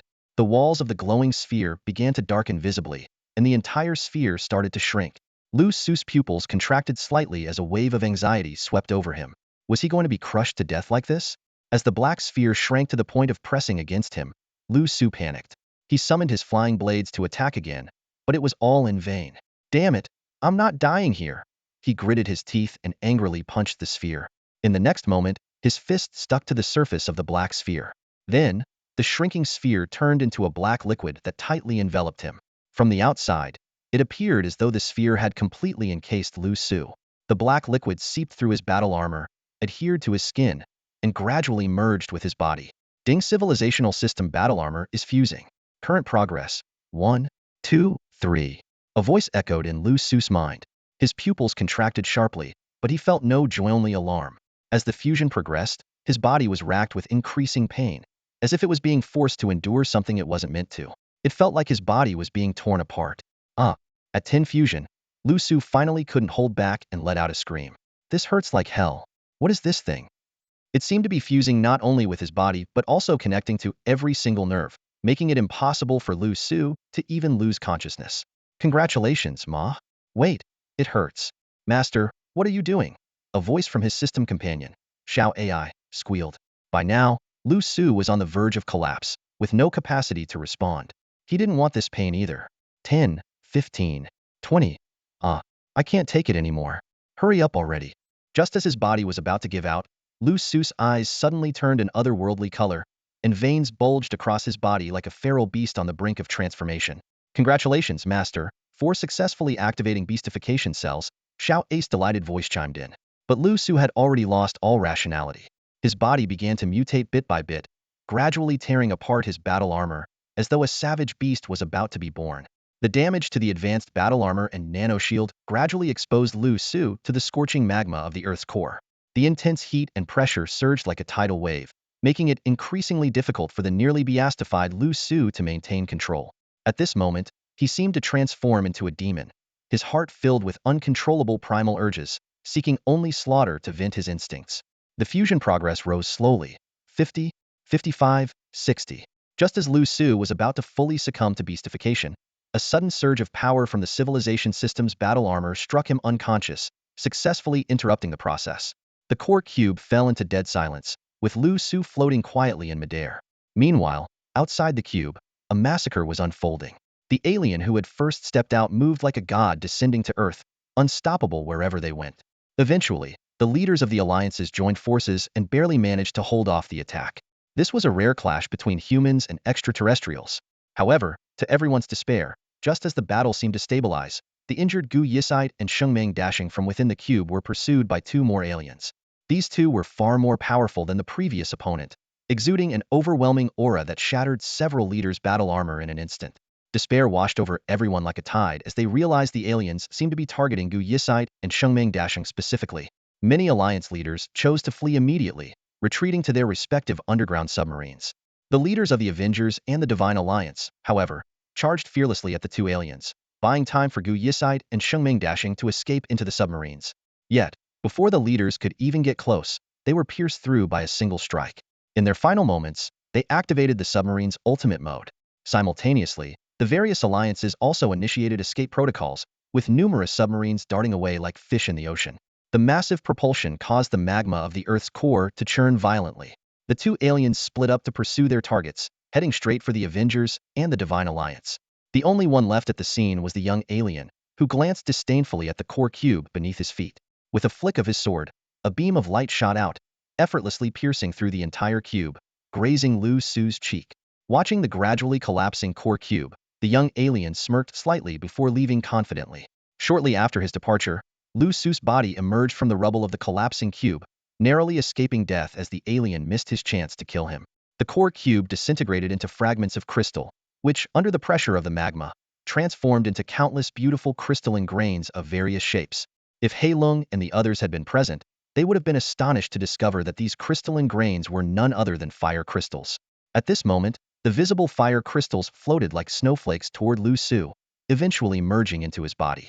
80, 85, 90. As the fusion progressed rapidly, faintly visible unique patterns began to emerge on Liu Su's skin, growing increasingly intricate and profound. Several kilometers away, the submarine of the Demon Alliance came to a halt. Chen Long, clutching his severed arm, turned back to the group with a pale face and asked with concern, "Is everyone all right?" The 6 others nodded, though their pallid complexions had yet to recover. Long before the alien appeared, they had quickly entered the submarine due to a nanoshield breach, thus avoiding the devastation of the battle. But they had witnessed firsthand the terrifying power of the extraterrestrials. "What about the Monkey King?" Chen Long asked. "He was the last to match, and by then, we had already come out," Ling Hu replied. The group fell silent. From all this, it wasn't hard to deduce that Liu Su had likely been killed by the extraterrestrials inside the cube. Even Gu Yisite and the genius from the Divine Alliance had barely escaped with their lives, let alone Liu Su, who was only at 6 stars. Chen Long remained silent, taking out a device that displayed 7 nano-surveillance signals. When he noticed the 7th signal still showed signs of life, his pupils slightly contracted as he gravely said, "He might still be alive." These words caused everyone's expression to change slightly. The reason Gu Yisite and the Great Saint from the Divine Alliance were able to escape the extraterrestrials was because of the 2 sets of battle armor they wore. That moment had confirmed for everyone that these were the legendary mysterious battle armor, and there were 2 of them. Now, with Liu Su still showing signs of life, could it be that he had acquired a 3rd set? The thought made everyone's hearts involuntarily race. He Lung's eyes flickered, and the hand hidden beneath him clenched slightly. "You all head back first. I'll go check it out," Chen Long said after a moment of silence. "Elder Chen Long, you're already injured. You can't go," several people quickly urged him. However, Chen Long shook his head firmly. As the leader of this mission, it was his duty to ensure everyone's safety. "Alive, I must see him. Dead, I must see his body," he said resolutely, rising to his feet. He set the return program and retrieved a spare 9th-generation intelligent battle armor from the submarine. As long as the micro-ice nanos on Liu Su's body were active, Chen Long could locate him using the monitoring device. "Master, let me go instead. I'm fire elemental and can better adapt to this magma-filled core." He Lung suddenly spoke up, prompting surprised looks from the group. "Nonsense," Chen Long said sternly, clearly unwilling to agree. He Lung's gaze wavered as he knelt before Chen Long, declaring resolutely, "Please grant me this opportunity, Master. If not, I will never find peace in my life." Without giving Chen Long a chance to refuse, He Lung had already donned the intact battle armor and picked up the monitoring device. "You." For once, a rare trace of emotion showed on Chen Long's stern face. "Elder Chen Long, perhaps you should let He Lung go. With his fire elemental abilities, he does have a better chance of bringing the Monkey King back," some members advised. Chen Long sighed deeply and finally relented, but he solemnly reminded He Lung, "Remember, your safety comes first." He Lung nodded firmly and decisively stepped into the magma once more. His determination moved many of the team members. "Let's wait at the core tunnel. This submarine can't hold out much longer," Chen Long said as he watched He Lung's figure gradually disappear. In the end, he piloted the deteriorating submarine back to the core tunnel of the Demon Alliance. Inside the magma, He Lung swallowed hard, suppressing his fear as a fiery determination lit up in his eyes. Instead of following the monitoring device's route, he relied on the directions etched into his memory. Eventually, he found a fire crystal at a certain spot. "Ha ha ha, I found it. I found it." He Lung's eyes gleamed with joy as he carefully stored the fire crystal within his battle armor. Then, narrowing his eyes, he glanced toward the core of the Earth, now only a kilometer away. However, thoughts of the extraterrestrials made him abandon the idea. Looking down at Liu Su's faint life signal, He Lung crushed the monitoring device without hesitation, letting it dissolve completely in the magma. After completing this task, he retraced his steps and headed back the way he came. Meanwhile, at the Earth's core, the once existing cube had vanished, replaced by a vast array of iridescent fire crystals. Liu Su floated quietly among them, his body greedily absorbing the gifts of nature. What would He Lung think if he saw this scene? 98, 99, 100. Ding. Civilization System Battle Armor Fusion successful. Awaiting host activation. As this voice faded, the battle armor on Liu Su's body completely disintegrated, leaving him entirely exposed to the magma. Yet, the magma, which should have been capable of melting anything, now flowed around Liu Su like water, causing him no harm. Upon closer inspection, one could see a unique, transparent keratin layer on his skin, faintly shimmering with light. Without the battle armor as a barrier, even more fire crystals eagerly floated toward Liu Su. The vast machinery chamber was eerily silent, with numerous members of the Demon Alliance having waited there for nearly half a month. All preparations for the rescue reception had been completed. Based on past experiences, the matching process typically lasted about a month. Suddenly, a deep, resonant hum echoed from the core passageway, accompanied by a surge of blistering heat. Bai Zhe and the others' expressions shifted dramatically. This was unmistakably the sign of the core submarine's return. But why so early? All personnel, prepare yourselves, Bai Zhe decisively commanded, leaving no time for further thought. Everyone immediately tensed up, ready for any eventuality. The hum grew sharper and more piercing, and in the next moment, the massive core submarine burst through the passageway, crashing heavily to the ground. Its once impenetrable structure shattered, completing its final mission. Medical personnel rushed forward, carefully lifting Qianlong and the others out, beginning comprehensive examinations and treatment. Standing beside Bai Zhe, Bai Hu furrowed her brows tightly. She couldn't find Liu Su among the survivors. Elder Qianlong, where is Liu Su? Bai Hu demanded, striding forward to confront the barely recovered Qianlong. Qianlong's gaze dimmed, and he lowered his head with a sigh. I'm sorry. He sacrificed himself. The weight of his words caused everyone to pale, and Bai Hu's face instantly lost its color. Qianlong then recounted the harrowing events within the core, leaving everyone deeply shaken. I returned to the core's central region and searched hundreds of meters, but all I found was the shattered battle armor of the Monkey King. His body was likely consumed by magma. It's my fault. I was too late, Black Dragon said, his voice filled with guilt. Though the group looked grief-stricken, such sacrifices were not uncommon during the annual matching process. Then what about his battle armor? Bai Hu pressed, fixing her gaze on Black Dragon. The armor was severely damaged. It melted as soon as I touched it, Black Dragon admitted, lowering his head in shame, his response unwavering. At that moment, Bai Zhe's attention was drawn to the flashing red alert on his wristband, his expression growing grave. The Global Alliance has issued a statement. Alien forces have discovered the secret of the Earth's core. All passages must be destroyed within a day. What about the mysterious battle armor? That's humanity's hope. Several high-ranking elders asked in trembling voices. The mysterious battle armor has been successfully matched and taken by 2 human prodigies. One set is now in the hands of a genius from the Divine Alliance, Qianlong added. A spark of hope reignited in everyone's eyes. Though the armor did not fall into the hands of the Demon Alliance, its presence within Shenzhou was the best possible outcome, a beacon of hope for humanity. I've activated the self-destruct sequence.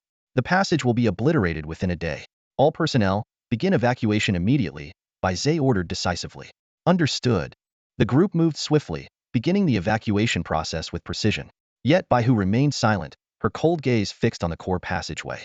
Suddenly, her collar gleamed, and her demon-level system armor enveloped her body in an instant. Without hesitation, she strode toward the passage. Miss, what are you doing? Black Dragon was the first to notice her abnormal behavior. Get out of my way. Bai Hu's voice was icy and unyielding. She refused to believe that he was truly gone. Bai Hu, the dead cannot return. We all mourn Liu Su's loss, but we must prioritize the greater good now. Stand down. Bai Zhe's voice carried an unprecedented authority, an invisible pressure bearing down on Bai Hu. You get out of my way too. A burst of frost erupted around Bai Hu as she broke free from her restraints. In an instant, she darted into the core passageway at a speed so swift that even Bai Zhe couldn't react in time. Miss.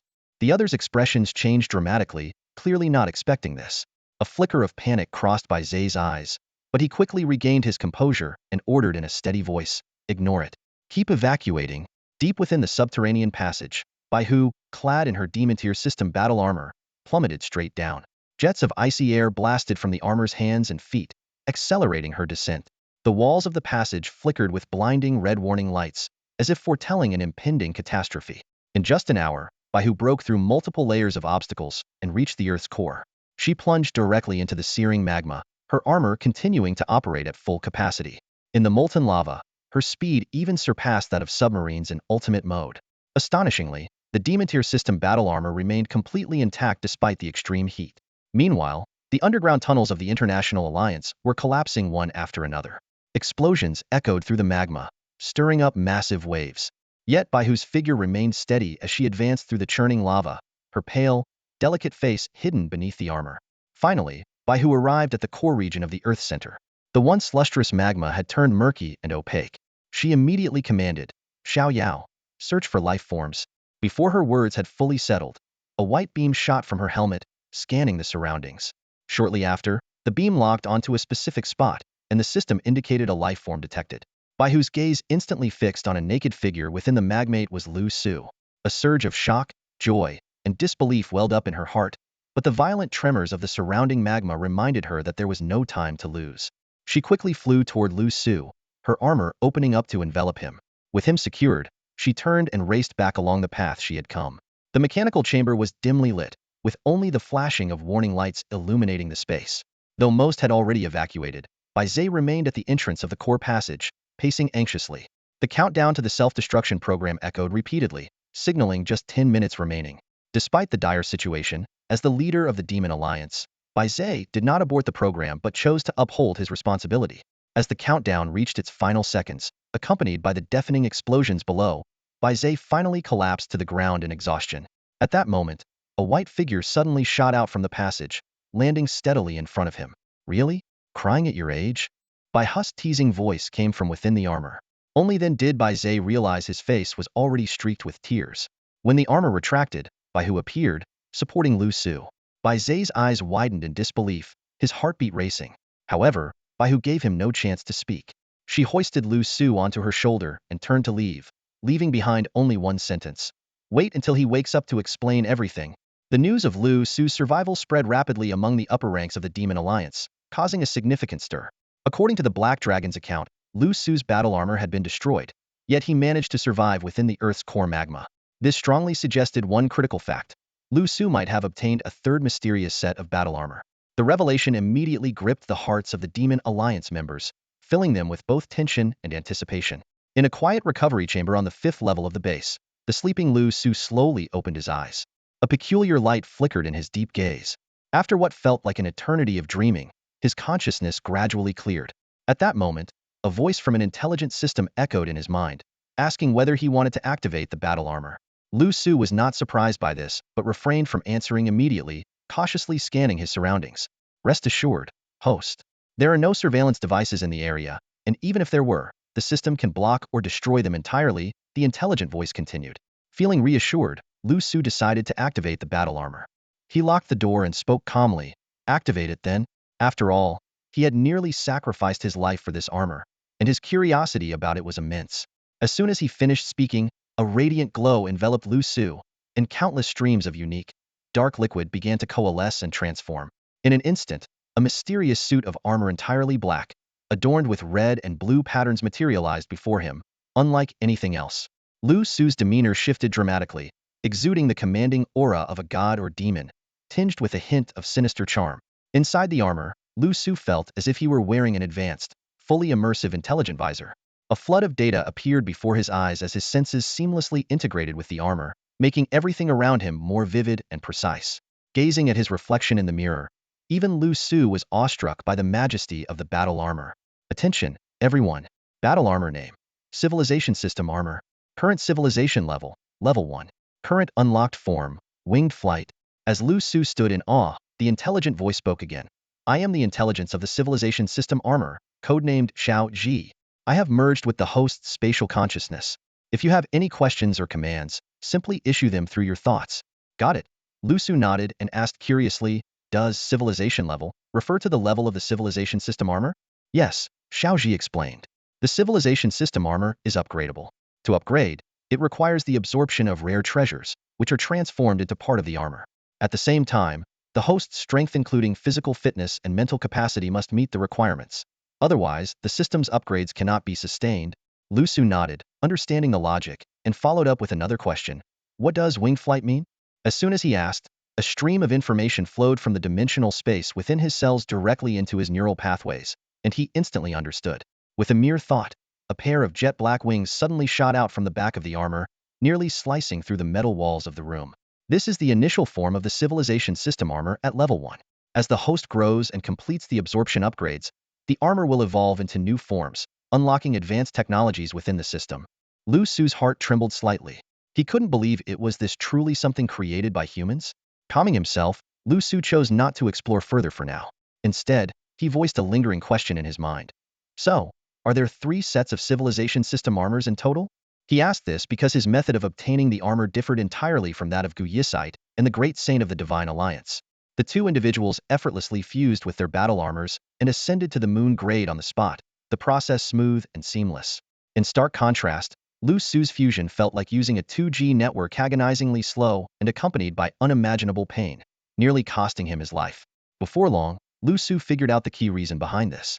The civilization system battle armor was crafted from extraterrestrial meteors, equipped with an advanced intelligent core, and was one of a kind. What those 2 had acquired were merely subsystem armors designed for alien wanderers. But why did you choose me? Liu Su couldn't help but ask. Weren't the 9-star Geist or the 8-star Saint of the Divine Alliance far more suitable than him? Because the host's spatial capacity is the largest, which is essential for the civilization system's future upgrades, the intelligent core responded directly. Liu Su was momentarily speechless. This was indeed the one thing he was most confident about. After sorting out his thoughts, Liu Su took a deep breath and retracted the civilization system battle armor into his body. He walked to the wall mirror and stared at his reflection. In the next moment, 2 streaks of mismatched starlight lit up in his eyes, forming a pair of eerie heterochromatic pupils that exuded a cold and otherworldly aura. This was the result of activating his beastification cells during a near-collapse moment, and they were one in each eye. Now, Liu Su had achieved the talent of an 8-star level being. Xiao AI, Liu Su called out in his mind, but there was no response for a long while. Xiao AI. Finally, a coquettish hum emerged. What's gotten into you? Liu Su asked helplessly. This star spirit, born from within him, seemed to be growing increasingly uncontrollable. Master has that stupid intelligent core now and doesn't care about me anymore, Xiao AI complained, sounding aggrieved. Xiao AI is far superior to that dumb intelligent core. Seeing Liu Su's indifference, Xiao AI hurriedly added, when Master becomes stronger in the future, Xiao AI can transform into any form Master desires. Liu Su nearly choked on his own breath, seriously doubting whether this being was truly born from him. Changing the subject, Liu Su asked about the matter he cared about most. How can I achieve beastification? He had been trying to activate the beastification cells in his eyes, but apart from his body feeling slightly warm, there were no results. These beastification cells are rare recessive cells. Under normal circumstances, it's almost impossible to achieve beastification. Only under intense stimulation and crisis might there be a chance. What is my beastified form? Liu Su recalled the overwhelming power he felt in the core magma, as if he could tear apart the heavens and the earth, though it was interrupted by the intelligent core at the last moment. Xiao AI doesn't know either. Xiao Ai's voice suddenly grew quieter, losing its usual arrogance. Just then, the metallic door emitted the sound of unlocking. Liu Su's pupils narrowed, and his heterochromatic eyes instantly returned to normal. The metallic door slid open. Baihu pushed open the door with a bowl of medicine in her hand. When she saw Liu Su awake, a glimmer of delight flashed in her beautiful eyes. You're awake. How did I get back here? Liu Su propped himself up, his voice still faintly weak. He remembered being pulled into that glowing orb, gradually losing awareness of the outside world, especially during the process of merging with the battle armor. His consciousness had grown increasingly hazy. Yet, the fleeting cool sensation brushing across his forehead in that moment remained vivid in his memory. Of course, it was Elder Qinlong and the others who saved you, Baihu said with a gentle smile, handing him the bowl. Now that you're awake, drink this yourself. I'd rather not have to feed you. Thank you. Liu Su took the bowl and drank it all in one go. The medicine had a refreshing taste, with a hint of sweetness. Clearly, sugar had been added. You'll need to head to the High Command Chamber of the Alliance to report on the situation, Baihu suddenly informed him. Understood. Liu Su nodded, already sensing what was to come. Leaving the recovery room, the 2 of them made their way toward the base's inner chambers where the High Command was located. Along the way, doors on each level were wide open, and members of the Alliance moved hurriedly back and forth, seemingly in the midst of an urgent cleanup. The entire atmosphere felt tense and chaotic. What's going on with them? Liu Su asked with a frown. I'll explain later, Baihu replied, her tone turning serious. Before long, they passed through several metallic corridors and arrived at the deepest part of the base, standing before the imposing metal doors of the High Command Chamber. Baihu underwent a scan from the door security system, and with a mechanical hum, the doors opened. Inside the spacious and solemn chamber, Bai Zhe and the other high-ranking members of the Alliance were already waiting. As Liu Su stepped in, all eyes turned to him. Leader, elders, Liu Su greeted them with a respectful bow. Liu Su, I'll get straight to the point, Bai Zhe began, his gaze filled with anticipation. Did you obtain the third set of the mysterious battle armor? No, Liu Su replied calmly, shaking his head despite the eager looks directed at him. You didn't enter the glowing orb? Bai Zhe pressed. I did. But there were only 2 sets of armor inside. They were taken by Gu Yisite and that prodigy from the Divine Alliance. I had no chance to claim one, Liu Su explained, knowing Bai Zhe was testing him. He figured they had already gathered information from the Divine Alliance. Liu Su, I understand your reservations, Bai Zhe said earnestly. But if you truly obtained the mysterious battle armor, you would represent humanity's future and the hope of Shenzhou. The Alliance wouldn't confiscate it. We would focus all our efforts on nurturing and protecting you. The other high-ranking members nodded in agreement, while Bai Hu remained silent, standing quietly to the side. I deeply appreciate the Alliance's trust, but I genuinely did not get the armor, Liu Su said with a bitter smile. The ones who saved me can confirm this. Then how did you survive the molten core? Your battle armor was clearly damaged, Bai Zhe questioned, his brows furrowed. Liu Su raised his hand and snapped his fingers. Instantly, a dark flame burst to life in his palm, flickering like a ghostly fire from the depths of hell, sending a chill through the room. Boom. The moment the black flames flickered in Liu Su's palm, the council chamber was plunged into a deathly silence. The pupils of Bai Zhe and the other senior leaders contracted sharply, their gazes locking onto the eerie black fire. At the same time, a peculiar light gleamed in Bai Hu's captivating eyes. Liu Su himself was stunned by this unexpected discovery. The black flames, which had previously only covered a single finger, now engulfed his entire palm. This was undoubtedly a remarkable breakthrough from his journey to the Earth's core. Sequence fire element, Bai Zhe broke the silence, his voice carrying a gravity he couldn't conceal. Sequence fire element? Liu Su echoed in confusion, but quickly offered the pre-prepared explanation he had devised. Not long after those 2 sets of battle armor were taken, the energy sphere exploded. My nano-defense system and armor were destroyed in the magma. Just when I thought I was doomed, this flame suddenly awakened. As he spoke, he carefully retracted the black flames, wary of revealing any flaws. This explanation was a meticulously crafted lie, designed to conceal the secret of the advanced civilization system armor. A dual-element talent, and awaken later in life. What a surprise. One of the senior elders remarked with evident astonishment, seemingly convinced by Liu Su's explanation. The chamber soon filled with murmurs of discussion. The 7-sequence star flames don't mention black flames. Maybe it's an unknown sequence from the star energy civilization? After all, the sequence knowledge we have came from the extraterrestrials. Indeed, I can sense a chilling aura from this black flame. This is no ordinary fire element ability. The group eventually reached a consensus and accepted Liu Su's story. After all, when he was rescued, he had been completely bare, with no trace of the armor. Seeing his plan succeed, Liu Su let out a quiet sigh of relief and turned to Bai Hu with curiosity. What exactly is a sequence? Bai Zhe answered before she could. A sequence refers to rare mutations within the same element. For example, a wolf-type ability might manifest as a white wolf, a fire element could produce differently colored flames, or a lightning element might yield unique thunderbolts. These mutations are typically far more powerful than standard abilities and are classified as anomaly sequences. He added, most sequence awakenings occur in extraterrestrials. The methods for cultivating them and the ancient star energy artifacts are also in their possession, which is why human star energy users struggle to compete with them. For you to awaken a fire sequence in such a barren environment already qualifies you to stand against extraterrestrials. Bai Zhe then tasked Bai Hu with managing Liu Su's follow-up matters.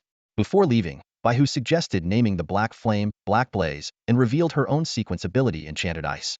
She specifically cautioned Liu Su not to display his abilities lightly in front of extraterrestrials, as they would never tolerate the existence of any human who could pose a threat to them. Each level of the base was bustling with activity, as all the members of the Demon Alliance were intensely preparing for something. Your battle armor is damaged. Take this. A brand new 9th-generation intelligent battlesuit was handed over. This contains the entirety of the star energy sequence systems currently known to humanity. As they entered the elevator, Bai Hu gracefully bent down and removed an anklet from her slender ankle, tossing it precisely to Liu Su. The anklet automatically clasped around his wrist, still carrying a trace of warmth. Liu Su was slightly surprised, but did not refuse it. Unlocking the technology in the battle armor, can it really stand up to the aliens? Liu Su asked. We're not sure yet. We'll have to wait for the results of the unlocking process from the Divine Alliance and the Avengers. Bai Hu shook her head and continued to explain. In fact, the global alliances have proposed 3 potential plans for humanity's revival. The first is the one-year part of the core plan, matching the battle armor to unlock humanity's advanced technological civilization to counter the alien star energy civilization. The second plan involves infiltrating the alien world to steal their true star energy civilization. This plan has been ongoing, with countless people risking their lives each year to venture there. The sequence system you just learned about is the result of the efforts of pioneers who took that risk. At this point, Bai Hu's voice grew noticeably heavier.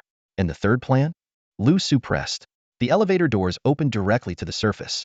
Bai Hu didn't answer immediately but walked toward the second-floor balcony. The entire settlement was immersed in a flurry of activity. Bai Hu gazed up at the sky, where there was no moon or stars, only the dazzling brilliance of star energy. The third plan is to split open the sky and let sunlight once again shine upon the earth, Bai Hu said softly. Some believe that after the transformations caused by the virus and star energy, the human body has fundamentally changed and could potentially absorb sunlight just as it absorbs star energy, becoming even stronger. Liu Su was stunned. The first two plans were already challenging, but the third seemed outright insane. The Divine Alliance must have someone with the codename Pangu, right? Maybe he could pull it off, he joked half-heartedly. Bai Hu smiled. It does sound like a fairy tale. No one has dared to attempt it so far.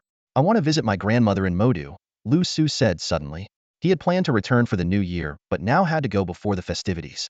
All right, Bai Hu agreed unexpectedly. Seeing Liu Su's surprise, her expression turned serious. You must be wondering why the base is so chaotic. To be honest, the Demon Alliance is disbanding. Liu Su stared at her stunning face in disbelief. Despite her beauty, such a statement seemed too absurd to be a joke. However, the solemnity on Bai Hu's face didn't waver. Do you remember the defector Qinglong? The mention of that name sent a shiver through Liu Su. All his doubts vanished in an instant. The White Tiger continued. Qinglong was originally a core talent of the Demon Alliance, holding most of the critical information. However, this time he brought extraterrestrials with him. To address this sudden situation, the Demon Alliance has been forced to temporarily disband and relocate to a hidden base. A glint of coldness flashed in her beautiful eyes before she turned to Liu Su with a charming smile. The Demon Alliance has decided to scatter its star-level members across different regions of Shenzhou to carry out tasks and stay under the radar. I've arranged a mission for you in the Magic City. You should like it. What kind of mission? Liu Su's heart stirred. Under the alias Liu Meng, you'll infiltrate a star energy academy in the Magic City and remain hidden, White Tiger said with a smile. Liu Su froze. You've been to high school before, so you should be familiar with how this works. Your mission is to stay undercover in the academy, train, and gather more information while awaiting specific instructions. As for your identity, there's no need to worry. I've already perfected it using the demon level system.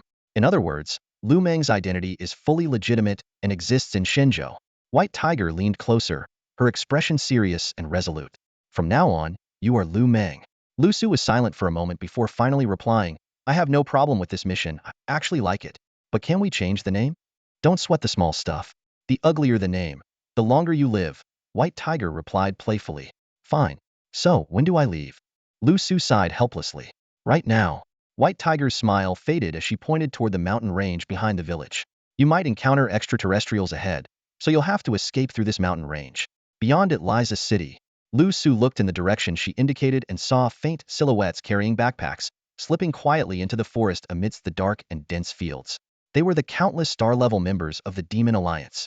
What appeared to be a sudden situation had, in fact, been meticulously planned by the Alliance in advance. Remember, follow the edge of the mountain range and avoid going deep into the forest. There might be alien beasts inside, White Tiger cautioned.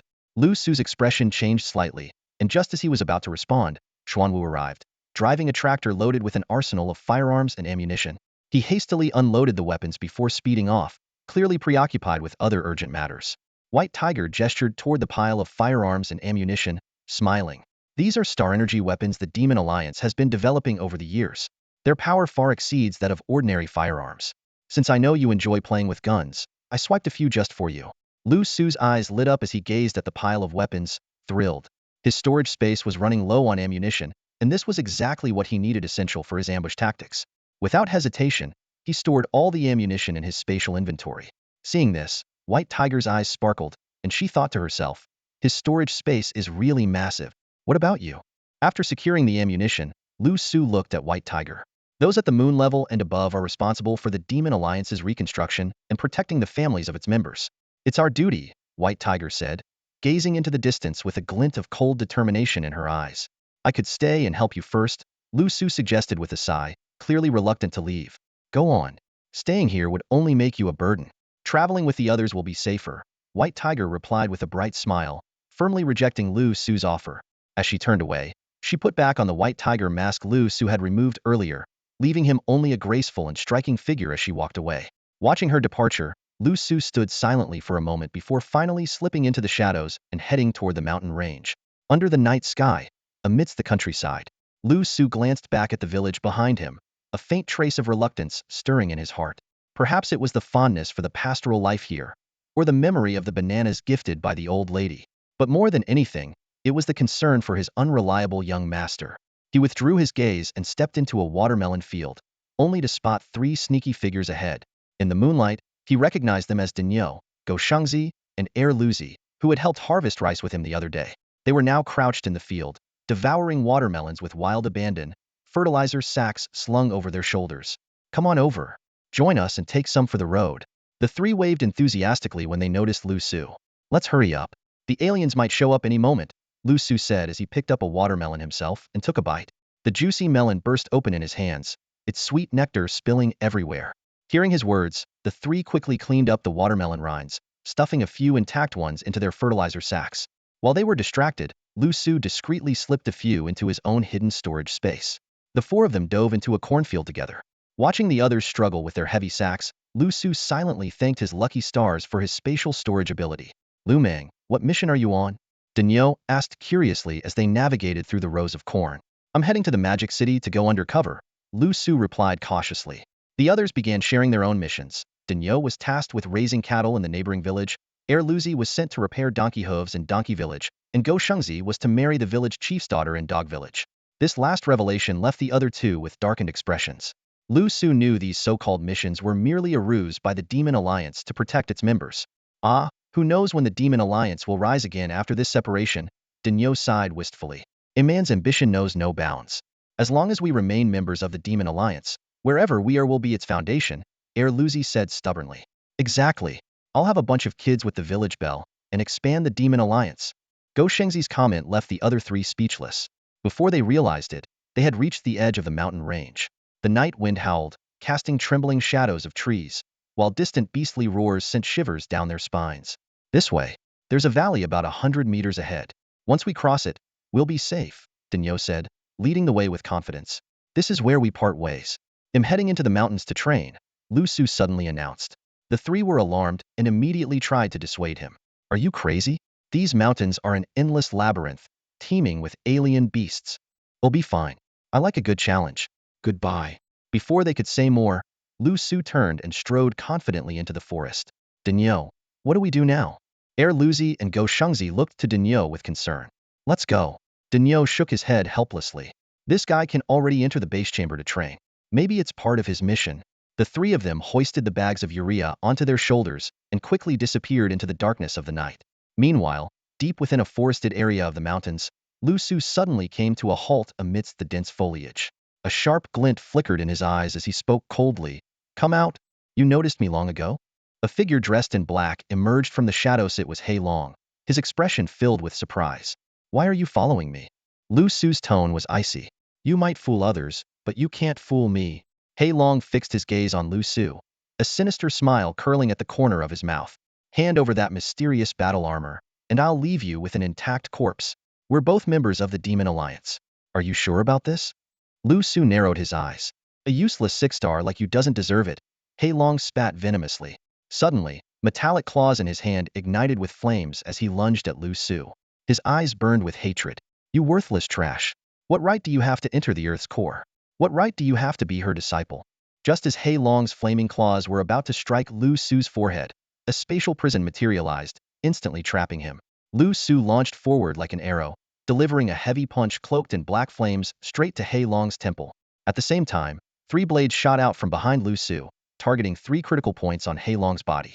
In the nick of time, 9 dazzling starbursts radiated from Hei Long's forehead, unleashing a wave of searing heat across his entire body. The two clashed violently. Despite the fire wave dissipating much of Liu Su's punch's force, it still shattered half of Hei Long's facial bones, leaving severe burns. Liu Su was knocked back dozens of meters, carving a long groove in the ground, while the 3 flying blades were deflected and sent back. Fire element? How is that possible? Hei Long's remaining eye bulged in disbelief, his voice hoarse and filled with jealousy and rage. You're just a useless 6-star. What gives you the right to have all this? Liu Su frowned deeply. This man was a 9-star expert?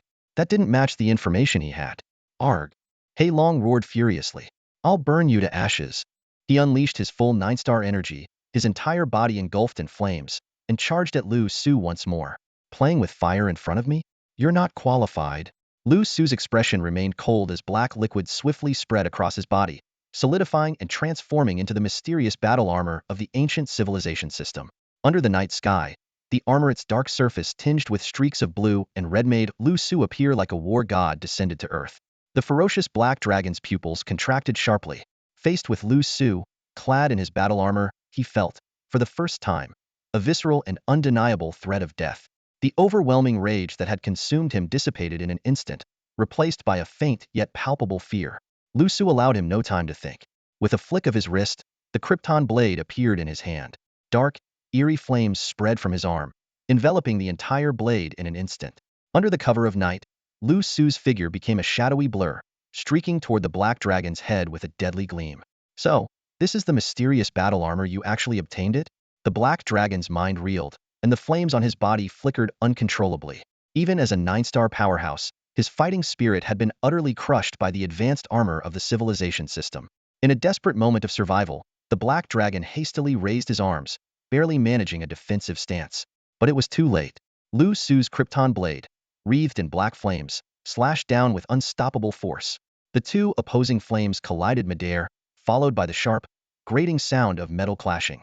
The black dragon was sent flying backward like a kite with a broken string, carving a deep furrow in the ground before crashing heavily into a large tree. The Krypton blade had already cleaved through his metallic gloves, slicing deep into his flesh. The searing blade burned the wound, emitting a sickening hissing sound.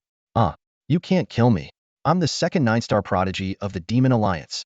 Blood spilled from the black dragon's mouth as fear filled his eyes. He knew all too well that with just a bit more force, his life would end here and now. Who's behind you? Liu Su demanded coldly, indifferent to the black dragon's status or position. I was blinded by obsession. The black dragon wailed in agony. I love Baihu and resented every man close to him. That's why I attacked you. Please, spare my life. We're both members of the Demon Alliance who shouldn't be killing each other. In the face of death, he finally discarded his ridiculous pride and jealousy. Seeing that the black dragon offered nothing of value, Liu Su frowned. He raised his hand and struck the blade's hilt with a forceful blow. With a sickening sound, the Krypton blade sliced cleanly through the black dragon's arms and neck. His eyes widened in shock as his head fell to the ground. He didn't even have time to register the pain of death before his life came to an end. Liu Su stood up, his gaze indifferent. This was his first time using the civilization battle armor in actual combat, and it felt as if all his senses had been amplified to an extraordinary degree. Speed, strength, star energy, each ability had been significantly enhanced. The reason he was able to eliminate the black dragon in an instant was largely due to exploiting his opponent's fear and panic. If the enemy had fought back with all his might, the outcome might have been entirely different. Ding, life form detected nearby.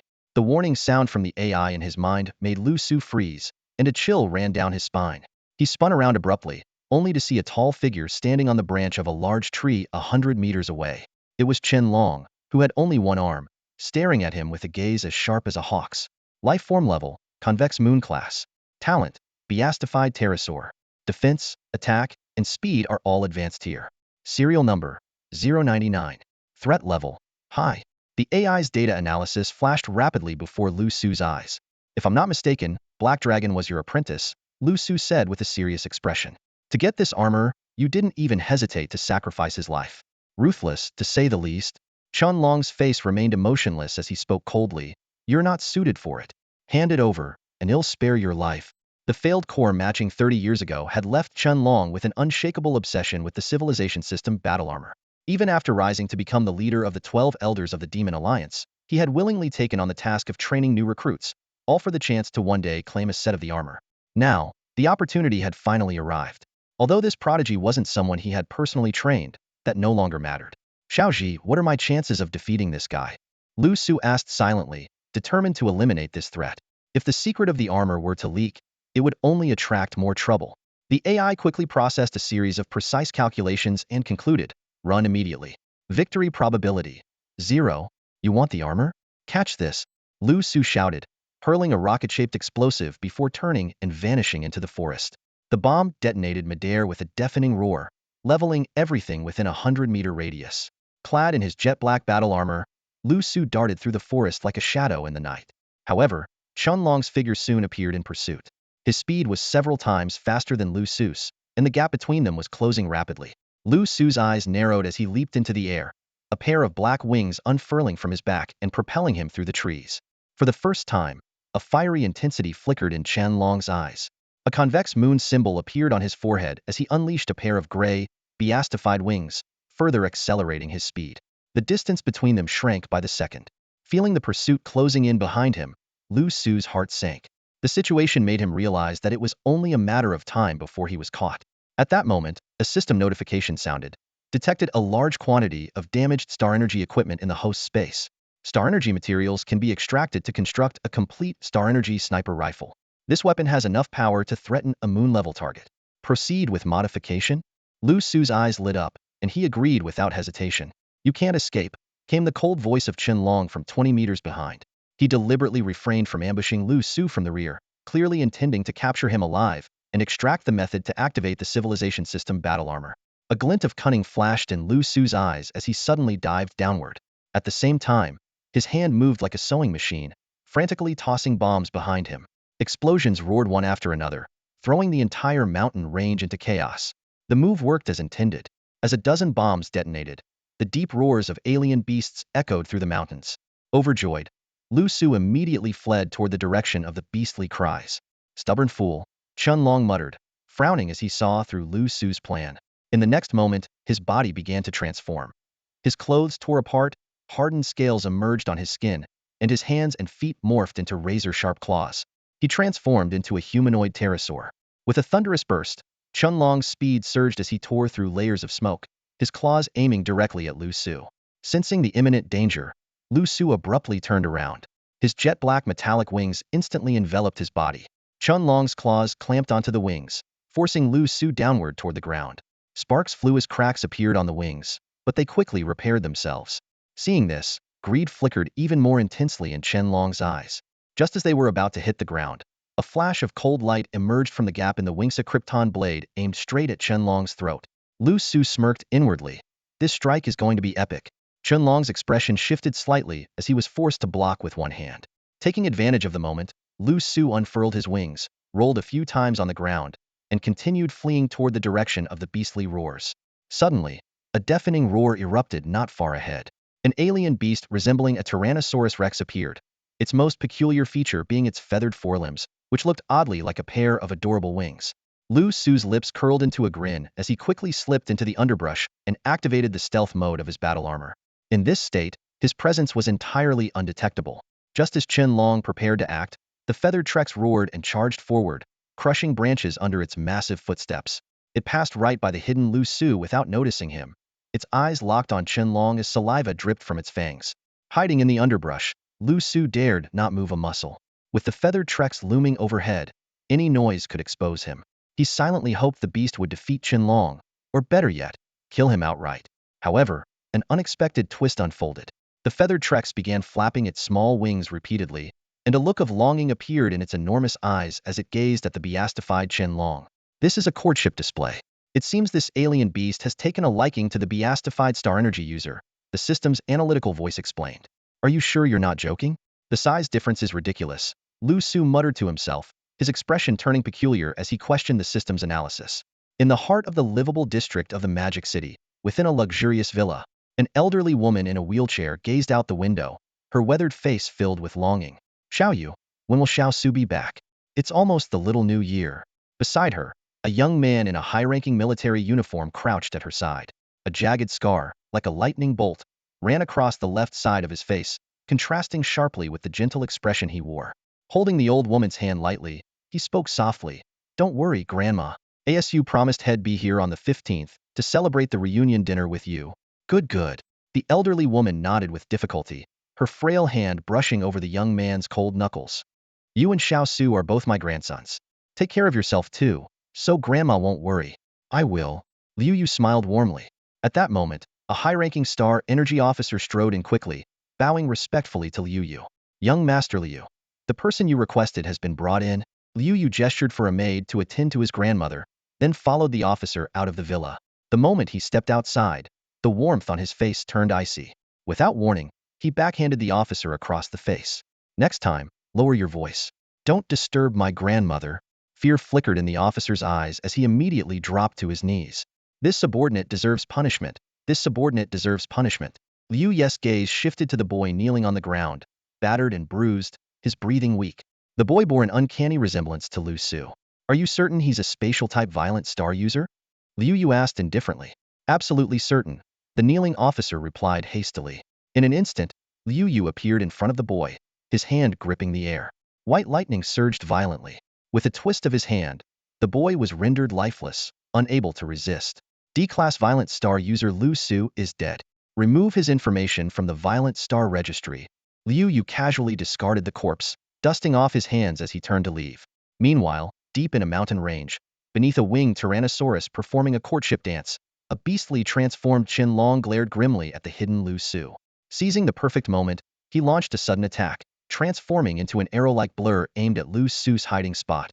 Just as Liu Su prepared to reveal himself and flee, the amorous winged Tyrannosaurus made its move. Seeing the beastly Qianlong rushing toward its underside, the creature's eyes gleamed, and its massive tail lunged straight at Qianlong, dodging the colossal tail by a hair's breadth. Qianlong was caught off guard when the tail twisted midair, pursuing him with surprising agility. What the hell? Liu Su stared in disbelief, feeling his entire worldview crumble. At that moment, his AI assistant chimed in. Star Energy Sniper Rifle Synthesis complete. Liu Su's eyes lit up, and his consciousness immediately entered the spatial dimension. The Star Energy firearms within had been reduced to a pile of scrap metal and Star Energy explosives, but at the center floated a sleek, jet black sniper rifle. It was the most stunning weapon Liu Su had ever seen. Without hesitation, Liu Su retrieved a sniper rifle from the inner side of his battle armor. He swiftly found a suitable position beneath the bushes, his armor seamlessly blending into the night, as though merging with the darkness itself. Through the scope, a precise targeting reticle moved fluidly with his motions, locking onto Qianlong's head. Even as the target moved quickly, the aiming system tracked effortlessly. This impressed Liu Su. This advanced civilization's battle armor was indeed remarkable, significantly enhancing his sniping accuracy. The system immediately began its analysis. Under the current circumstances, the probability of a successful ambush sniper shot is 48.5321, while the probability of a successful frontal sniper shot is 0.0000. Comprehensive analysis indicates the host has only one chance. Hearing this data, Liu Su's expression grew serious. He forced himself to relax, striving to maintain a calm and focused state of mind. At the same time, Qianlong was still being pursued by the winged Tyrannosaurus. The massive creature flapped its wings excitedly, while Qianlong continuously dodged, trying to move closer to the bushes. It was evident that he wanted to avoid provoking the colossal beast further. Liu Su's heart sank. This guy was too cautious. He had hoped the two would engage in a fierce battle, giving him the opportunity to strike when both were weakened. But Qianlong clearly saw through his plan. Suddenly, Qianlong was struck by the winged Tyrannosaurus's powerful tail. The thick, muscular tail slammed into him, spraying a torrent of white liquid like a high-pressure water cannon, sending him flying. Yet, a glint of determination flashed across Qianlong's face. He didn't resist. This was exactly what he had intended. Liu Su's pupils contracted sharply. Qianlong was being flung directly toward his position. This cunning adversary was deliberately using the force to his advantage. In an instant, Qianlong spread his wings, his sharp claws aimed precisely at Liu Su's hiding spot. Faced with this lightning-fast assault, Liu Su's finger tightened on the trigger. There was no time to flee. He could only fight for his life. Qianlong burst into the bushes, his claws latching onto Liu Su's shoulder with pinpoint accuracy. In that critical moment, the barrel of Liu Su's rifle was already pressed against Qianlong's forehead. Bang! Without hesitation, Liu Su pulled the trigger. A searing flash of black fire erupted, and the air seemed to distort. Qianlong's pupils constricted as he finally registered the gun barrel in front of him, but it was too late. With a second deafening blast, the black bullet pierced through the scales on his forehead, burrowing into his brain. Qianlong's eyes widened, filled with shock and unwillingness. Even as his consciousness faded, his claws remained firmly embedded in Liu Su's arm, their sharp tips piercing through the armor and sinking into flesh, as if hoping the armor might recognize his resolve. But what awaited him was the winged Tyrannosaurus's tail, which latched onto him and pulled him skyward. Liu Su immediately grabbed onto a tree to stabilize himself, allowing the beast's claws to tear away a chunk of his flesh. Though the armor repaired itself quickly, the wounds on his arm were all too real. High above, the winged Tyrannosaurus swung Qianlong's lifeless body with its tail, its massive eyes filled with confusion, seemingly unable to comprehend why its prey had suddenly gone limp. Seizing the opportunity, Liu Su quietly retreated. If even Qianlong dared not confront this creature, He certainly couldn't. As the winged Tyrannosaurus's frustrated roars echoed behind him, Liu Su utilized the stealth capabilities of his armor, disappearing into the night as he swiftly navigated the mountain terrain. Liu Su sped through the terrain, feeling the relentless pursuit of numerous alien beasts along the way. Relying on the basic cloaking function of his battle armor, he managed to escape to the outer edge of the mountain range on the other side. Just as he was about to slow down, the scene ahead made him instantly alert. A massive snake-like alien beast was tearing into a blue star tiger, while a few unopened-eyed tiger cubs curled up nearby. Without hesitation, Liu Su veered to the side and swiftly fled the area. The snake-like alien beast's eyes gleamed with an eerie light. To Liu Su's dismay, it abandoned its current prey and began chasing him instead. Feeling the threat closing in from behind, Liu Su's expression darkened. "Host, there's actually no need to run," the AI suddenly spoke up. "This alien life form is merely an 8-star forest python. You can handle it." Hearing this, Liu Su abruptly skidded to a halt, leaving a long mark on the ground. He unsheathed his Ketrine blade and turned to face his pursuer. The forest python was momentarily stunned, clearly not expecting its prey to stop. But in the next moment, its feral instincts took over, and it lunged forward with its gaping maw. The battle armor's visor flashed with 2 red streaks as Liu Su gripped the Ketrine blade and crouched low to meet the attack. At the same time, he launched 4 subblades. The forest python's massive tail swept toward him, but Liu Su dodged effortlessly, using the opportunity to thrust his Ketrine blade at its vulnerable 7-inch spot. The blade struck true but failed to pierce its thick hide.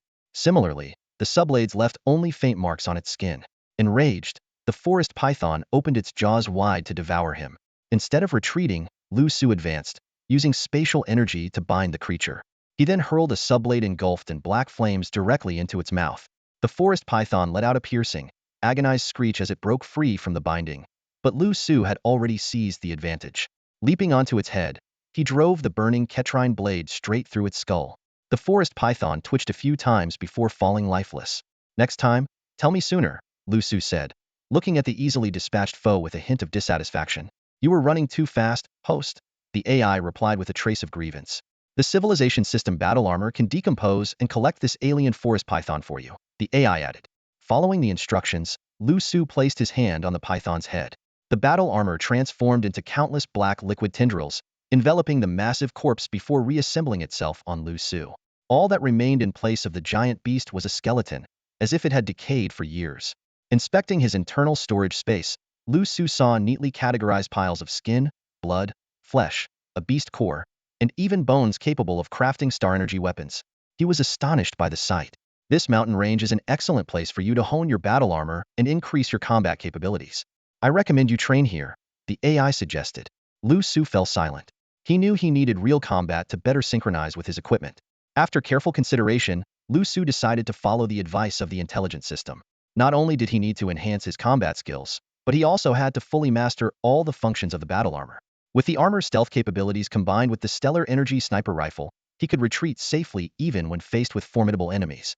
Starting from the 10th day, Liu Su began his field training. His battle armor's mask covered his entire face as he silently ventured into the dark depths of the mountain range, specifically targeting weaker alien beasts. Every time he identified a target, he would see the remains of blue star animals scattered within a 100-meter radius. These alien species were even more lethal to the successfully mutated blue star creatures, their brutality sending chills down his spine. Liu Su adhered to 3 principles during his actions: engage in combat if possible, use the stellar energy sniper rifle if outmatched, and retreat immediately if sniping proved ineffective. Within just a few days, he had slain over 100 alien beasts, most of which were of the star level. When encountering moon-level beasts, he would eliminate them from a distance using his sniper rifle. The system-integrated battle armor automatically disassembled and recycled the remains of all his prey. Despite his caution, he narrowly escaped death several times. However, each injury became fuel for his determination to grow stronger. On the 4th day, after waiting in ambush for half a day, he successfully sniped a moon-level alien beast before leaving the mountain range. Although he had hunted many, it was merely a drop in the ocean compared to the rapidly reproducing, predator-free alien beasts on Blue Star. He then made his way to a stellar energy trading center, selling part of the alien beast materials to purchase a ticket to Modu. The earnings from his previous transaction involving the Black Star leopard with Fatty had already been spent during his time in the Earth's core. Late at night, Modu Airport. The last flight of the day landed, and the city, illuminated by neon lights at 5 a.m., was eerily quiet. Standing outside the airport, Liu Su reflected on the twists of fate. graduating from high school without awakening any abilities, becoming a globally wanted fugitive, joining the Demon Alliance all within a span of 6 months.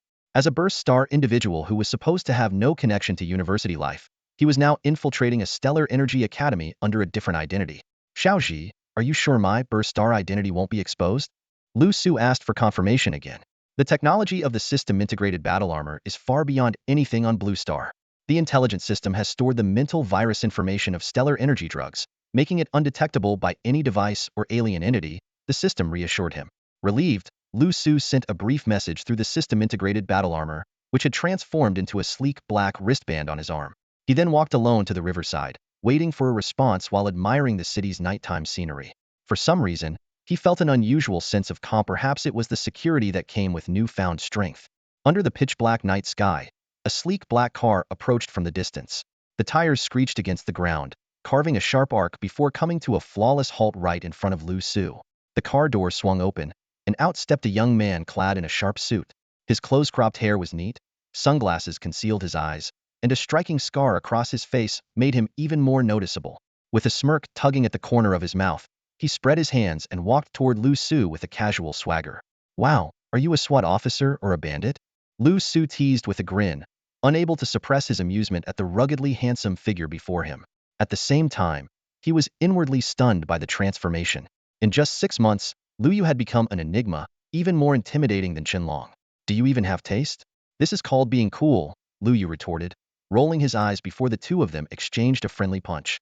Once inside the car, Liu Yu dropped his playful demeanor and asked seriously, how have the past 6 months been for you? Eventful, Liu Su replied with a bitter smile, spreading his hands.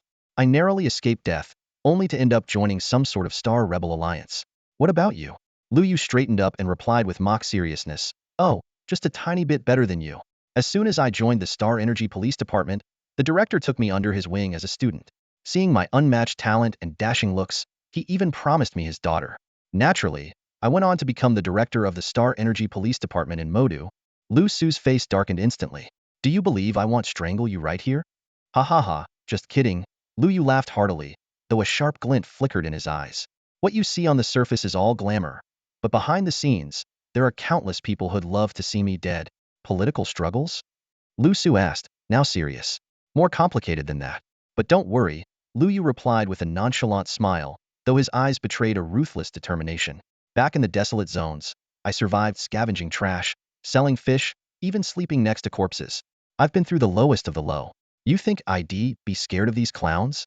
The car weaved through a bustling cityscape of towering skyscrapers before entering a high-security residential area guarded by elite Star Energy Police.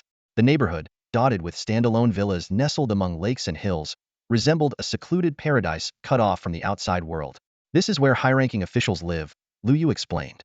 In this era, the Star Energy Police Department is the only agency capable of direct interaction with extraterrestrials, wielding immense power.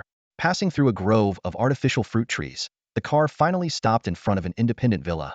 Through the gap in the door, Liu Su glimpsed an elderly woman sleeping peacefully on the bed. The weight of his longing and worry lifted at last. Despite it being only 6 months since they last met, his grandmother seemed much older now. Grandma usually sleeps until 10:30. It's almost morning, let's cook first, Liu Yu whispered. Liu Su nodded, gently closing the door.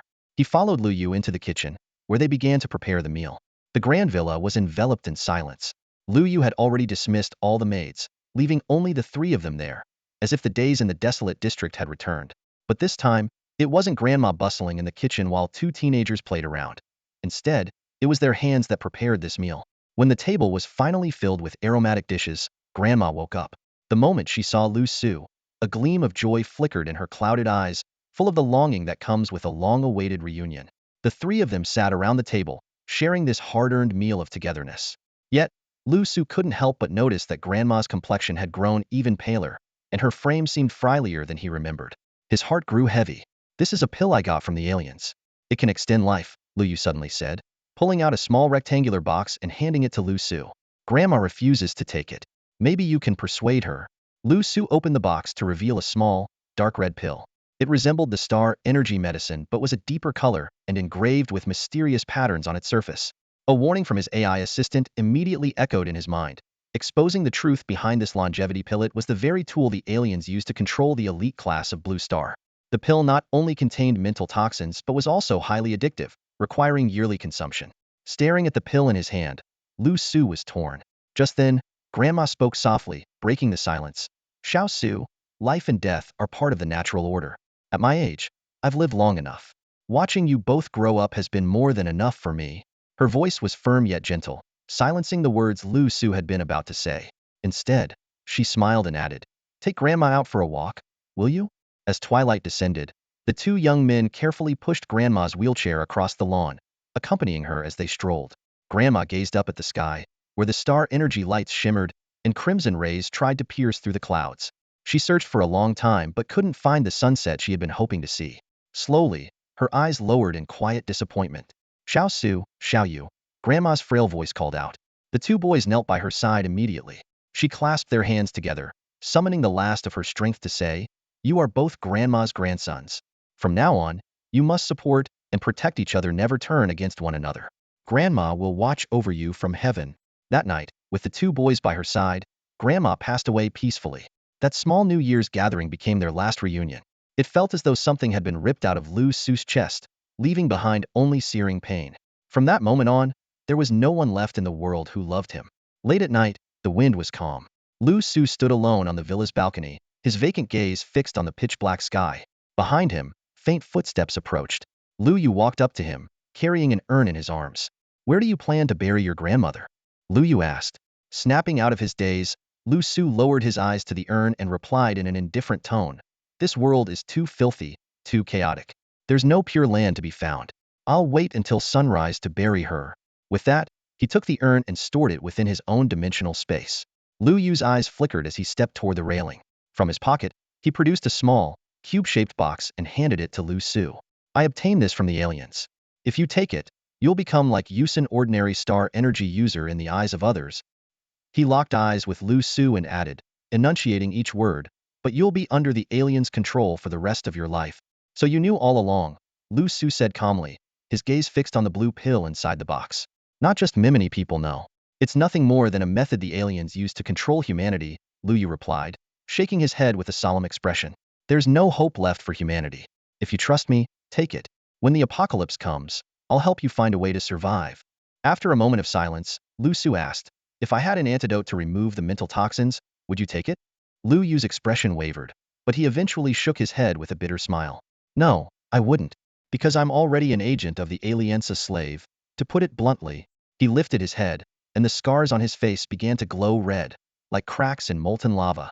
"This is the aliens' mark of servitude, something countless human elites have yearned for." Liu Su's heart sank as he finally understood the truth behind Liu Yu's sudden surge in power. "Ah Su, the aliens have already taken control of Blue Star, all because of humanity's greed. People are even celebrating it, eagerly hunting down those trying to save Blue Star," Liu Yu said with a mocking smile, the red glow of his servitude mark gradually fading. "And your sister? Are you giving up on finding her?" Liu Su asked abruptly. The question stabbed into Liu Yu's heart like a needle. It was the only memory he had left of his family, and it was tied to a promise he had made with Liu Su. Liu Su had agreed to help him search for his sister, and in return, Liu Yu had promised to betroth her to him. "I never wanted to be some kind of hero, let alone save people who want me dead," Liu Su said, gazing at the brilliant stars in the sky, which were nothing more than the alien's cage. "I just don't want to be a slave. I want to see the real sun and protect the people I care about." Liu Su handed the pill back to Liu Yu and said softly, "Thank you." Liu Yu accepted it without hesitation. They had chosen different paths, neither accepting the other's cure. In that brief moment of calm, a blue bullet shot toward Liu Yu's head.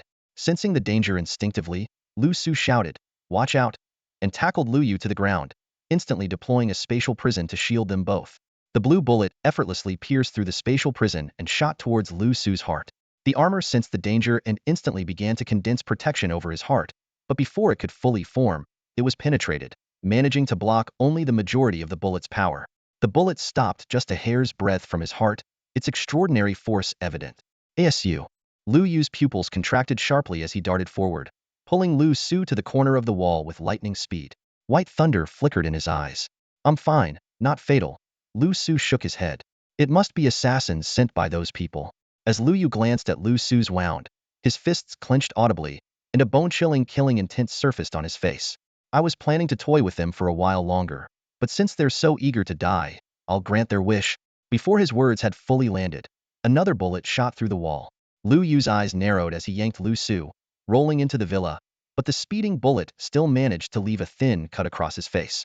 In quick succession came a second, third, and more bullets, each one seemingly able to see through walls, locking onto Liu Yu with deadly precision.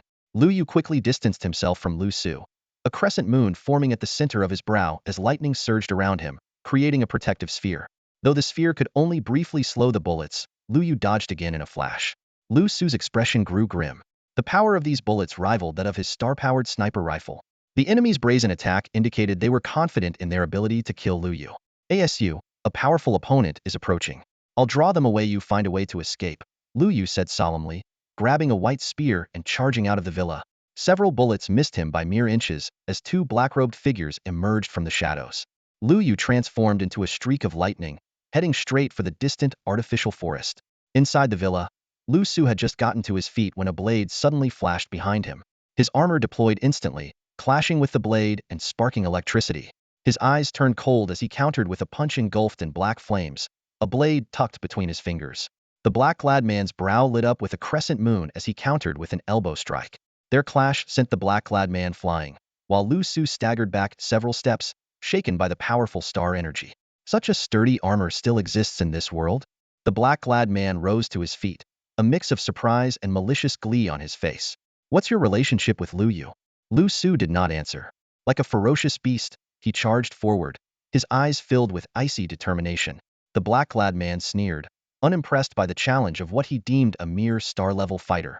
The moment their fists collided, the black-clad man's pupils contracted. Liu Su was holding a star energy bomb in his hand. With a thunderous explosion, the entire villa was reduced to rubble. Liu Su used the blast's force to escape, leaving the black-clad man, now in tattered clothing, crawling out of the debris, his face twisted in fury. "Damn it! Playing dirty!" he cursed, activating the communicator in his ear. "Seal off the neighborhood. Conduct a full search. The target has an accomplice." Elsewhere, Liu Su activated the stealth mode of his armor, slipping into the shadows. If not for his injuries, he wouldn't have feared this ordinary 4-star, crescent-level power-type fighter. Surveying his surroundings, he eventually set his sights on a brightly lit villa. The neighborhood was undoubtedly sealed off, and the assassins were likely hiding in the home of some high-ranking official or wealthy individual, possibly watching this spectacle from the shadows.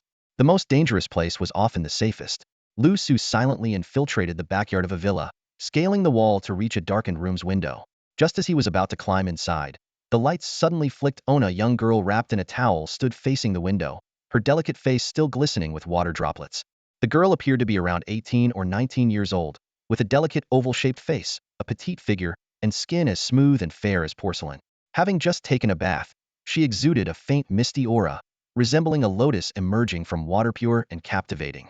However, when she noticed Liu Su standing by the window, her beautiful eyes instantly filled with fear. Before she could let out a scream, Liu Su lunged at her like a starving wolf, pinning her down on the bed while swiftly covering her mouth with one hand. His palm met a sensation both soft and silky, but Liu Su had no time to dwell on it. His right hand firmly pressed against the girl's lips, while his left hand brought a dagger to her flawless cheek, showing no trace of mercy. The girl struggled desperately, her muffled cries accompanied by the release of an unusual 4-star energy. Yet, it was utterly ineffective against Liu Su. Just as he was about to render her unconscious, a series of urgent knocks suddenly echoed from the door.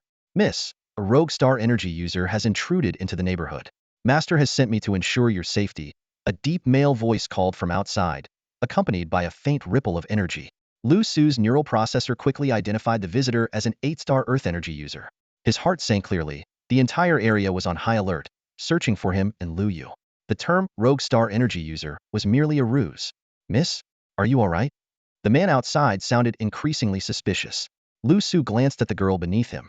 Tears streamed down her eyes, making her look pitifully fragile. Yet, his gaze remained cold as the dagger slid from her cheek to her pale, delicate neck. "Say one wrong word, and you know what will happen," he whispered a chilling threat into her ear before slowly releasing his grip. Though he disliked harming the innocent, his survival now depended on using her as cover. "Miss, may I come in?" The man outside began turning the doorknob. "No, don't. I just finished bathing," the girl stammered at the last moment, her voice melodic yet trembling slightly. The doorknob stopped turning. "Apologies, Mississippi, tonight may not be safe. If anything happens, please use your star energy bracelet to call for help." The sound of retreating footsteps followed. Liu Su let out a quiet sigh of relief and removed the girl's star energy bracelet. The interface displayed her name, Chu Ruru. Lie still and don't make a sound, and I won't hurt you, he warned coldly, retreating to the foot of the bed. He decided against knocking Chu Ruru unconscious. If someone else came to check, her cooperation might still be necessary.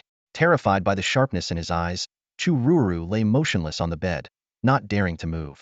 Liu Su leaned against the wall, creating a spatial barrier to conceal himself as much as possible and reduce his presence. Liu Su's attention never strayed from Chu Ruru.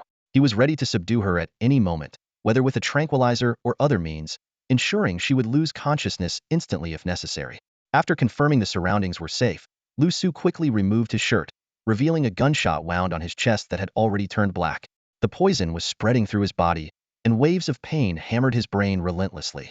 Although exhaustion threatened to overtake him, this was clearly no time to rest. Clenching his teeth, he relied on his sharp instincts to precisely plunge a dagger into the wound. The movement was swift and precise, minimizing blood loss as he swiftly extracted the venomous bullet. On the bed, Chu Ruru witnessed the gruesome scene, her face drained of color. When Liu Su's bloodshot eyes turned to her, she shuddered and quickly pointed to the medical kit on the cabinet. Liu Su smirked inwardly at her compliance, but chose not to reach for the kit. Instead, he retrieved a box of leftover nano-hemostatic spray from his dimensional space, previously used on by Hu. After treating his wound, he gritted his teeth against the excruciating pain from his immune response and staggered toward Chu Ruru. Tears of despair welled up in Chu Ruru's beautiful eyes again, yet she dared not make a reckless move. She knew all too well that the man before her could end her life effortlessly. However, Liu Su merely adjusted her loose bath towel, covering her exposed skin. As he prepared to return to the foot of the bed to endure the agony of his immune response, his gaze fell on Chu Ruru's pale, delicate feet. Her 10 toenails were painted with different, adorable patterns, glistening under the light. However, one ankle was bleeding, the blood staining her entire foot, likely scraped during her earlier fall. After a brief hesitation, Liu Su reached out to clean the blood and used the remaining nano-hemostatic spray to treat her wound. Throughout the process, Chu Ruru's heartbeat quickened, and her small feet trembled uncontrollably. Once finished, Liu Su returned to the foot of the bed, silently enduring the torment brought by his immune response. His sniper rifle remained on high alert, ready for any potential danger. As time passed, the pain from the immune response began to subside. Suddenly, Xiao AI's excited voice broke the silence. "Congratulations, Master. We've evolved." "What do you mean?" Liu Su asked with a frown. Xiao AI explained that from now on, strengthening his body would no longer be limited to enduring pain. Any form of stimulation, whether physical or mental, could trigger the release of strengthening substances in his body. The greater the stimulation, the more immune substances would be produced. Liu Su's eyes lit up with realization, instantly grasping the implications. This was far more practical than relying solely on pain. From now on, not only could he grow stronger through suffering, but even experiencing joy could bring him newfound strength. Feeling that his body had mostly recovered, Liu Su was about to raise his hand to check on Liu Yu's condition when his wristband suddenly vibrated. A message from Liu Yu popped up. "Uncle, are you okay?" Liu Su's eyes lit up, and he quickly replied, "Aunt, where are you now? I'll come find you." This uncle and aunt code was a signal they used in their online chats to confirm each other's identity. "As long as you're fine, that's all that matters. I'll take care of these troubles completely before coming to find you." Liu Yu sent this final message, and then the communication abruptly ended. Liu Su's brows furrowed, and a heavy feeling settled in his chest. He was almost certain that while Liu Yu had escaped, she must have been gravely injured. She had likely cut off contact to avoid dragging him into her troubles. However, he had faith in the former fish seller, believing she could handle the situation.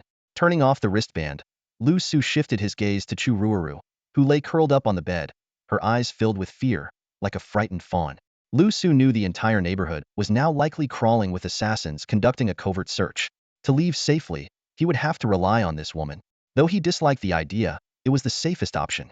He stood and walked toward Chu Ruru. Seeing him approach, she immediately tensed and threatened.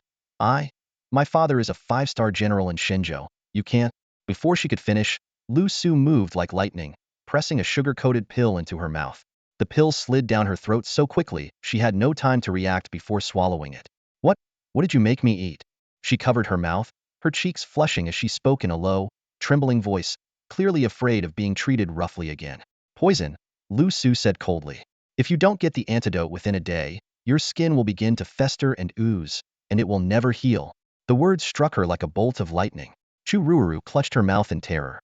"As long as you get me out of here, I'll give you the antidote," Liu Su stated his terms. Ma'am. Chu Ruuru nodded repeatedly, not hesitating for a moment. Once I help you escape, will you kill me to silence me? She asked in a trembling voice after a brief pause. Liu Su couldn't help but admire her sharp instincts. He reassured her, don't worry, I'm a good person. If you help me get out, that makes you half a lifesaver to me. I won't repay kindness with harm. Though suspicion lingered in her beautiful eyes, Chu Ruuru eventually nodded. So, what do I need to do to help you? How many people are in this villa right now? Besides a few servants and the bodyguard you saw earlier, it's just me and my mother, she quickly added. But don't worry, apart from the bodyguard, everyone else is just ordinary people. They can't threaten you.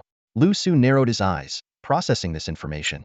If what she said was true, her father might very well be one of the masterminds behind the assassination attempt. Of course, this was only his speculation. Liu Su's eyes flickered for a moment before he picked up Chu Ruru's star energy bracelet and decisively pressed the emergency button. 10 seconds later, a burly 8-star bodyguard burst into the room, only to be silently subdued by Liu Su. 3 minutes later, Chu Ruru had changed into a pink and white dress and followed Liu Su out of the room. By this point, Liu Su was dressed in the bodyguard's uniform, with the brim of the cap pulled low to obscure his face in shadow. He didn't need to threaten Chu Ruru with a knife within the dimensional space. A sniper rifle was already trained on any potential threats. As the two reached the living room, an elegant and well-maintained woman emerged from another room, carrying a cup of yogurt. Her mature, curvaceous figure and resemblance to Chu Ruru made it clear that she was her mother. Ruru, are you heading out? The woman asked. The new semester is starting soon, and I just thought I'd visit the academy, Chu Ruru replied nervously. Let me join you, the woman suggested enthusiastically. No need, I can go alone, Chu Ruru quickly declined, fearing that Liu Su might harm her mother.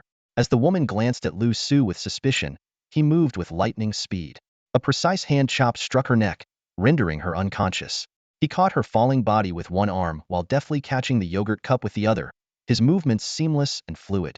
Let's go, Liu Su said calmly to Chu Ruuru, who hesitated to approach. The two made their way to the underground parking lot without incident. Liu Su selected a sleek black sports car and drove out of the residential complex without delay, eventually stopping in a remote area on the outskirts. Taking advantage of Chu Ruuru's moment of inattention, Liu Su quickly placed a small pill into her mouth. This is the antidote. You're safe now, Liu Su said, tossing a few beast cores into the car. Consider it a token of thanks. It's best to act as if none of this ever happened. With that, Liu Su turned and disappeared into the dense forest. For a moment, Chu Ruuru felt a strange sense of loss at Liu Su's gentlemanly demeanor. Shaking off the feeling, she soon regained her composure and drove away.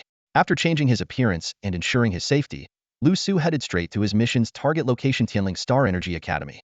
This modest academy was situated on the northern outskirts of the habitable zone.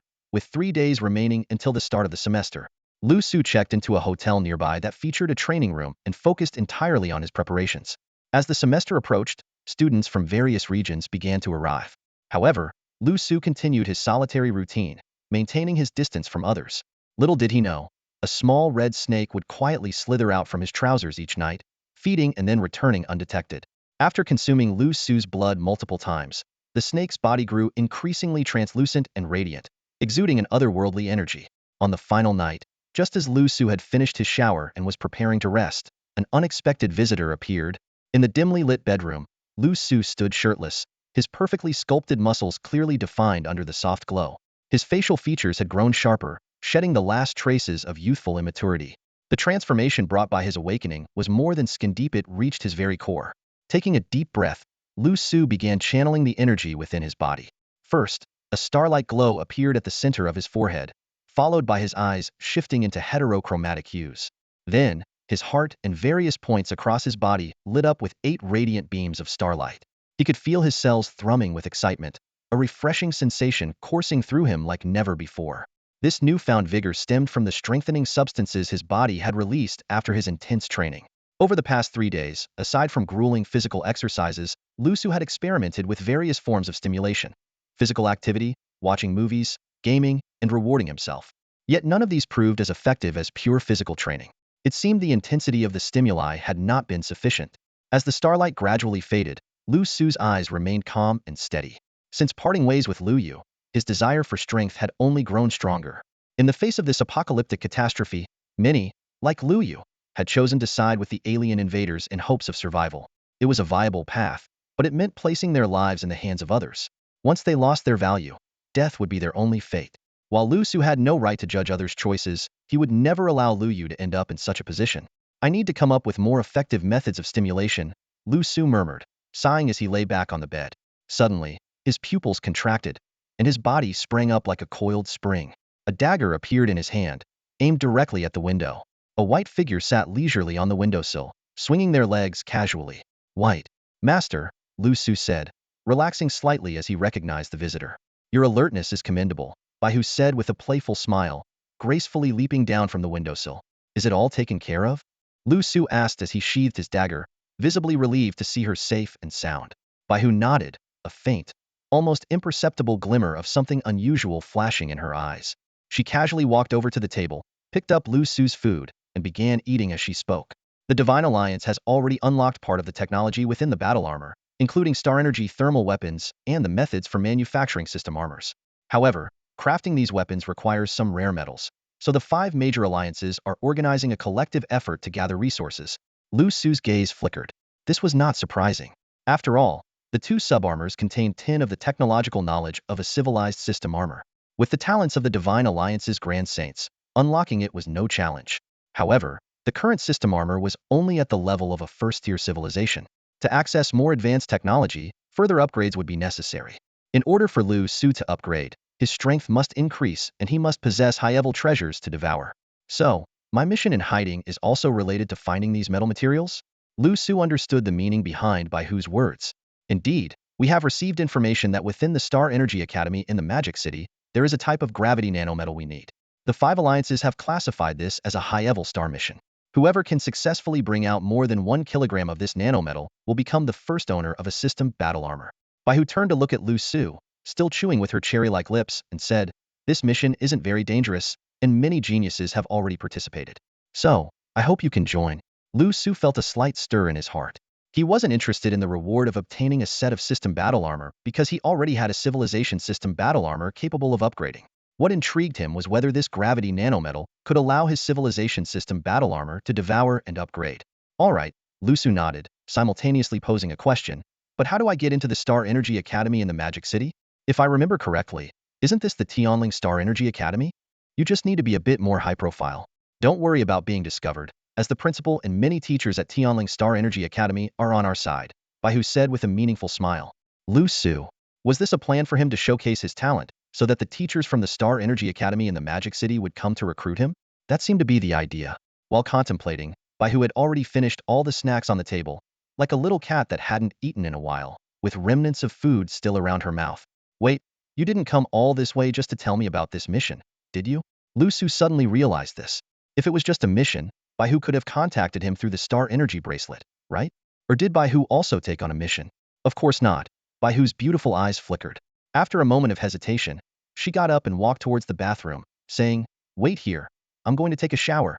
Liu Su. The sound of flowing water could be heard continuously, and through the misty glass door, a graceful silhouette was faintly visible. Congratulations, Master, strengthening point 1. Congratulations, Master, strengthening point 5. Congratulations, Master, strengthening point 15. Liu Su. He quickly averted his gaze in embarrassment.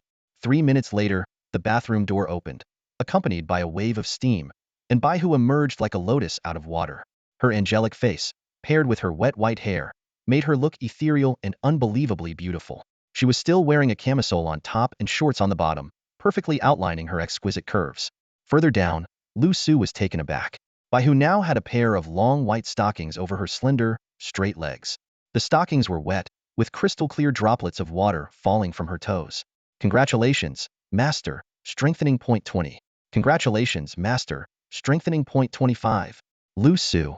What teacher, what is this? Liu Su asked with a peculiar expression. It was his first time seeing Baihu dressed like this. Baihu, usually so carefree and unrestrained, blushed slightly at Liu Su's question. She bit her silver teeth lightly, her icy lotus-like feet clenching tightly as if she had made up her mind. Suddenly, she lunged at Liu Su. Whoa, Liu Su didn't see that coming. In an instant, Baihu had tackled him onto the bed. Everything happened so abruptly. Congratulations, Master, strengthening point 50. Congratulations, Master, strengthening point 70. Congratulations, Master, strengthening point 100. What are you doing? Liu Su regained his composure, suppressing the excitement in his heart, and asked in confusion. But Baihu's fragrance and warmth continuously enticed him. This is my first time, do you want it? Baihu's face was flushed, but she bit her lip and stared at Liu Su with eyes like silk, speaking with a domineering tone. At first glance, she resembled a little cat in heat. Liu Su. His mind went blank. Only the sound of excitement remained. Congratulations, Master, strengthening point 150. Congratulations, Master, strengthening point 200. Congratulations, Master, strengthening point 250. A surge of strengthening substances rapidly secreted within Liu Su's body, coursing through every inch of him. He felt as though he was engulfed in flames, every cell pulsating with excitement. This unprecedented sense of fulfillment almost made him lose himself. The vermilion bird said it feels incredible. I want to experience it too, Baihu said seriously, her gaze fixed on Liu Su. A faint blush spread across her delicate face. In that moment, she was breathtakingly beautiful, enough to make any man fall for her. Liu Su could feel the dark desires within him about to erupt, the urge to pounce on the stunning figure before him overwhelming. Yet, he struggled to hold onto the last shred of rationality. You're my master. You've already graduated, Baihu whispered, her breathing noticeably quickening. She sat there, stiff and unsure of what to do, her inexperience evident. The system notifications chimed one after another. Congratulations, Master. Strengthening points 400. Congratulations, Master. Strengthening points 500. Congratulations, Master. Strengthening points 600. At this moment, Liu Su felt his head pounding, his eyes gleaming, barely able to control himself.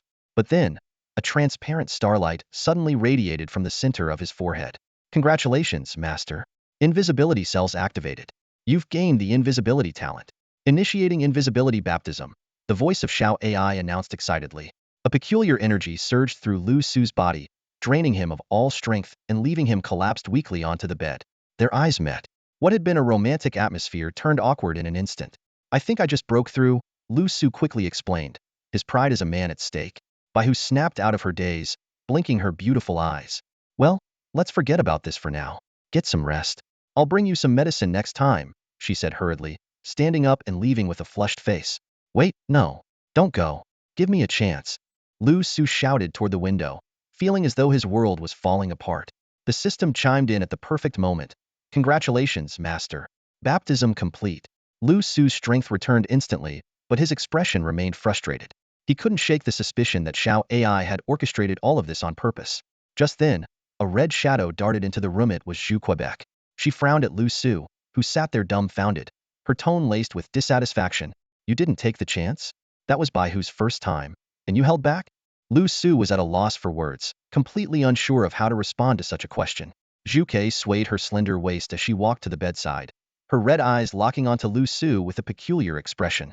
I seriously doubt whether you're actually a man. Feeling offended, Liu Su straightened his posture and asked seriously, what exactly is going on? He recalled the resolute look in Baihu's eyes earlier. It seemed she had come to him only to indulge in a final act of recklessness. Facing Liu Su's serious gaze, Zhu Ke maintained her alluring posture, speaking in a nonchalant tone. Oh, nothing much. She and I are about to infiltrate the world of the alien beings to carry out a mission. There's a good chance we won't make it back. Liu Su's heart sank. What mission? She wouldn't let me tell you. Zhu Ke spread her delicate hands and walked to the window. She continued complaining. Sigh. I thought this girl just became an adult and hasn't had much chance to enjoy herself, so I tricked her into coming to you. Who would have guessed you'd be so clueless about romance? If I had known neither of you had any experience, I would have stayed to teach you properly. With that, she stomped her little foot, shot Liu Su a fierce glare, and left. Liu Su stood silently by the window, watching the two women's silhouettes disappear into the darkness. The star energy wristband was also unable to connect with them. The faint scent of Baihu lingered in the air, but he had no mind to dwell on it. He started pondering what mission they were undertaking. Was it to gather metals, or something else? A box in a food bag caught his attention. It was a box of star energy chewing gum, made from compressed star crystals and beast cores. A single box likely cost thousands of star crystals and hundreds of beast cores. Xiaoji, Liu Su looked up at the sky. How strong do I need to be to split this sky open? When the host's body is capable of withstanding a level 3 civilization system battle armor, the AI responded with a clear answer. Are you sure? Positive. All right, then let's give it a try. A sharp glint flashed in Liu Su's eyes, and his body visibly began to vanish into thin air. The next day, sunlight filtered through the clouds, mingling with star energy to illuminate Blue Planet. Tianling Star Energy Academy welcomed awakening talents from across the nation, and the campus buzzed with activity. Liu Su walked Loki through the crowd. Though Baihu had told him to be more high-profile, he couldn't easily change his nature. Kind soul, bless you with peace and fortune. Spare some money, please. I haven't eaten in 10 years. Suddenly, a dirty and overweight figure clung to his leg, holding a shabby bowl and begging. Liu Su glanced down. The bowl contained a few crumpled bills. Looking at the man's robust physique, he couldn't help but ask, "Are you sure you haven't eaten in 10 years? Yes, yes, yes. This is just bloated hunger," the man stammered. As he looked up, he froze. Be big brother. The two recognized each other, and soon they sat in a nearby bun shop. Wang Ba devoured one steamer of buns after another. Once he had eaten his fill, Liu Su asked about his situation. It turned out that an old man had tricked Wang Ba into wandering the world under the guise of training, but in reality, he was made to beg everywhere, with the money used to buy alcohol. As for the 40-something thousand he had been given initially, Wang Ba hesitated and claimed he had been scammed out of it. However, his evasive eyes clearly hinted at something he wasn't saying. So, you and your master have come to Shanghai for the gravity Nagin, haven't you? Liu Su narrowed his eyes with a determined tone. He had already concluded that the person before him was a member of the Mist Alliance, the most enigmatic of the 5 alliances. Their appearance in Shanghai confirmed everything. Wang Ba's chubby face froze, and he stared at Liu Su in disbelief. How do you know? Could it be that you are also? Halfway through his sentence, he quickly covered his mouth. Yes. Liu Su nodded calmly. There's no need to hide it, big brother. Why don't we work together again? Just like in northern Myanmar. Wang Ba's eyes sparkled with hope. The trip to northern Myanmar had taught him a valuable lesson. Following Liu Su always led to rewards. As Liu Su observed Wang Ba's disheveled attire and was about to respond, Wang Ba's star energy bracelet suddenly buzzed. Oh no, time's up. Wang Ba's expression changed drastically. He grabbed his cracked bowl and dashed out. Big brother, I have to go, or that old guy will beat me again. Keep in touch through the bracelet. He didn't even stop to pick up his fallen shoe. Watching Wang Ba's hurried figure, Liu Su couldn't help but smile compared to him, Baihu was indeed much gentler. After settling the bill, Liu Su packed 2 trays of steamed buns and ate as he walked toward the academy. By now, the crowd outside had thinned significantly. At the entrance sat an elderly man playing the arrow. Who are you? The old man set down his bow, his cloudy eyes fixed on Liu Su. The AI system immediately scanned. Blue star life form, 5-star half-moon level. Talent, beast transformation Wolf King. Liu Su's mind stirred. A moon-level powerhouse as a gatekeeper? Either the academy had incredible resources, or this was a spy from the 5 alliances. The latter seemed more likely. I'm a new student, Liu Su replied without revealing anything. Not bad. Go on in. The old man chuckled meaningfully as he opened the gate. Inside, the academy's towering buildings exuded grandeur, and the area was filled with radiant star energy talents.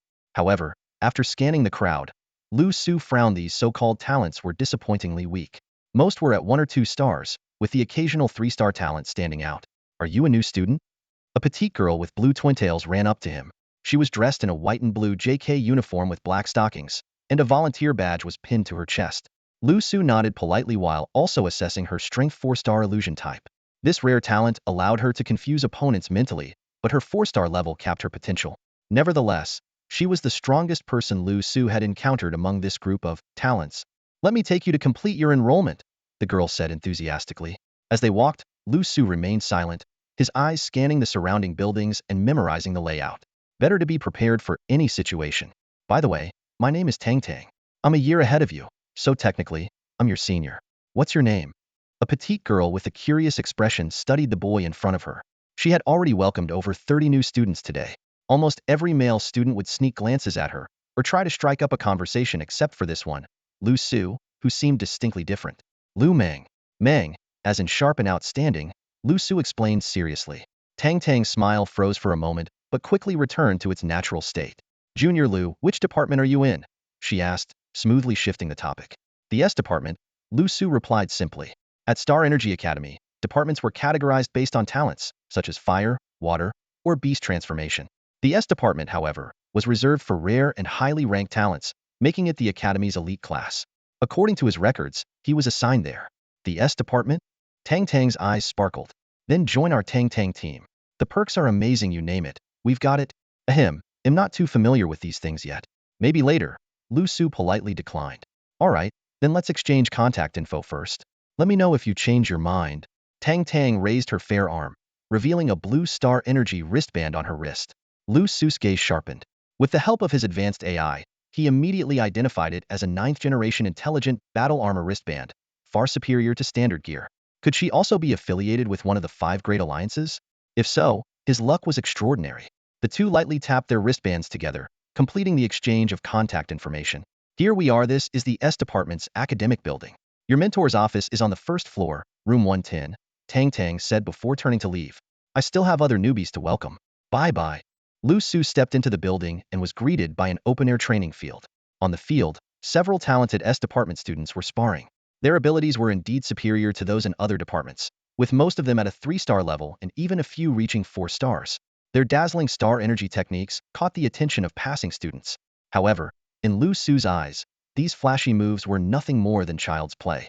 They focused solely on showing off their talent's brilliance, completely lacking any real combat lethality. If all these people attacked him at once, he was confident he could end the fight within 3 seconds. As he was about to head toward the staircase, a shoe suddenly flew toward him from the side. Liu Su calmly stepped back, letting the shoe miss him and land precisely in a dirty drainage ditch in the corner. Hey, sorry about that, bro. Mind grabbing it for me? A cocky young man perched on some training equipment shouted with a fake grin. He was missing one shoe, and the group around him exchanged amused glances, clearly enjoying the show. Liu Su frowned. The guy didn't look the least bit apologetic. This was obviously some kind of provocation. Ignoring him, Liu Su continued walking forward. Hey, don't you dare ignore me. A muscular youth bellowed angrily as he charged forward, holding a 200 kilograms dumbbell in his hand. Liu Su stopped, his brows furrowing deeply. On his very first day, he had already encountered this kind of campus bullying. Did these two fools have any idea they were picking a fight with the protagonist? Zhao Kuei, this is the academy building. Don't mess around. A roguishly handsome young man, barefoot on one foot, jumped down from the training equipment and strode toward Liu Su. He patted Liu Su on the shoulder with a smirk on his face. Don't mind my little brother's behavior. He doesn't know better. His palm was scorching, like a branding iron, and the heat seeped through Liu Su's clothes to his shoulder. But to Liu Su, this level of warmth was hardly worth his attention, barely enough to singe a few hairs. Songming, a freshman in the S department. Looking forward to your guidance.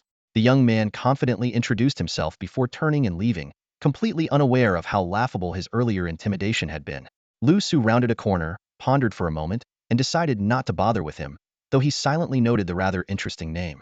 When he arrived at room 318 on the 3rd floor, he hadn't even knocked when a booming male voice came from inside. Come in. Pushing the door open, Liu Su saw a middle-aged man with a receding hairline seated at a desk, sorting through enrollment information on his computer. Hello, Mentor Huang Liang. I'm a new student here to report in, Liu Su said, though he knew all the necessary information had already been recorded in the bracelet given to him by Bai Hu. There's a recorder on the side. Fill out the information, and you'll. Huang Liang's words trailed off as he looked up at Liu Su. His expression shifted to one of surprise and delight. Zhizunbao, you've finally arrived. Liu Su's eyelid twitched. Huang Liang stood up with a smile and said, I'm also a member of the Demon Alliance, codename Feng Chu. Keep your voice down. Someone might overhear, Liu Su reminded him. No worries. The mentors, Vice Dean, and Dean of the S Department are all on our side. Huang Liang replied with a grin. Your enrollment details are all set. From here on, you just need to perform well and familiarize yourself with the Academy's processes. It'll help you secure a spot for further studies at the Star Energy Academy in Modu. Huang Liang looked at Liu Su with admiration, clearly full of expectations for this promising participant. Before Liu Su left, Huang Liang added, Oh, and spread the word teacher Su Xingwen's first class of the semester has been postponed until tomorrow due to unforeseen circumstances. Take the chance to make an impression on those geniuses. Within the cultivation building, freshmen from various departments had already gathered in their respective classrooms. The S department, known for its concentration of prodigious talents, was assigned to the top floor. Almost every student here had the potential to earn a moon grade potion, a crucial resource for advancing to the moon grade level. Inside the classroom, the new students were animatedly discussing. I heard extraterrestrials look a lot like humans. How is that possible? While their body shapes are similar, they're all tall, muscular, and incredibly imposing. Really? My dream is to have a child with an extraterrestrial. I could die happy then. Focus on your cultivation. With our talent, we might actually get a chance to meet them someday. At this moment, the practice room was already filled with nearly 100 talented students. They sat cross-legged, their bare feet resting on soft cushions, eagerly discussing topics about stellar energy civilization and alien beings, brimming with anticipation for the first lesson to begin. Liu Su paused at the doorway, listening to the blindly admiring remarks coming from inside, and couldn't help but smirk to himself. This almost fanatical worship had seeped into their very bones like a poison, yet he had to admit that such ignorance might also be a form of bliss. As he pushed the door open, the previously lively practice room fell silent in an instant. Everyone assumed it was the arrival of the instructor and collectively turned their gaze toward the entrance. Among the crowd, Song Ming, who had been joking around with a few girls, caught sight of Liu Su. A mischievous glint flashed in his eyes as he stood up, ready to approach. Liu Su furrowed his brow slightly and walked straight to the podium. Under the curious gazes of the room, he wrote, "First lesson of the semester," in bold characters on the smartboard. Signing off underneath with Su Xingwen, Song Ming's steps came to an abrupt halt. Gasps of surprise rippled through the room. Is this our teacher? He's way too young. In the era of stellar energy, it's about talent, not age. No one questioned Liu Su's identity, partly because of his composed demeanor, and partly because no one would dare imagine a new student pretending to be a teacher. "I am your acting instructor," Liu Su announced, turning to face the room as his gaze swept over the crowd, finally landing on the still-standing Song Ming. "You there? Are you standing because your seat is uncomfortable?"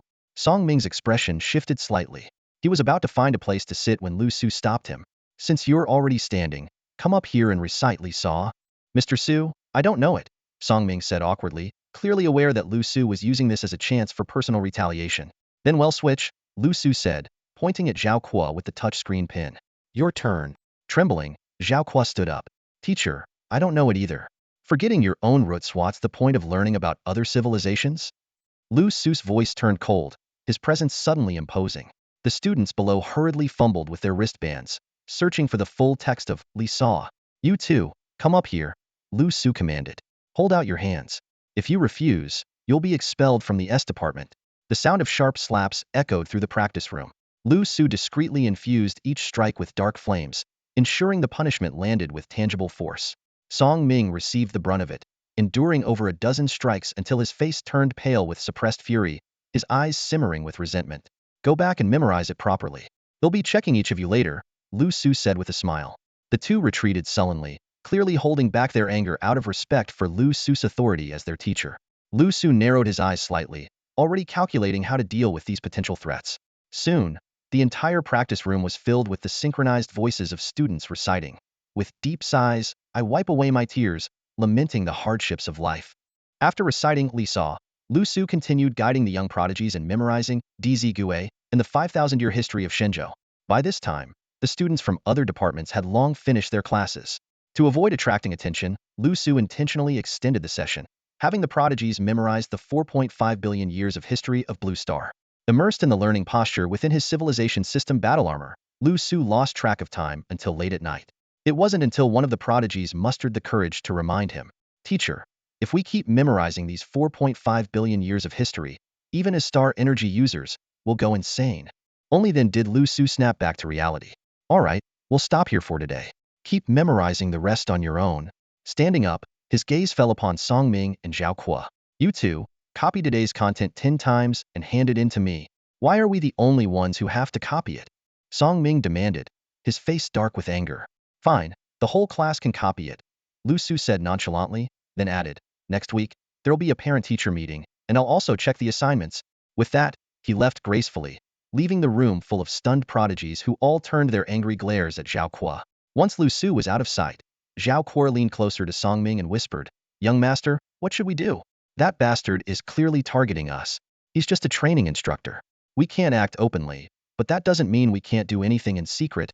Song Ming stared coldly at Liu Su's departing figure, his fingers digging deeply into the cushion. Liu Su first went to the teaching building to report the situation to Huang Liang. After listening, Huang Liang could only smile wryly and promise to find a solution. Liu Su then headed to the single-occupancy dormitory building behind the academy.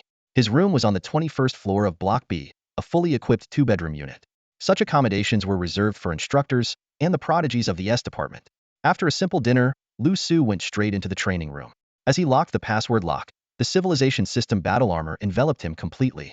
Sitting cross-legged, he initiated the virtual combat training. The system notification sounded. Virtual battlefield successfully activated. Battlefield name, Misty Forest. Battlefield level, 5-star Crescent stage. Liu Su's consciousness was instantly transported into the dark and eerie virtual world. This was no longer the simple virtual game he once knew. After activating the 9th hidden cell and stepping into the 9-star realm, he had unlocked a higher-level training ground. Gazing at the misty forest before him, which felt as real as the physical world, Liu Su's expression turned serious. He summoned his Krypton blade, with 7 subsidiary blades floating around him. The challenges here were far beyond the battle royale scenarios he had faced before.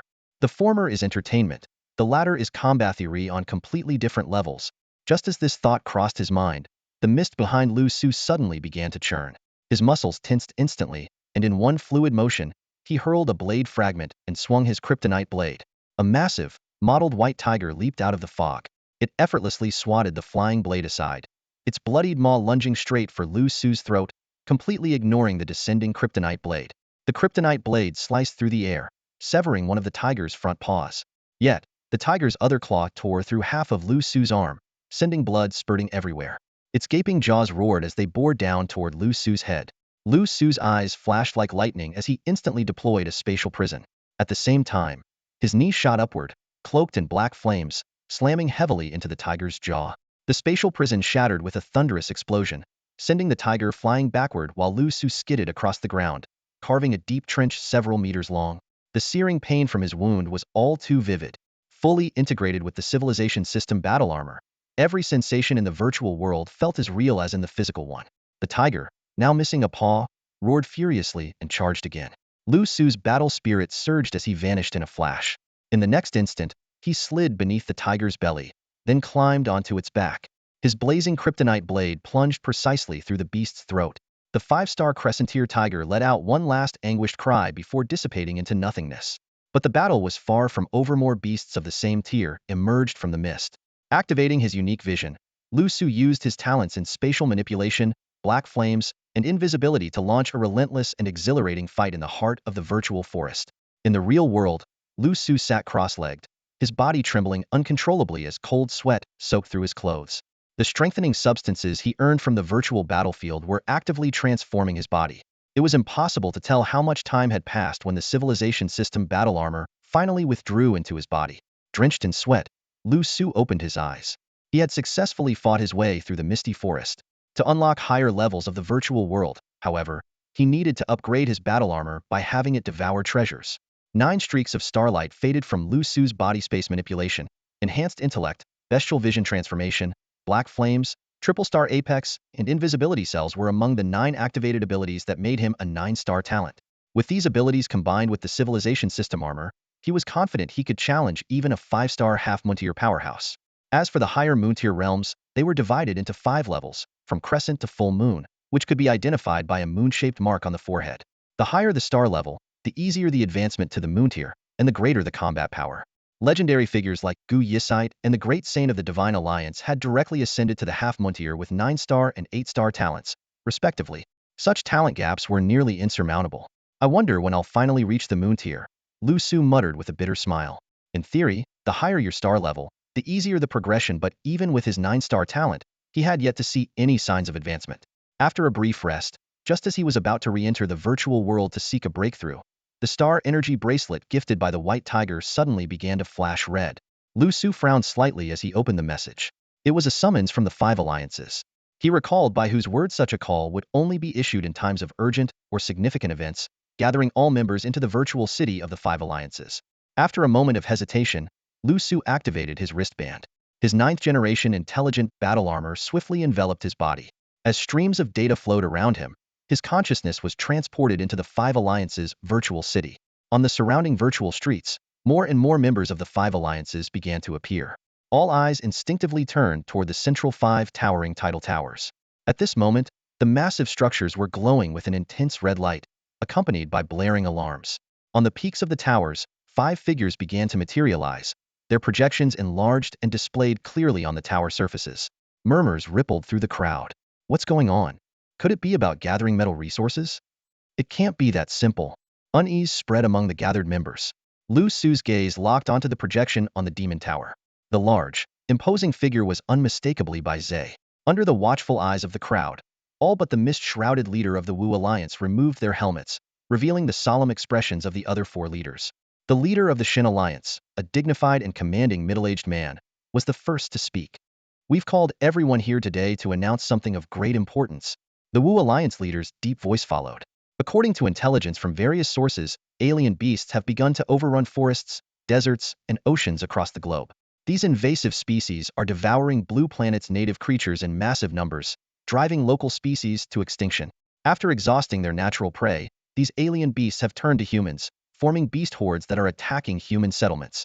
So far, dozens of weaker nations have already fallen, and even some villages and towns within Xinzhou have been breached. What's more alarming is that the frequency of these beast tides is steadily increasing. Liu Su narrowed his eyes, recalling his own encounters with alien beasts in the forest. The terrifying nature of those creatures, combined with their astonishing reproductive speed, made him deeply worried for humanity's future. A chilling thought suddenly crossed his mind. The Wu Alliance leader's voice interrupted his thoughts. We suspect that these devastating beast tides are the pawns of extraterrestrial beings. When humanity is no longer able to fend off the alien creatures, these beings will descend upon Blue Planet, posing as saviors. Under the guise of offering aid, they may seize the opportunity to impose true control over humanity. Hearing this, everyone's expressions at the scene instantly changed. Especially those who had witnessed the extraterrestrials firsthand. Their faces grew even grimmer. They were more aware than anyone of how terrifying these aliens were. If the extraterrestrials arrived on Earth before the completion of advanced technological weapons, humanity would face total annihilation. The voices of the 5 leaders rang out in unison, firm and powerful. To minimize casualties, we need everyone to work together. While gathering the necessary metals, we must secretly join the resistance against these alien creatures and delay their arrival on Blue Planet for as long as possible. Understood. The crowd responded loudly. This was not only about the survival of Xinzhou and Blue Planet, but also about their own future. Outside, Liu Su opened his eyes as the intelligent battle armor slowly receded. Although he had never seen the extraterrestrials in person, the grave tone of the 5 leaders allowed him to vividly imagine the apocalyptic scenario.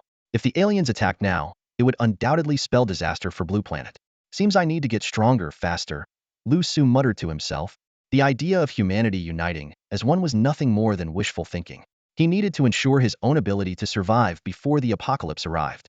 Since direct advancement to the moon level was out of reach, he decided to start by upgrading his civilization system battle armor. After all, it was this armor that had once triggered the activation of his dual beastified cells. If he could continue enhancing the armor's level and push his body to the limit, perhaps he could break through to the moon level in the process. This thought led Liu Su to decide to head to the Star Energy Exchange in Modu. As one of Xinzhou's 5 major cities, it was likely to have the rare metals required for upgrading his civilization system battle armor. Exiting the training room, Liu Su glanced at the daylight outside, deciding to wait until nightfall to make his move. Although the next few days were scheduled for freshman military training, it all seemed insignificant in light of the current crisis. He opened a holographic communication interface, and Huang Liang quickly answered, his expression serious. Zhizun Bao, I assume you attended the 5 Alliances meeting?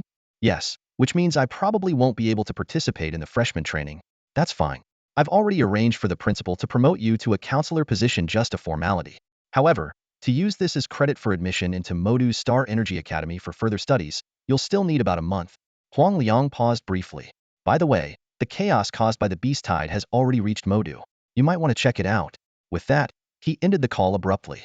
Liu Su immediately searched for live news broadcasts from Modu.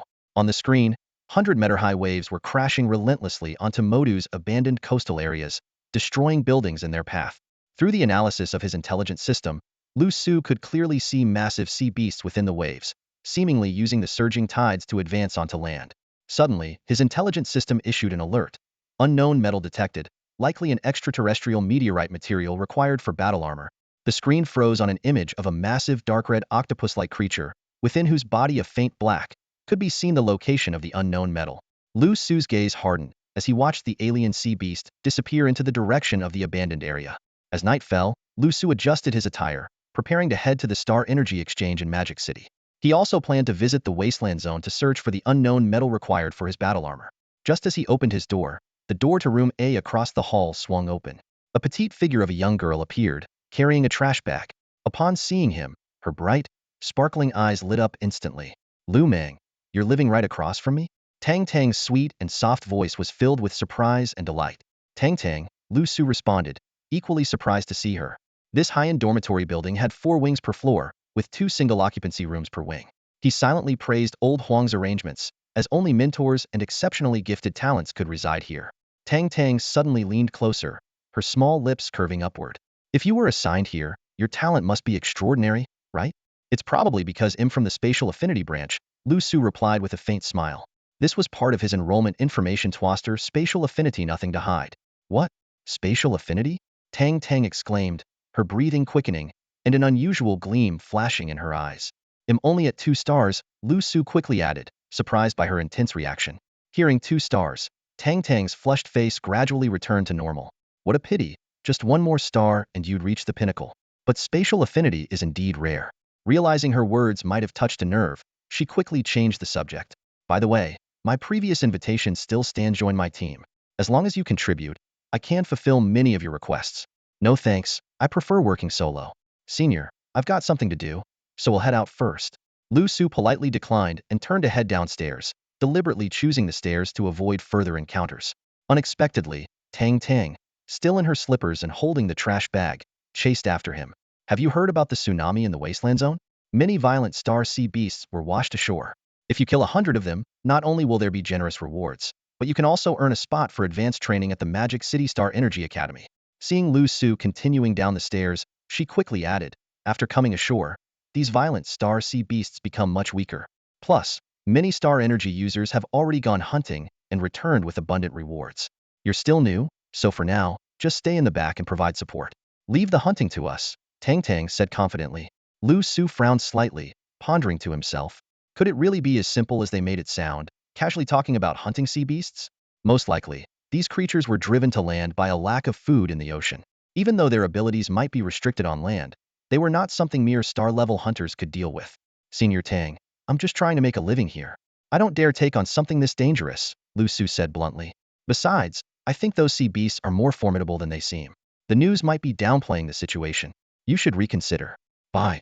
Before Tang Tang could respond, Liu Su had already bolted, dashing down the stairs.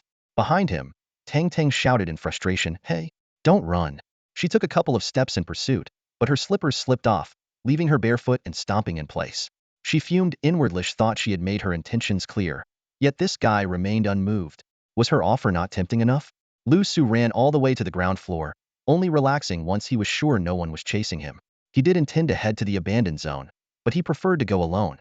The night had deepened, and the campus was eerily quiet. This was the time when star energy was at its peak, yet there wasn't a soul in sight. Liu Su had only taken a few steps when he caught a flicker of movement in the dense woods nearby. He immediately knew it must be Songming and Zhaoque. It seemed they were still holding a grudge over the teasing about their names. A small smirk played on Liu Su's lips, but he kept walking as if nothing was amiss. He had been looking for an opportunity to deal with those two, and tonight seemed perfect. Although Huang Liang had mentioned this school was controlled by the 5 alliances, as long as he acted discreetly, no one would ever trace it back to him. From the guardroom, the soothing sound of an eru drifted through the air. The elderly security guard, noticing Liu Su, chuckled warmly. Out so late, young man? Where are you heading? Though his hands never stopped moving the bow across the strings, few would guess that this kindly old man was a half-moon level powerhouse. Just heading to the Star Energy store to pick up a few things, Liu Su replied respectfully. The old guard gave him a knowing smile, opened the electronic gate, and then closed his eyes again, losing himself in his music. Songming and Zhaoque, avoiding being seen, chose to climb the wall to follow Liu Su exactly as Liu Su had hoped. Reaching the bustling streets, Liu Su deliberately created some distance before slipping into a dark alley. Moments later, Songming and Zhaoque followed, only to realize their target had vanished. Young master, did we lose him? Did he notice us? Zhaoque's expression shifted between uncertainty and frustration. Damn it! Songming punched the wall in anger, his voice dripping with malice. He might have slipped away for now, but he won't escape me forever. Even if I have to hire an assassin, I'll make sure this bastard pays. From the day he was born, anyone who dared to toy with Songming had met a grim fate. Yes, we must get rid of this scum, Zhaoque chimed in, his eyes glinting with a venomous, snake-like gleam. It all started during today's military training. On the training field, the instructor demonstrated the talents of the geniuses from the S faculty and conducted an on-the-spot ranking. As a 4-star fire element user, Songming successfully made it into the top 3, earning the position of team captain. It should have been a moment of celebration, but the appearance of the 66th ranked individual completely ruined it. That person, named Liu Su, was merely a 2-star spatial element student, but was placed in the S faculty due to a special talent. The most infuriating part? Just yesterday, this seemingly harmless guy had impersonated a training instructor and conducted a full day of lessons for them. Not only did he smack their hands with a ruler, but he also forced everyone to memorize a pile of useless material, dragged the class over time, assigned homework, and even threatened to hold a parent-teacher meeting. Everyone was forced to stay up late copying assignments, attending military training the next day with exhausted bodies, terrified of being punished for incomplete homework. It wasn't until they saw Liu Su's name on the ranking list that the truth dawned on them: this tormenting instructor was actually a new student. Furious, the students stormed into the academy building to confront Huang Liang, only to learn that Liu Su was indeed both a new student and a teaching assistant. That lesson had been a legitimate substitute class. Faced with Huang Liang's authority, most of them could only leave, swallowing their anger. At least they no longer had to finish that assignment on the 4.5 billion year history of Blue Star. But Song Ming and Zhao Kuo couldn't let it go. They found out where Liu Su lived and waited outside all night, ready to settle the score. "Let's go for now," Song Ming said coldly, his face dark. "He can run, but he can't hide. I have plenty of ways to deal with a two-star loser. Young master, don't forget about his parents and relatives. And if he has a sister..." Zhao Kuo's eyes gleamed with greed, like a sycophantic lackey. "Good idea," Song Ming smirked, narrowing his eyes as he began plotting more ways to exact revenge. Just as the two were about to leave, a figure appeared at the mouth of the alley. "Sigh, it seems that class was a complete waste," Liu Su said with a sigh, looking at them as though they were disappointing students. He raised his hand, forming a finger gun gesture. "You little..." Song Ming began to summon flames, but before he could finish his sentence, a bloody hole appeared in the center of his forehead. Under the might of a star energy sniper, even a crescent-level celestial dragon could be taken out with a headshot, let alone a mere 4-star fire element user. Song Ming's eyes widened in disbelief as he stared forward, the 4 streaks of starlight on his forehead replaced by blood. The fire energy within his body began to dissipate. It seemed he still hadn't comprehended what had just happened. You. Zhao Kuo stammered at last, his voice trembling with terror. But he still couldn't comprehend it. Liu Su merely raised a finger, and Song Ming was obliterated? Liu Su lowered his gaze to his finger, from which wisps of green smoke were rising. He gently blew on it before pointing the same finger at Zhao Kuo. The sheer force of the previous strike had left his fingertip tingling. "Don't kill me. Please, don't kill me." Zhao Kuo collapsed to the ground in an instant, falling to his knees with a thud. He began kowtowing frantically, completely stripped of any courage to resist. Seeing Zhao Kuo's pitiful display, Liu Su couldn't even be bothered to speak. With a flick of his wrist, he sent out a flying blade, cleanly severing Zhao Kuo's head. Then, with a wave of his hand, he conjured a spatial prison to encase both bodies. Snapping his fingers, the corpses disintegrated into ashes within the prison, merging seamlessly into the dirt beneath his feet. After dealing with these two nuisances, Liu Su's figure gradually faded into the air. The surveillance cameras in the alley had long been disabled by his AI assistant, leaving not a single trace of this flawless execution. As night fell, the Star Energy Exchange in the bustling city of Modu came alive with activity. Located in the tallest building in Modu, the exchange was always teeming with people after dark. Recently, the place had grown even busier due to the sea beast invasions in the abandoned zones. Some rushed to purchase weapons in preparation for venturing into the dangerous areas, while others came to sell their hunting spoils for profit. Liu Su entered the towering building, first converting his previous hunt into cash before heading straight to the trading floor. The scene resembled an antique market, with items neatly displayed and clearly priced, no room for bargaining. With the help of his AI assistant, he meticulously searched the stalls, eventually purchasing a few items to enhance his Star Energy sniper rifle and mother-daughter kinetic blade. Though these items were expensive and made of rare materials, they were still insufficient to allow his advanced battle armor to absorb and upgrade. Feeling disappointed, Liu Su approached a staff member for assistance. The worker did indeed present him with a blade suitable for his armor to consume, but the price was astronomical, so high that even hunting thousands of alien beasts wouldn't cover it. Left with no choice, Liu Su returned to the academy with the few weapons he'd managed to buy. In novels, rare treasures are so easy to come by.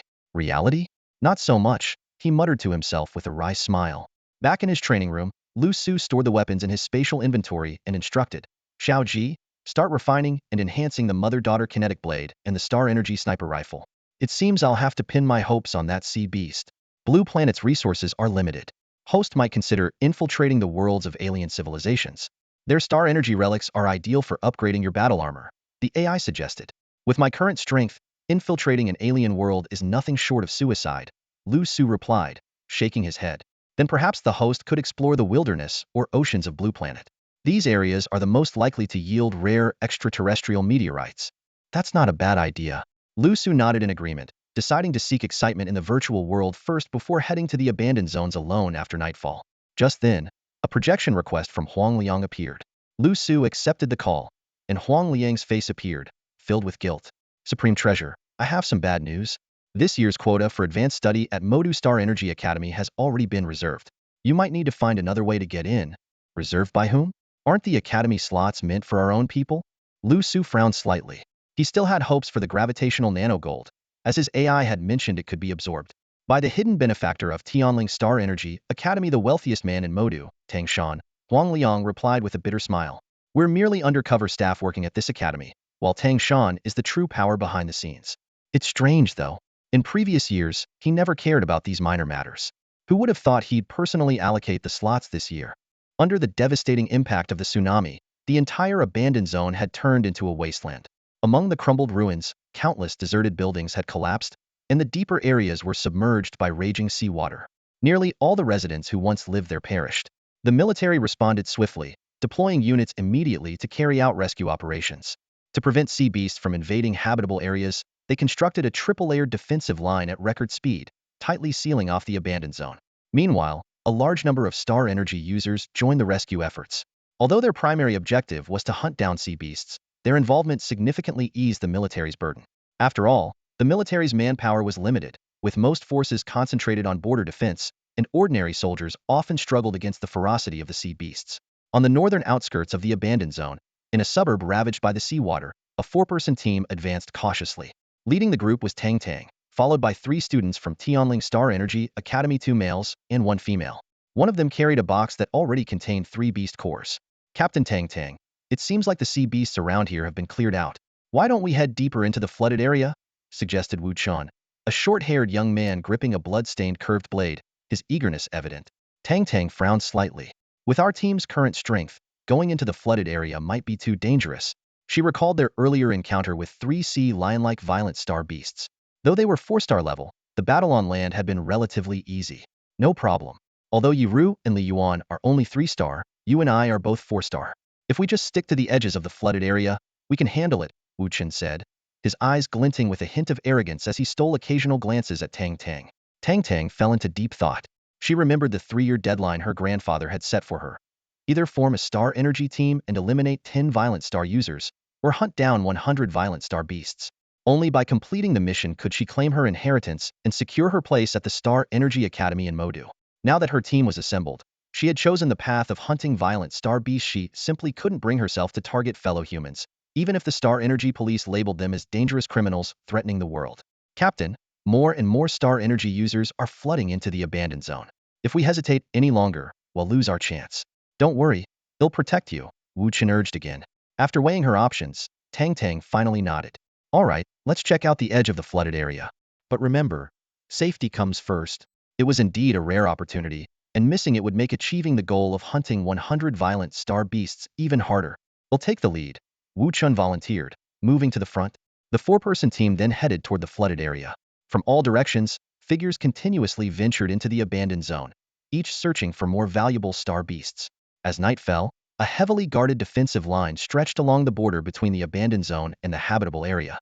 Fully armed soldiers stood on high alert, occasionally escorting survivors to safety with rescue teams. Most of the soldiers returned injured, some missing limbs, others unconscious, carried by their comrades. Inside makeshift medical tents, volunteer medical staff moved about busily. Outside the tents, civilians quietly delivered food and supplies, providing silent support to the ongoing rescue efforts. Liu Su stood amidst the crowd, observing it all with a flicker of emotion in his eyes. Then, without hesitation, he turned and walked toward the sole passage leading into the abandoned zone. You must be from the Star Energy Academy, right? A weary-looking middle-aged officer stopped him.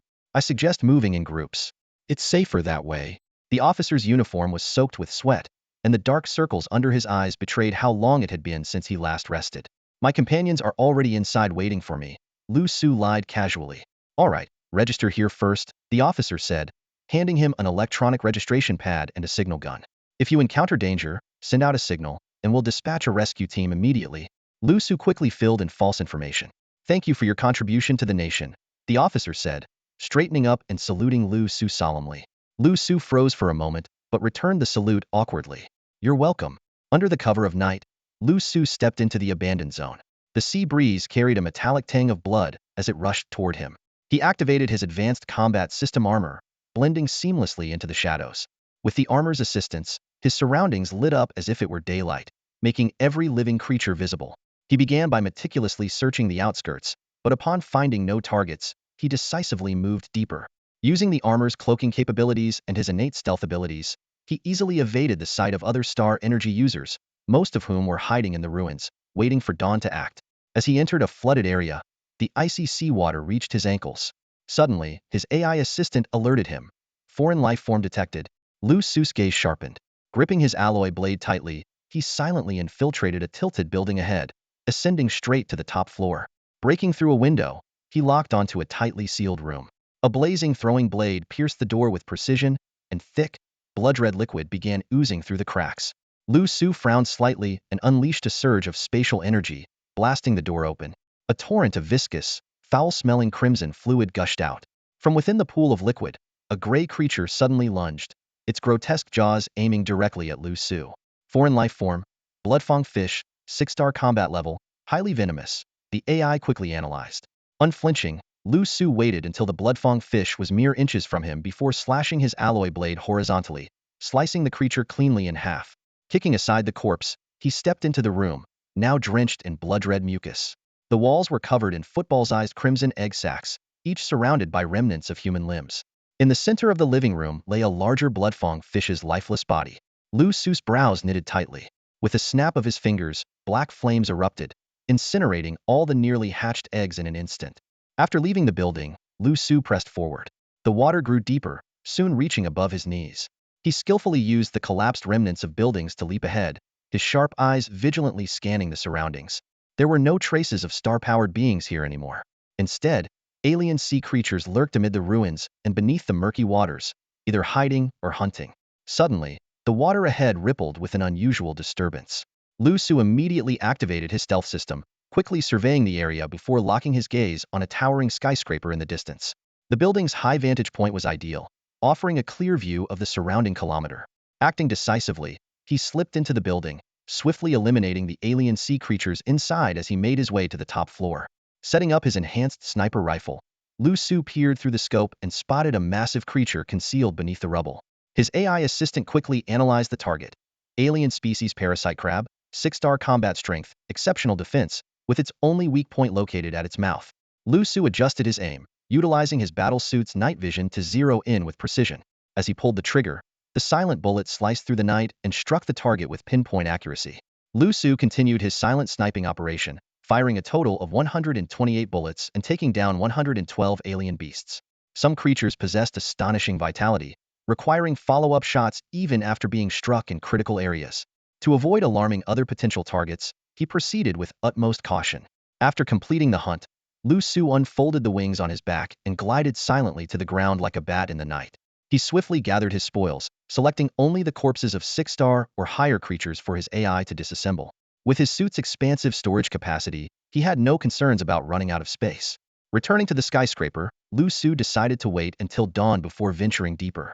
He found a relatively dry room, started a fire, and roasted the alien sea creature meat. This unique seafood feast surprisingly tasted similar to alien beasts from the forest and was rich in star energy. At the break of dawn, Liu Su set out again, continuing his search for the sea creature with the mysterious stone inside its body. Shortly after his departure, other star-powered beings began arriving in the area. Cautiously searching, they were met with disappointment, finding the place already cleared out. Among them, Tang Tang's group arrived at the ruins, equally disheartened. They had ventured deep into the area hoping for a worthwhile gain, only to find no trace of the alien creatures. Just then, Wu Chen's eyes narrowed sharply. He took a wary step back, his gaze fixed on a massive crab claw protruding from beneath the rubble. The other three immediately drew their weapons, tension thick in the air as they waited. Yet, the claw beneath the water remained eerily still. Tang Tang's delicate brows furrowed as she skillfully flicked her pink whip, wrapping it precisely around the claw of a crab emerging from the water. With a quick tug of her small hand, an enormous parasitic crab was pulled out, its massive body spanning 5 to 6 meters wide, startling the group of 4 into stepping back in unison. After confirming the parasitic crab was indeed dead, Wu Qian stepped forward and swung his blade at one of its claws. However, the blade barely made a mark on the crab's tough shell. With a serious expression, he remarked, "This parasitic crab has at least 5 or 6-star combat strength, and its defense is at a 7-star level. Whoever killed it must be a powerful expert." Tang Tang's pale face reflected her unease as her mind conjured up a vivid image of a fierce battle between humans and beasts. Meanwhile, Wu Chen skillfully extracted the beast core from the crab's mouth, which was significantly larger than the 3 cores they had collected during their journey. Why would someone go through the trouble of killing this parasitic crab but leave the beast core behind? Yiru asked, puzzled. Li Yuan speculated. Perhaps they were gravely injured in the fight and didn't have time to retrieve it, or maybe they simply didn't care for a beast core of this level, Wu Chun suggested, his gaze scanning the blood-tinged water. Suddenly, his eyes locked onto a spot, and he leaped into the water. Moments later, he surfaced, carrying another alien sea beast resembling a crocodile. The 3 were stunned, struggling to fathom someone so powerful that they would dismiss even a 6-star sea beast's core. Maybe a moon-level expert passed through, Wu Chun said with a grin as he adeptly removed the core. If we follow their path, we might easily collect 100 beast cores. Tang Tang frowned and disagreed firmly. No, these violent star beasts are way beyond our capabilities. Venturing further is too dangerous. As the team leader, she felt responsible for the safety of her companions.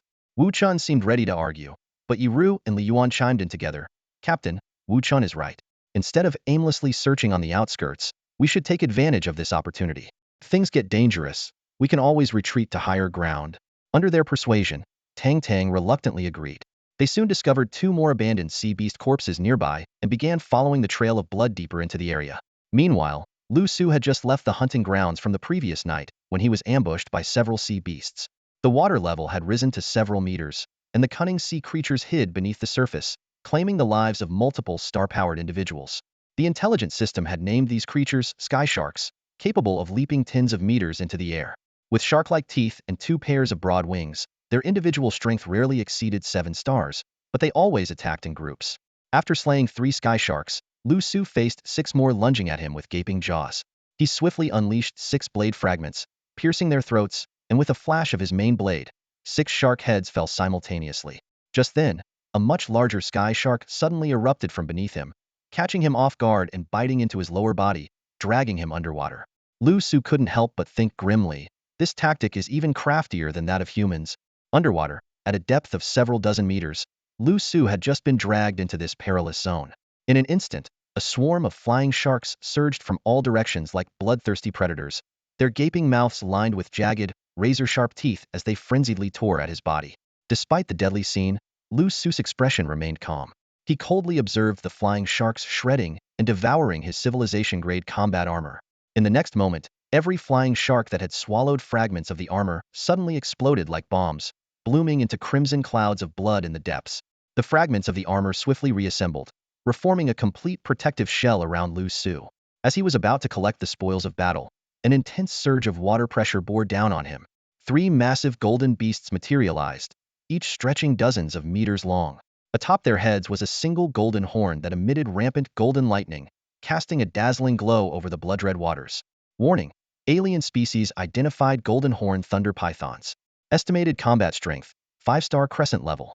Innate ability, golden lightning, the AI assistant's voice alerted. Liu Su's eyes narrowed. Without hesitation, he activated the jet propulsion system on his boots, launching himself out of the water. The 3 golden horn thunder pythons let out deafening roars as their horns collided, merging their golden lightning into a massive, electrified rope that lashed toward him. Forced to pivot midair, Liu Su hurriedly conjured a spatial shield.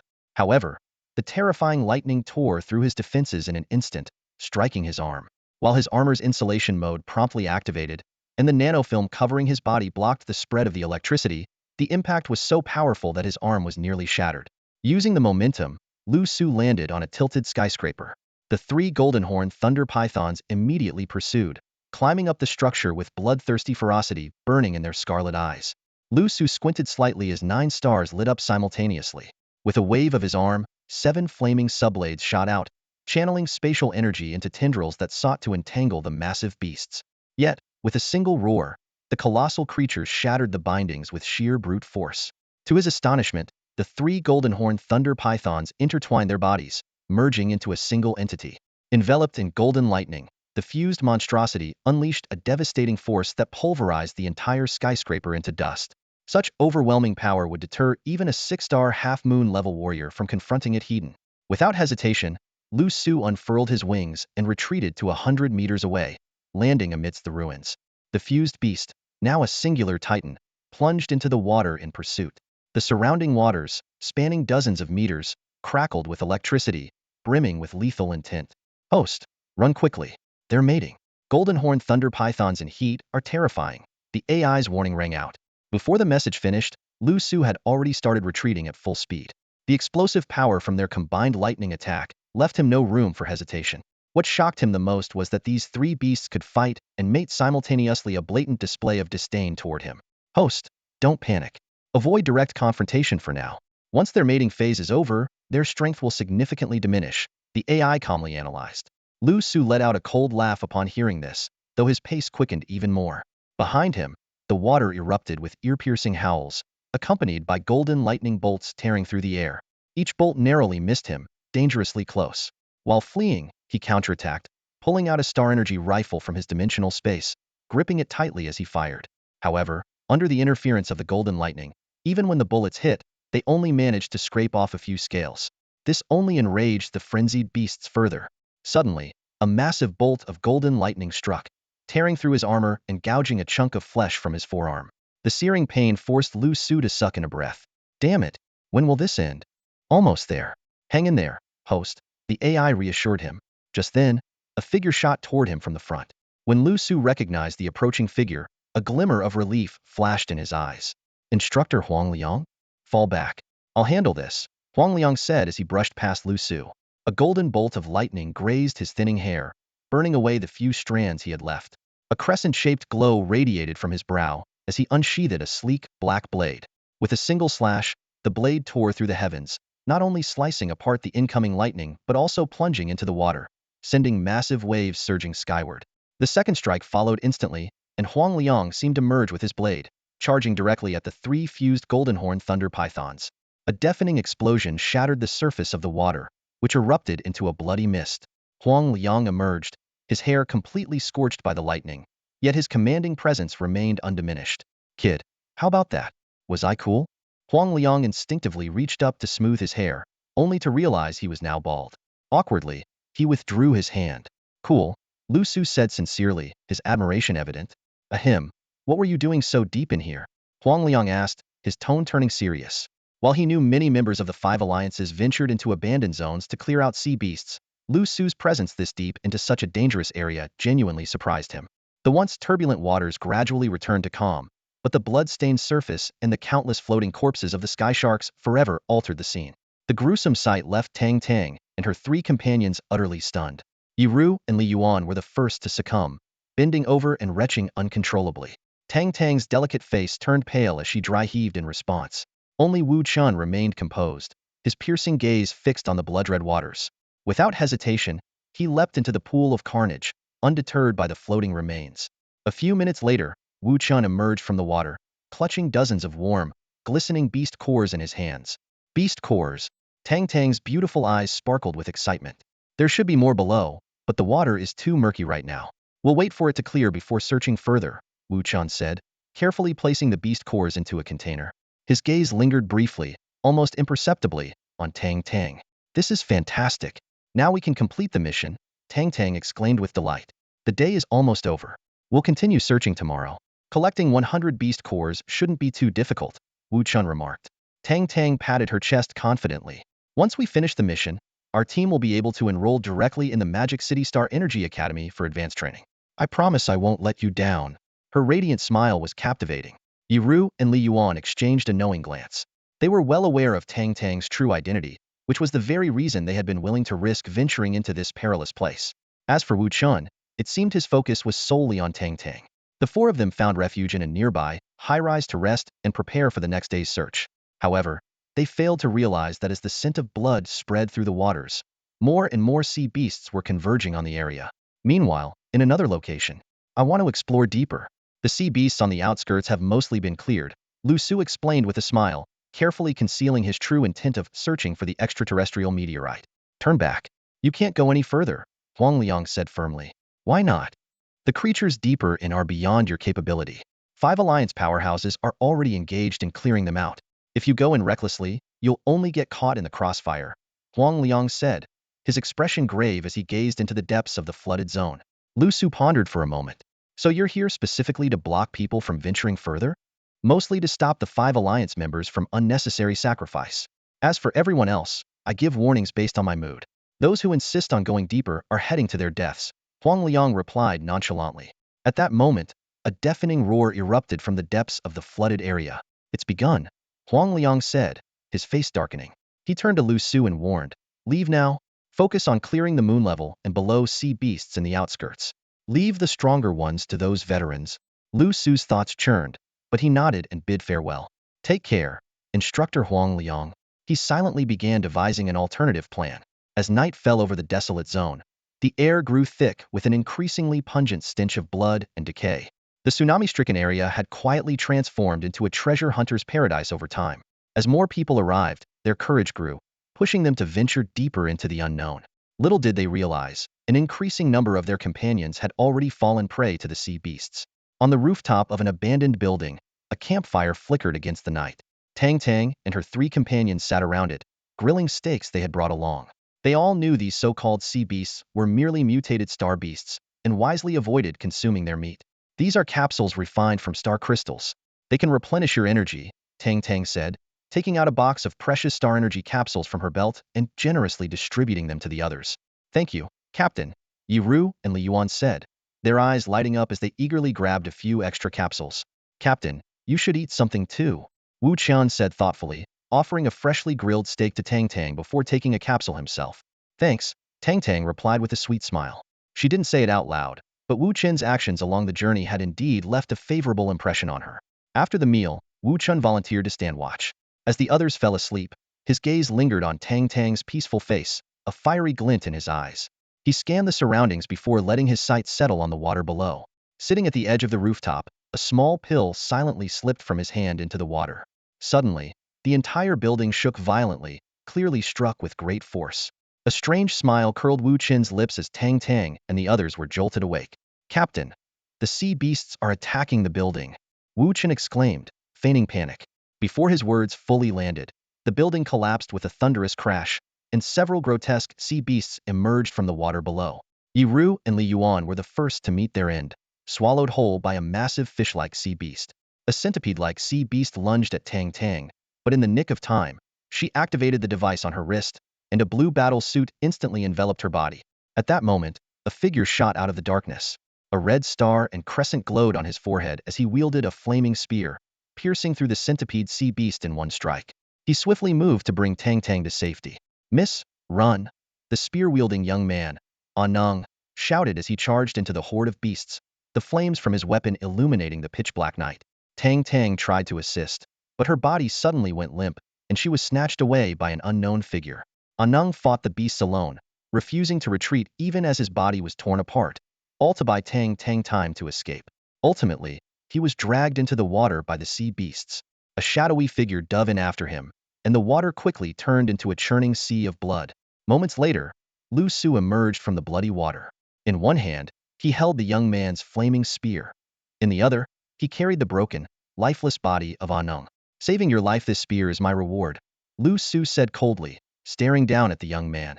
In the heart of the desolate wasteland, the water had risen to a depth of 30 meters, submerging vast swathes of buildings beneath its murky surface. Only a few skyscrapers stood tall, their peaks emerging from the water like lonely sentinels. Atop the lightning rod of the tallest building, an old man played the eru with an air of serene detachment. The sorrowful melody echoed across the lifeless ruins, creating a stark contrast with the desolation around him. Old Yang, you've got quite the taste, rasped a voice.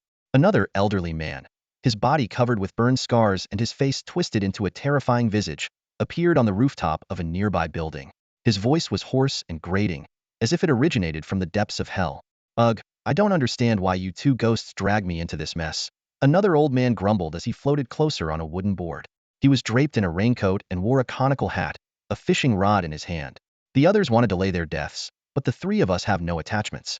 Let's go first, the scarred man said with a grotesque grin, his mangled face even more horrifying. All right, let's get this over with. We can't let that beast reproduce. Old Yang slowly opened his eyes and stood up. He slid the bow into the neck of his eru, which instantly transformed into a dark gray hammer.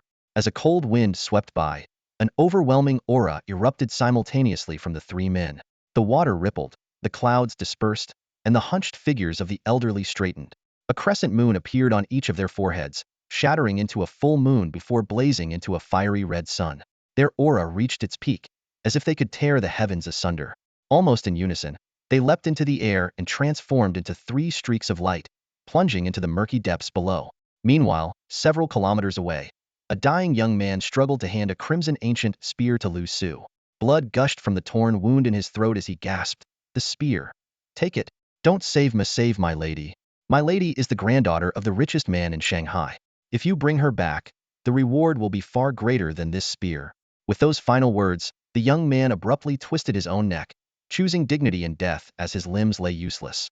Liu Su stood in silence, cremating the man's body before taking the spear and striding into the darkness. Elsewhere in the ruins, Wu Chen finally came to a stop. After surveying his surroundings and confirming the area was safe, he spread a tattered blanket on the ground and roughly tossed the frail Tang Tang onto it. His face no longer concealed the malice in his expression. "Wu Chen, what are you doing?" Tang Tang asked in terror, realization dawning on her as she recalled the steak she had eaten earlier. She now understood why her body felt so weak. "What do you think?" Wu Chen sneered as he began removing his clothes. "Be a good girl and let me have my fun. After that, they'll give you a quick death." With that, he lunged toward her. "No, don't!" Tang Tang cried, tears streaming down her face. She desperately tried to move, but her body was completely limp, leaving her powerless to resist. Tang Tang suddenly realized that everything the guidance along the way had been a meticulously crafted trap by the man in front of her. But this realization came too late. "Don't worry, I'll detoxify you right now." Wu Chen's voice carried a dangerous desire as his gaze roamed unabashedly over Tang Tang's tear-streaked face. Ignoring her struggles and pleas, he violently tore at her clothing, revealing glimpses of her pale skin under the dim light. Just as Tang Tang sank into despair, a silent bullet pierced through the air. However, Wu Chen seemed to have anticipated it, swiftly dodging to the side. The bullet grazed his shoulder, leaving a bloody mark. A strange crescent-shaped glow suddenly appeared at the center of his forehead, and his figure blurred into an afterimage as he retreated, narrowly evading several more bullets. From his hidden position, Liu Su frowned slightly, knew he had missed the optimal sniping moment. He put away his sniper rifle and stepped out of the shadows. Through her hazy vision, Tang Tang saw the tall figure approaching and finally succumbed to unconsciousness. "Who are you?" Wu Chun clutched his injured shoulder, his eyes wary as he stared at Liu Su, who was clad in battle armor. The advanced weaponry had clearly taken him by surprise. Liu Su's AI assistant began analyzing the opponent. Blue planet life form, 7-star crescent level. Talent, mental beast control. Neural sequence number 009. Current neural capacity utilization, 25. High threat level. Non-drug awakened individual. These details made Liu Su's pupils contract slightly.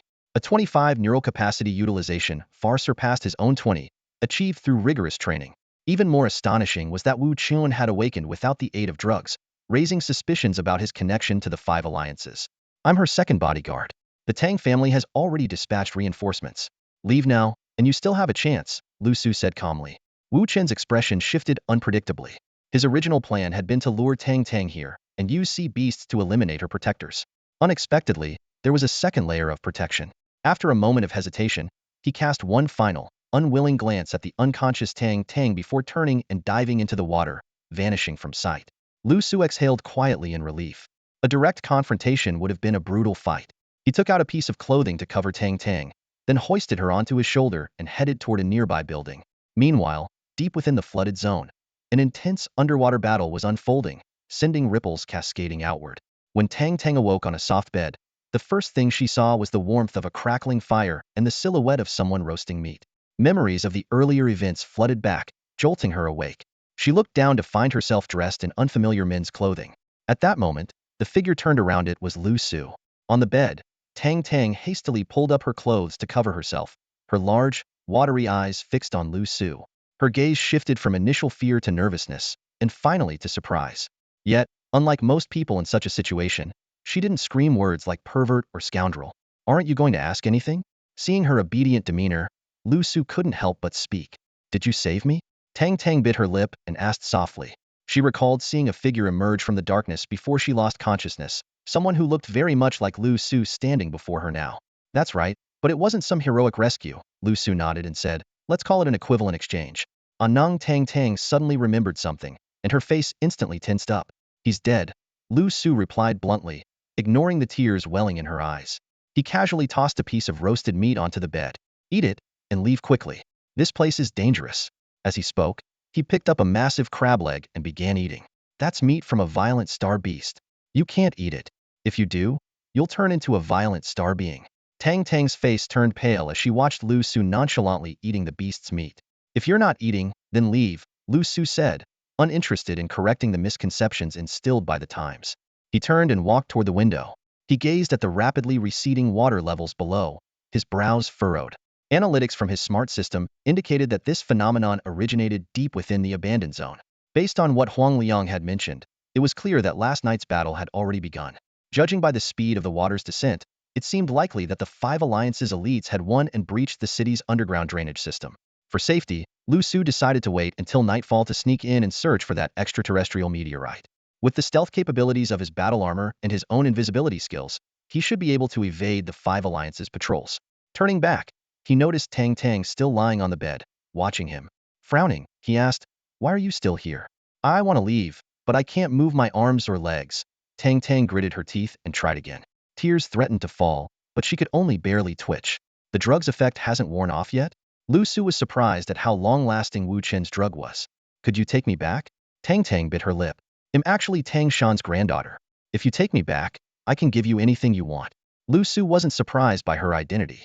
Ever since Huang Liang had mentioned Tang Shan, he had his suspicions. But he couldn't leave now, needed to keep monitoring the water levels and wait for the right moment to infiltrate. However, finding that meteorite under these circumstances would be like searching for a needle in a haystack.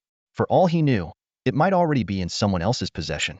Liu Su glanced at Tang Tang, feeling a subtle stir in his heart. He spoke in a calm tone. "I can get you out of here, but you'll have to stay with me for one night." Tang Tang slightly parted her lips, her delicate face instantly changing color. Let me hunt some more sea beasts before we leave," Liu Su quickly clarified, then added, "Also, I want a spot at the Magic Capital Star Energy Academy." Realizing she had misunderstood, Tang Tang's face flushed with embarrassment. She nodded without hesitation. "You saved my life. Besides these, I can also let you choose a star energy weapon from my family's collection. Please, don't refuse." This girl is really something, Liu Su thought to himself, trying to maintain composure. "Ahem, I can consider that," he replied in a deliberately nonchalant tone. At that moment, Tang Tang's stomach growled audibly. Liu Su immediately retrieved a few bags of snacks from his storage space and handed them to her. Tang Tang's beautiful eyes lit up, and without hesitation, she began eating. The two waited until nightfall. By then, the water level below had nearly drained completely. "Wait here for me," Liu Su instructed, handing Tang Tang 2-star energy grenades for self-defense. He then leaped out of the window. As he descended, his battle armor swiftly enveloped his body, and mechanical wings extended outward. Activating his cloaking and stealth abilities, he moved like an invisible wind through the ruins. Using the armor's sensors, Liu Su detected numerous people hidden among the ruins, clearly waiting to reap the rewards once the water fully receded.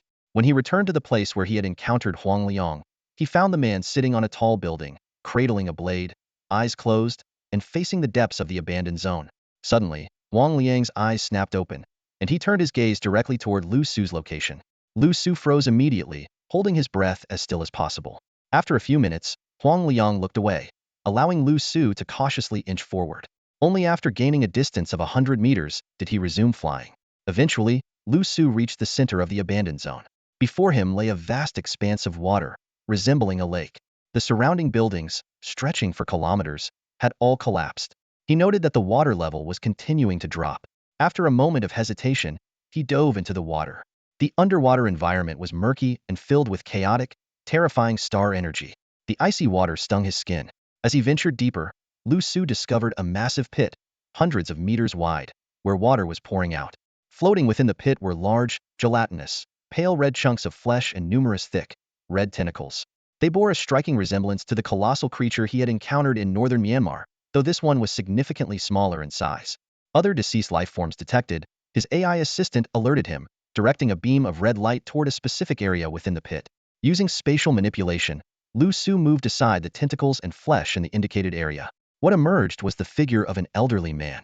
The man clutched an arrow in one hand and a rock in the other. His eyes were wide open, and a strange smile was frozen on his face. The moment Liu Su saw the old man's features, his heart began to pound violently. The target meteorite has been located.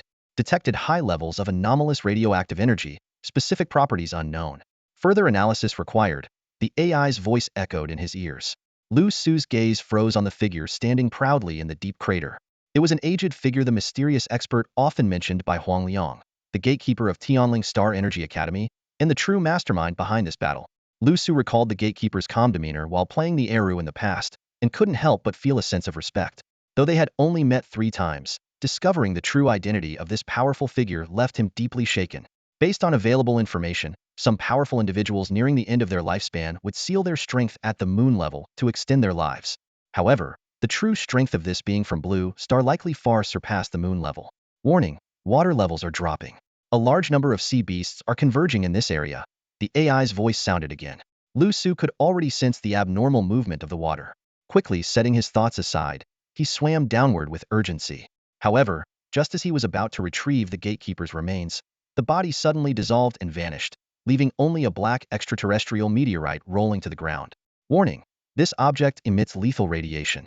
Immediately store it in a dimensional space to avoid direct skin contact. Liu Su's pupils contracted. Without hesitation, he reached for the meteorite. The moment he touched it, an overwhelming heaviness engulfed him, accompanied by a paralyzing sensation akin to an electric shock that almost overwhelmed his entire body. Fortunately, his battle armor's material swiftly adapted, tightly encasing the meteorite. He immediately stored it in a dimensional space, and the strange sensation in his arm gradually subsided. The surrounding sea beasts drew closer. Liu Su activated his stealth system and swam against the current toward the outer perimeter. Several powerful sea beasts passed by him, yet none detected his presence. Meanwhile, at the outskirts of the desolate zone, as the water levels receded, a frenzy of star energy warriors began hunting the exposed sea beasts. On top of a few tall buildings, 3 figures stood motionless, staring at the retreating waters. The person they awaited never appeared. Eventually, with sorrow etched on their faces, they bowed deeply toward the revealed crater and murmured, "Farewell, Elder Yang. Farewell, Ghost King. Farewell, Elder Xing." Inside one of the high-rise rooms, Tang Tang curled up in a corner, her heart gripped with fear as the chaos outside continued to grow. Though she had already sent a distress signal to Tang Shan, it was clear that it would take time for the Tang family's experts to arrive. For now, she could only hope that Liu Su would return soon. Suddenly, a deafening bang shattered the tense silence as the locked door was violently kicked open. Tang Tang's body trembled as she turned her head. Standing in the doorway was a burly man wielding a knife, his face marred by a hideous scar and his body reeking of blood from the fresh gore that clung to him. When Tang Tang appeared, the burly man froze for a moment before breaking into a sinister grin. He turned back and shouted, "Big brother. It's not a sea beast, it's just a little girl from the wasteland. Then hurry up and move on. Don't waste time hunting beasts," came the reply from outside. A bearded man holding a knife entered the room. His gaze froze the moment it landed on Tang Tang. The scar-faced man chuckled meaningfully. "Big brother, quick and easy?" "Yeah." The bearded man nodded, a glint of greed in his eyes. "Won't take long." Tang Tang initially felt relieved to see other humans, but after understanding their conversation, despair quickly consumed her. She forced herself to sound threatening as she said, "What you're doing is a crime. Even star-powered individuals can't behave like this." The 2 men were momentarily stunned by her words before sneering disdainfully. Setting their knives against the wall, they approached her from both sides. In a place like this, losing one person isn't exactly a crime, is it? Tang Tang stopped pretending. She suddenly pulled out 2 grenades. The men's expressions changed, but their composure quickly returned. The scar-faced man gave a nervous laugh. "Hey, little girl, no need to panic. Well, leave right away. Get out, or we all go down together." Tang Tang's voice was icy, but inside, she was paralyzed with fear. Just as her attention was locked on the scar-faced man, the bearded man suddenly made his move. 5 streaks of light burst from his forehead, striking the grenades and sending them flying out the window. Before Tang Tang could even gasp, a heavy slap landed on her face. "You little bitch, wanna die? I'll grant your wish." The bearded man began unbuckling his belt. "Don't ruin that pretty face," the scar-faced man said as he pounced forward. "Hey!" A voice from behind startled both men. The bearded man barely had time to turn around before a powerful punch shattered his head into a mist of blood. The scar-faced man, recognizing the intruder as Liu Su, panicked and reached for the knife by the wall. But Liu Su grabbed his neck and slammed him to the ground, cracking the floor beneath them. "Watch carefully.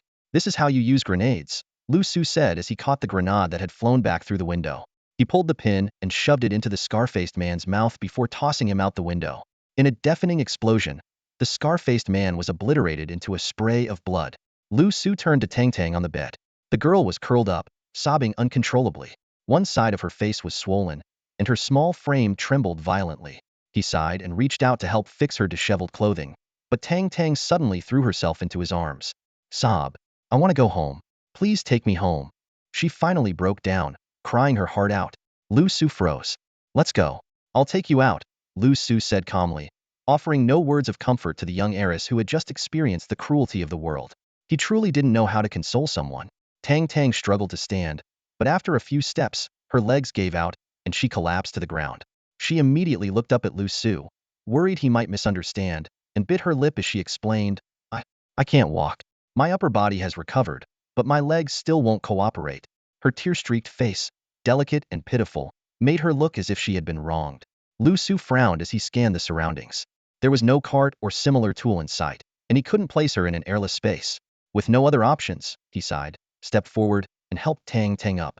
Just as she thought he was going to carry her on his back, her body suddenly tilted. He had slung her over his shoulder instead. What caught her even more off guard was when Liu Su leapt off the high building, landing steadily on the ground below before sprinting toward the edge of the abandoned zone. The experience was like bungee jumping, and Tang Tang nearly screamed. The constant jostling along the way left her feeling nauseous, as if she might throw up everything she had just eaten. She didn't dare make a sound and instead closed her eyes tightly, clinging to Liu Su's sturdy frame. To Liu Su, Tang Tang's petite and delicate weight was hardly a challenge. After all, he had once carried a 200,300-pound man through gunfire for days to save his life. Along the way, they encountered several star energy users who specialized in robbery. Without even setting Tang Tang down, Liu Su dispatched them one-handed, sending them straight to meet their maker. When they reached the defensive perimeter, a group of soldiers approached with a stretcher. Leading them was the same middle-aged officer who had initially registered Liu Su. You've worked hard. Leave the injured to us, the officer said respectfully, saluting. She's my teammate. I'll take her back myself, Liu Su explained, as Tang Tang had mentioned that her family was already waiting outside. The soldiers froze, watching Liu Su calmly carry the young girl on his shoulder as he walked away. Their eyes glimmered with admiration. The middle-aged officer hurried to catch up and offered Liu Su a lit cigarette. Here, brother. Take one. Thanks, but I don't smoke. Liu Su began to decline, but the officer had already tucked the cigarette between his fingers. Ever considered joining the national military? The officer asked suddenly. Liu Su instinctively scanned the man and was startled. This was a 6-star early crescent-level awakened being, a rarity with no known cure. I don't have plans in that direction for now, Liu Su replied without hesitation, politely turning him down. All right, but if you change your mind, you can contact me. The officer smiled and slipped a business card into Liu Su's pocket, watching as he crossed the boundary line. With a sigh, he murmured, another great talent. What a pity. A tall soldier walked over and sighed. As his words faded, the middle-aged officer appeared unusually optimistic, his deep gaze following Liu Su's retreating figure, cigarette in hand. Now that style. The kid's got potential. Throw on a pair of sunglasses, and head look even cooler, the tall officer quipped before turning his focus back to the rescue efforts. As the seawater gradually receded, the disaster finally drew to a close. Liu Su carried Tang Tang past the perimeter of the restricted zone, his mind preoccupied with the identity of that middle-aged officer. A non-drug awakener in the military? Could he be an undercover agent planted by the Five Alliances? The possibility seemed highly plausible. Lost in thought, Liu Su didn't even realize he was still holding a cigarette between his fingers. This unique look immediately caught the attention of the onlookers. Carrying a girl with his right hand, smoking with his left. Who is this guy? What a show-off. Wait, isn't that an injured person he's carrying? She doesn't look injured at all. And she's way too pretty to be a casualty. Even if she's hurt, shouldn't she be taken to a hospital? Why is he still carrying her around? Bet he can't bear to put her down because she's so beautiful. The murmurs from the crowd made Tang Tang's cheeks flush red. She quickly pointed ahead and said, Lu Meng, the Tang family's people are over there. Only then did Liu Su snap out of his thoughts. He looked up and indeed saw several armored vehicles parked at the edge of the crowd. Standing near the vehicles were a group of men in suits and sunglasses bodyguards, all of them moon-level powerhouses. To his amusement, they were scanning the area but somehow failed to notice Tang Tang on his shoulder. With no other choice, Liu Su carried Tang Tang through the crowd toward the vehicles. People stepped aside to make way, though a few young men shot him hostile looks. They had overheard Tang Tang call him a scoundrel earlier. However, Liu Su's cold and stoic expression deterred any of them from stepping forward to play the hero. As Liu Su approached the armored vehicles, a few suited men in sunglasses came up to him and asked, Who are you looking for? Liu Su didn't respond. Instead, he gently set Tang Tang down. The men's expressions changed instantly, and an older man hurried forward. Miss, are you all right? Uncle Fu. Tang Tang burst into tears and threw herself into the old man's arms. Uncle Fu comforted her while helping her into one of the vehicles. Everyone's attention was now focused on Tang Tang, completely ignoring Liu Su. As Liu Su hesitated, wondering if he should just leave, Uncle Fu approached him. Removing his sunglasses, the older man revealed a pair of sharp, weathered eyes that scrutinized Liu Su with a subtle but palpable sense of pressure. Liu Su observed him in return. The data displayed by his smart brain was crystal clear. Beast transformation type, 4-star crescent moon level, drug-induced awakener, semi-cyborg, left eye, one arm, and half his brain were cybernetically enhanced. It was obvious the old man was checking to see if Liu Su was a starbreaker. Liu Su wasn't concerned. The mental toxins embedded in his smart brain were convincing enough to pass any inspection. As expected, a fleeting red light flashed in Uncle Fu's left eye.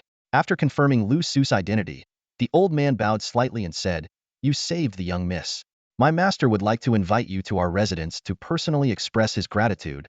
Through the information Tang Tang had sent, they already knew Liu Su was from the Tianling Star Energy Academy after all. The entire academy was owned by the Tang family. "Sure, I'd be honored," Liu Su replied politely. Although he had already obtained the extraterrestrial meteorite he was after, the opportunity to acquire more devouring materials from the Tang family was too good to pass up. And so, Liu Su accompanied the Tang family's bodyguards onto the armored vehicle, heading toward the Tang family estate in grand procession. The convoy traveled steadily, and after 2 hours, they finally arrived at a grand and magnificent estate. A well-organized architectural complex came into view. Neatly trimmed green lawns stretched into the distance, orchards with fruit trees lined up in orderly rows, and clusters of villas were scattered harmoniously throughout. The vehicle carrying Liu Su separated from the convoy and turned into a secluded courtyard surrounded by blooming flowers and dense foliage. This courtyard was set apart from the other buildings, exuding an air of tranquility. "The young lady needs treatment for her poisoning. Young friend, you may stay here to rest and recover," Fubo said with a kind smile as he guided Liu Su into the courtyard. Stepping inside, Liu Su was immediately captivated by the classical and elegant decor. Every piece of furniture and ornament radiated a rich, traditional charm as if she had stepped back in time. What surprised her even more was the rush of star energy flooding into her body the moment she entered, with every cell greedily absorbing the energy. Noticing Liu Su's astonishment, Fubo explained, "The walls of this courtyard are embedded with nearly 10,000 star crystals, which are replaced every 6 months. This place is specifically designed for calming the mind and nurturing the spirit, greatly aiding in the process of transforming star energy into moon energy." Liu Su was utterly shocked by this revelation. Using star crystals to build walls? A single high-quality star crystal was worth at least tens of millions. Such extravagance was beyond belief. "Take some rest. Your meals will be delivered later. If you need anything, just use the phone on the wall," Fubo said before taking his leave. After Fubo departed, Liu Su carefully examined the room. Every item seemed priceless, validating Tang Tang's earlier claim that all her needs would be met. It was no exaggeration. Once she ensured there were no surveillance devices in the room, Liu Su sat cross-legged on the bed and allowed her consciousness to enter the spatial dimension. Inside the vast, dimly lit spherical space, the extraterrestrial meteorite was enveloped by the battle armor's liquid. Even in her conscious state, Liu Su could sense an inexplicable chill emanating from it. "Xiaoji, how should I consume it?" Liu Su asked, suppressing her unease. "I recommend the host finds a desolate area before proceeding with the consumption," Xiaoji replied. "Why?" "The black rock layer on the meteorite surface has already developed cracks, which is why it emits radiation. If you consume it here, the radiation will instantly affect all living beings within a radius of several kilometers. The elderly human and the sea beast you encountered earlier died from this radiation. Without water as a barrier, no living creature in the affected area would survive." Xiaoji's explanation left Liu Su deeply alarmed. "What on earth is this thing? Why is it so powerful? Will consuming it endanger me, or those around me?" For a moment, Liu Su even considered abandoning the meteorite altogether, contemplating burying it permanently in an uninhabited region. Although the meteorite's protective layer is cracked, its internal material remains unknown. However, it is highly likely to be of the same level as the civilization system battle armor. Consuming it will significantly enhance the armor's capabilities. Furthermore, since the battle armor can seal it, it indicates that the host has the ability to control its energy, so there is no need for concern. Hearing this, Liu Su's tense emotions eased slightly. As she gazed at the eerie meteorite encased in the battle armor, her initial excitement was replaced by caution. It seemed she would have to wait until she found a deserted area to proceed with the consumption. Pulling his thoughts back, Liu Su shifted his attention to this cultivation sanctuary. He could feel the dense starlight energy around him being greedily absorbed by his body. Unlike other star energy practitioners who could only absorb energy through their internal star cores, every cell in his body was voraciously drawing in the energy. The 9 already activated cells, in particular, were absorbing it with even more ferocity. Maybe my inability to reach the moon stage has been due to insufficient star energy, Liu Su thought. However, he quickly realized that he didn't even need to consciously control the process. His body, like an insatiable vessel, was autonomously absorbing the surrounding energy. Unknowingly, Liu Su drifted into a deep sleep amidst this continuous absorption, and during this time, his cells seemed to draw in the energy even more fiercely. Meanwhile, in a luxurious villa, a pink-themed room exuded a strong girlish charm. On a heart-shaped waterbed, Tang Tang lay with her eyes tightly shut. Beads of sweat glistened on her delicate face, and her long eyelashes trembled occasionally, as if she were enduring some kind of torment. Beside the bed, an elderly man with white hair, dressed in traditional Tang-style clothing, sat in a wheelchair. He was carefully wiping the sweat from the girl's forehead. This man was Tang Shan, the wealthiest person in the city of Magu. Though his wrinkled face showed the marks of time, his deep-set eyes radiated an intimidating authority that few dared to meet. Before the star energy era began, he was a business tycoon, once ranked as the 8th richest person in the world. Knock, knock, knock. The sound of knocking broke the silence, and Fu Bo entered the room after bowing respectfully. Master, everything has been arranged. Report the situation, Tang Shan said without looking up, continuing to wipe his granddaughter's sweat. Anang is dead, Fu Bo said, his expression somber. He then proceeded with a detailed report. The killer is Wu Chun, a new student at Tianling Star Energy Academy. In reality, he's a genius from the Ghost Alliance, a 7-star half-moon level powerhouse with a rare mind-controlled beast ability. His intention was to kidnap Miss Tang to use her as leverage against you. At this, Tang Shan's movements paused, and a flicker of emotion crossed his clouded eyes. If the 5 alliances refused to show gratitude, why continue to shield them? Fu Bo couldn't help but remark. Some things, once done, cannot be undone. No matter how much you try to make amends, Tang Shan sighed, his gaze shifting to the girl on the bed. From now on, release control over Tianling Star Energy Academy. Hand everything over to them.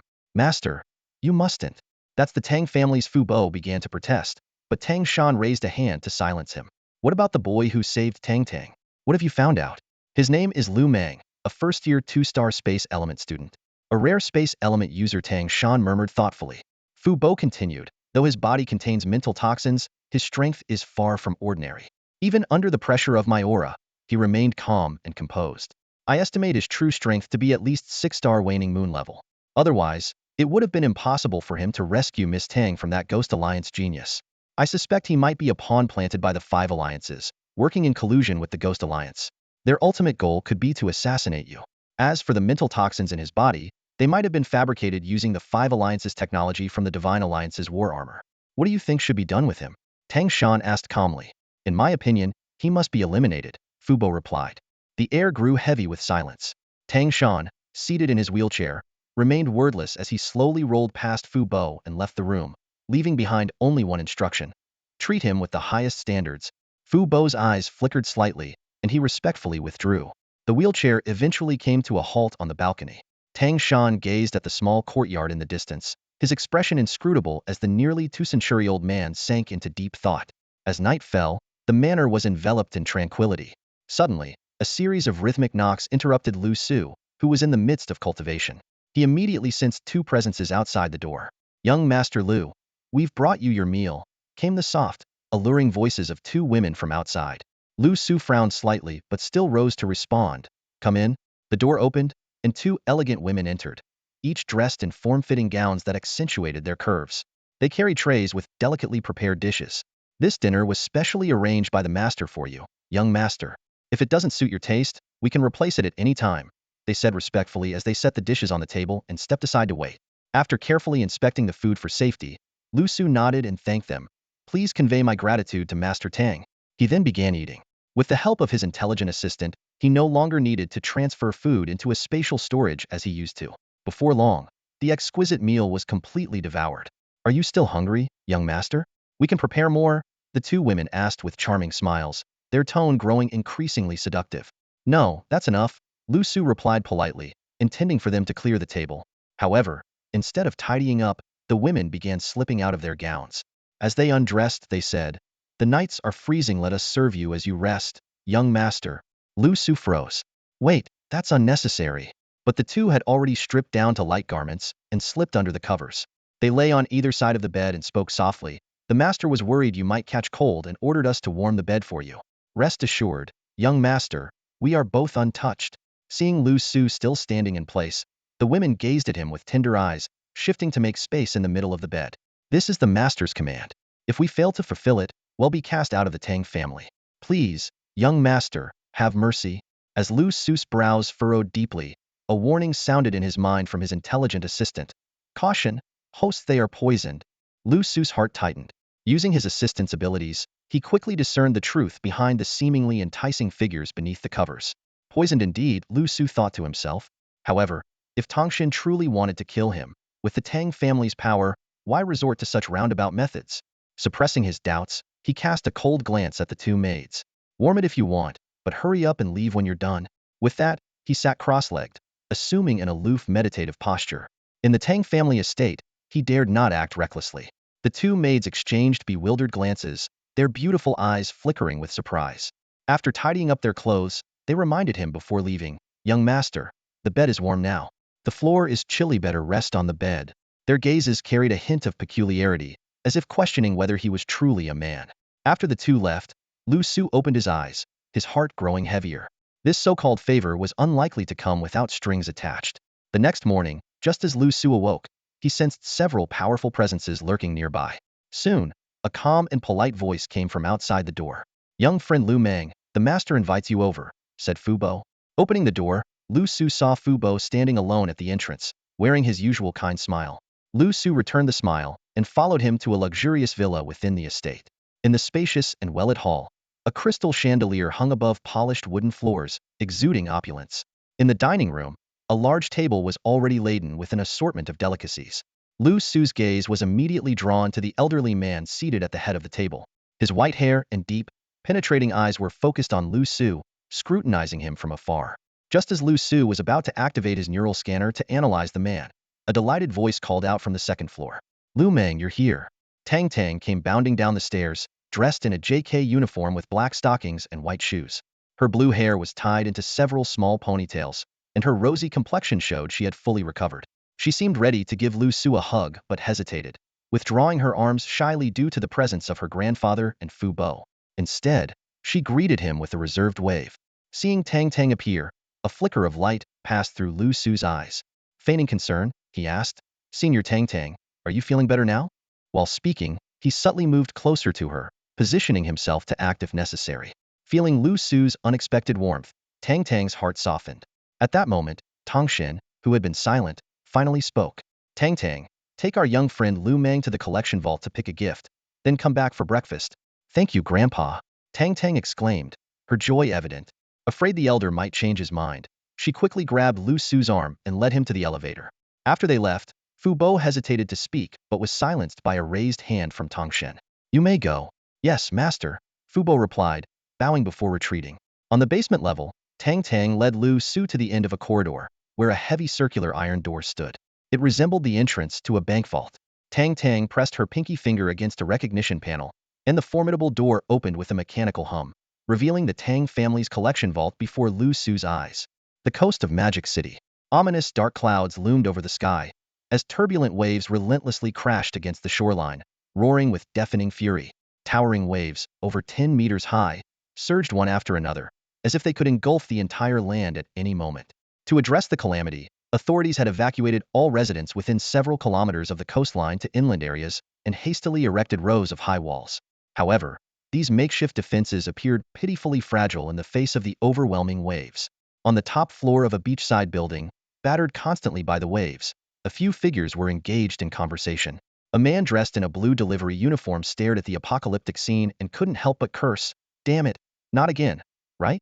This time is different, replied a greasy-looking man with stubble, a butcher's knife strapped to his waist. Every coastal city in the Xinzhou region looks like this now. Nearby, an old beggar bared his yellowed teeth in a sinister grin and said, the northern sandstorms, the southern mutant plague. What must come will come eventually.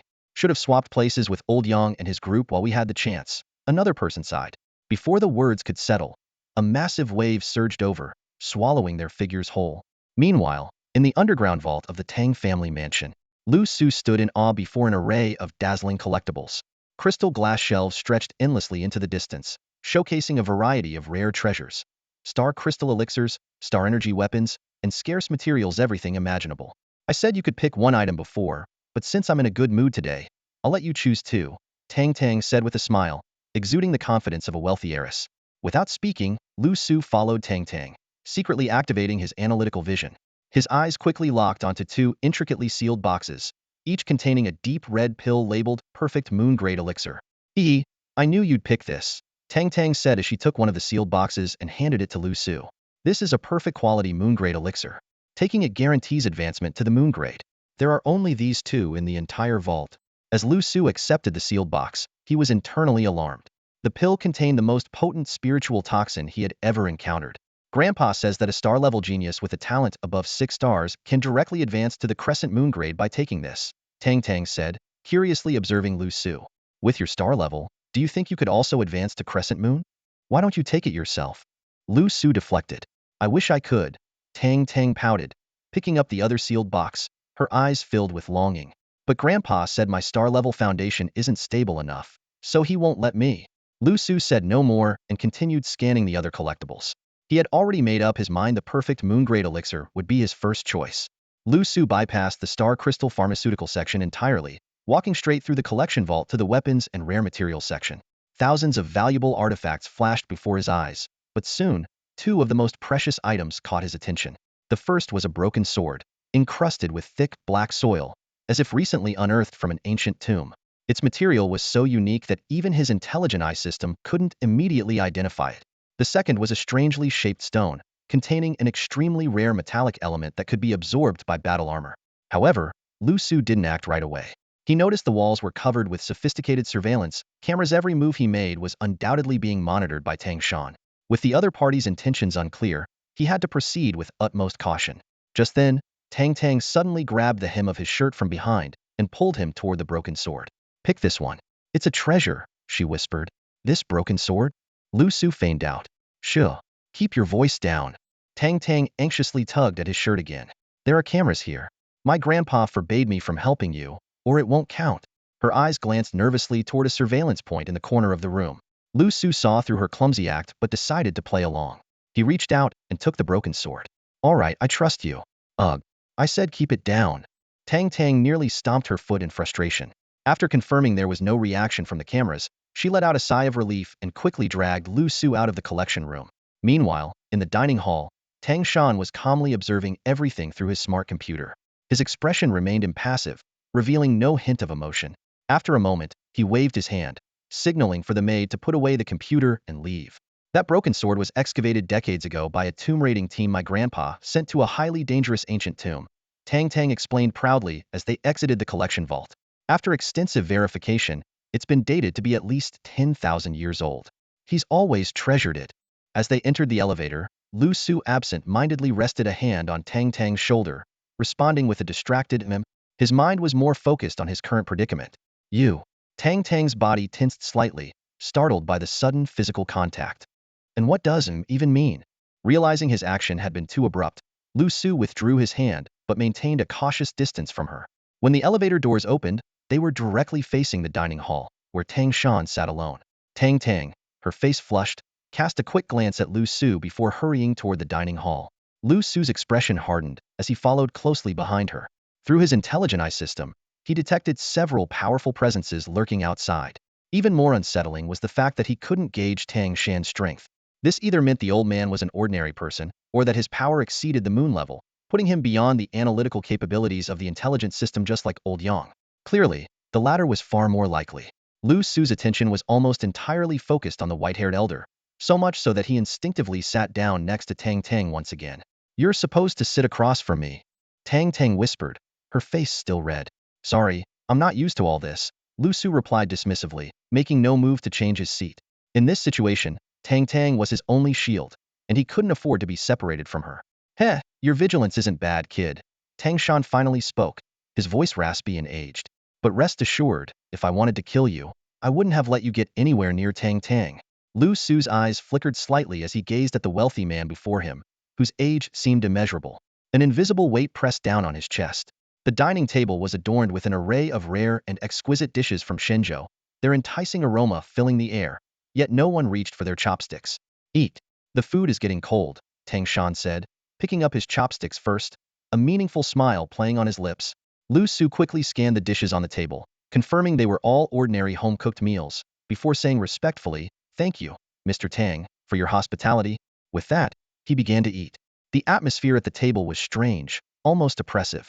Tang, sharp as always, sensed something was off. Her gaze darted back and forth between her grandfather and Liu Su. "You're here to kill me, aren't you?" After a few minutes of silence, Tang Shan set down his chopsticks, wiped his mouth, and suddenly dropped the bombshell. The dining room fell into a deathly silence. Tang's face turned pale as she stared at Liu Su in disbelief. This genius from her school, who had once saved her life, was actually an assassin sent to kill her grandfather? Liu Su's expression wavered for a split second, but quickly returned to calm. "I don't understand what you mean," he said evenly, though his mind was racing. He had a suspicion if the world's wealthy elite were the main obstacles to the alien overlord's control, it made sense for the Violent Stars alliance of various nations to send assassins after them. Wu Chun, perhaps, was one of those agents and had used Tang as a way to get close to Tang Shan. Liu Su's act of saving her had been a mere coincidence, but it had led to this misunderstanding. "Over the years, there have been no fewer than 80 assassins from the 5 alliances sent after me," Tang Shan remarked, his voice tinged with nostalgia. A fleeting look of resignation crossed his cloudy eyes. "But I don't blame you. After all, you are fighting for justice." Grandpa Tang began to rise from her seat, but Tang Shan raised a hand to stop her. "Sit down, girl. Just listen quietly," he said softly, before turning his attention back to Liu Su. "Shall we talk openly?" Liu Su knew that continuing to conceal the truth would only backfire. Taking a deep breath, he said, "Mr. Tang, I am indeed a member of the 5 alliances, but I didn't come here to assassinate you." "Which alliance are you from?" Tang Shan asked, not pressing further about the assassination.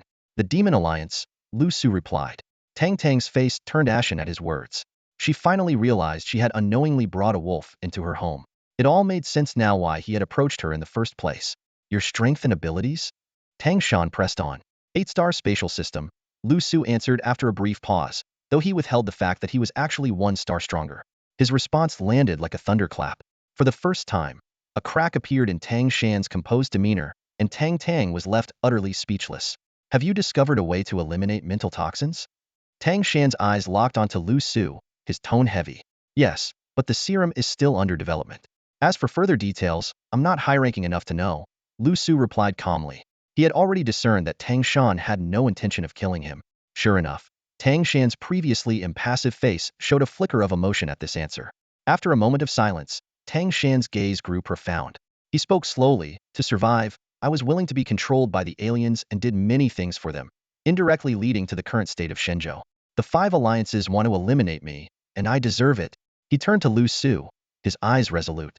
"I can die, but I hope you can spare Tang. She is innocent and a victim in all this." Liu Su's expression grew heavy as he replied bluntly, "You should know this isn't something I can decide. Although Tang hasn't killed a single violent star being, her biggest crime is being your granddaughter. That alone is enough to provoke malice in many, just like Wu Chun. This is human nature." A faint, calm smile appeared on Tang Shan's lips. "That's why I'm placing my hope in you." If Liu Su had agreed too easily earlier, Tang Shan would have killed him without hesitation, for it would only have been an empty promise. "Me?" Liu Su was momentarily stunned, but quickly understood what Tang Shan meant. Suddenly, Tang Shan changed the subject. "In 3 days, Blue Star will face a full-scale outbreak of climate disasters and alien beast tides. In 10 days, the aliens will descend as saviors and officially take control of humanity. Blue Star will officially enter an apocalyptic era." These shocking words made Liu Su's pupils contract sharply. He had long sensed the looming apocalypse. White Tiger's departure, the beast tides and the desolate zones, the unusual movements of the 5 alliances all pointed to this impending catastrophe. He just hadn't expected Tang Shan to reveal such precise timing. "There's no need to doubt the truth of my words," Tang Shan interrupted Liu Su's thoughts. "Since I was able to align with the aliens, I naturally have channels to know all of this. This apocalypse is something you cannot stop." He continued, "To prepare for all this, I built a stronghold. Inside, there are treasures 100 times more abundant than the collection you just saw. It contains not only various valuables and food, but also a large amount of rare metals that the 5 alliances have been searching for enough to withstand this apocalypse." Liu Su was deeply shaken. He had seen the scale of the previous collection with his own eyes. If this stronghold truly held 100 times more, What an astonishing sight it would be. You want to use this information and the contents of the stronghold to negotiate for her life with the Five Alliances? No. Tang Shan shook his head. This information is for the Five Alliances, as my atonement. But everything inside the stronghold is for you, on the condition that you protect Tang Tang and cure her of the poison once the antidote is developed. As he finished speaking, he fixed Liu Su with a sharp, knife-like gaze. Aren't you afraid he'll go back on my word afterward? Liu Su stared back at him. Tang Shan chuckled. The location of the stronghold is known only to me and Tang Tang. After weighing his options, Liu Su nodded in agreement. All right, if everything is as you say, he'll agree. He knew that if he didn't agree today, he might not leave this place alive. Heh, you're a smart man. Tang Shan gave an approving wave of his hand. Go wait outside for now. Once Liu Su left, Tang Tang could no longer hold back her emotions. She threw herself at her grandfather, sobbing, Grandpa, I don't want you to die. Silly girl. Everyone has to face death eventually. Grandpa has lived long enough and is tired. Tang Shan gently stroked his granddaughter's hair, his eyes softening with rare tenderness. In his final moments, he finally understood that some things are more important than immortality. Outside the villa, the sky was shrouded in a gloomy gray, and a light drizzle fell incessantly. Liu Su squinted his eyes in thought for a moment, activated his wristband, and used the AI system to infiltrate the network. Under a disguised identity, he sent the information revealed by Tang Shan to the Five Alliances' virtual space. Whether the information was true or false, he would let them judge for themselves. A black sedan silently rolled to a stop in front of Liu. Uncle Fu rolled down the window and said, Get in. Liu frowned, casting a glance back at the villa before opening the door and getting in. The car smoothly drove toward the manor gates. This is a pass card that grants unrestricted access to the campus of the Modu Star Energy Academy, Uncle Fu said, handing him a card. The master said the item you're looking for is in Moon Lake, behind the academy. I suggest you complete your task within 2 days. After that, I'll return to pick up the young lady. Liu Su took the card, noting that it bore only a distinctive logo and the prominent character Tang. It was clear that the wealthiest man in Modu not only knew the Five Alliances had acquired the mysterious battle armor, but was also aware they were seeking materials for its creation. His earlier mention of rare metals inside the barrier was clearly deliberate. This century-old man had long since mastered the intricacies of human nature. At this moment, his sole concern was the safety of his granddaughter. All right, I'll return in 3 days, Liu Su said, pocketing the card. This was a mutually beneficial arrangement. Tang Shan wanted to ensure Tang Tang's safety during the crisis, while Liu needed the treasure to consume. Both sides had their own goals. After leaving the manor, Liu Su hailed a cab and headed straight for the Modu Star Energy Academy.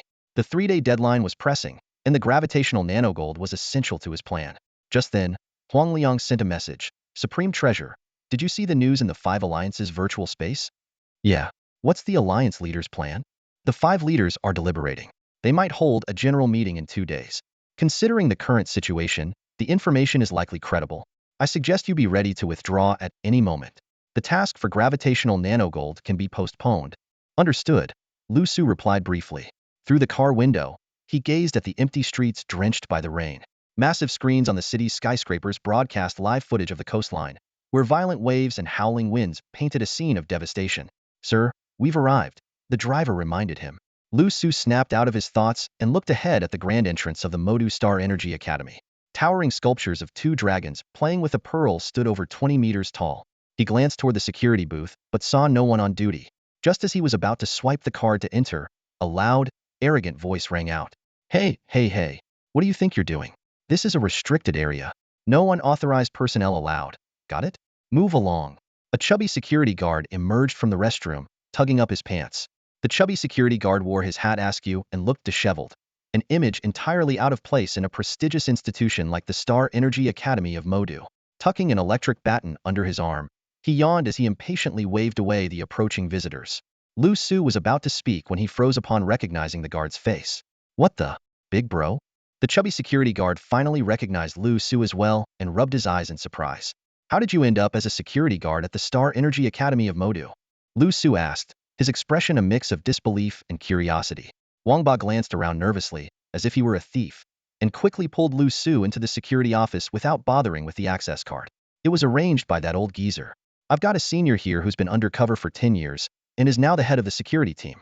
Thanks to his connections, I got in easily. Where's Moon Lake? Liu Su cut straight to the point. You know about the gravity nanometal hidden at the bottom of Moon Lake? Wang Ba asked, astonished. You've already found it? Liu Su's eyes narrowed slightly. Wang Ba explained. It wasn't us who discovered it. A genius from the Mist Alliance found it and successfully extracted the gravity nanometal, earning himself a spot in the first batch of system armor recipients. My senior and I bought this intel for a hefty price in the Five Alliance's virtual space. Then why haven't you dug it up yet? Right now, it's the freshman training period, and Moon Lake has been taken over by one of the faculties. We can only sneak around at night, one of us keeping watch while the other explores. We've been searching for days with no luck, probably already dug clean, Wang Ba said, his face full of frustration. How many people have succeeded so far? Liu Su asked. 5. Just as Liu Su was about to ask Wang Ba to lead the way, a loud knock came from the door. Wang Ba, open up for me. It's my senior, Zhang Fei. Wang Ba opened the door. Standing outside was a man as bulky as him, but darker, more muscular, and sporting a scruffy beard. The moment Zhang Fei saw Liu Su, he grew wary. After Wang Ba explained, his expression shifted to one of admiration. Liu Su silently activated his smart eye. Both Zhang Fei and Wang Ba were 5-star strength types. Driving a patrol cart through the sprawling campus of the Star Energy Academy of Modu, Liu Su observed the freshmen in training everywhere. Compared to the freshmen at the Tianling Star Energy Academy, the starting level here was noticeably higher, with the lowest being 3-star rank. Yet in Liu Su's eyes, whether it was these so-called geniuses or the battle police instructors training them, they all seemed weak and posed no threat whatsoever. Sigh, another group of talented students about to be brainwashed. Wang Ba muttered as he gazed at the gifted students undergoing Star Energy Police training on the field. Liu Su's eyes shifted to the instructors. The shiny badges on their uniforms were the exclusive insignias of the Star Energy Police Department. Initially, this department only handled receiving medicines from extraterrestrials and maintaining peace among Star Energy users. But now, their influence had extended into the military training programs of the Star Energy Academy. Isn't there any news about the outside world being broadcasted in this academy? Liu Su asked, watching the energetic and carefree students who were still full of youthful enthusiasm. The military did broadcast some updates, Wang Ba replied, shaking his head, but they were quickly overshadowed by a message from the Star Energy Police Department. What message? Wang Ba imitated the tone of a high-ranking police officer. Students, please rest assured, if disaster strikes, the extraterrestrials will descend to save us from peril. Liu Su was left speechless. An hour later, a patrol vehicle drove into the northern old campus of the Star Energy Academy in Modu. This area was connected to a hunting forest designed for student training. Within this forest was the famous Moon Lake. Boss, as a security guard, I can use patrol duty as an excuse to enter, but others need a special permit to access the hunting forest, Wang Ba said as he parked the vehicle near the fence. Liu Su, however, walked straight toward the security gate. The 2-star energy officers on duty gave him only a fleeting glance. Calmly, he swiped the card Tang Shan had given him, and the gate opened without resistance. Wang Ba, astonished, quickly followed him inside. Before them lay a picturesque park-like scene, and after a short walk, they reached a serene emerald lake adorned with lotus flowers and leaves. Why isn't that department's group here training? Wang Ba asked, looking around to confirm there was no one else. They've probably gone into the forest, Liu Su remarked, gazing toward the dense woods in the distance. Faint sounds of beasts and combat could be heard. This tranquil training site was likely reserved for the elite S department of Modu's Star Energy Academy. Let's go investigate quickly, Wang Ba said eagerly. You keep watch here. I'll go check it out, Liu Su replied. Without waiting, he dove into the lake as Wang Ba watched him in surprise. The water surface soon returned to calm. Wang Ba paced back and forth, pretending to patrol. Beneath the lake, Liu Su's body was swiftly enveloped by the advanced combat armor of the civilization system. He swam toward the center of the lake. Though the water was only 6 or 7 meters deep, the armor's detection range was reduced to just a fraction of its usual capacity. Host, there's magnetic interference in the area, significantly reducing the detection range, the AI system alerted. Liu Su frowned slightly, but quickly gathered her composure. At least it confirmed she was in the right place. She immediately began searching the lake inch by inch. Above the lake, beads of cold sweat dotted Wang Ba's forehead. In the distant forest, the silhouettes of students returning from their training could be seen sporadically. Among these students with varying talents, if even one with exceptional mental acuity sensed Liu Su's presence in the lake, the consequences would be disastrous. He hastily sent a message to Liu Su but received no response. Underwater, Liu Su had already searched most of the lake, leaving only the peripheral areas unexplored. Just as she received Wang Ba's warning message and was debating whether to hide at the bottom of the lake until nightfall, her AI assistant's alarm suddenly sounded. Warning. A high-level Yang-grade mental power user is approaching. With the current level 1 armor technology and the host's stealth capabilities, evading their detection is impossible. Liu Su's pupils contracted sharply. Without hesitation, she stealthily emerged from the water along the lake shore. She was fully aware that her current abilities could only evade detection from those below yang grade. Even when facing a crescent moon grade user, she had to exercise extreme caution, let alone a yang grade expert. Wang Ba kept his eyes fixed on the group of figures, now less than 100 meters from the lake. All he could do was silently pray for Liu Su. What is a security guard like you doing here? The lead instructor's gaze was sharp as a blade, piercing directly at Wang Ba. The surrounding geniuses from the S department also cast curious glances his way, though they showed little genuine interest in a mere security guard. Wang Ba was just about to fabricate an excuse when Liu Su stepped out from the bushes voluntarily. She knew she had already been discovered. My apologies, sir. I asked him to guide me around the area, and we accidentally wandered here. I hope you can forgive us. Liu Su feigned respect while addressing the yang-grade mental power instructor. His gaze bore down on her like a sword, making her feel as though her soul was being crushed under a mountain. Such overwhelming mental power at least 30 capacity was beyond terrifying. After a brief exchange, the instructor was about to wave them off when a sharp, piercing scream shattered the tense calm. Liu Su's heart skipped a beat. In her peripheral vision, she caught sight of the girl who had screamed, and her pupils contracted instantly. It was Chu Ruuru, the very person who had once helped her escape. Neither of them had expected to reunite in such a way, and the irony was cruel. The situation had now completely reversed. Seeing the pale expression on Chu Ruuru's face, Liu Su realized the trauma from that night still haunted her. Ruuru, do you know her? The instructor's sharp instincts immediately caught on to the anomaly. Chu Ruuru's trembling gaze fell on Liu Su, her heart still gripped with fear. Meanwhile, Liu Su was even more tense, her palms slick with cold sweat as she prepared to flee at any moment. Because if Chu Ruuru exposed her identity, facing the yang-grade instructor would mean certain death today. Ruuru, speak up boldly if there's anything you want to say. With us here today, they won't be able to escape. The male students of the S department unleashed their starlight, forming an invisible barrier that encircled Liu Su and Wang Ba in the center. Although Chu Ruuru only had a 4-star talent, her distinguished background and stunning beauty made her the undisputed campus queen the moment she enrolled, the unattainable dream of every male student in the S department. A fair-skinned, handsome young man with 7-star talent stepped forward, his gaze occasionally flickering toward Chu Ruuru. Instructor Zhang, I suggest conducting a star energy test on these two. There's a high chance they are infiltrators from the violent star faction. At that moment, Liu Su heard a warning from his AI system in his mind. Detected alien life form. Estimated power level, 9-star early moon tier, fire element sequence 048. His pupils contracted sharply as he fixed his gaze on the young man named Yixing. The latter was deliberately suppressing his fiery aura. Yet the 048 fire element sequence still caused the black flames within Liu Su to stir violently. So that's it. Aliens have already infiltrated Blue Star, perfectly disguised as humans, Liu Su thought, forcing himself to remain calm, though his heartbeat quickened uncontrollably. This was his first direct encounter with an alien, but fortunately, the opponent seemed more focused on impressing Chu Ruuru. Under Yixing's lead, the other prodigies chimed in one after another. Soon, a total of 81 students, both male and female, all with talents of at least 4 stars, directed their star energy abilities toward Liu Su and Wang Ba. Wang Ba's face turned ashen, as though dozens of guns were aimed at his head. Liu Su's heart sank. Quietly, he prepared a sniper rifle within his spatial inventory, ready for a desperate fight. While these so-called prodigies posed little threat, the Yang-tier instructor and the 9-star alien demanded his utmost caution. Ruuru, I'll ask you again. Do you know these two? The instructor, seemingly unaware of Yixing's true identity, kept his sharp gaze fixed on Chu Ruuru. Chu Ruuru's beautiful eyes locked onto Liu Su. After a moment, she gently shook her head. I don't know them. Her response left the gathered prodigies stunned, their disbelief evident as they turned to look at their goddess. Liu Su was equally surprised.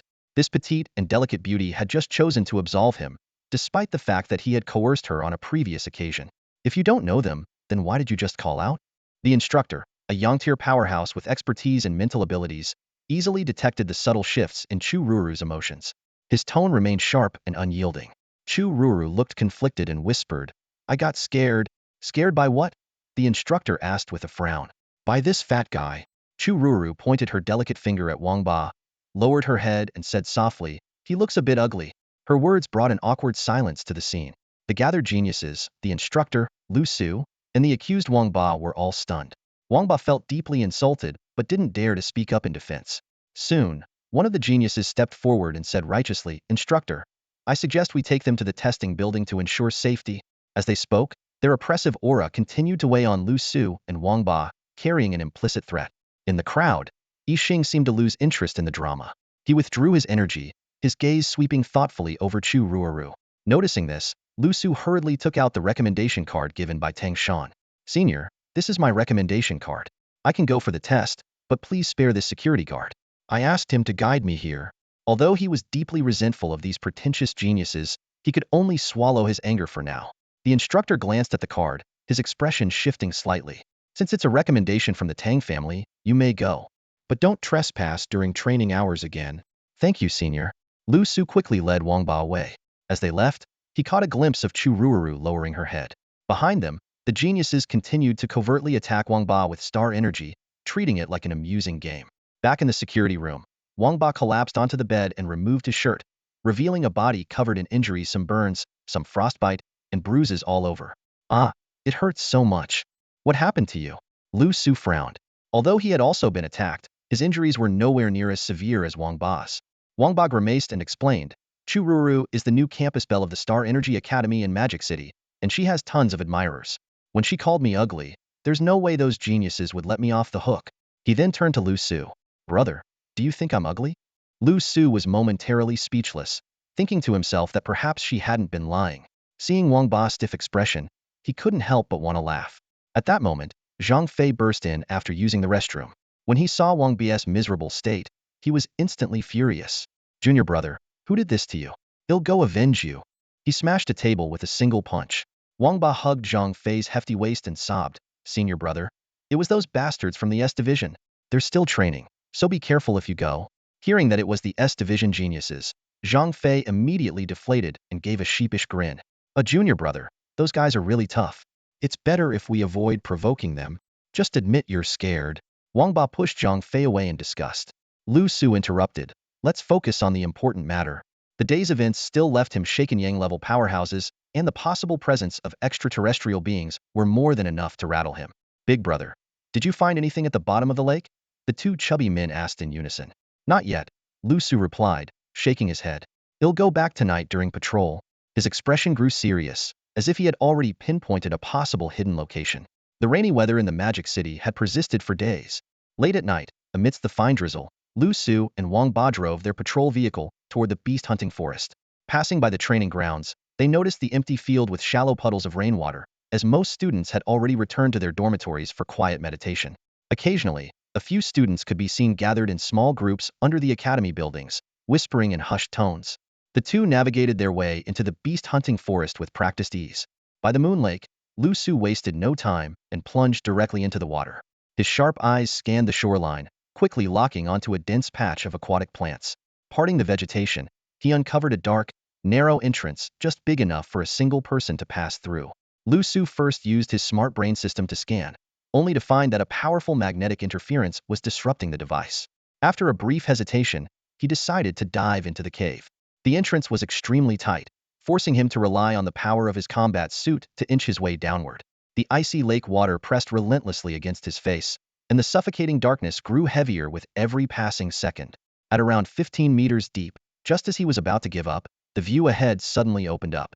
Squeezing through the narrow passage like an eel, Liu Su found himself in a vast, cavernous space that resembled an underwater palace. The surroundings were pitch black, and even objects 100 meters away were difficult to discern. Gravitonium detected, the smart brain alerted. Liu Su immediately activated his combat suit's lighting system, and the bright illumination lit up an area of several dozen meters around him. In the glow, he saw countless black particles of varying sizes suspended in the water, some as large as a human head, others as tiny as specks of dust. These substances appeared liquid but remained distinctly separate from the water, drifting through the depths as if alive. So this is gravitonium? Liu Su reached out to touch it, only to see the black liquid scatter instantly, then reform into a new shape, completely ungraspable. No wonder the 5 alliances only required 1 kilogram to be collected. This material was indeed incredibly elusive. Host, gravitonium possesses exceptional shaping and gravitational magnetic properties, making it an ideal material for manufacturing and repairing combat suit weapons. Activate the magnetic mode of the civilization system combat suit to collect it, the smart brain advised.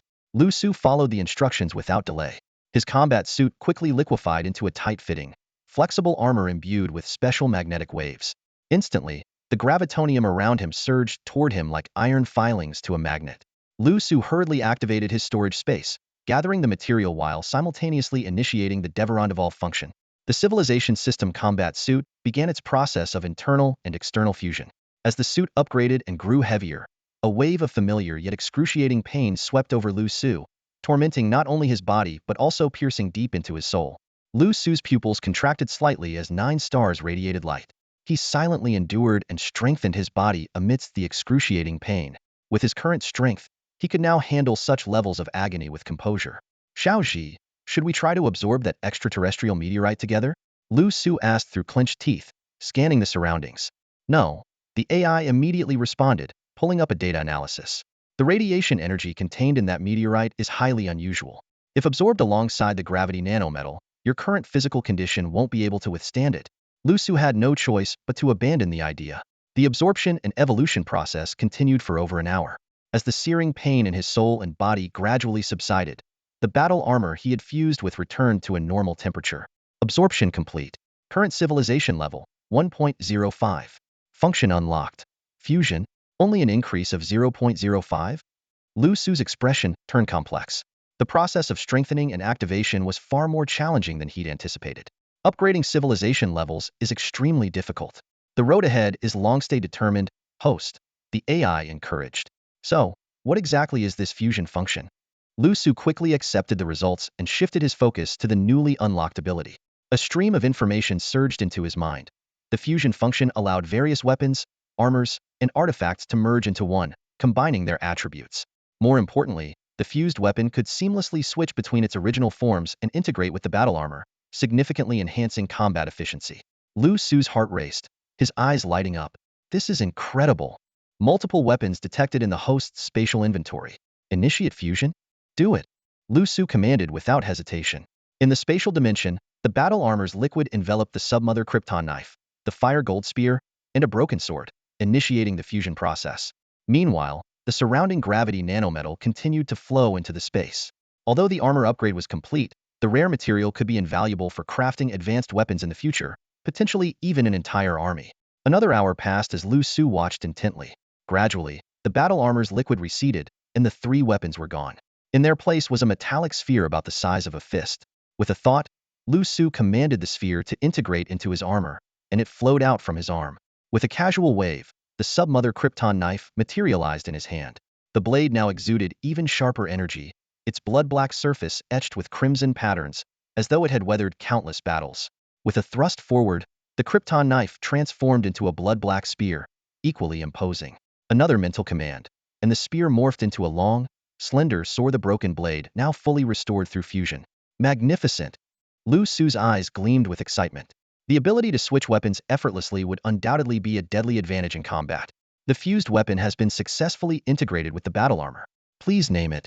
Let's call it Qianji, Liu Su said, inspiration striking. The name, meaning 1,000 transformations, reflected its ability to adapt and change like an intricate mechanism. Battle armor weapon named Qianji. Fusion completed. Satisfied, Liu Su smiled as the Qianji sword liquefied and seamlessly merged back into his armor. The sensation of absolute control was exhilarating. He continued absorbing the surrounding gravity nanometal until there was no time left. Reluctantly, he departed, his spatial inventory now holding nearly 10 tons of the precious material. Outside the lake, Wang Ba was pacing nervously, worried that a drill instructor might appear at any moment to question him. Let's go.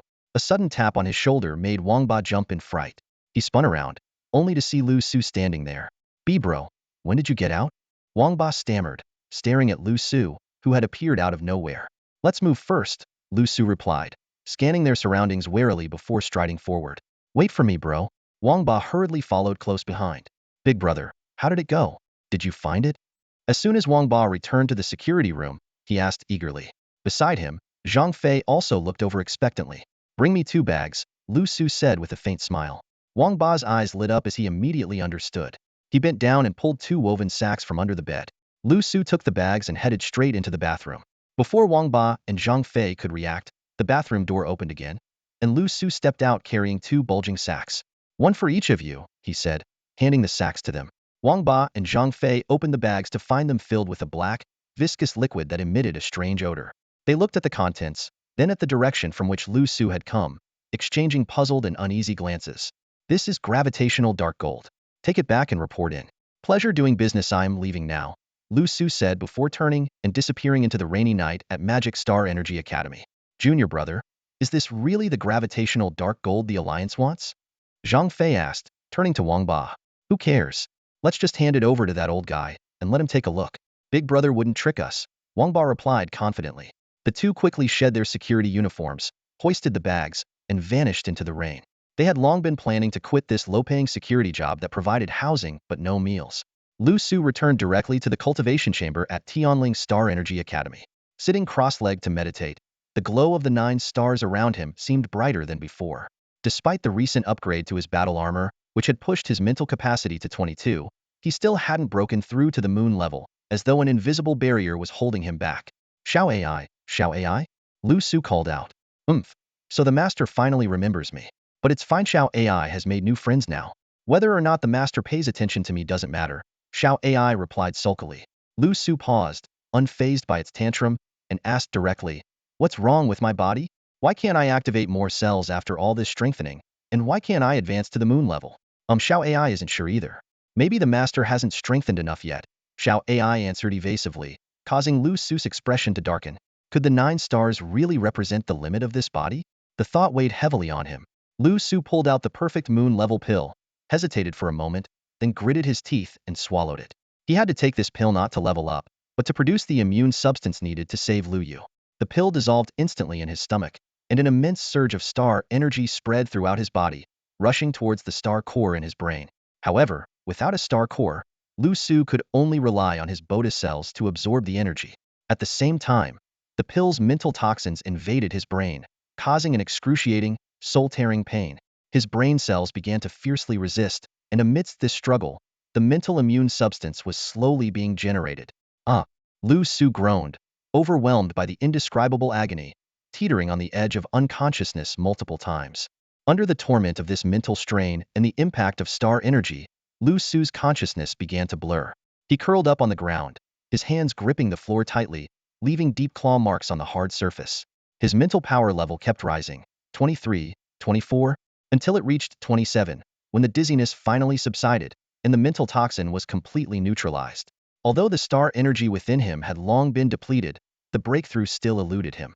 Liu Su lay on the claw-marked floor, gasping for air, his beast-like eyes gradually calming down.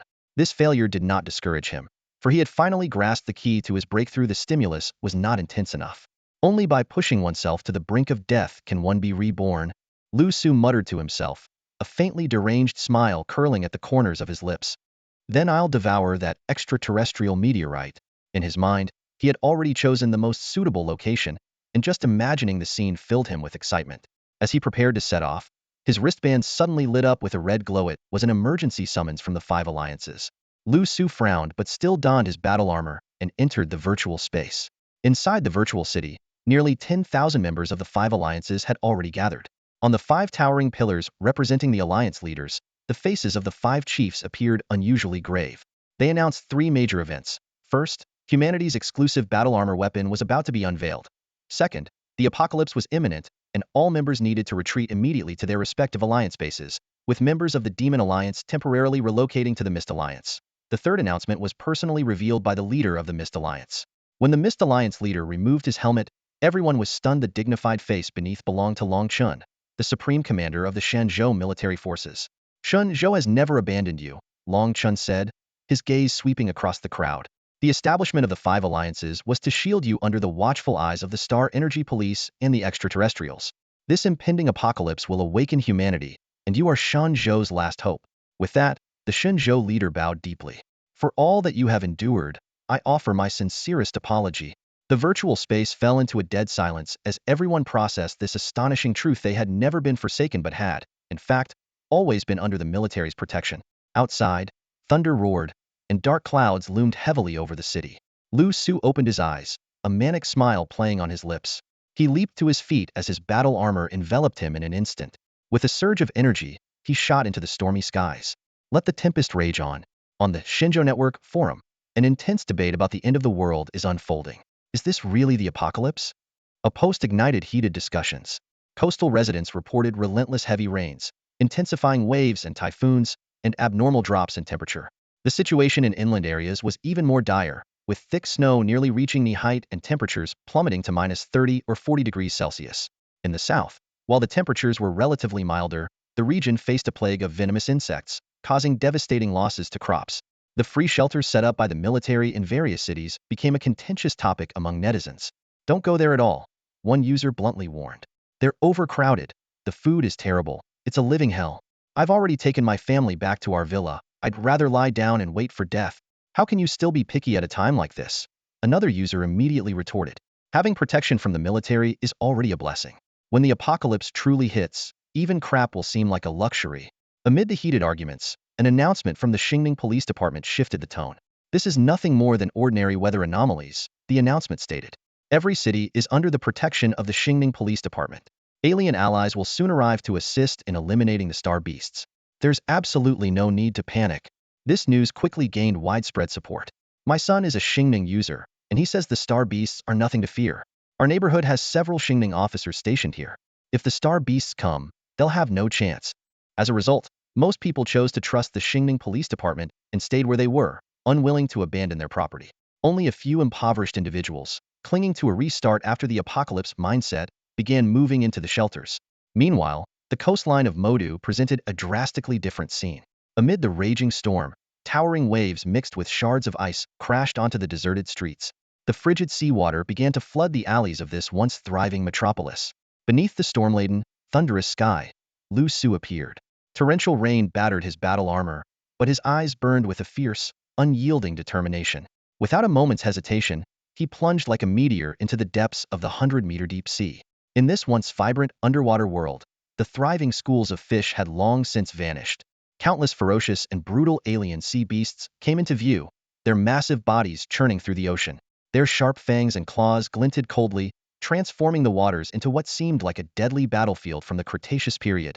Having lost the creatures of Blue Star as prey, these colossal beasts turned on each other, engaging in savage battles and frenzied cannibalism. Their clashes and bites stirred up towering waves, wreaking havoc on the seafloor. The sudden appearance of Liu Su caused the sea beasts to momentarily pause their carnage. Their blood-red eyes collectively shifted toward the diminutive intruder, reflecting a fleeting sense of confusion. But in no time, their bloodthirsty instincts took over, and countless massive lunar-tier sea beasts opened their gaping maws, lunging toward him. Instead of fear, Liu Su's face twisted into a manic grin as adrenaline coursed wildly through his veins. He raised the extraterrestrial meteorite encased in liquid armor with both hands. As the armor receded, a blinding blue radiance burst forth from the cracks in the meteorite. Even with his armor on, he could feel the searing, lethal heat emanating from it. As the sea beasts closed in, the immense water pressure pressed against his body. Liu Su grinned wider and suddenly slammed his palms together. The meteorite's black rocky surface shattered instantly, revealing its glowing blue core in full a miniature blue sun radiating deadly light that spread for thousands of meters. The charging sea beasts disintegrated rapidly under the blue light, their massive forms reduced to floating chunks of flesh. The horrifying sight nearly took Liu Su's breath away. Without the protection of his armor, he too would have been obliterated in an instant.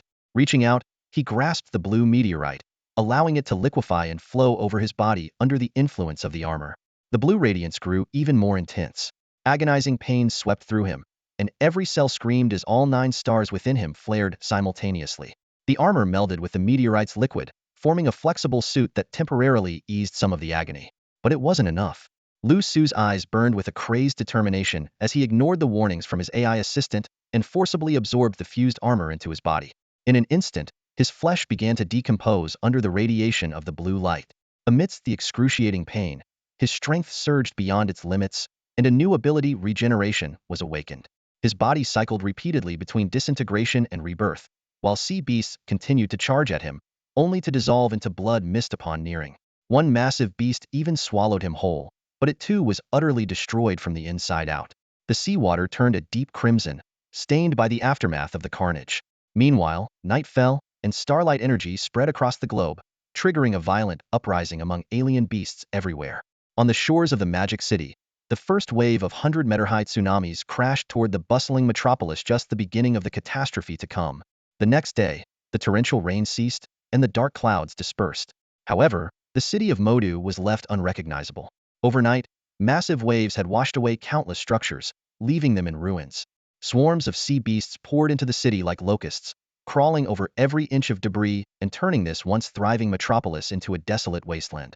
The streets were littered with scenes of humans being torn apart and devoured by the monstrous creatures. This catastrophe was not unique to Modu. Across the entire Shenzhou continent and even the broader blue planet, different forms of apocalypse were unfolding, each plunging humanity into despair. On the top floor of the Pearl Tower, a man in a tailored suit sipped champagne leisurely, gazing down at the apocalyptic scene below. In the streets, some fled in panic, some collapsed in tears and wails, while others revealed the darkest sides of human nature in their struggle to survive. A few Star Energy users, students, and beast hunters among them stepped forward to fight, but they were quickly reduced to blood and flesh under the fangs of the sea creatures. Watching this, the suited man let out a soft chuckle, and the alien tail behind him flicked upward unconsciously. Honored Baron, the civilization and order of this planet have already collapsed. It is time to commence the hunting and breeding plan, an alien youth said respectfully from behind him. After nurturing them for so long, it's indeed time to reap the harvest, the man said, swirling the champagne in his glass gracefully. Shall I notify the others to descend immediately? The youth's eyes gleamed with excitement. No rush, the man replied, shaking his head as his gaze drifted into the distance. In the unseen corners of this chaos, there were still powerful humans fiercely resisting the sea beasts. Their techniques were sharp, their momentum unstoppable, far from the fragile flowers raised in greenhouses. This nation's military had the foresight to build shelters, protecting a significant number of people. Moreover, they have a considerable number of young-level warriors, and their order has not yet completely collapsed. Hearing this, the alien youth dropped to his knees in fear. I deserve punishment. Please guide me, Baron. Spread the word. Implement the Young Harvest Plan.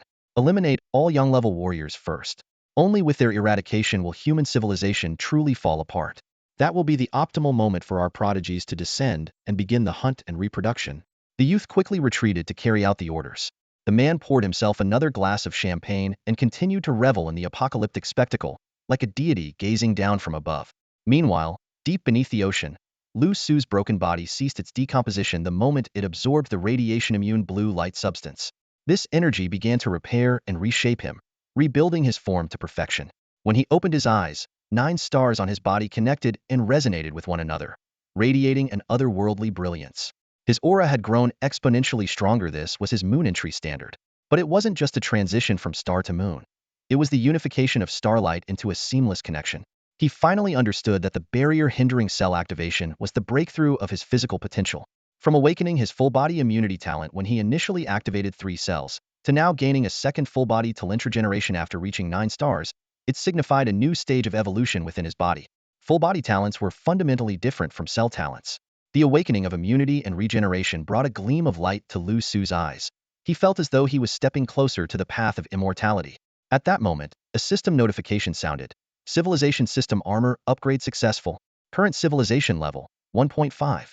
Unlock technologies from levels 1 to 1.4, including System Armor, Weapons, and more. Special Weapon Unlocked. Civilization Wing Shield. The upgraded armor immediately enveloped Liu Su, giving him an unprecedented sense of weight and resilience. The design of this armor left him in awe. With a single thought, a pair of blue and black metallic wings unfolded from his back, their sleek design exuding a futuristic aura. He raised his hand to test them, and the wings instantly disassembled into hundreds of blade-like feathers, converging onto his arm and forming a thick, glowing shield. Suddenly, the system issued a warning. Due to the fusion of the extraterrestrial meteorite with the armor, the radiating blue energy is now synchronized with the host's physique, but currently can only exert 30 of its power. Estimated final power is limited to threatening creatures below the young level. Warning: a large number of powerful sea beasts are approaching the coast. Immediate retreat is advised. With 27 of his brain power activated, Liu Su could already sense the looming danger. Countless sea beasts were swimming toward the shore, and the scent of blood around him, dissipating into the seawater, had already exposed him to these predators. Several young-level sea beasts immediately launched attacks on him. The radiating blue energy from his armor could only corrode weaker sea beasts, proving ineffective against the stronger ones. Why is it this weak? Liu Su frowned, wielding the wing shield. The shield transformed into hundreds of flying blades that swept across the surrounding area, instantly killing several weaker sea beasts, but failing to pierce the tough skin of the more powerful ones. Without hesitation, he swam upward. The flying blades automatically reassembled into wings on his back. As he broke through the surface of the water, his wings flapped powerfully, propelling him straight into the sky. Behind him, the roars of the sea beasts echoed as several massive creatures leapt out of the water, their gaping jaws narrowly missing his legs. The air was filled with deafening sounds as the sea beasts unleashed various star energy attacks. Ice spikes, lightning, and sharp projectiles came at him in rapid succession. Liu Su maneuvered through the air with agility, narrowly avoiding a fatal strike by manifesting the wing shield at the last moment. It became clear that without the extraterrestrial meteorite, he would have had no chance of entering this perilous area. As he ascended into the clouds, Liu Su flew toward the land while asking, "Xiao Ji, the dispersed radiation from the blue energy is too weak. Is there a way to focus it for a stronger attack?" The upgrade has integrated the star energy sniper into the system. It can fire radiation laser bullets, and when paired with the 1000 mechanism system, it can achieve unexpected results. Xiao Ji replied swiftly, its intelligence noticeably improved. Liu Su's eyes lit up with excitement as he raised his hand to summon a sniper rifle with a black and blue design. The weapon emitted a unique radiating blue energy, pulsing with immense power. The barrel of the star energy sniper could adjust its caliber, a remarkably practical feature. The larger the caliber, the more dispersed the emitted radiation laser became, increasing the area of effect but reducing its power. Conversely, a smaller caliber concentrated the destructive force. This information rapidly processed in Liu Su's mind, and he quickly grasped the mechanics. By now, the coastline came into view. Countless sea beasts were crawling ashore, creating a scene that sent shivers down the spine. Liu Su furrowed his brows slightly and landed lightly on the remains of a toppled wall. His sudden appearance immediately provoked a frenzied reaction from the sea beasts. Their deafening roars echoed as countless creatures, like predators spotting prey, charged at him with alarming speed, evidently the result of some form of evolution. Liu Su's expression turned grim as he raised the star energy sniper and adjusted the barrel to its largest caliber. A blue laser swept across, incinerating the oncoming sea beasts into ash in an instant. Though the sight was satisfying, he could clearly feel the rapid depletion of energy within him. As the host of the battle armor, he had to supply a continuous stream of energy. Faced with the unending tide of sea beasts, Liu Su decisively consumed the star energy gum gifted to him by Bai Hu and resumed the relentless slaughter. Suddenly, a thunderous roar erupted from the ruins. A massive sea serpent exuding the aura of a Fullman-level beast lunged forward, its presence utterly terrifying. Liu Su instantly retreated 100 meters and counterattacked with his sniper. However, the scorching laser only left shallow marks on the serpent's black scales. The sea serpent opened its maw and unleashed a barrage of icy spikes, causing the surrounding temperature to plummet. Liu Su quickly activated his black flame shield and deployed his wing shield. The successive impacts sent him hurtling through the air, shield and all. Midair, Liu Su flipped and adjusted his sniper to its smallest caliber, condensing a single radiation laser bullet. He fired it with precision, striking the serpent's head. With a resounding explosion, the sea serpent collapsed. Retrieving the beast core of the Fullman-level creature, Liu Su swiftly retreated toward the city. Behind him, beastly roars echoed as several moon-level sea beasts began feasting on the serpent's corpse. Scaling a tall building, Liu Su surveyed the apocalyptic scene before him, his heart heavy as iron. These sea beasts were endless, impossible to eradicate. "Are you a star energy enforcer? Please save us," a desperate voice called out from behind. A disheveled man emerged from a pile of rubble. "There are 100 survivors in this building. Everyone, come out. The star energy enforcer is here to save us," the man shouted excitedly. In an instant, more survivors poured out of the building, while heads peeked out from windows and balconies of surrounding structures, pleading for rescue. These were the poor souls who had believed the deceptive promises of the star energy enforcers. Liu Su cast a cold, indifferent glance at them before leaping away, disappearing into the maze of buildings. Save them? With what? He dashed toward the direction of the Tang family estate without hesitation. Everywhere he passed was a scene straight out of hell. Despite the advanced drainage system in the city of Modu, it could not conceal the apocalyptic devastation. In every street and alley, sea beasts of various shapes and sizes roamed freely, surrounding towering buildings. People trapped inside, shivering and starving, awaited death. Occasionally, groups of star energy users would attempt escape, carrying supplies as they headed inland, leaving their loved ones behind. Liu Su had grown accustomed to such sights along his journey until a battle outside a large mall caught his attention. A young boy stood alone at the entrance, wielding a short dagger in each hand as he fought off the oncoming sea beasts. Behind him, another figure was also fighting fiercely, providing cover for the terrified crowd inside the mall. Suddenly, a 5-star sea beast crashed through a window and charged into the mall, eliciting even more desperate screams from the crowd. 2-star energy students, 1 5-star. The other 6 were paralyzed with fear at the sight of the chaos before them, their faces pale. "Hold it off. Block the window," the boy shouted angrily over his shoulder, but his voice was drowned out by the screams. The two students, after witnessing their classmate being instantly killed, chose to flee. The five-star sea beast began a ruthless slaughter among the panicked crowd. Damn it! The boy cursed as the shadowy figure behind him dashed into the mall, swiftly dispatching the beast. However, the boy let his guard down in the process and was struck on the back by a sea beast's claw. Gritting his teeth through the pain, he continued to fight, shielding the survivors as they escaped. Just as he was about to collapse from exhaustion, a flash of cold light cut through the air, decapitating the remaining sea beasts in an instant. The boy clutched his wound and turned to see Liu Su, who had appeared out of nowhere. A flicker of emotion passed through his eyes. "Long time no see," Liu Su said with a smile, tossing his last remaining nano spray to the boy. "Thanks," the boy replied, catching the spray and skillfully treating his wound. "Yao Alliance, Zizu Unbao," Liu Su introduced himself, noting that the boy had already reached 7-star strength. "Gue Alliance, He Wuchang," the boy responded curtly. "Is this a mission from the Gue Alliance?" Liu Su asked, glancing around in confusion. "I'm not doing it for them," He Wuchang said as he walked into the mall. He pulled a white-robed, unconscious girl out from under a pile of snacks. "She's been poisoned by a sea beast. I'm leaving now. I owe you one."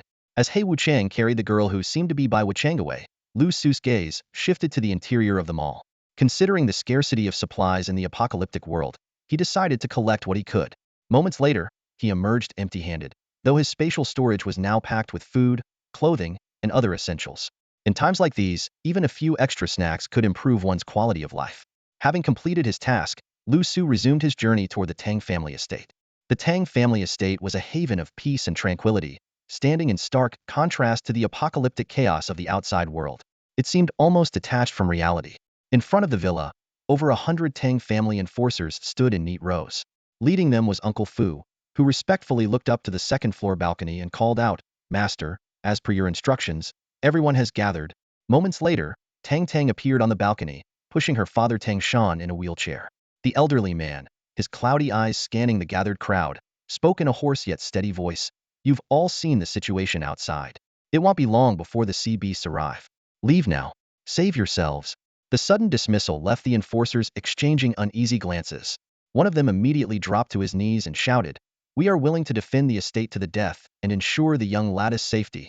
Others quickly echoed his sentiment, their expressions resolute. Tang Shan remained calm and continued, "The underground vault has been opened. Take whatever you want from it. The entire estate is yours to claim as well." The firm resolve of the enforcers faltered at these words. Their eyes instinctively turned toward the open door of the underground vault. After a brief silence, one enforcer bolted toward the vault, triggering a frenzy. As loyal members of the Tang family, they knew the immense value of the treasures stored there, especially in a world descending into chaos, where such weapons and equipment were priceless for those with star energy abilities. After looting the vault, the enforcers ransacked the rest of the estate before finally leaving. Tang Shan's expression remained unchanged. In a world where order had collapsed and humanity's darker nature surfaced so easily, he understood it was better to let his subordinates take what they wanted now rather than worry about their betrayal later. When the crowd had dispersed, only Uncle Fu remained, still kneeling in place. "Uncle Fu, why haven't you left?" Tang Shan asked, his gaze softening as it fell on his old companion. "Master, I've served you my entire life and understand your intentions. Please allow me to stay by your side until the end," Uncle Fu said, bowing deeply, his voice choked with emotion. "Go and welcome our guest," Tang Shan sighed lightly. "Thank you, Master," Uncle Fu replied, his voice trembling as he got up and left. "Grandfather, will he really come?" Tang Tang finally spoke, breaking her silence. Everything her grandfather had told her over the past few days had shattered her understanding of the world, forcing her to mature far too quickly. "He's already here," Tang Shan replied with a kind smile, his sharp gaze fixed on the estate's entrance. At that moment, Liu Su arrived at the gates of the estate. He couldn't help but feel surprised by the serene and picturesque scene before him. In stark contrast to the surrounding areas, where sea beasts rampaged freely, this place remained untouched, exuding an almost otherworldly calm. As the Tang family enforcers exited the estate, their eyes widened in astonishment upon seeing Liu Su. They immediately recognized this renowned figure. Liu Su noticed the group of guards, or rather, the array of weapons and treasures they carried. Just as he was wondering if something had happened to the Tang family, Fu Bo stepped out from the main gate and respectfully said, "Young friend Liu, the master and young lady are waiting for you." Following Fu Bo into the estate, Liu Su met Tang Shan and Tang Tang. His gaze was instinctively drawn to Tang Tang. She was dressed in a custom combat JK uniform, complete with knee pads, wrist guards, and black and white stockings, all made from special materials that could transform into battle armor at any moment. Her delicate and charming face carried a hint of maturity that was unlike her usual demeanor. Tang Tang was also quietly observing Liu Su, her fair face calm and expressionless, exuding an unusual serenity. Heh heh heh. Tang Shan's clouded eyes rested on Liu Su. It seems your aura has grown stronger in just a few days. Thanks to your assistance, Master Tang, Liu Su replied respectfully with a bow. If not for Tang Shan's help during his time at the Star Energy Academy in Modu, he wouldn't have successfully acquired the gravity nanometal. In the distance, the faint roars of beasts echoed. Tang Shan gazed toward the horizon and spoke slowly. Before you leave, I have some advice to offer. Please go ahead, Master Tang, Liu Su said. Try not to return to the Five Alliances. If possible, head directly to the fortress I built, Tang Shan said calmly. Why? Liu Su frowned. There are things you cannot stop. Only through destruction can there be rebirth. That is the only way to save humanity, and you are a spark of hope. With that, Tang Shan gestured for Fu Bo to push his wheelchair away, leaving behind one last sentence. It's getting late. You should go now. Trust me, that fortress will not disappoint you. As he watched the elderly man's hunched figure disappear into the distance, Liu Su fell into deep thought. Then, turning to the reluctant Tang Tang, he said, Let's go. Tang Tang bit her lip, hesitating for a moment before following him. On the villa's balcony, Fu Bo stood behind Tang Shan, watching the pair depart. Master, I truly don't understand why you place so much trust in this young man. Even if he has a rare 8-star spatial ability, his strength is only at the star level. No, his aura far surpasses 8 stars. I suspect he possesses an unprecedented 9-star talent, Tang Shan said calmly. 9 stars and spatial ability at that? Fu Bo's voice trembled as a thought suddenly struck him. Then why hasn't he participated in the core match? Tang Shan's lips curved into a faint smile. Perhaps he has. Fu Bo's pupils contracted as realization dawned on him. Are you saying there's a third set of mysterious battle armor? According to the information we received, only 2 people obtained battle armor during that core match, one from a Mary Point and the other a rising star from the Divine Alliance. That aura is unmistakable. I won't forget it, Tang Shan said evenly. Because decades ago, during the battle for the armor, I was one of the participants. That was also the greatest mistake of my life. After leaving the estate, Liu Su and Tang Tang acquired an off-road vehicle from a 5S shop and sped toward the inland regions. Along the way, they encountered not only various sea beasts, but also large groups of refugees fleeing for safety. Everyone shared the same goal, seeking refuge deeper inland. Behind them, the relentless cries of beasts roared like the harbingers of death, spurring the crowd to flee even faster. In a luxurious 5-star hotel in Magic City, Yixing was exercising. 3 women from the Magic City Stellar Energy Academy surrounded him, assisting him, while his long tail swayed actively in the air. Your Highness, the military shelter in Magic City has been breached by the enslaved humans. The young-level humans guarding it resisted capture and were executed, but the girl with the wood spirit constitution managed to escape amidst the chaos. A respectful voice came from outside the door. Yixing's previously elegant and indulgent expression turned dark in an instant, his brows furrowing. Useless fools. You can't even catch a single woman. What use are you? The alien youth outside immediately dropped to his knees. Forgive me, Your Highness. Baron Taz instructed us to prioritize eliminating the young-level humans, so go back and tell Taz to mind his own business. My affairs are none of his concern, Yixing coldly interrupted. Yais understood. The alien youth stammered before disappearing hurriedly. Losing interest, Yixing turned to the 3 women, a faint, enigmatic smile playing on his lips. Where do you think Chururu would go? One of the alluring women quickly responded, Master, Chururu is the daughter of a 5-star general in Shenzhou. With the shelter destroyed, she would likely flee inland with the chaotic crowd. Excellent, Yixing said, a wicked smile spreading across his face. Master, we are willing to serve you. The 3 women's offer was cut short. You? Not even close to being worthy, Yixing said dismissively as he wiped blood off his tail. Looking out at the flow of refugees through the window, he added, with spirit constitution, only you deserve this honor. Before his words fully settled, his figure disappeared. Meanwhile, at the eastern outskirts of Magic City, a large number of refugees had gathered. They had chosen this location because heading further east would take them into Shenzhou's inland, where alien sea beasts were relatively sparse. Outside a storage warehouse, Tang Tang, dressed in a JK battle suit, was skillfully maneuvering 2 blades as she engaged several star-level sea beasts. Her movements were agile, her eyes suddenly glowing with a special light that bewitched one of the charging sea beasts. Taking advantage of the moment, she swiftly decapitated it. However, using her bewitching eye clearly took a toll on her. As Tang Tang's delicate face turned pale, 2 crab-like sea beasts lunged at her. At the critical moment, A surge of spatial energy pinned the sea beasts midair. Seizing the opportunity, Tang Tang quickly slew both creatures. Liu Su stepped out of the warehouse, surveying the dozens of sea beast corpses littering the ground. Looking at the sweat-drenched Tang Tang, he remarked, "Not bad. You've improved a lot." Along the journey, Tang Tang had volunteered to fight the sea beasts, demonstrating remarkable growth. "Thank you," Tang Tang replied with a bright smile, knowing it was Liu Su who had helped her just now. As Liu Su began collecting the sea beast corpses in silence, Tang Tang couldn't help but ask, "What are you doing with all these star-level sea beast corpses?" It wasn't the first time Liu Su had done this. Stocking up on seafood, of course, Liu Su replied casually. Since these sea beasts could eat humans, he figured he could eat them too. Tang Tang opened her mouth slightly, not out of surprise at whether violent star beasts' meat was edible, but for another reason entirely. The truth about this world had already been revealed to Tang Tang by Tong Shen. Now, Tang Tang had only one goal: to survive, find her father, and contribute to this world as a way to atone for her grandfather's sins. Staring at the scattered seafood in front of her, Tang Tang snapped out of her surprise and quickly joined forces with Liu Su to clean up the battlefield. As she prepared to get into the car, Liu Su stopped her just in time. "We're almost out of the magic city. Too many people and prying eyes around walking will attract less attention than driving."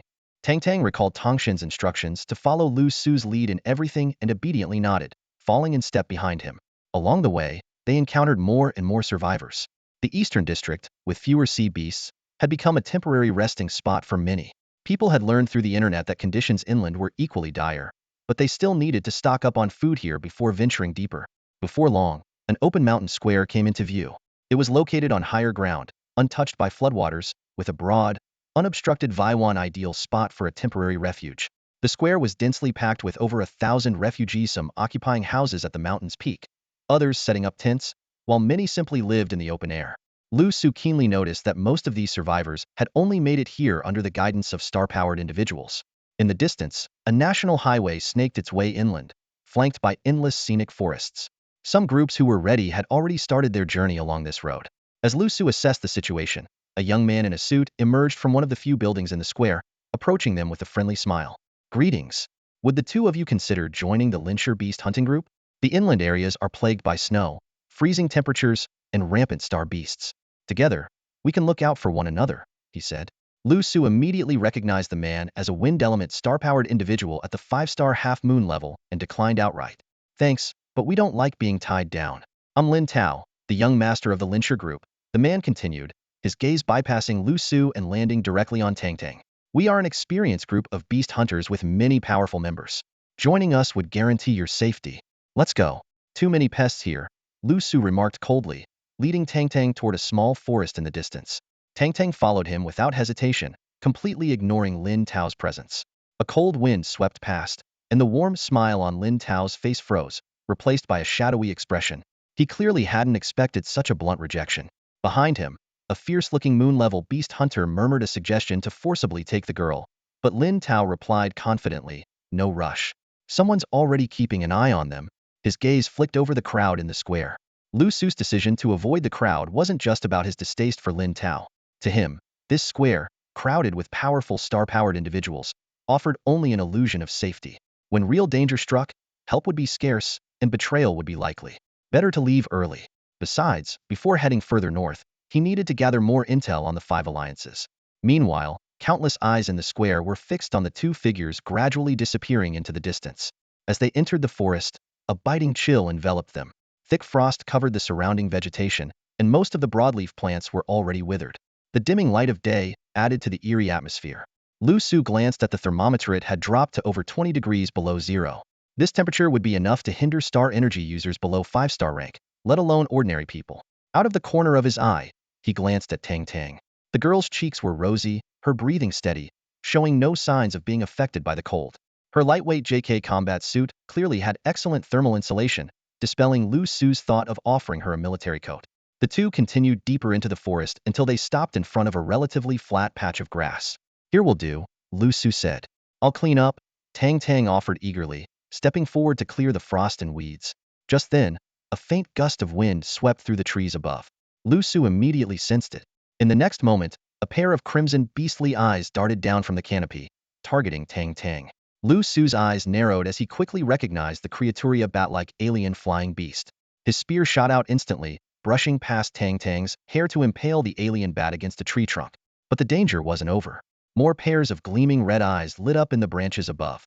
The sound of flapping wings grew louder as a swarm of alien bats descended upon them. "Get down!" Liu Su barked, pressing Tang Tang to the ground. His spear erupted with dark flames, the searing heat instantly vaporizing the alien bat pinned to the tree. His weapon moved like a dragon, sweeping through the air as fiery bursts illuminated the darkness, incinerating the attacking bats into ash. The remaining creatures, intimidated by the black flames, fled in panic. These alien bats, though weak individually with only 1 or 2 stars of strength, were a serious threat in large numbers. Liu Su quickly used the black flames to burn a warm clearing around them. "It's safe now," he said, glancing down at Tang Tang, who was still clinging to his leg. A faint blush crossed her face as she hurriedly stood up, clearly embarrassed by how firmly he'd pushed her down moments ago, causing her to lose balance.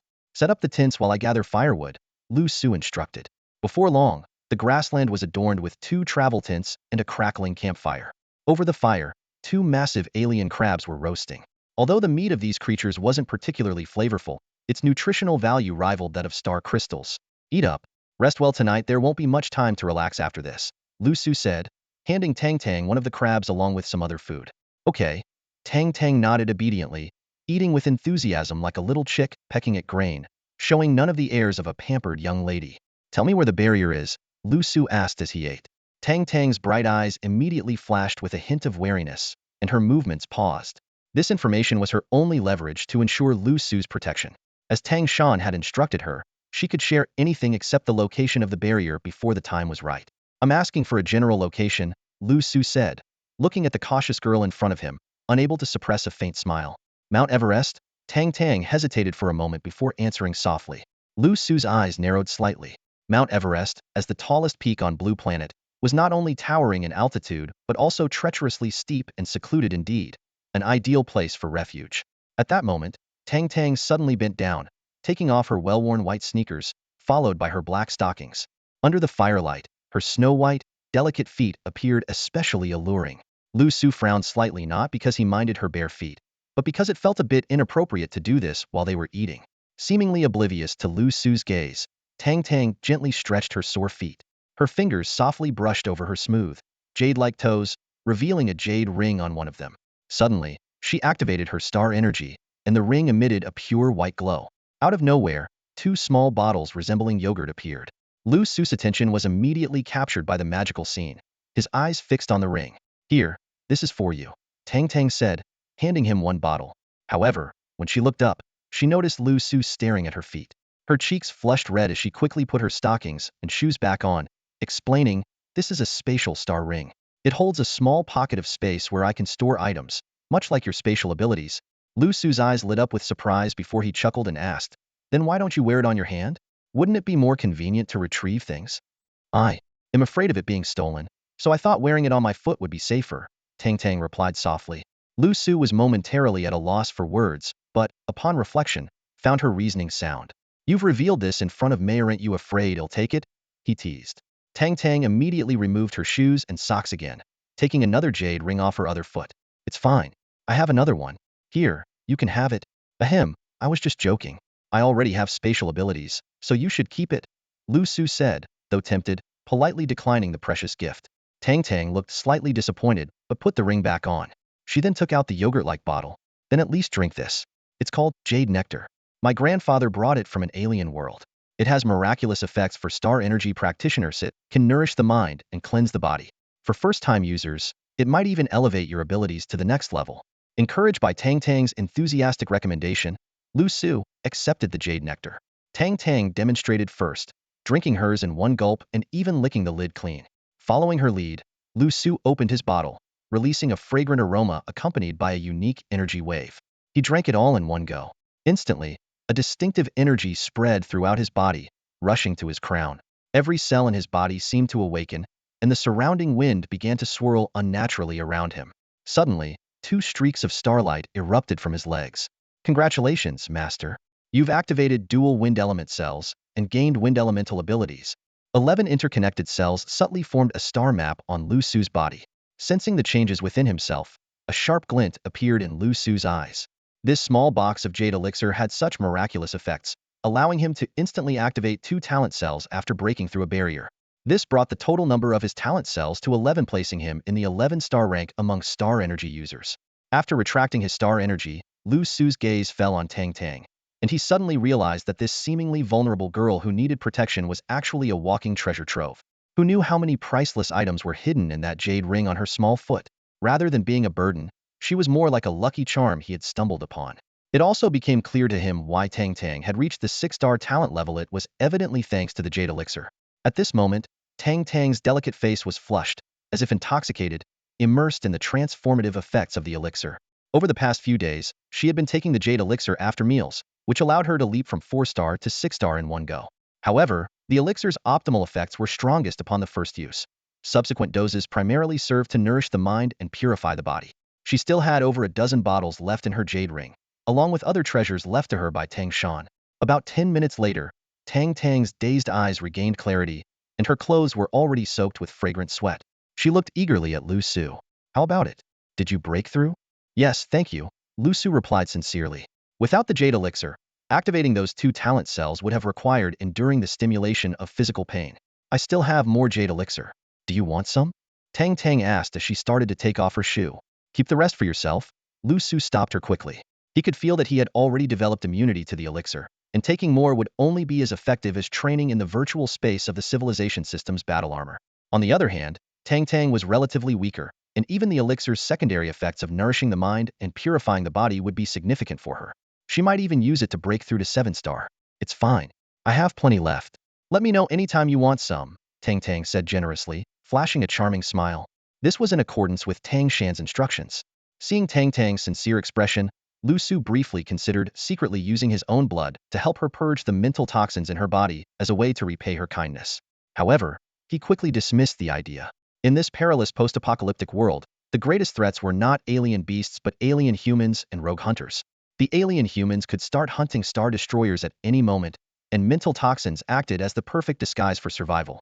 Even he relied on the mental toxins in his battle armor to mask his identity. This matter could wait until they reached the barrier at Mount Everest. It's getting late. Let's head into the tent and rest, Liu Su said, changing the subject. Aren't we keeping watch? What if we get ambushed? Tang Tang asked cautiously, clearly having done her homework over the past 3 days. Liu Su was slightly surprised but then smiled. Don't worry. If danger comes, I'll sense it. Tang Tang obediently crawled into the tent, with Liu Su following closely behind and entering another tent. Outside, the campfire continued to flicker, pushing back the darkness of the night. Inside the tent, Liu Su sat cross-legged as the 9th-generation intelligent battle armor swiftly enveloped his body. In the next moment, his consciousness entered the virtual space of the 5 alliances. What appeared before him was a massive virtual city, bustling with members of the 5 alliances, each hurrying toward their respective bases. The air was thick with an unusual tension. Liu Su keenly noticed that this virtual city appeared sturdier than before, with a more advanced and intelligent system. This must be the result of the improvements brought by the sub-battle armor unlocked by that figure from the Divine Alliance. Following the guidance of Baihu, he headed straight to the virtual base of the Demon Alliance, the last remaining stronghold of the Alliance. At the base's entrance, a virtual robot blocked his path. Liu Su extended his right hand, pressing his fingers against the recognition screen on the robot's chest. Ding, identity verification successful. Welcome, Supreme Treasure. How may I assist you? The robot's electronic eyes glimmered with intelligence. I want to see Baihu, Liu Su said directly. Apologies, Baihu is currently offline. How long has he been offline? Liu Su frowned deeply. Apologies, that information is classified as personal and cannot be disclosed. Then can you take me to see the Alliance leader? Liu Su felt an inexplicable irritation rising within him. The robot sent a request, and its electronic eyes lit up. Please follow me. Weaving through the passing members in their battle armors, Liu Su was led to a minimalist virtual office. A photograph on the desk caught his attention, a handsome man, holding a white-haired little girl, whose delicate features resembled those of an angel. As soon as the robot disappeared, a figure materialized behind him. Bai Zhe, the leader of the Demon Alliance, appeared more weathered than before. If you hadn't come, I would have had to go looking for you, Bai Zhe remarked with a smile, his gaze scrutinizing Liu Su with a glimmer of something unreadable. I want to know about my master's situation, Liu Su said bluntly. Bai Zhe's smile faded, and a trace of pain flashed in his eyes. She went to the alien world to carry out a mission critical to humanity's survival. You know that's not what I'm asking, Liu Su said, his brows furrowed. Bai Zhe sat down behind the desk and abruptly changed the subject. There's some tragic news I need to share with you. Elder Qinlong and the 9-star genius Black Dragon were both killed in the base mountains. Liu Su's eyebrows shot up, followed by a look of shock and sorrow. Who did it? Was it an alien beast? Probably. That alien beast was so vicious that there wasn't even a complete corpse left behind. They were remarkable individuals. I hope you'll find solace, Alliance leader. I'm sure they wouldn't want us to grieve for them, Liu Su consoled, even shedding a tear. The space fell into silence. Bai Zhe fixed his gaze on Liu Su, scrutinizing him for any flaws. Yet Liu Su's grief-stricken demeanor was flawless. Clever boy. Bai Zhe's lips twitched ever so slightly. Don't be upset. They had it coming. Bai Zhe forced a strained smile, quickly changing the subject. As for the matter of Bai Hu, your current rank and abilities don't qualify you to know yet. The sadness in Liu Su's eyes flickered briefly before disappearing. Looking at the sly expression on Bai Zhe's face, he almost wanted to punch him. Liu Su knew all too well this was Bai Zhe testing him, trying to force him to reveal his true strength. How about this? Liu Su's eyes glinted with an unusual light, and in an instant, the entire office began to twist and warp. The chair beneath Bai Zhe turned into a toilet, the desk in front of him transformed into a lavish feast, and a pair of chopsticks and a bowl appeared in his hands without him realizing. This was Liu Su's handiwork, effortlessly altering the space using his intelligence-powered battle armor after hacking into the system. Instead of getting angry, Bai Zhe stared at the scene and gulped, his eyes sparkling with excitement. Ha ha ha, as expected. He burst into laughter. Now can you tell me? Liu Su interrupted his laughter. I still can't reveal the specifics, but I can give you this. Bai Zhe's expression became serious as he retrieved a white metallic fragment. The fragment floated toward Liu Su and seamlessly fused into the wristband of his battle armor. This is a virtual fragment marker from the Bai Hu demon-grade system armor. It can monitor her safety in real time. If something happens, the fragment will respond. Just as Liu Su was about to speak, Bai Zhe stood up, placed both hands firmly on Liu Su's shoulders, and looked at him with an unexpectedly solemn expression. You've shown me another glimmer of hope for humanity. I trust your generation to lead humanity in rebuilding order and rising anew from the ashes. And if you can, take care of Bai Hu for me. That girl never lets me rest easy. Liu Su froze, caught off guard, but before he could respond, Bai Zhe's figure dissolved into thin air, leaving behind one final statement, don't worry. They'll keep your secret. The moment to amaze the world will be yours to claim. At that moment, the entire virtual city began to tremble, and the familiar sound of horns echoed through the sky. More and more members of the 5 alliances responded to the call, their gazes fixed on the 5 towering seal towers. 5 radiant beams of light converged, and soon, the towers merged into one grand structure, the Tower of Shenzhou. The nameplates of titles on the tower glittered like stars, but at the very top, the legendary title plaques were flickering out one by one. Standing atop the Demon Alliance's base building, Liu Su's calm gaze concealed a tempest within. Everyone present removed their helmets and bowed their heads in silence. Some, unable to bear the sight, chose to leave. This assembly would continue until all the title plaques at the top of the tower were extinguished. The leaders of the 5 alliances would not appear. They were on the front lines, fighting for Shenzhou and for humanity, offering their last value. Inside the tent, Liu Su slowly opened his eyes. The battle armor on his body receded like flowing water, condensing into a red star energy bracelet that remained in a summoning state. He gazed at the bracelet, his expression growing increasingly complicated. The collapse of order, the dark forest, destruction paving the way for rebirth. Tang Shan and Bai Zhe's implications became clearer in his mind. Taking a deep breath, Liu Su lightly tapped the bracelet. A white fragment floated out, entering his forehead before quietly hovering in the air. This confirmed that Bai Hu was indeed safe and unharmed. The flickering firelight from outside the tent cast shadows within, and Liu Su's eyes turned icy cold. With his extraordinary mental perception, he clearly detected several figures stealthily approaching within a 100-meter radius, each one formidable. A stealthy star energy wielder approached the tent like a ghost, a dagger in his hand gleaming with a chilling light, exuding murderous intent. A gust of cold wind lifted the corner of the tent, revealing its emptiness. Before he could react, a dagger pierced straight through his temple. In his final moments, the star energy wielder saw Liu Su materialize before him, his eyes filled with disbelief. Killed by someone with a similar ability? Bang! Liu Su no longer concealed himself, unleashing his power and shattering the tent. The corpse was flung aside by the shockwave. In the darkness, over 20 figures emerged, encircling him.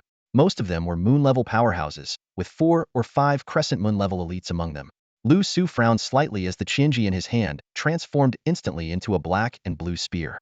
Nearby, Tang Tang, awakened by the commotion, turned pale as she recognized the intruders. These were enforcers from the Tang family, familiar faces now twisted with greed. Uncle Li, what are you doing? Tang Tang glared at the middle-aged man leading the group. Once an ordinary star energy wielder, he had only reached his current Fullman level strength thanks to the Tang family's support. Miss, don't be afraid. We're here to protect you, Li said with a sly smile. Protect? You're after the treasures she carries, aren't you? Liu Su sneered, cutting straight to the truth. Young man, we're all smart here. If you leave on your own, we won't trouble you, Li said warily, scrutinizing Liu Su. Being chosen by Tang Shan as a bodyguard clearly indicated he wasn't ordinary. The truth had already proven that, but with their numerical advantage, they believed their odds were favorable. Uncle Li, you've already divided up the Tang family's assets, even the treasures from the vault. Isn't that enough? Tang Tang's gaze swept over her former confidants, finally understanding her grandfather's words. Human greed knows no bounds. Once they taste the sweetness of gain, their avarice only grows. She had misjudged them after all. Miss, you can't blame us for this. Blame the times we're living in, Li said, dropping all pretense as greed overtook his expression. You're just a helpless woman carrying treasures you can't even use. Why not share them with us? We'll keep protecting you. The others chuckled darkly, their lecherous gazes shamelessly roaming over Tang Tang. The chaos of the apocalypse hadn't deterred these star energy users. Instead, it seemed to invigorate them. With no rules or order to restrain them, they reveled in their newfound freedom to act as they pleased. Stay close to me, Liu Su murmured under his breath, quickly assessing the situation while the others were still talking. 1 5-star full moon level, 4 crescent moon levels, 7 half moon levels, and 9 new moon and waning moon levels. These were all elite fighters meticulously trained by the Tang family, seasoned in combat. Alone, he was confident he could escape unscathed, perhaps even take them on. But with Tang Tang in tow, breaking through was the only option. Young man, Li's tone shifted as he noticed Liu Su's movements, his voice suddenly smooth and calculating. It's the apocalypse. Beautiful women are everywhere. Why not join our chaos gang? We'll make sure you enjoy all the pleasures this world has to offer. His smile was laced with deceit, his true intentions impossible to discern. Boss, why waste your breath on this guy? He's just a star-level talent, nothing special. One of the others sneered, already raising the weapons they'd confiscated from the Tang family. Liu Su's brows furrowed as he stepped forward, shielding Tang Tang. The black flames igniting on his spear twisted the air around it. Tang Tang stared at his back, her eyes glistening with emotion, a warmth rising in her chest. But her expression quickly hardened, turning icy. Let me handle this, Tang Tang said coldly, stepping out from behind Liu Su. She cast a frigid gaze at the men who had once been her family's trusted subordinates, her eyes devoid of any trace of sentiment. From her sleeve, she retrieved a small object resembling a bird's egg, her delicate fingers clutching it tightly. You wanted treasures, didn't you? Here, take them. With a crisp crack, she crushed the object and flung the broken shell toward the group. Li instinctively stepped back, but a burly defense-type star energy user reached out and caught the fragments. White smoke billowed out instantly, spreading through the air. A smoke bomb, someone scoffed dismissively. Hold your breath, there might be poison, Li ordered, immediately holding his breath. But as the smoke enveloped Liu Su and Tang Tang without harming anyone else, he began to relax. Everyone, attack. Kill the boy, and we'll enjoy both the lady and the treasures. Li roared. At his command, the group surged forward, weapons drawn, ready to strike. Their minds had already started fantasizing about another thrilling battle after killing Liu Su. However, fate had a cruel surprise in store for them. Suddenly, piercing screams filled the air. The thugs who had rushed out began collapsing one by one, clawing frantically at their own bodies. Their skin swelled and decayed at a horrifying speed, as if corroded by acid. Every scratch tore off chunks of flesh, creating a gruesome and horrifying scene. Li's eyes widened in shock as he looked down at his own body, only to see his skin starting to swell as well. In that moment, he finally understood the smoke surrounding them was a deadly poison. But what puzzled him was why Liu Su and Tang Tang, who were also within the smoke, remained completely unharmed. Liu Su, equally startled by the sudden turn of events, quickly checked his own body. Once he confirmed he was safe, he looked at Tang Tang in confusion. My grandfather intended to kill all of them, but I pleaded for mercy, Tang Tang said coldly, her gaze fixed on the people writhing in pain on the ground. Still, my grandfather is a cunning man. He laced the weapons and treasures with a poison called black-white corpse rot. This poison has two components, black and white, and only becomes lethal when mixed. Liu Su's eyes lit up in realization. So the weapons carried the black poison, and what you threw earlier was the white poison. Exactly. This white poison was given to me by my grandfather for self-defense.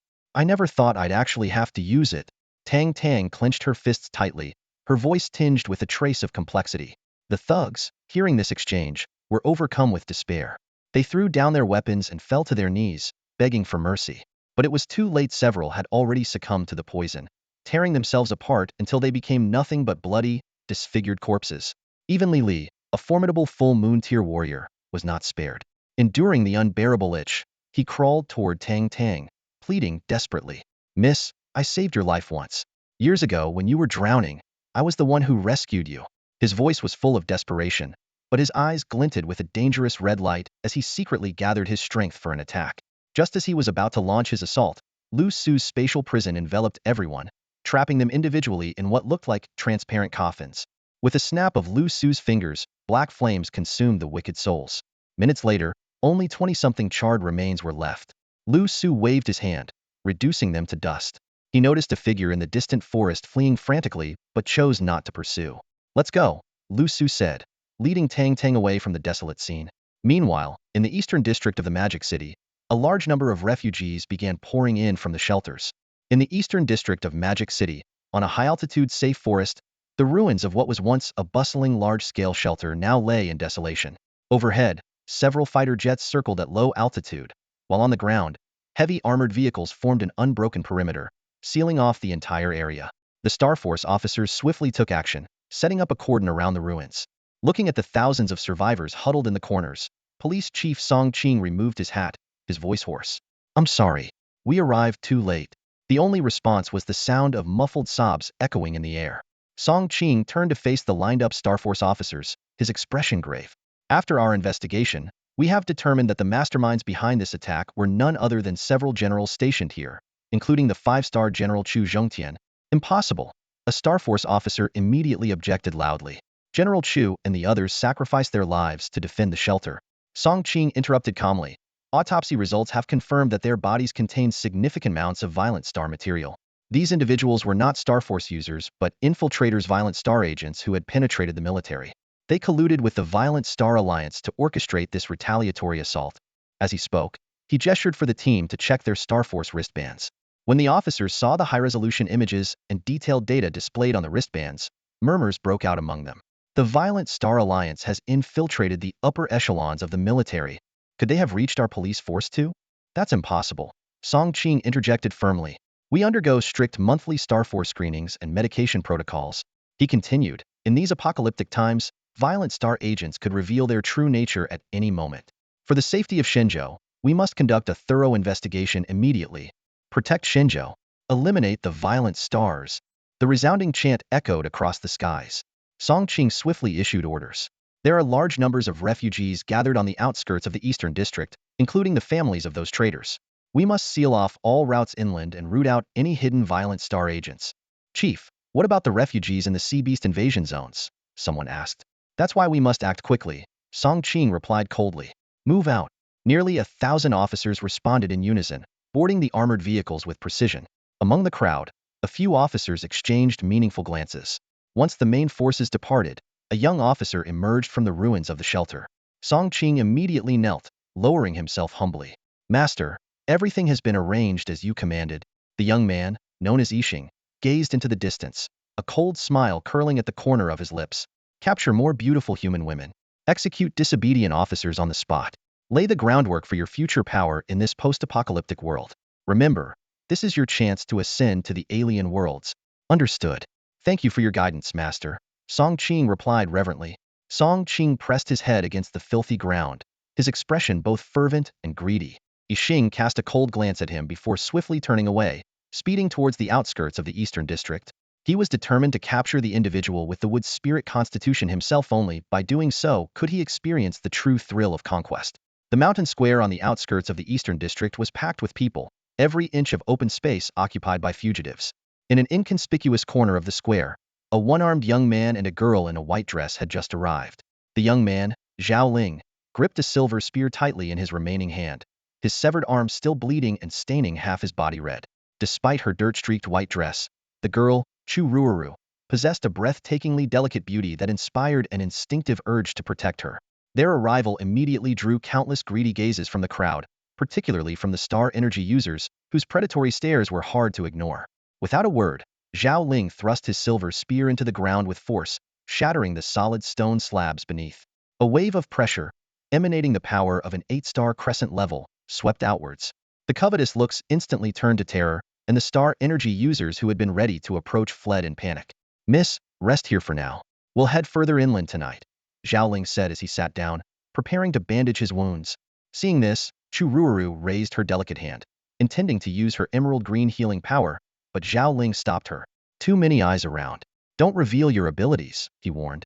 Left with no choice, Chu Ruuru tore strips from her white dress to help bandage him.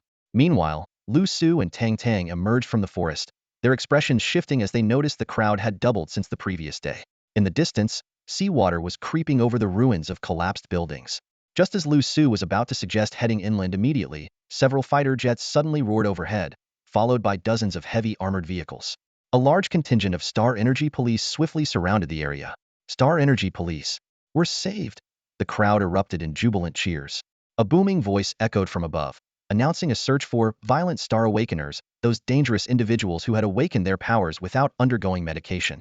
The declaration sent murmurs rippling through the crowd as some began to worry about their own awakening methods.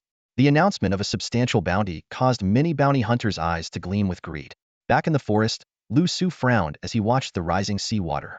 Tang Tang cursed angrily at these alien collaborators, but their attention was drawn to two armed Star Energy officers closing in on them. With nowhere to hide, they submitted to the inspection. Although both were marked as green on the detectors, the officers exchanged cryptic glances, lingering suspiciously instead of leaving. No, I'm not a Star Violator, a man shouted in terror. I have no idea why I awakened. On the streets, Star Energy enforcers were conducting a large-scale inspection. The captured, unregulated awakened were panic-stricken. Some knelt and begged for mercy, while others wept uncontrollably. Yet the enforcers remained expressionless, mechanically carrying out their duties. A few who dared to resist were beaten to death on the spot, their blood staining the ground.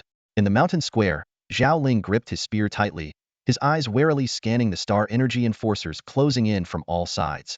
Beside him, Chu Ruru's face was pale as she bit her lip nervously. Just as the two prepared to slip into the crowd, a group of men in suits surrounded them. Please cooperate with the Star Energy scan, said Lin Tao, the leader, flashing a professional smile. We suspect you might be Star Violators. He glanced pointedly at Chu Ruru. Especially this lovely lady. Zhao Ling swept his gaze around and let out a cold laugh. Go ahead. At Lin Tao's signal, a burly man holding a scanner approached cautiously. To everyone's surprise, the two complied with the scan, and the result showed green. How is that possible? Lin Tao's expression darkened. An 8-star talent Star Energy wielder. As Zhao Ling prepared to leave with Chu Ruru, a group of enforcers stepped forward to block their path. Please wait, said the lead officer with a polite smile. The post-apocalyptic environment is harsh, and we prioritize the protection of women. All women will be sent to a safe shelter. His gaze landed on Chu Ruru, who had her head lowered, and his brow furrowed slightly. Really? So does that mean we can ride with you in the vehicle later? A plump woman jumped up excitedly, interrupting the ongoing conversation. The officer's mouth twitched slightly, but he nodded in confirmation. That's correct. The vehicles will transport all the women safely to the shelter. As soon as he said this, the women present burst into cheers and excitement. We're Star Energy users. We can protect ourselves and don't need to trouble the Star Energy Police. Zhao Ling took the opportunity to speak, though he secretly sneered, fully aware of the hidden agenda. This is the protocol. Please cooperate, the officer said, his gaze fixed on Chu Ruuru, as though he had already sensed something.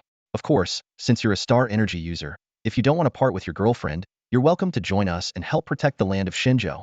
Several tactical officers had quietly moved to encircle the two. At that moment, Zhao Ling's peripheral vision caught sight of a figure on a distant hillside. A young tactical officer stood there with his hands clasped behind his back, gazing at Chu Ruuru with an appreciative look. He even closed his eyes to take a deep, indulgent breath. Boom. The instant Zhao Ling recognized the man as Yi Xing, his pupils contracted sharply. A golden radiance erupted around him like a blazing sun, dazzlingly bright. The sheer force of his aura pushed back the surrounding officers. Taking advantage of their temporary blindness from the intense light, Zhao Ling grabbed Chu Ruuru and swiftly vanished into the crowd, heading toward the distant forest. Stop him. That woman is Chu Zhongtian's daughter. The officer's face turned pale as he shouted the order. Several tactical officers and hunter exterminators immediately gave chase. Get out of my way.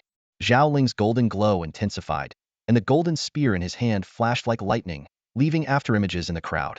Before the pursuers could even get close, they were ruthlessly struck down, pierced through the chest, throat, or forehead, each blow lethal. The hunter exterminators were the first to retreat, followed by the increasingly hesitant tactical officers. A path was forcibly carved through the crowd, and Zhao Ling led Chu Ruoru in a desperate sprint toward the open forest. From the hillside, Yi Xing watched the scene unfold with great interest, murmuring to himself, Metal Element Sequence 003, Golden Thorn. Interesting. Once the two had fled far enough, he turned leisurely, pursuing them with a predatory gleam in his eyes. At the same time, outside the forest, I said no. Are you Star Energy Police trying to force us? Tang Tang's delicate face was frosty. Two tactical officers exchanged a smirk. This is the protocol. I'm afraid you don't have much of a choice. We suggest you cooperate. Liu Su was about to make a move when he noticed two figures fleeing in the distance, pursued by a large group of officers. Overhead, several aircraft had already locked onto their targets. Stop them! The two officers who had been pressuring Liu Su and Tang Tang immediately drew their weapons to intercept the fleeing pair. However, before they could finish their words, a golden light pierced through their foreheads, killing them instantly. When Liu Su got a clear look at the approaching figure, his eyes narrowed. It was none other than Zhao Ling, the man he had knocked unconscious in the villa earlier. There was no time to dwell on it, as the aircraft landed ahead, and a large group of moon-level tactical officers blocked the forest's exit. Chu Ruoru, your father, Chu Zhongtian, a national general, betrayed his country by willingly joining the violent Star faction, becoming a traitor. Amidst the chaos, he orchestrated massacres at the shelter and has now faced justice. As his daughter, you must accept your arrest. Dozens of elite moon-ranked officers formed a circle on the open field, delivering their verdict from above. You're lying. Chu Ruoru stepped forward, tears shimmering in her furious eyes. My father is a hero. He saved tens of thousands of lives. The real criminals are you. The cold wind swept through her petite figure, her white dress fluttering, but her gaze remained unwavering. The crowd erupted in disbelief. Chu Zhongtian? The renowned General Chu, one of the 5 top generals? Impossible. He's always been devoted to the people, winning countless wars for Shenzhou. We escaped from the shelter ourselves. It was General Chu and his men who risked their lives to buy us the chance to flee. Voices of doubt surged from all directions.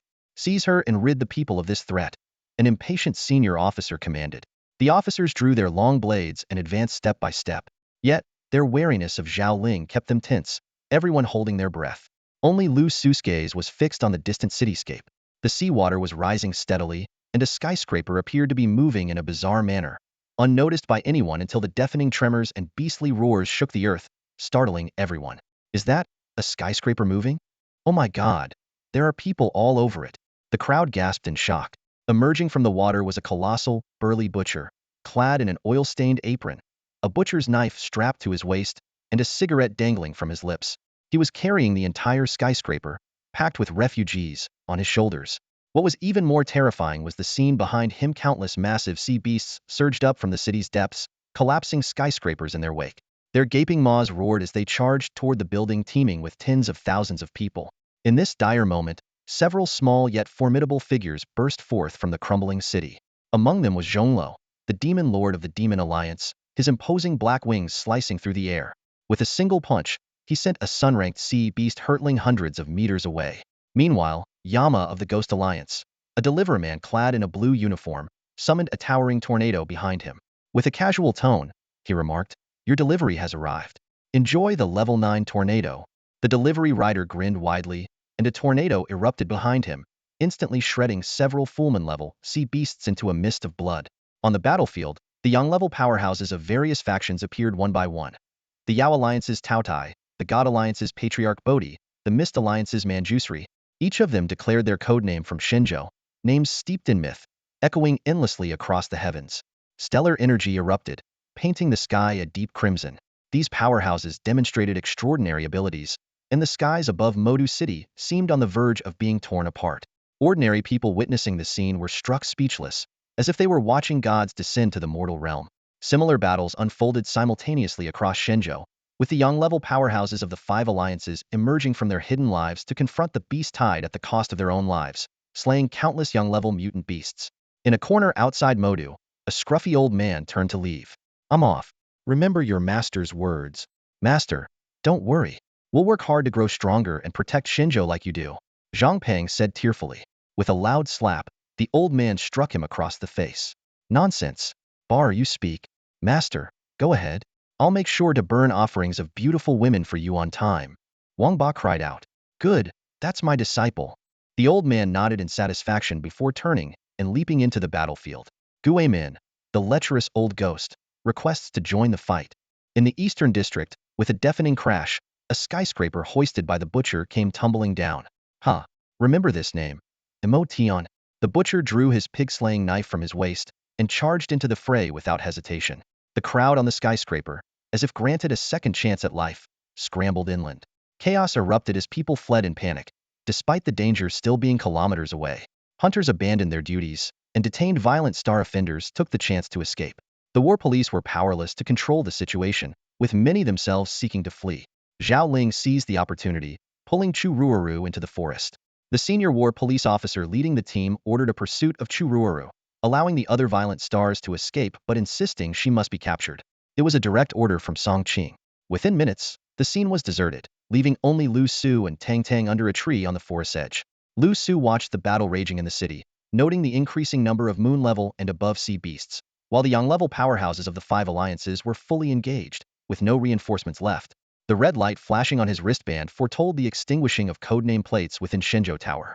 Why do they insist on dying? Tang Tang choked out, tears streaming as she gazed at the familiar old figure on the battlefield. Because only a death like this has meaning, Liu Su answered quietly. Suddenly, he noticed a young man in a war police uniform standing in the mountain square, watching the battle with interest. The man seemed to sense Liu Su's gaze and turned to look back at him. Their eyes met across the distance, and Yixing's lips curled into a faint, disdainful smile as he began walking toward them. The air seemed to freeze in an instant as Liu Su fixed his gaze on Yixing, who was advancing step by step. Despite being fully prepared, he hadn't anticipated that Yixing would merely glance dismissively at him before striding through the forest toward Chu Ruoru and Zhao Ling. In a flash, Yixing's figure vanished into the dense trees. Liu Su's mind replayed the look Yixing had given Chu Ruoru in the past, and realization dawned on him about Yixing's true target. Let's go. We need to leave here, he said calmly, striding quickly in the opposite direction. Tang Tang, sensing the shift in his demeanor, quietly followed behind. Before long, the two arrived at a desolate grove far from the demon city. Liu Su suddenly stopped, turned, and placed his hand on Tang Tang's shoulder. A liquid-like fragment of battle armor silently seeped into the back of her neck. This would allow him to track her position through his intelligence system at all times. The unexpected touch made Tang Tang's body tremble slightly. Before she could ask, Liu Su spoke. Wait for me here. I'll be back after taking care of something. A trace of panic appeared on Tang Tang's delicate face.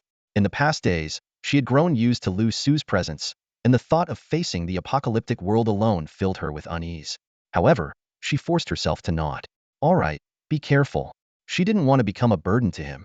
Once Tang Tang could no longer see him, Liu Su's eyes turned cold. His civilization system battle armor flowed out from within him, covering his entire body in an instant. A faint glow emanated from both his forehead and the armor as he disappeared into thin air, dashing swiftly toward the direction locked by the liquid armor. Truthfully, he wanted to walk away from all of this. Yixing's overwhelming presence left him uncertain of his own chances. But debts of gratitude had to be repaid. That was his principle. Chu Ruoru had saved him twice. He couldn't just stand by and do nothing. Besides, those star energy enforcers and alien beings had long irritated him. Deep in the forest, Zhaoling and Chu Ruoru were indeed surrounded by the star energy enforcers. With Zhaoling's strength, he could have easily escaped on his own, but having Chu Ruoru with him made things much more complicated. Don't waste time. Capture Chu Ruoru alive, the commanding officer ordered, and dozens of moon-level star energy users surged forward. A pack of lapdogs, Zhao Ling sneered, exuding an imposing aura as he gripped his golden spear. Despite the coordinated assault of dozens of moon-level enforcers among them, 7 or 8 crescent moon-level elites, they failed to breach Zhao Ling's defenses and instead lost several of their own. Seeing this, the commanding officer's eyes turned icy as he unleashed the power of a full moon-level star energy user. With a single strike, he sent the one-armed Zhao Ling reeling. Seizing the opportunity, another enforcer moved with lightning speed and knocked Chu Ruoru unconscious. Stop right there. Zhao Ling's eyes blazed with golden light as his energy surged, pushing his star energy from 8-star crescent moon to near full moon levels. Like a wild beast, he charged at the enforcer holding Chu Ruoru. The commanding officer intercepted him, flames radiating fiercely from his body as the two clashed heat. Just as the other enforcers prepared to take Chu Ruoru away, the one holding her suddenly collapsed, a bullet piercing his forehead. Bang, bang, bang. A series of sniper shots shattered the silence. Several officers didn't even have time to react before bullets pierced their foreheads, dropping them dead on the spot. Even though they managed to activate their star energy shields in time, It was futile against the precise, lethal strikes. The remaining officers, witnessing the scene, panicked and scrambled to find cover. The leading officer's expression turned grim as he quickly pinpointed the direction of the shots while rushing toward the unconscious Chururu. However, a compressed, radiant blue bullet was already screaming through the air toward him. His eyes flared with determination as he twisted his body to evade, but he was a fraction too slow. The bullet struck his arm. Zhao Ling seized the fleeting opportunity, hurling his golden spear with immense force. Blinding golden light surged like a tidal wave. The leading officer felt as though countless golden needles pierced through his body in an instant, with one shot drilling directly through his forehead. In the next moment, his body was lifted by the golden spear, disintegrating into a mist of blood as the golden spikes erupted. The remaining officers turned pale at the sight, their faces frozen in terror. They attempted to flee, but the relentless bullets fired from the forest allowed no escape. Each shot was silent yet deadly, reaping lives like the scythe of death. In mere seconds, dozens of moon-level officers lay lifeless, their faces etched with fear and despair. Zhao Ling turned toward the direction of the gunfire, a sudden realization striking him like a lightning bolt.